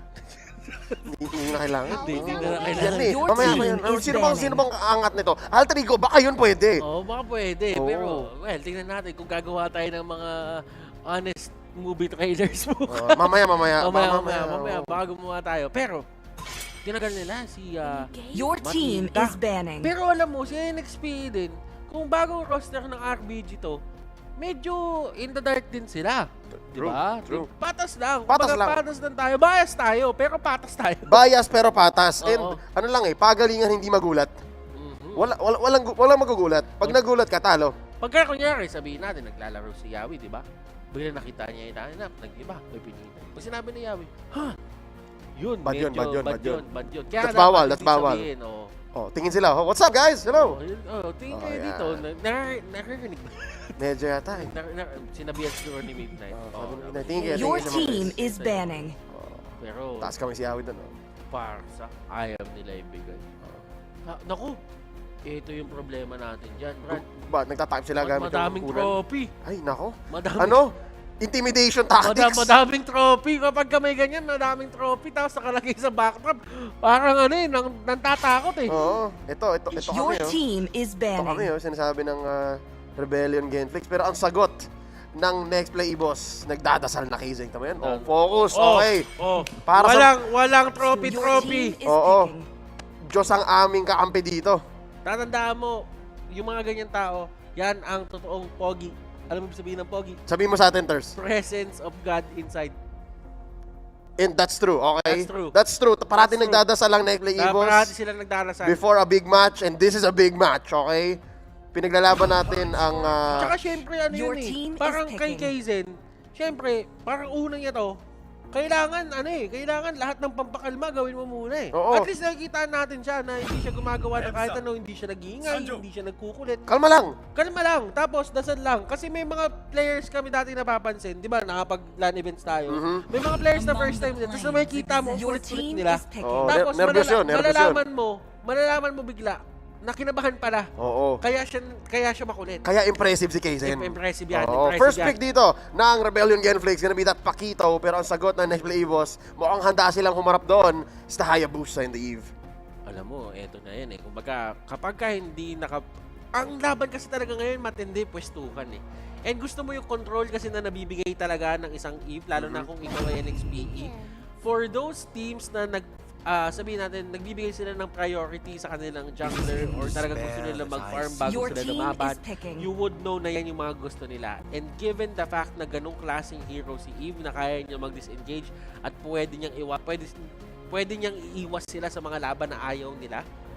That makes the Eve pick so good for the side of NXPE. And isa dito sa mga heroes ni Hayes na talagang matindi din. Yep. That's the Yeliv Hayes. Pero wait lang, bakit Oo, may Venus po si Yawi. Kailangan niyang, kailangan niyang ilabas ang kanyang inner Mamshu para mag-guide ang kanyang team. Siyempre, may mga bago dito eh. Kailangan niya ilabas yan. Kailangan todo bigay sila dito. So, talagang kumukuha siya ng enerhiya. Oo. And maganda dito is, hindi tayo magkakaaway-away dito. We win as one nga, di ba? We win as one. Pag nanalo ang Pilipinas, manalo lahat tayo. But for some of these teams, syempre, Your gusto team pa rin is nila na sila banning. yung magdadala sa atin dun sa tuktok ng bundok ng MPLI. At paano nga ba natin gagawin yun? Paano natin sasagutin yung Ruby at Nathan? Ladies and gentlemen, syempre, yung Claude ni Hesa. Your team is banning. My brother. My little brother. Parang Claude and Dexter. Nanandaan nyo si Hesa. Nung unang mga unang week ng mga unang week ng MPLS. Kaya man. Syempre, ang pinapagamit kay my brother Hesa, si Alice. Walang katapos ng Alice. Nakita niyo. Your team is Sabi banning. ni Siko, pagamitin kaya natin ng iba. Tsaka doon nagwala si Hesa, nagsipaglunox, iba-iba yung gumagamit. Sige, ibahin mo lang. Safe tayo. Bakunado. Pero it really shows how deep Hesa's hero pool is. Meron din ng Harit. So sabi nila, hey, nakasulat yan sa whiteboard. Your team is Pabuhatin nyo banning. si Hesa sa inyo, yun lang yun. A few steps, tapos let Hesa carry. So yun ang gagawin dito ng next play Evos. And today alone, we've seen a lot of Claudes do very well. So let's see kung gaano kalayo. Your team is picking. Hindi, yan yung Muay Thai skin ni Ni Cho. Ay, oo, yan, Yung Muay sabi Thai nila. skin ni Pick Cho, mo, pick mo. ganun, oo. Pick mo, Lods. Yan na. Okay. Kinukuhanan nila. So, Cho ang pinili ng next play Evos para sagutin yung pagtanggal ng Lunox, Lilia, RBG taking out the Yuzhong and the Kufra. So talagang poprotektahan nila Nathan. This is something na kailangan bantayan ng NXP. Then kung ano yung next two picks na meron ng RBG. Ito din yung isa sa mga Ito din yung isa sa mga advantages ng makakuha ka ng two picks doon sa may mga last parts ng ng draft. Yep. Kasi parang may 1-2 punch ka na panggulat. Convolutious. Kung yung NXP may 1-2 punch sila sa simula, yung RBG meron silang 1-2 punch. Bandang dulo, oo. And Your team is picking. Eto medyo okay. Napakaganda ng pinili ditong dalawa ng side ng RBG. It gives them pick-off potential dahil sa Kaja. And yung magiging problema ng Nathan, masasagot nila. Tapos, meron pa silang clear na panghuli sa Hayabusa given na merong Holy Baptism. Yung Holy Baptism, clearly overlooked siya. Napaka-reliable na skill. And especially kung alam mo yung timing sa mga assassin, yung mga Thorn Rose, yung mga Ogi Shadow Kill na yan, pwede mo sila mahuli kung tama yung timing mo. Sure ball yun. And we're hoping that for the sake of the Filipino people, Rebellion Genflix don't find that moment. Pero yun nga, yung pagkaka-build kasi nung lineup nila, ang ganda rin. We gotta give it up to them. Pero mukhang may naisip na bago si Zico. Hindi naman sila pipili ng gatot katsa out of nowhere nang hindi nila alam. Butters, may idea ka ba sa ginagawa dito ni John Michael? Si John Michael Dizon. Coach JM, si Coach JM. Si JMD. So, alam mo, eto na lang yan eh. Tignan natin yung drop muna bago natin pag-usapan. Kasi hindi ko rin sure kung saan pupunta yun eh. Oo, tignan muna natin. Kailangan sure tayo. On your left corner, we have Rebellion Genflix. Ayan. Okay, truth be told, to be fair, dagdagan pa natin yung plus point sa kanila. Baka kailangan nila eh. Yung Rafaela, dagdag mobility. Oo. So, ang bilis silang gumalaw. Pero dito sa may kabila, Gatot ni Yawi. Tank. Tapos, gold lane. XP lane, Chop. Yeah, pero para sa akin, mas nagme-make sense yung mas nagme-make sense yung Gatot na XP. True, ako din eh. Pero, pasok muna tayo sa portal. Let's see how this performs. 1, 2, 3. Game number 1. Rebellion Genflix laban sa next play, Evos. And there's already a hero making its debut. Si Sanford nga. Si Sanford yung Gatot. Okay. Magandang panghuli yan kasi given the fact that mapapansin mo yung lineup ng RBG dito, masyado silang papasok masyado silang in your face. Medyo dive. Medyo dive Isipin mo kung hindi man mahuli ni Yeli Hayes doon sa RBW. RBG. Oo. Jisa. Real world manipulation, sasabihin ko. Jisa. Saan ka, Jisa? Oo. Jisa. Blackpink. Yeli Hayes. Medyo napalalim nga. There's a first blood drawn by Valley. And ito yung sabi natin, mobility on the Rafaela. Early kill, and napalalim si Sanford. Too difficult to face a Ruby like that. 2v1 yon. To be fair, 2v1. RBG off to a great start. Tingnan mo kung paano nila gagalawan to for the side of RBG. Na-realize sila ng massive level sila at that point. And this way low dito, nakikita mo, Hesa, still alive! B-roll! Uy! Naipit! Sinasabi ko sa'yo, saan ka pupunta? Kaizen! Where are you going? NXP! Baka next play ibus to! Next play ibus to! Disiplina lang. Disiplina. Safety only. Yawi, level 1 pa rin. Kaizen, quad shadow in. Kala niya doon magre-recall. Pero sige, lumalim, pero hindi mag-aasim. Okay. Mainit ang laban ng ating mga teams. Pero going back, kumbaga, real world manipulation, kung hindi mahuli doon si B-Rule or si Jisa, at least meron silang isa pa yung Guardians Avatar, yung the Grand Avatar of Guardian. Avatar of the Guardian. Oo.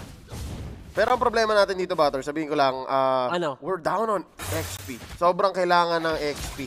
At gold, syempre, ng next Levos right now. Nakap dito kay Sway Low, Yawi, playing with Devil. Ang daming gold na nakuha ni B-Roll dito sa baba. Hindi kasi din, Leo. Ang pinaka-strength na ginawa ng lineup ng RBG ngayon is yung fact na meron silang early game potential talaga. Si Gatot kasi, yes, makunat siya, pero yung tunay na kunat niya, makukuha mo pagka may items na siya, yung mga concentrated energy, may isang tank item na siya. So it takes time, nag-ramp up siya, kaya nga hindi siya masyadong pinipili ngayon sa tank role. Pero pagka XP lane, makikita mo may potential, lalo na mga panghuli, kay Pakito, kay Ruby, madali yan. Too much. Nag-online na yung Sway Low, yung Kaja with a Divine Judgment, confirming a kill onto Yawi. And I hear you, Butters, I hear you. Yung pagiging tanky ng isang Gatot Kacha, dapat may bawi siya ngayon wala pa kasi nga kanina puro 2v1, 3v2. So, not a good look for next play Evos in the early game. Hindi nila may expect rin kasi na ganito kabilis ang gagawin ng RBG. And sila Kaizen dito. Wow, Kaizen. Napaka-aggressive. Pero kailangan nilang mag-relax kasi RBG, unti-unti nilang nakukuha yung lead pataas ng pataas ang kanilang gold lead dito. Right now, it's at what? 2.5k gold lead para sa side ng RBG. And this is bad for the side of NXPE. Pero, para naman sa RBG, dapat maging maingat din sila dito. Kasi isang pagkakamali lang nila dito, it can all turn around given na merong real world manipulation at merong Avatar of the Guardian Punish na pwede gawin ng NXPE. Yep, at meron silang, tayong insurance policy in HESA. Oo. Kailangan nilang bantayan. And the fact na ang tapang ni HESA, hindi siya maalis dito, medyo power move yan Kahit na sabihin mong bugbog yung lane ko, I choose not to go the easy route. Okay na mo. Fade away. Fade away mula sa kanluran. Kala mo papasok Pero tingin ko nag-research tong RBG. Binabantayan nila. Wave the Dragon kay Jisa. Mahuhuli. RWM dito ni Yeli Hayes. Hinila ngayon si Yeli Hayes, the MPL champion. There's Avatar the Guardian. Walang nahuli at may bawi. Naku, alam nila. Ang galing. Sumide-step ng konti. At habang nangyayari yun lahat sabihin na natin panalo yung RBG doon. True. Aminin na natin. Pero ang panalo na nakuha ng Pilipinas doon is si Hesa naiwan. Okay na tayo doon. Yung mga maliliit na victory, kakas namin yun. Bias kami. Bigay nyo. Pero, meron pa rin bawi yun. Meron bawi. Hahanap kami ng butas para maging bias. Oo. And, tingnan natin si Hesa, naiwan doon, and, ayan na, slowly, nangyari na yung switch. Simula siya sa mid, pero babalik pa rin sa bottom. Naku, top lane na push pa dito ni Koy. And, hindi din pwede Sway low. Sasaluhin ni Yawi. Knock-up. Wait akong kasi blast wave the Dragon. Kinain yung fried chicken. Yun yung tinatawag natin na the trap. Yung literal na trap na siniset up ng NXPE. Pero may trap din yung RBG na huli ng I'm Offended Kaizen. Napalalim tumabi pa doon sa damage source na si Jisa at si Birul. Pero ang magandang balita para sa NXPE, katulad ng sinabi mo, that is going to be the insurance policy. Hindi pa nila napapatumba si Hesa. Hindi pa sila nakakahesa kay Hesa. Oo. And sana never sila makahisa. Hindi sila makakahisa dyan. Oo. Kasi, my brother. So far, wala naman din sign of hesitation mula sa next play boss. Parang gets nila na, guys, ito yung trabaho natin. Huwag tayo magpapagulang kasi this whole time, nagpa-farm lang si Kuya Mahesa. Hop! Kaizen, abot ng the guardian. Jisa! Saan ka, Jisa? Saan ka? Wala. Okay. Na-pushback. Hindi pumapanig ang kapalaran kay Kaizen. Ang ganda na ng pagkakagamit ng ano niya ng shadow kill. Kaso lumipat. Nako, Yawi. Hit with the Divine Judgment. Shadows by Kaizen. Inisip ko papasok Kaizen pero okay lang. Dash out na buhay naman. And bigay yung muna sa kanila yung early game. Dahil yun talaga yung laro nila.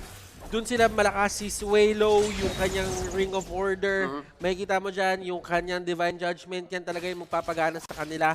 And they have really good damage output. Pero given the fact that itong si B-Roll ay magic, yung physical attack niya nagiging magic, may certain limit lang siya sa scaling. Pero si Hesa, kapag nakuha siya ng gamit dito, automatic kasi lahat tatamaan eh. Oo. AOE. Hindi lang single target. Pero, hindi ganun kadali yun na magbe-blazing duet ka lang, panalo ka na agad. Ang kailangan gawin dito na NXPE, kapag online na si Hesa, kailangan nilang bantayan ng todo para makapag-deal ng damage at maubos niya yung kalaban. Yup, si Koy dito. It's a 1v3 situation na merong insurance policy. Nagbabadya doon si Yawi. Pero ngayon, nahila si Hesa. Nakahesa na nga. Well, 4v1 ba naman? Apatin mo ba naman eh. Pero, ang kailangan ma-realize dito is kung paano umiikot-ikot lang din yung RBG. Talagang pinipilit nila lumaban dito yung NXPE.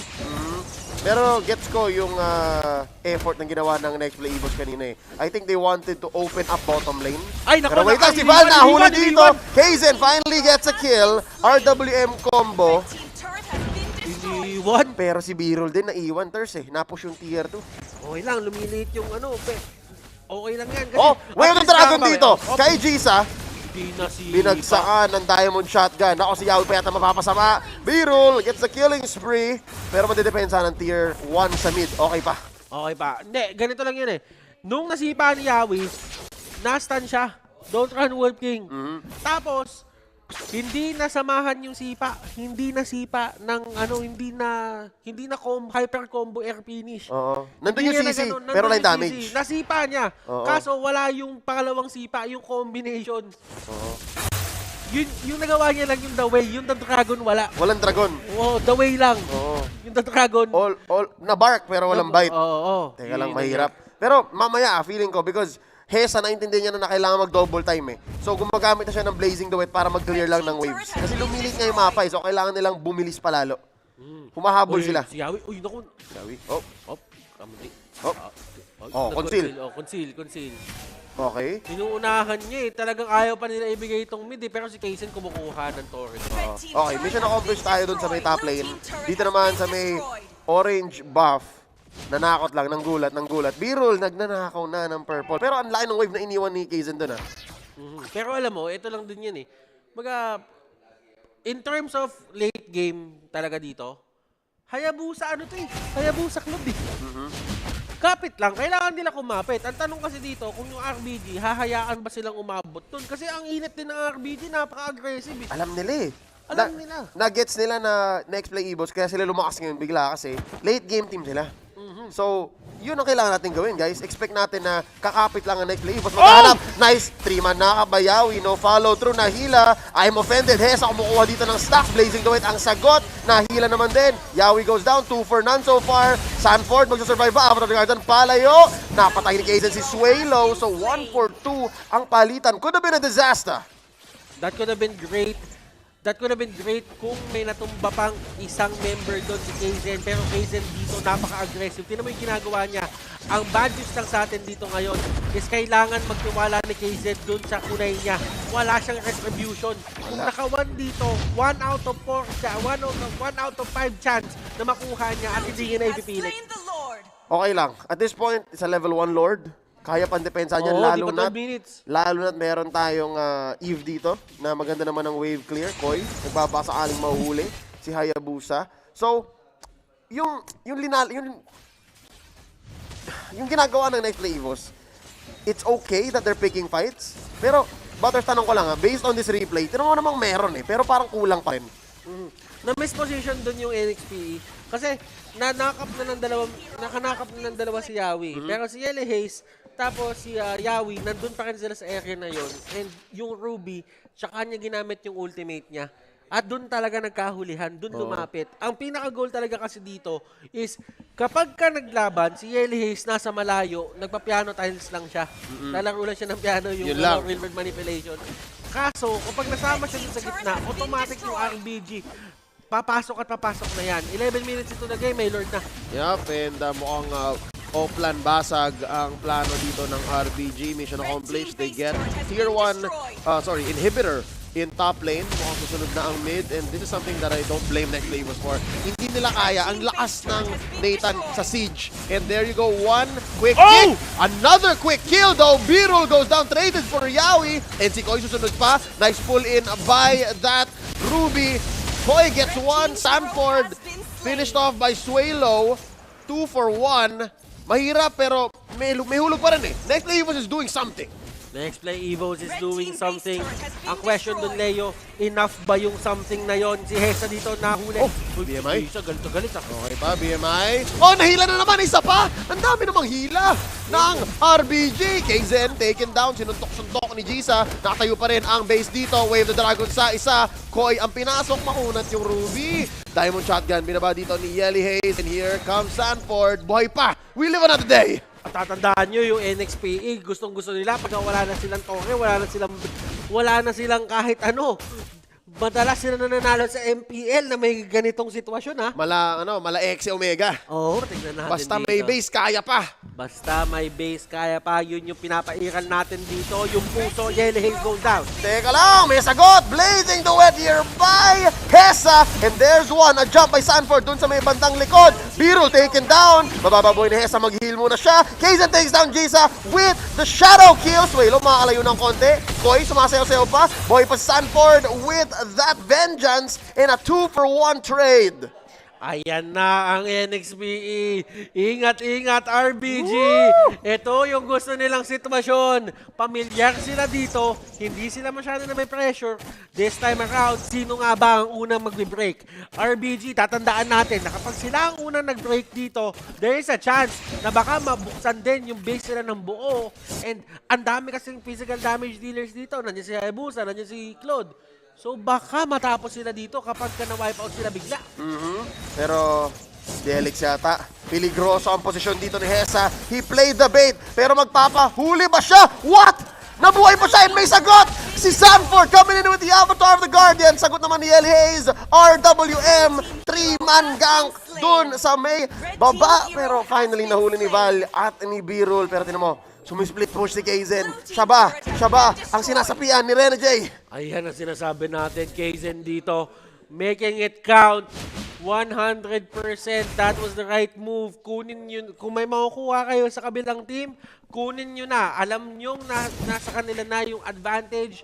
You should know that anything that will help you papasok dito at para mapanalo tong game na to, kukunin at kukunin mo na lang yan. Tatanggapin at tatanggapin mo na lang yan. And I agree, just to build on the strategy na tinatry ng Next Play Evos, ito yung time na pwede kang magsugal Ito yung time na pwede kang magbigay ng hero para sa turrets. Kasi maaga pa wala pang TikTok timers. RBG. Ano ang kanilang next na target? Ang next na target nila is the Lord. And yan talaga yan. That is the 14-minute Lord. So meaning, hindi kasing lakas ng 15-minute Lord kasi 15 minutes palalabas yun Saka pa lang siya ma-enhance. And we're waiting for that scaling. Right now, kompleto ang Next Play Evos dito. Kailangan mag-ingat ng RBG. Talo ang magugulat. Ganda ng pwesto ni Kaizen. Hesa naghahanap ng stacks. Kailangan niya to. Art of Thievery. Koy comes in. Pulls Sanford with the vengeance. Nag-entropy na dito. Si pareng Birul. Hesa, nagpapakita lang ng konti. Standing jutsu. Si Kaizen, Standing nasa babaw. jutsu. Okay, Kaizen, ayun, medyo ayun, malayo. ayun, Shadow out. Nakita. Hard reset. Wait lang. Enhance na to. Pumasok na hila ni Koy si Hesa. And they let go. Medyo nalilito na yata ng bahagya dito ang RBG. Ano ba? XP Evos, game na. Si Yawi. Naku, nag-iuli na si Yawi. Oops. Okay, ito na yung pinakamalayo na nakita natin yung next play Evos and mukhang ibibigay ulit nila yung Lord. Okay. Ibibigay na lang nila yung Lord and they know na capable naman sila. Kung sino man nag-call niyan, nagtitiwala siya na kaya nila tumbahin yan at kaya nilang i-defend yan. Meron silang Blazing Duet, meron silang Real World Manipulation, meron silang Avatar of the Guardian. Ang tanong, paano nga ba gagawin ng RBG yung kanilang pag-push? Kasama ba sila sa Lord o mag-i-split ba sila? And right now, it seems sasamahan mo na yung Lord. Lord's coming out in 3 seconds here. They'll keep the resources, syempre. Offline, ibigay kay Kaizen yung purple. Tapos, magpa-stacks pa dito si Hesa constantly para ready siya lumaban and to build up that immortality. Nakuha na ni Kaizen, si Hesa naman. At nakikita nyo naman ang pagpunta ng Lord Cinematic Shot. Ayan yung sinetap na drone ng One Esports sa loob ng laro eh. Oo. Yan yun eh. Pinasok nila. Kasabay nung pag-install ng portal. Ayan na, kompleto ha. May wave sa baba. Let's see, RWM, nailapag na dito. Tingnan mo sa likod, Ziawi naghahanap. Nahila, na-stun siya, buhay pa siya. Hindi sila sumasagot. Let's see. Hesa, the first casualty, not going next play Evo's way. Ziawi buhay pa, pero makapag-shield siya. Birul goes in, dashing in and out. Sanford, ano lang, pwede pa mag-depensa dito. Tingnan mo si Val sa likod. Minions, sumisigaw sila. Yan ang shot call nila. And there's so much damage. Birul goes down. Patay si Birul. And wala silang minions. Kaizen. And TLA is the only one left na. Opo, na-hook pa doon. Winter Truncheon here. Sinusuntok-suntok ni Gisa yung base. Pero wala yung minions kaya merong buff. Yung base. Kaizen's the only one. Ladies and gentlemen, RBG takes game number 1. Nako, na-intimidate yata yung boys natin. Tingnan natin dito kung paano nangyari yun. Well, Rebellion Genflix, yung kanilang strategy is to take the early game. Nakita mo kung paano nila ni-utilize yung Ruby, paano nila ni-utilize yung Pakito, and medyo nakakatakot nga talaga i-go yun. O medyo talagang nakakatakot nga palagan in terms of a Hayabusa versus a Pakito. Hindi ka din talaga mag-go dun sa mga confrontation. Kung papapansin mo, most of the Hayabusa players na meron tayo, kapag kunyari may kalaban silang Pakito, they don't really take the turtle as much. Nope. Ang gagawin lang nila is they will try to retry the turtle na lang para kahit papano ay hindi head-on collision yung gagawin nila.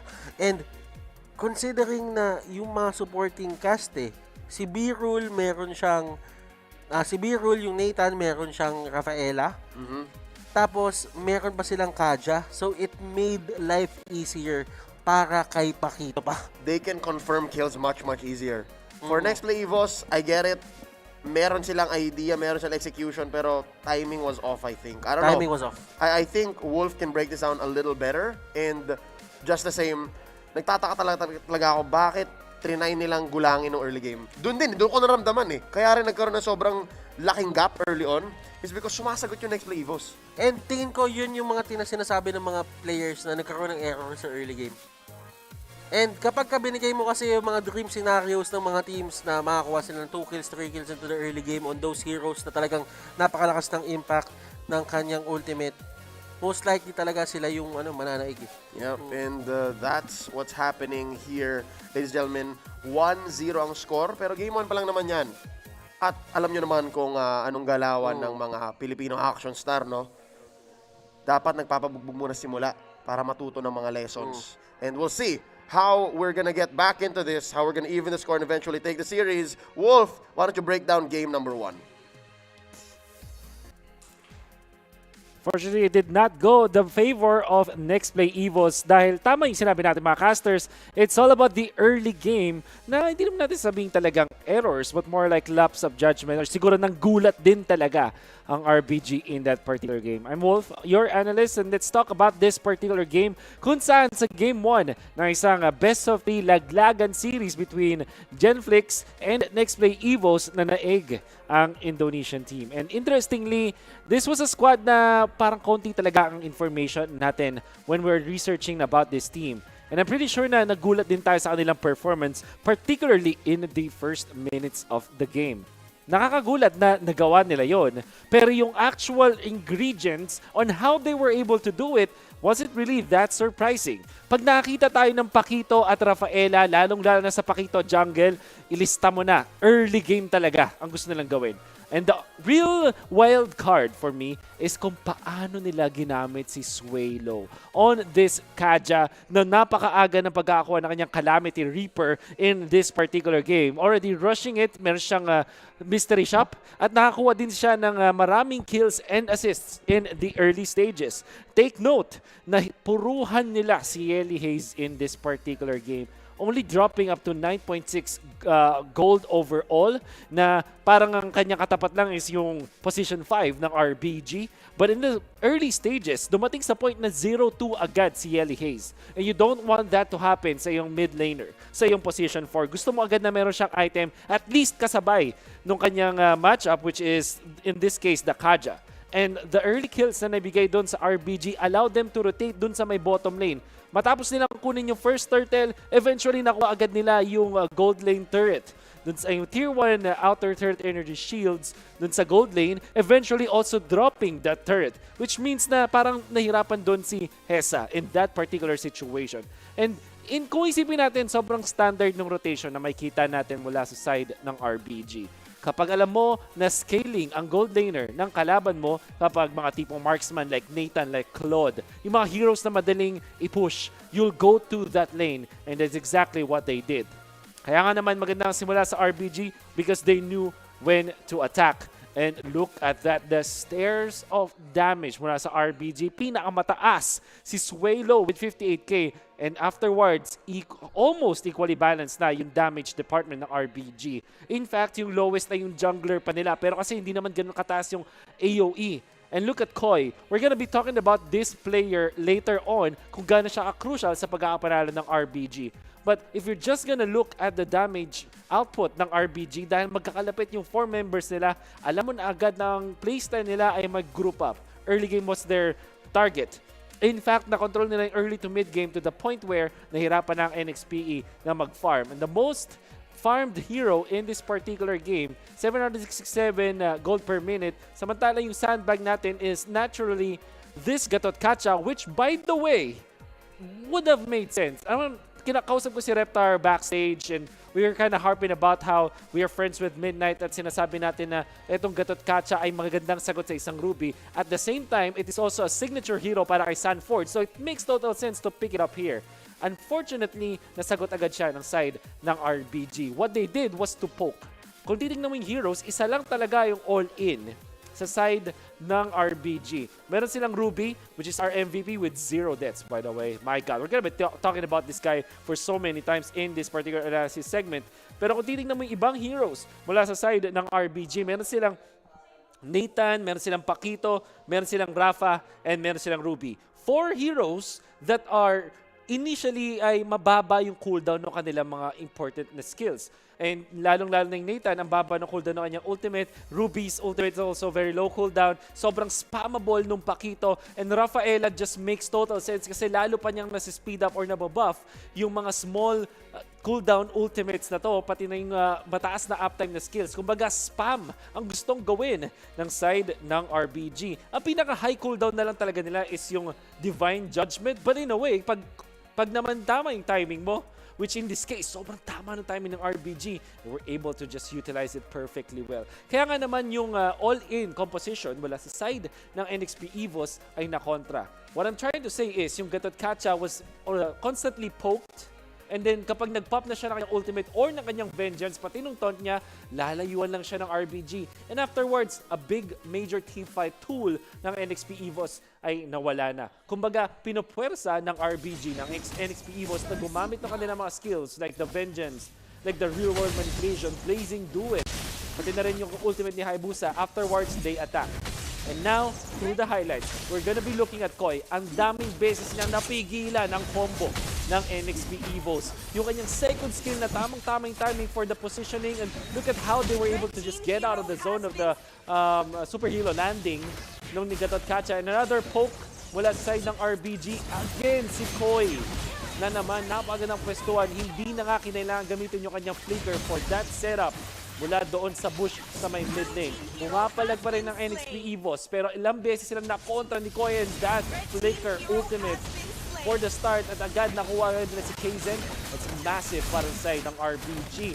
And maraming beses makakancel ni Koy yung mga initiations, pati na rin yung combo, even yung mid animation ng Way of the Dragon ay nakakancel niya.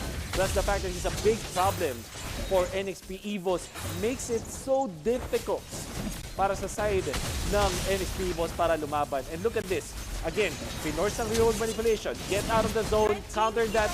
Saktong-saktong time ni Koy para kontrahin ulit doon si Hesa. Not even needing the flicker this time at tanapos na lang niya yung flicker na to.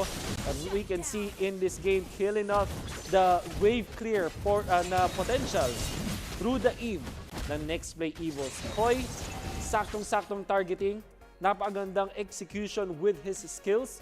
Very much on point all throughout the game mula hanggang dulo.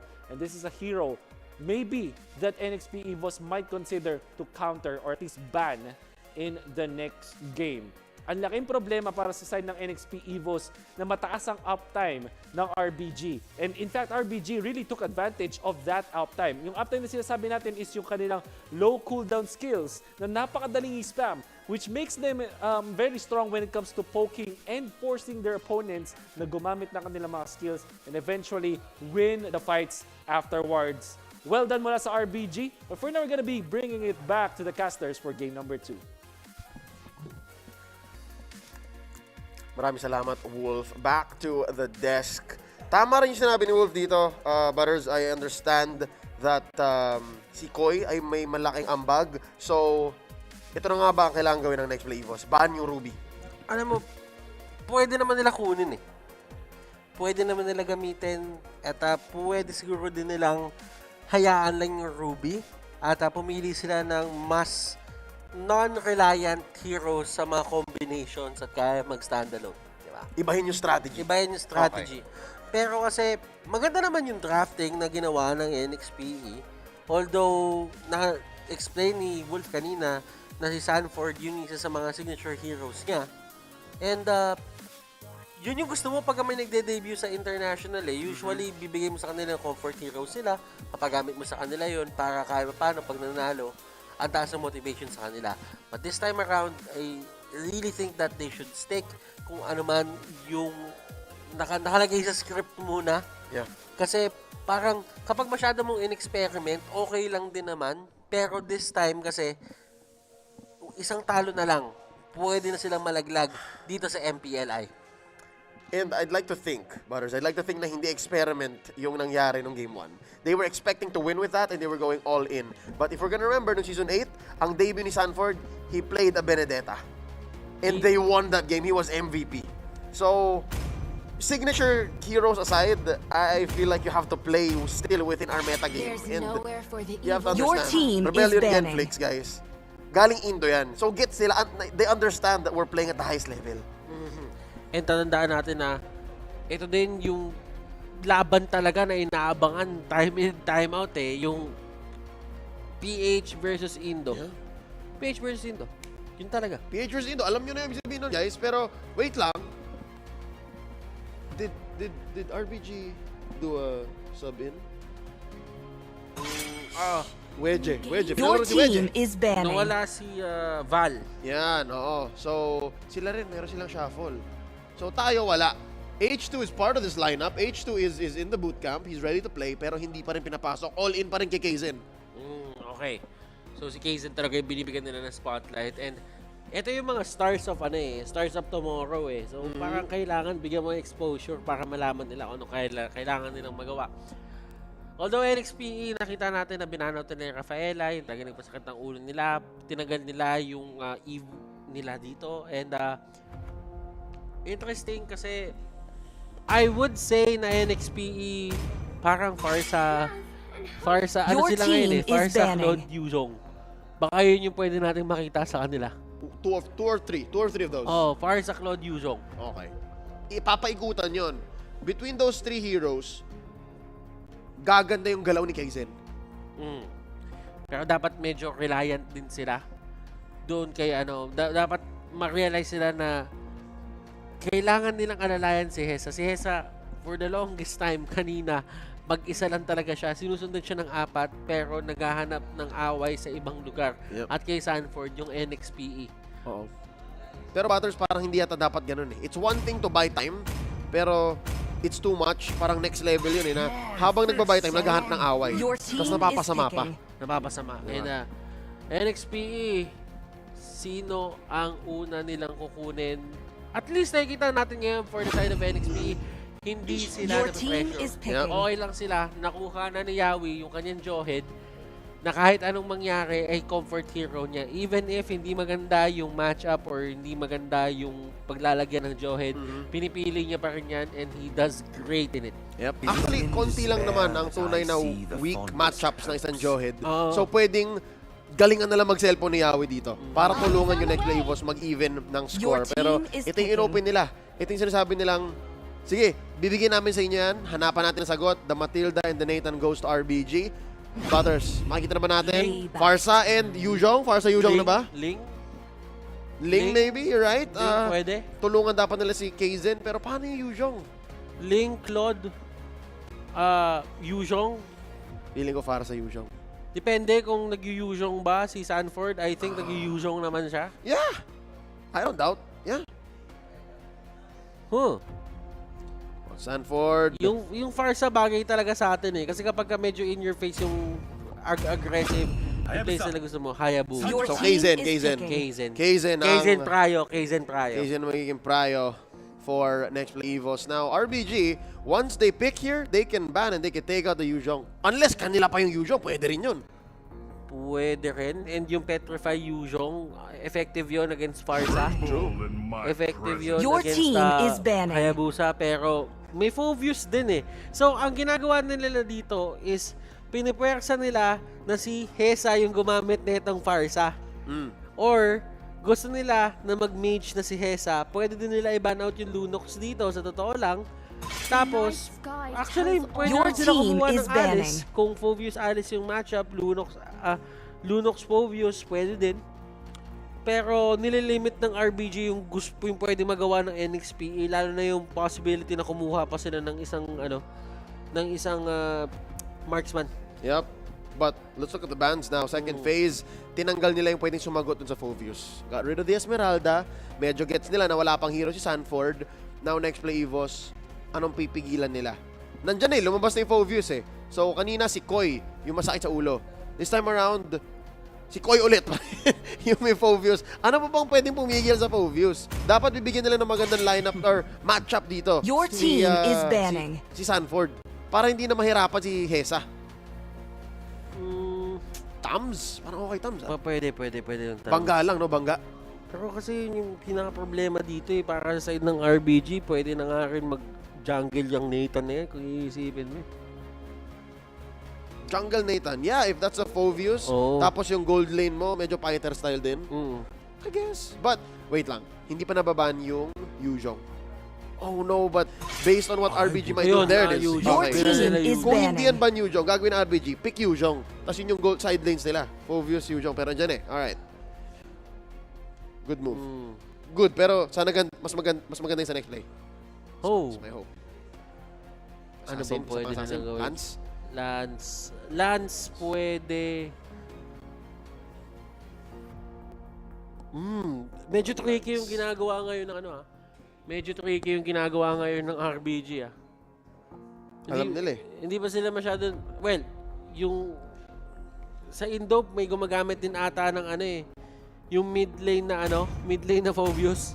Parang si Etomax. Oo. So parang Etomax style. May possibility na makakita rin tayo niyan. My pleasure. They take out the Karina.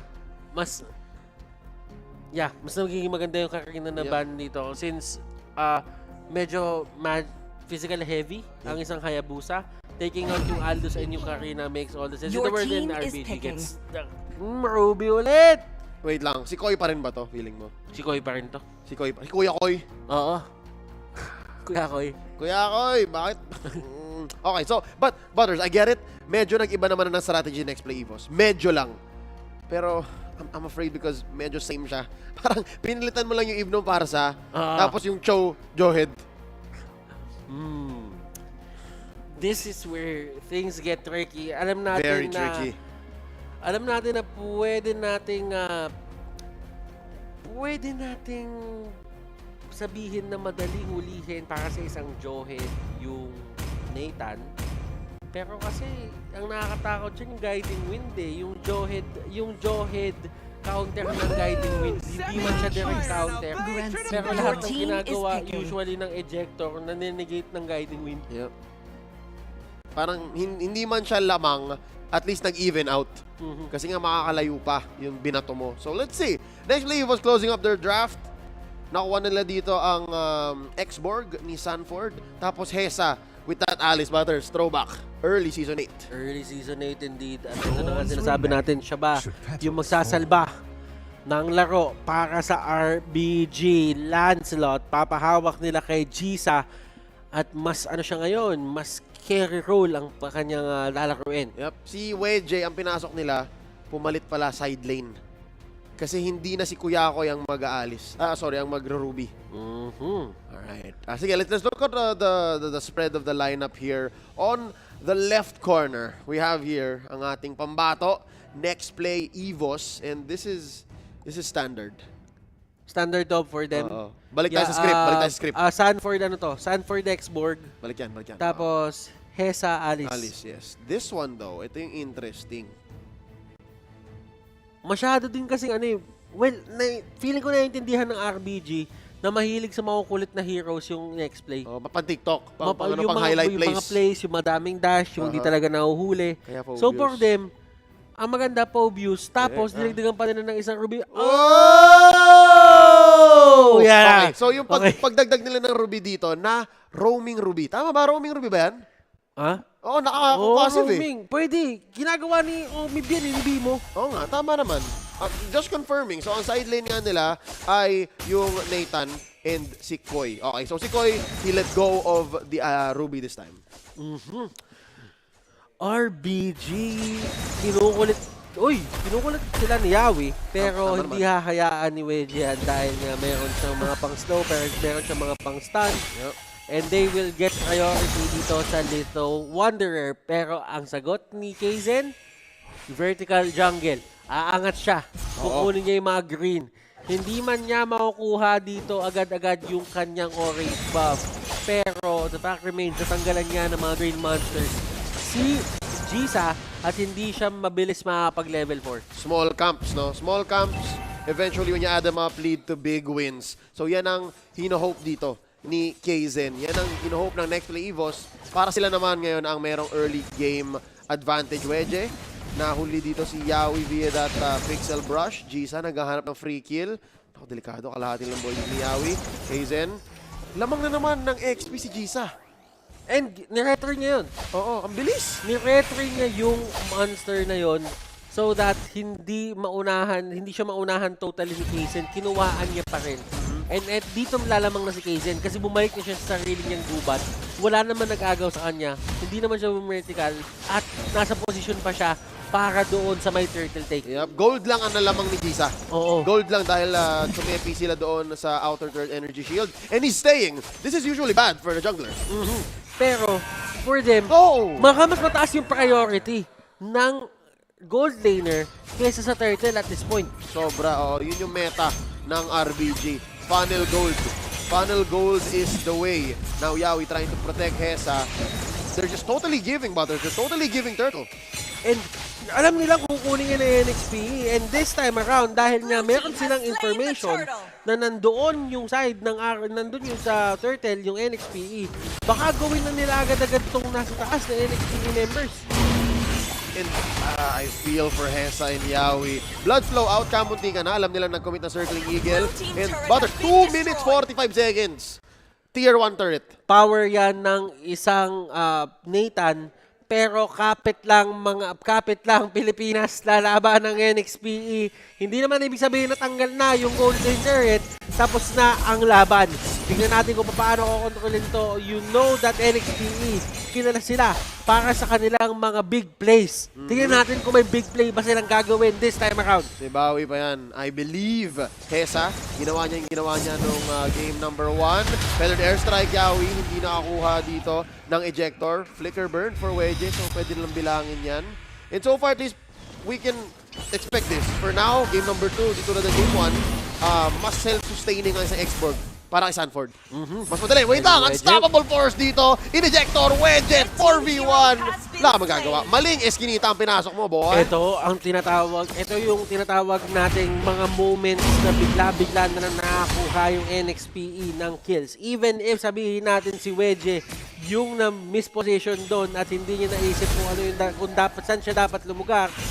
Then again, for NXPE, they take what they can. Tatandaan mo na pag ganitong laban, kukuhain mo lang yung kukuha ka lang ng isang kill and it's going to be enough para mapantay yung gold. Ang nakalamangan na lang ngayon ng RBG is yung Torre. Isa pa, ejector kay Swaylo. Walang follow through daw. Kumain ng Circling Eagle si Yawi. Flicker on out. Yelly Hayes, pumoposisyon. Wala pang Feathered Airstrike. They're making space. This is okay for Hesa. Down bottom though, naghahanap ng priority. Tinan mo si Koy. Honestly, 2 games in, 1.5 games in, pwede ko sabihin na si Koy isa sa mga pinakamalupit na players ng RBG. Nangungulit dito. Grabe siya Grabe siya mangulit eh. Yun yung factor. Kumbaga, etong Koy na to, hindi siya yung high impact player. Pero kung kulitan at aasaran yung gusto mong gawin dun sa may mapa, gagawin ngayon. Circling Eagle plus, I'm offended. Sulit ang dalawang ult. Si Yawi ang mapapatay. And nagpalit ng priority ang next play Evos. Hindi na sila magta-turtle, Butters. Look at what your brother's doing. Pero alam mo, nakikita mo na lang na si Hesa dito ay unti-unting naghahanap ng farm. Hindi man kasi bilis, pero si Biro lang napagtripan. Si Biro lang mabibigyan, pero Yelly Hesa ay makakatakas. Purify, sulit na sulit. And ginamit pa niya yung kanyang Purify kahit naka-bird form na siya. Kasi alam niya kapag naikutan siya, habang naka-bird form, babalik siya dun sa tao form niya. At pag nasa tao form siya, hindi siya pwedeng tumagpas dun sa mga terrain. Yep, scientific terms yun guys, yung tao form tsaka bird form. Okay? Technical yan. Ejector into the unstoppable force combo. Kulang ng burst doon. Wala kasi si Yelly Hayes pero okay lang. Buying Sanford time na ngayon. Immortality. Okay na ako. I'm good. Feathered Airstrike plus the Shadow Kill into the back. Pinabagsak si Birul. At ngayon nanaawan nila ng orange buff. Buti na lang, ladies and gentlemen. Talagang RBG will be considering to control etong game. Pero NXPE on the other hand, humahanap na sila ng mga kills. Humahanap na sila ng mga kanilang mga openings para maparusahan unti-unti dito yung RBG. Looking at their gold, makikita mo na si Jisa naka-War Axe na. Ang next item na kukunin niya is most probably an endless battle. Yeah. And, hindi papahingahin eh. Tinan mo to si Wedge, hihila pero siya pang babawi, siya pang babalik. Yawi naghahanap ng ejector, gonna change directions and yes, Butters endless battle nga ang kay Jisa. Endless battle yung kay Jisa and kung papansinin mo, Hesa almost with the Calamity Reaper. Ito na yung nakikita natin na pagka nakuha niya yung Calamity Reaper, pwede na lumaban. Pagka nakuha yung Holy Crystal, kakaibang level naman yun ng kayang gawin ni Hesa. And this really shows na they mean business, Jisa! Tatamaan dito ng Unstoppable Force, Smart Missiles, nabitin, plus sticker. Team pa nila yung pinan-sticker niya. May agimat yon, Yelly Hayes. Medyo mabababuhay.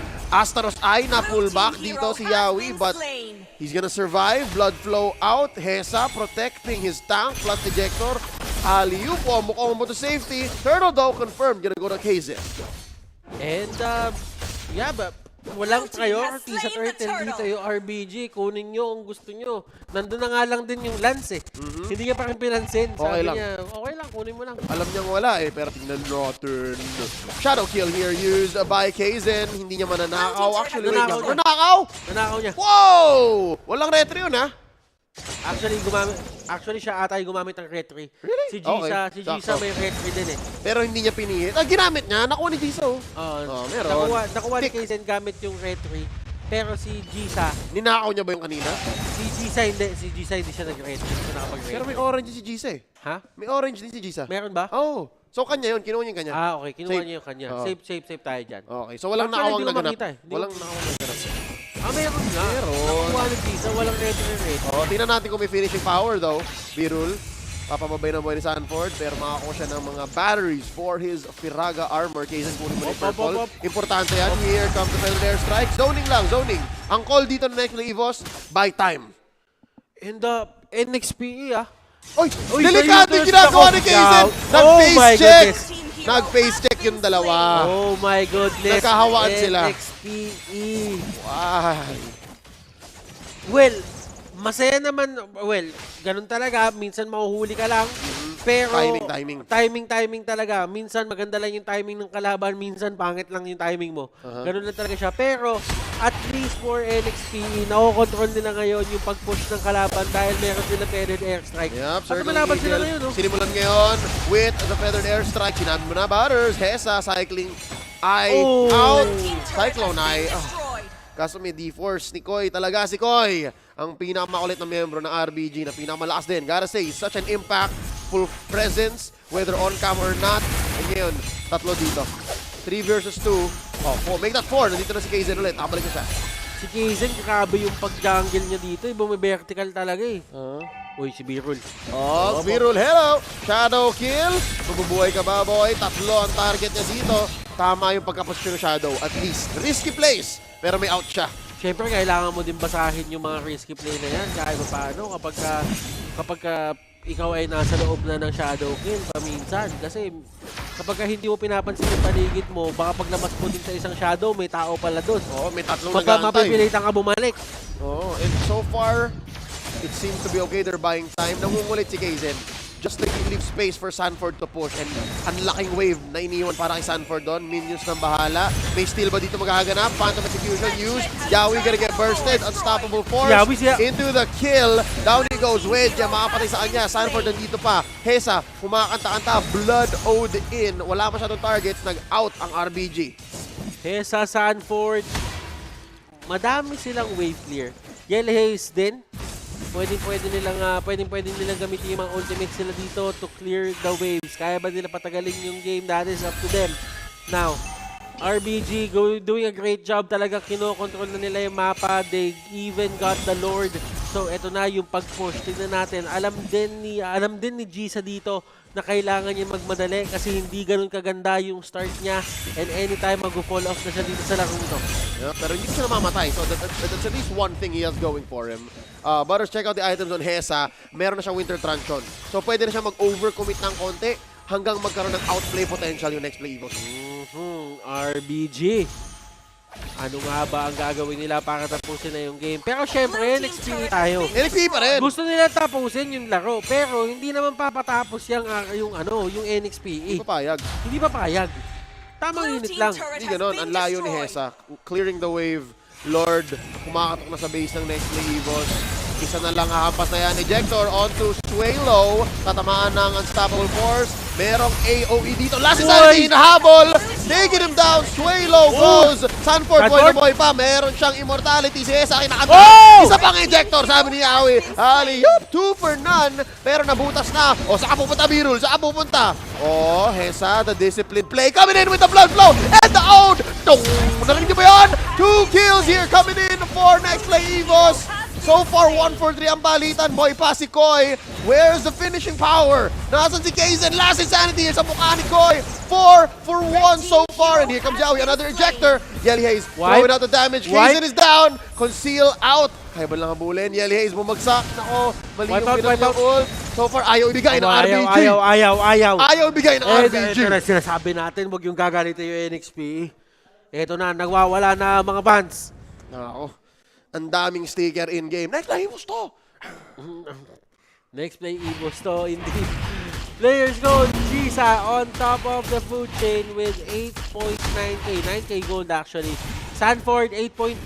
Kaysen, 8.2. Hesa, 8k flat. Dito na tayo magkakaalaman, pre. I'm frustrated because may mga moments na kaya nang i-wipe out, kaya nang i-finish, pero parating yung timing ng mga iba. Kita mo, Ters, na since hindi ito yung main 5 nung nakita natin sa Season 8, meron silang mga chemistry, little kinks. Sabihin natin kinks. Parang mga hindi naman problema, pero hindi pa nila pa-perfect. Teka lang, tinan mo ta Death Bush. Naku. Stanford, wala ka ng mortality, boy. Easy lang. B-roll. Ayaw. Alam. Si Stanford, bata yan, pero galawang veterano yon. Okay, Sanford. Good. Nice one. Paano kaya kung nilagay niya yung mga fire stakes doon, tapos yung gumalaw lahat, 4. Gulat talaga sila. Gulat ka, no? Pero alam niya eh. Ang mas rookie mistake doon kung last insanity ka sa mukha ni Biro. Sabagay. Doon ka talaga Pero pinapabait out talaga nila itong RBG, marunong din magana eh. Si Yawi, may karapatan yan, kayang-kaya niyan, alam niya yan, may flicker pa yan. Marunong din sila mag-bait out ng play. Tingnan ko, feeling ko kung bagong roster to, kailangan abangan sa MPLI dito eh. Yup. Real bait game. Yawi. Wait lang. Circling Eagle dito kay Yawi. Ang layo ni Kaizen. Pinasok ng Phantom Execution. Yelly is looking low. That's 2 free kills for the side of RBG. Yawi di magsasurvive. 3 free kills for RBG. Si Kaizen. You have to give it up doon sa play na ginawa na yung Gisa. Oo. Si Gisa humila. Si Gisa yung nagbago doon. Oo. Isa pang hila dito. Ruby seems to be the key. Ladies and gentlemen. Another elimination on its way. Next play, Evos. Hindi kinaya ang Rebellion Genflix. We always play with the cards we are dealt with, and right now, NXP Evos, they will bow out of the MPLI. And as you can see, Rebellion Genflix, literal na nagbow sila for everyone, and you can see that mababait yung mga players na to. Although, syempre, mga bata lang, kaya gumagalaw-galaw lang ng ganyan. But still, you have to respect that play. Ang ganda ng ginawa nila at the final moment. At kung sino man si Gisa dito, oh my goodness. Yung Phantom Execution na yon at that final moment to the Thorn Rose, that was perfect. Natuhog yung 3. Kahit nga pauwi na si Kaizen, naramdaman niya pa yata. Naramdaman niya. Gumanon siya. Pero, again, one thing I learned from that video, right? From that winning moment from Rebellion Genflix, kita mo yung sync nila, yung, okay guys, babaw tayo, 3, 2, 1, pa. Doon ko nakita na parang tropa tong mga to, pamilya to. Connected sila. Yung yung play, kasi si Yawi, well, actually, pareho na silang nag-initiate ng Death Bush nun eh.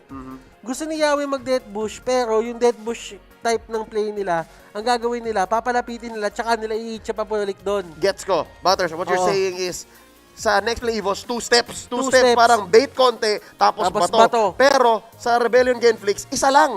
Yun yung nakakaano doon. And dahil nga nakaspread sila doon, nung nagkaroon na ng collapse yung frontline nila at natanggal na si Yawi, pumasok lahat doon sa may gubat, and doon nagkaroon ng Phantom Execution. May barbecue na nangyari doon sa may gitna. Pero congratulations RBG, tatandaan nyo na dito bias kami, pero when bias teams pero earn, patas. Pero when teams earn or when teams make the right play, literal, respeto kami dyan. Yep, Rebellion Genflix, you deserve the win here. And to break down game number 2 in the whole series, wrap it all up, analyze the result, let's call on Wolf. Wolf, kwento mo sa amin ang nangyari. Very nice drafting mula sa pares sa teams natin, but more particularly nakita natin mula sa RBG, Rebellion Genflix. The reason why nasabi ko na maganda yung kanilang drafting was they got yung mga heroes na parang komportable talaga sila, and they were able to make their play, which I'll explain later. My name is Wolf, the analyst. Let's talk about that particular match. Nakita natin na binigay ang Hayabusa doon sa side ng NXP Evos, pero ang exchange is Nathan Matilda, tas nakakulit ng Ruby ang side ng Rebellion Genflix. But this time it's played differently. Pero ang talagang na-carry over from the previous game ay kung gaano ka-annoying si Koi with his positioning. Just like in the previous match, was able to just disrupt yung formation ng NXP Evos up until the last moment. nakita natin na ang naging problema itong Phoveus as well as this Ruby mula sa RBG na by the way ay nilaro sa position 5 or ang roam role. And naging crucial din naman itong si Wedge kahit pa siya yung pinasok after RBG winning game number 1. Naging crucial yung kanyang flicker ultimate once again in this game para sa pag-turnaround ng RBG. Kasi kung isipin natin, NXP EVOS na ang nakakuha ng momentum versus RBG. Now, let's talk about a little bit dito sa mga heroes ng NXP EVOS. Gustong-gusto ko yung last pick nila na Xborg and Alice. Kasi yung NXP EVOS, bigla sila nagkaroon ng sagot dun sa Phoveus which initially they didn't have. And yung Alice is posing problem. Although, technically speaking, ayaw mong mag-Alice kapag may gold lane Nathan na sa kabilang team. But in a way, Alice kind of answers yung ibang mga heroes ng RBG. Plus, it's a Hesa special anyways, so you're totally fine with that. Ang talagang plano ng NXP EVOS ay kumuha ng scaling na gold laner. Yun nga lang, si Hesa ay hindi nakakuha ng kills. There was a time na nakakabawi na. Ang ganda ng play niya. Gumamit siya ng kanyang Flowing Blood, Flicker, tapos ultimate and the stun dun sa may bandang orange buff coming out from NXP EVOS. Pero the real question mark is, bakit hindi siya nakakuha ng kills? Kung nakakuha sana siya ng added kills at binigyan siya ng kanyang mga team ng way para makabawi dun sa kanyang lane, it will be totally different. Because here's the thing, ang talagang reason kung bakit nanalo ang Genflix dito sa buong series na to ay doon sa early game. Ginawa na naman nila yung move na ginawa nila nung game number 1 kung saan inuna nila yung pag-push dun sa may gold lane. And just like in the previous game, nakakuha agad sila ng magandang influx ng gold dun sa may gold lane dahil nakukuha nila yung Torre. At the same time, they were giving the space doon sa ating Nathan para makapag-farm. Yun nga lang, ang ganda ng ginawa ng NXP EVOS na sagot. So, alam na nila na ganito yung gagawin ng RBG. Instead na totally mag-commit sila ng maraming heroes para depensahan si Hesa doon sa may top lane, ginawa nila ay kumuha na lang ng turtle. Imagine, kapag ikaw ay nagpo-push ng gold, the main problem with the first rotation kapag sa gold lane yung pinili nyo is open yung turtle. And yun yung in-exploit ng NXP EVOS. The first step, dapat hindi mamatay si Hesa. Second step, fast clear nila yung turtle which they were able to do. At yung third step na mas magandang ginawa nila na kahit pa napuruhan yung gold lane nila, ang magandang nangyari is nakuhaan nila ng purple buff yung Lancelot. And this is actually the dynamic kung bakit parang even yung naging early game at mid game natin. What supposed to be was a hard lane para kay Hesa na paganda bigla ng next play EVOS dahil dun sa pagnakaw nila ng purple buff, it allowed Kaizen na magkaroon ng advantage over the Lancelot. At yung advantage na yun ay mas nakakaikot yung Hayabusa ni Kaizen instead na makaikot yung Lancelot ni Jisa mula sa side ng RBG. Dahil nga naman dun sa factor na yon. Now, Swalo is our MVP with 4, 1, and 6. Ang ganda na naman na kanyang performance as the mid laner. Dealing a lot of damage while getting so much gold. At sobrang notable no kanyang last play dun sa may bottom lane kung saan medyo nag-bait muna siya. Kaso nga lang hindi rin pinapaganda sa RBG dahil napa-overcommit sila. But overall, mula sa early stages up until the latter portions, binigyan niya ng chance na makapag-farm yung mga teammates. And also, instrumental sa pagiging aggressive ni Ruby. You're always you always have the license na maging aggressive bilang isang tank kapag meron kang Matilda dahil dun sa factor na pwede kang mag-dash gamit nga yung guiding wind which you know is totally abused here by the side of RBG. Naging aggressive din yung kanilang position 5 na roaming na Ruby dahil din naman dun sa extra insurance na meron ng isang Matilda with the sustain pati na rin yung paghatak niya gamit yung guiding wind. And this was the main dynamic na makikita natin between these two teams. Do take note, however, na hindi naman din one-sided to sa RBG. Early game and mid game naging tug of war to ng dalawang teams in a way na parang sobrang close talaga nung laban. Talagang nakakasabay ang NXP EVOS dahil dun sa kanilang adjustment na instead na head-on lumaban sa early stages dun sa RBG, kumuha na lang ng ibang mirrored movements. Katulad ng pagkuha ng turtle, pagnakaw ng purple kapag napupushan sila. And this continued to be the case until the point na napush na nila yung top lane.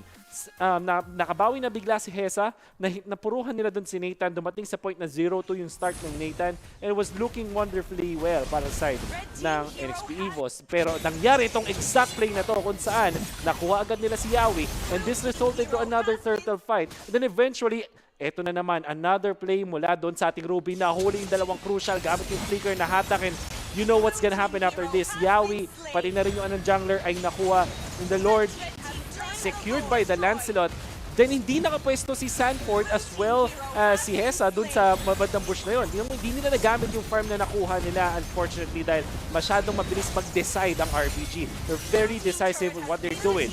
Good defense coming out from NXP Evos, and I want you to look at Hesa and how he's able to just dish out the damage. Lalong-lalo itong play na to, napakagandang play, kaso nga lang hindi siya nabigyan ng kills. And sometimes okay lang sa'yo na mamamatay na yung kalaban, basta kahit sino yung makakuha ng kill, okay lang, basta papigilan sila. But this point, naghahabol si Hesa ng gold kasi nga nawala pa rin sa kanya yung lane at sa kanyang early game. And look at this, no words can explain how good the Phantom execution is. And again, ang bilis mag-decide as a team ng RBG, talagang go lang agad. Wala nang dalawang isip pa, no hesitation whatsoever coming out from RBG, and no sign of retreat mula sa RBG nung nakita na nila na meron na nga silang magandang opening doon. That Phantom execution na sulit, in a way ay ayaw talaga ng kahit sinong team na mapunta doon sa maliit na eskinita na yon para mag-go lang ng mga AoE damage sa kalaban. But unfortunately, NXP Evos, they did not see that play coming. And like I said, RBG, mas maganda yung pagiging decisive nila sa laban na to. And that's majority of the reason kung bakit sila ang nanalo sa series na to. Padayon sa NXP Evos. Congratulations sa RBG. We'll see them again as the bracket progresses. But for now, that's it for me. Babalikin natin kay Leo at kay Butters. Maraming salamat, Wolf, sa iyong analysis. Always objective, always clear. And yes, congratulations to Rebellion Genflix. Pero hindi pa rin may pagkakaila, napakulungkot ng MPLI nang wala yung next play Evos. And Omega. And Omega, of course, yes. Oh, pinalala mo pa, Thursday. Well, kailangan natin maalala and kailangan dalhin ng ating mga Filipino teams yung pangarap nila sa susunod na round. They couldn't make it. They tried their best. Ginawa naman nila lahat. Pero kinulang talaga. Yep. We keep saying that there are star players from Rebellion Genflix. Kilalanan natin sila. Let's hear from RBG. In an international tournament, how does it feel? Yeah, actually, I feel so happy. Yeah, happy. In RBG in MPL season 8. Bisa kita bilang? Oh iya, bisa kita bilang cloud, yes. Cuman di sini kita membukti. Campur sari nggak apa-apa ya sama Indonesia? No problem. I will translate. Yeah, no problem. Okay. Di sini kita pastinya senang sekali karena kita bisa membuktikan kepada Asia, MPLI Asia bahwa kita sebenarnya sekarang berusaha sebaik mungkin dan tetap akan berusaha sebaik mungkin untuk menunjukkan yang terbaik. Okay, so he said that finally we are very happy that we can prove in MPLI that we can do our best for this tournament. Overall, we are so happy. Okay, yeah, very good answer. But you have a question, Eterna, for Suelo or for Rebellion Genflix? How does it feel to finally come into MPLI straight into an international scale level? Suelo. Yes, for Suelo in particular, is there pressure on your hands or are you just feeling excited? Kalau dari saya sendiri, karena memang saya naik dari MDL di Indonesia, jadi perasaan saya selain saya senang juga ikut ke MPL juga kayak bisa bersaing bersama teman-teman di MPL RBG gitu, jadi campur aduk gitu senangnya gitu.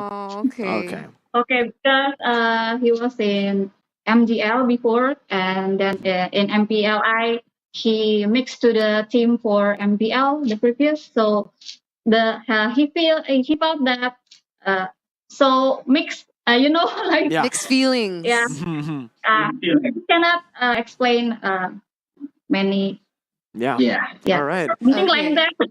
Yeah, well, no problem. Thank you, Suelo, as well for that glorious moment. But I have one last question for Rebellion Genflix. You know, after this game, who is who are you most interested to face here at the MPLI? Semua tim sih, tapi terutama dari tim Filipina sama Indonesia. All right. Yang paling. Is that every team, especially for Philippines and Indonesian teams. Okay, well, thank you very much for the interview, Suelo and Rebellion Genflix. Thank you so much. Congratulations and good luck. Congratulations. Thank you so much. Yeah. Salamat at mabuhay, Rebellion Genflix. That was Suelo and Claudia, their manager.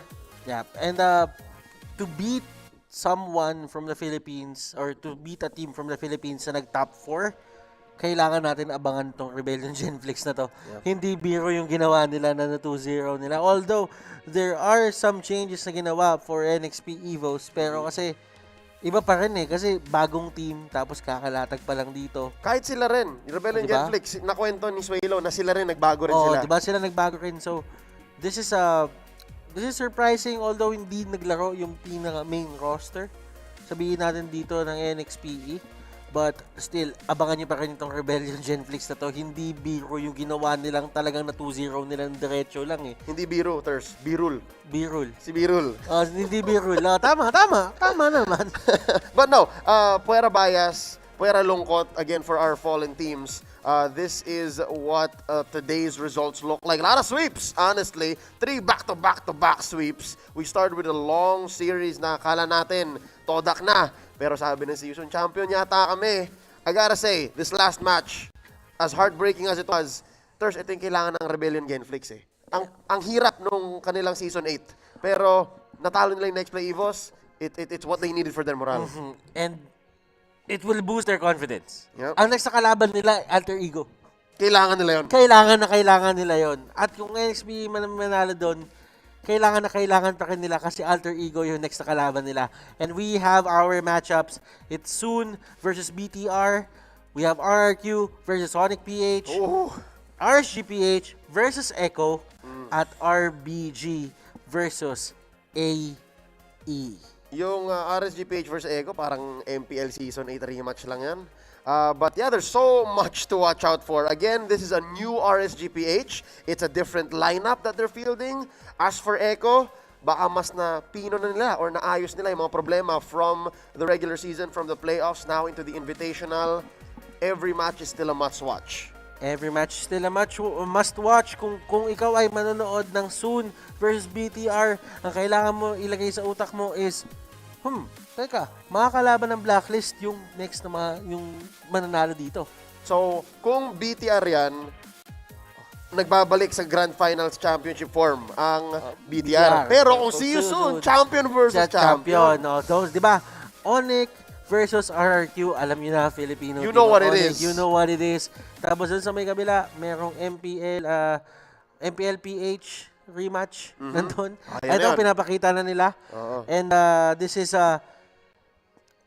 RSGPH Echo yung magsisimula. Tapos we have RBG versus AE for the second match. RRQ versus Onyx PH. Yan War Flashbacks RRQ. And Soon versus BTR. Butters, I love the way that this schedule is laid out kasi especially for the Filipino fans, no? Yung simula, parang pampainit muna. Yes, may malalaglag dyan, pero pahapyaw lang yan dun sa mga susunod. Kasi ang next nating i-cheer, ang next nating ipaglalaban ay yung Onyx versus RRQ. And RRQ, a very, very strong team. Meron pa tayong May kampiyon pa. May kampiyon pa. Yung Blacklist International, nag-aantay pa doon. Sitting pretty muna ang Blacklist International. Yeah. And na lahat ng team gusto kalabanin. Nagustong kalabanin lahat ng team. And we all know na talagang lahat nakamata. And kung sino man yung manalo sa BTR at see you soon, sila yung may unang chance makakuha nun. Pero ang pinapaalala lang dapat sa kanila is be careful of what you wish for. Yep. Kasi alam namin, napanood namin kung paano minanhandle ng Blacklist International yung competition noong MPL Season 8. Yep, and not only that, they also won their grand finals very, very decisively. Oo. So, kung nakita nyo yung ginawa nila sa kapwa nila Pilipino, paano pa dun sa mga dayuhan? Oo, yun yung sinasabi natin. Pero who knows? Maybe some people can break the code. Maybe the code is just unbreakable talaga. Narap ko na yan, men. Oo. Diba? Agent says with me. There's no breaking the code. Pero anything is possible dito sa MPLI. Pero kahit ano pa mangyari, tuloy-tuloy lang tayo sa pagsuporta sa mga Filipino teams. Kailangan nila tayo ngayon. And even if nalaglag na ang inyong favorite na MPL PH team, tuloy nyo pa rin yung pagsuporta nyo. Alam nyo, kailangan na kailangan nila kayo ngayon kasi sa inyo sila kumukuha ng parang power or suporta para talaga maka-move on sila dun sa pagkatalo na yon at maging mas lakas pa sa susunod nilang outing sa mga tournaments na ganito. So, ngayon sa mga rank games ninyo, kahit anong laro ang gagawin ninyo sa ML, i-spam ninyo ang Next Play Evo sticker at pag lumabas ang Smart Omega sticker, gamitin nyo rin. Oo, yun yung kailangan yung gawin. So, tuloy-tuloy lang ang suporta, mapaganda man, masama man yung nangyari, tuloy-tuloy lang ang suporta. Ladies and gentlemen, it's been an honor broadcasting for you all today. Napakaganda ng mga naganap. May mga iba na hindi. Pero tuloy-tuloy pa rin nabanggitan namin ni Butters na lahat na kailangan namin sabihin tungkol sa mga teams na nasa MPLI pa rin, mga representatives natin. Tomorrow, mainit ang labanan. Butters, last thoughts before we go ahead and say goodbye. We are out of the first round. And with things looking at it is, napakainit ng second round na magaganap. And napaka-deserving. May mga teams dito na came out from a 2-0. May mga teams dito na talagang pinaglaban todo-todo yung kanilang spot para dun sa second round. And mas magiging tight at mas magiging mainit yung laban netong second round natin papasok sa ating quarterfinals. Yep. And as for me, my final thoughts, laban Pinas, tuloy lang. Because tomorrow, the matches resume right here at the MPL Invitational. On behalf of Butters and everyone making this broadcast possible, sa inyong likod na nga pala si Leo. Kita-kits na lang bukas. I'll see you guys again tomorrow right here at the MPL Invitational.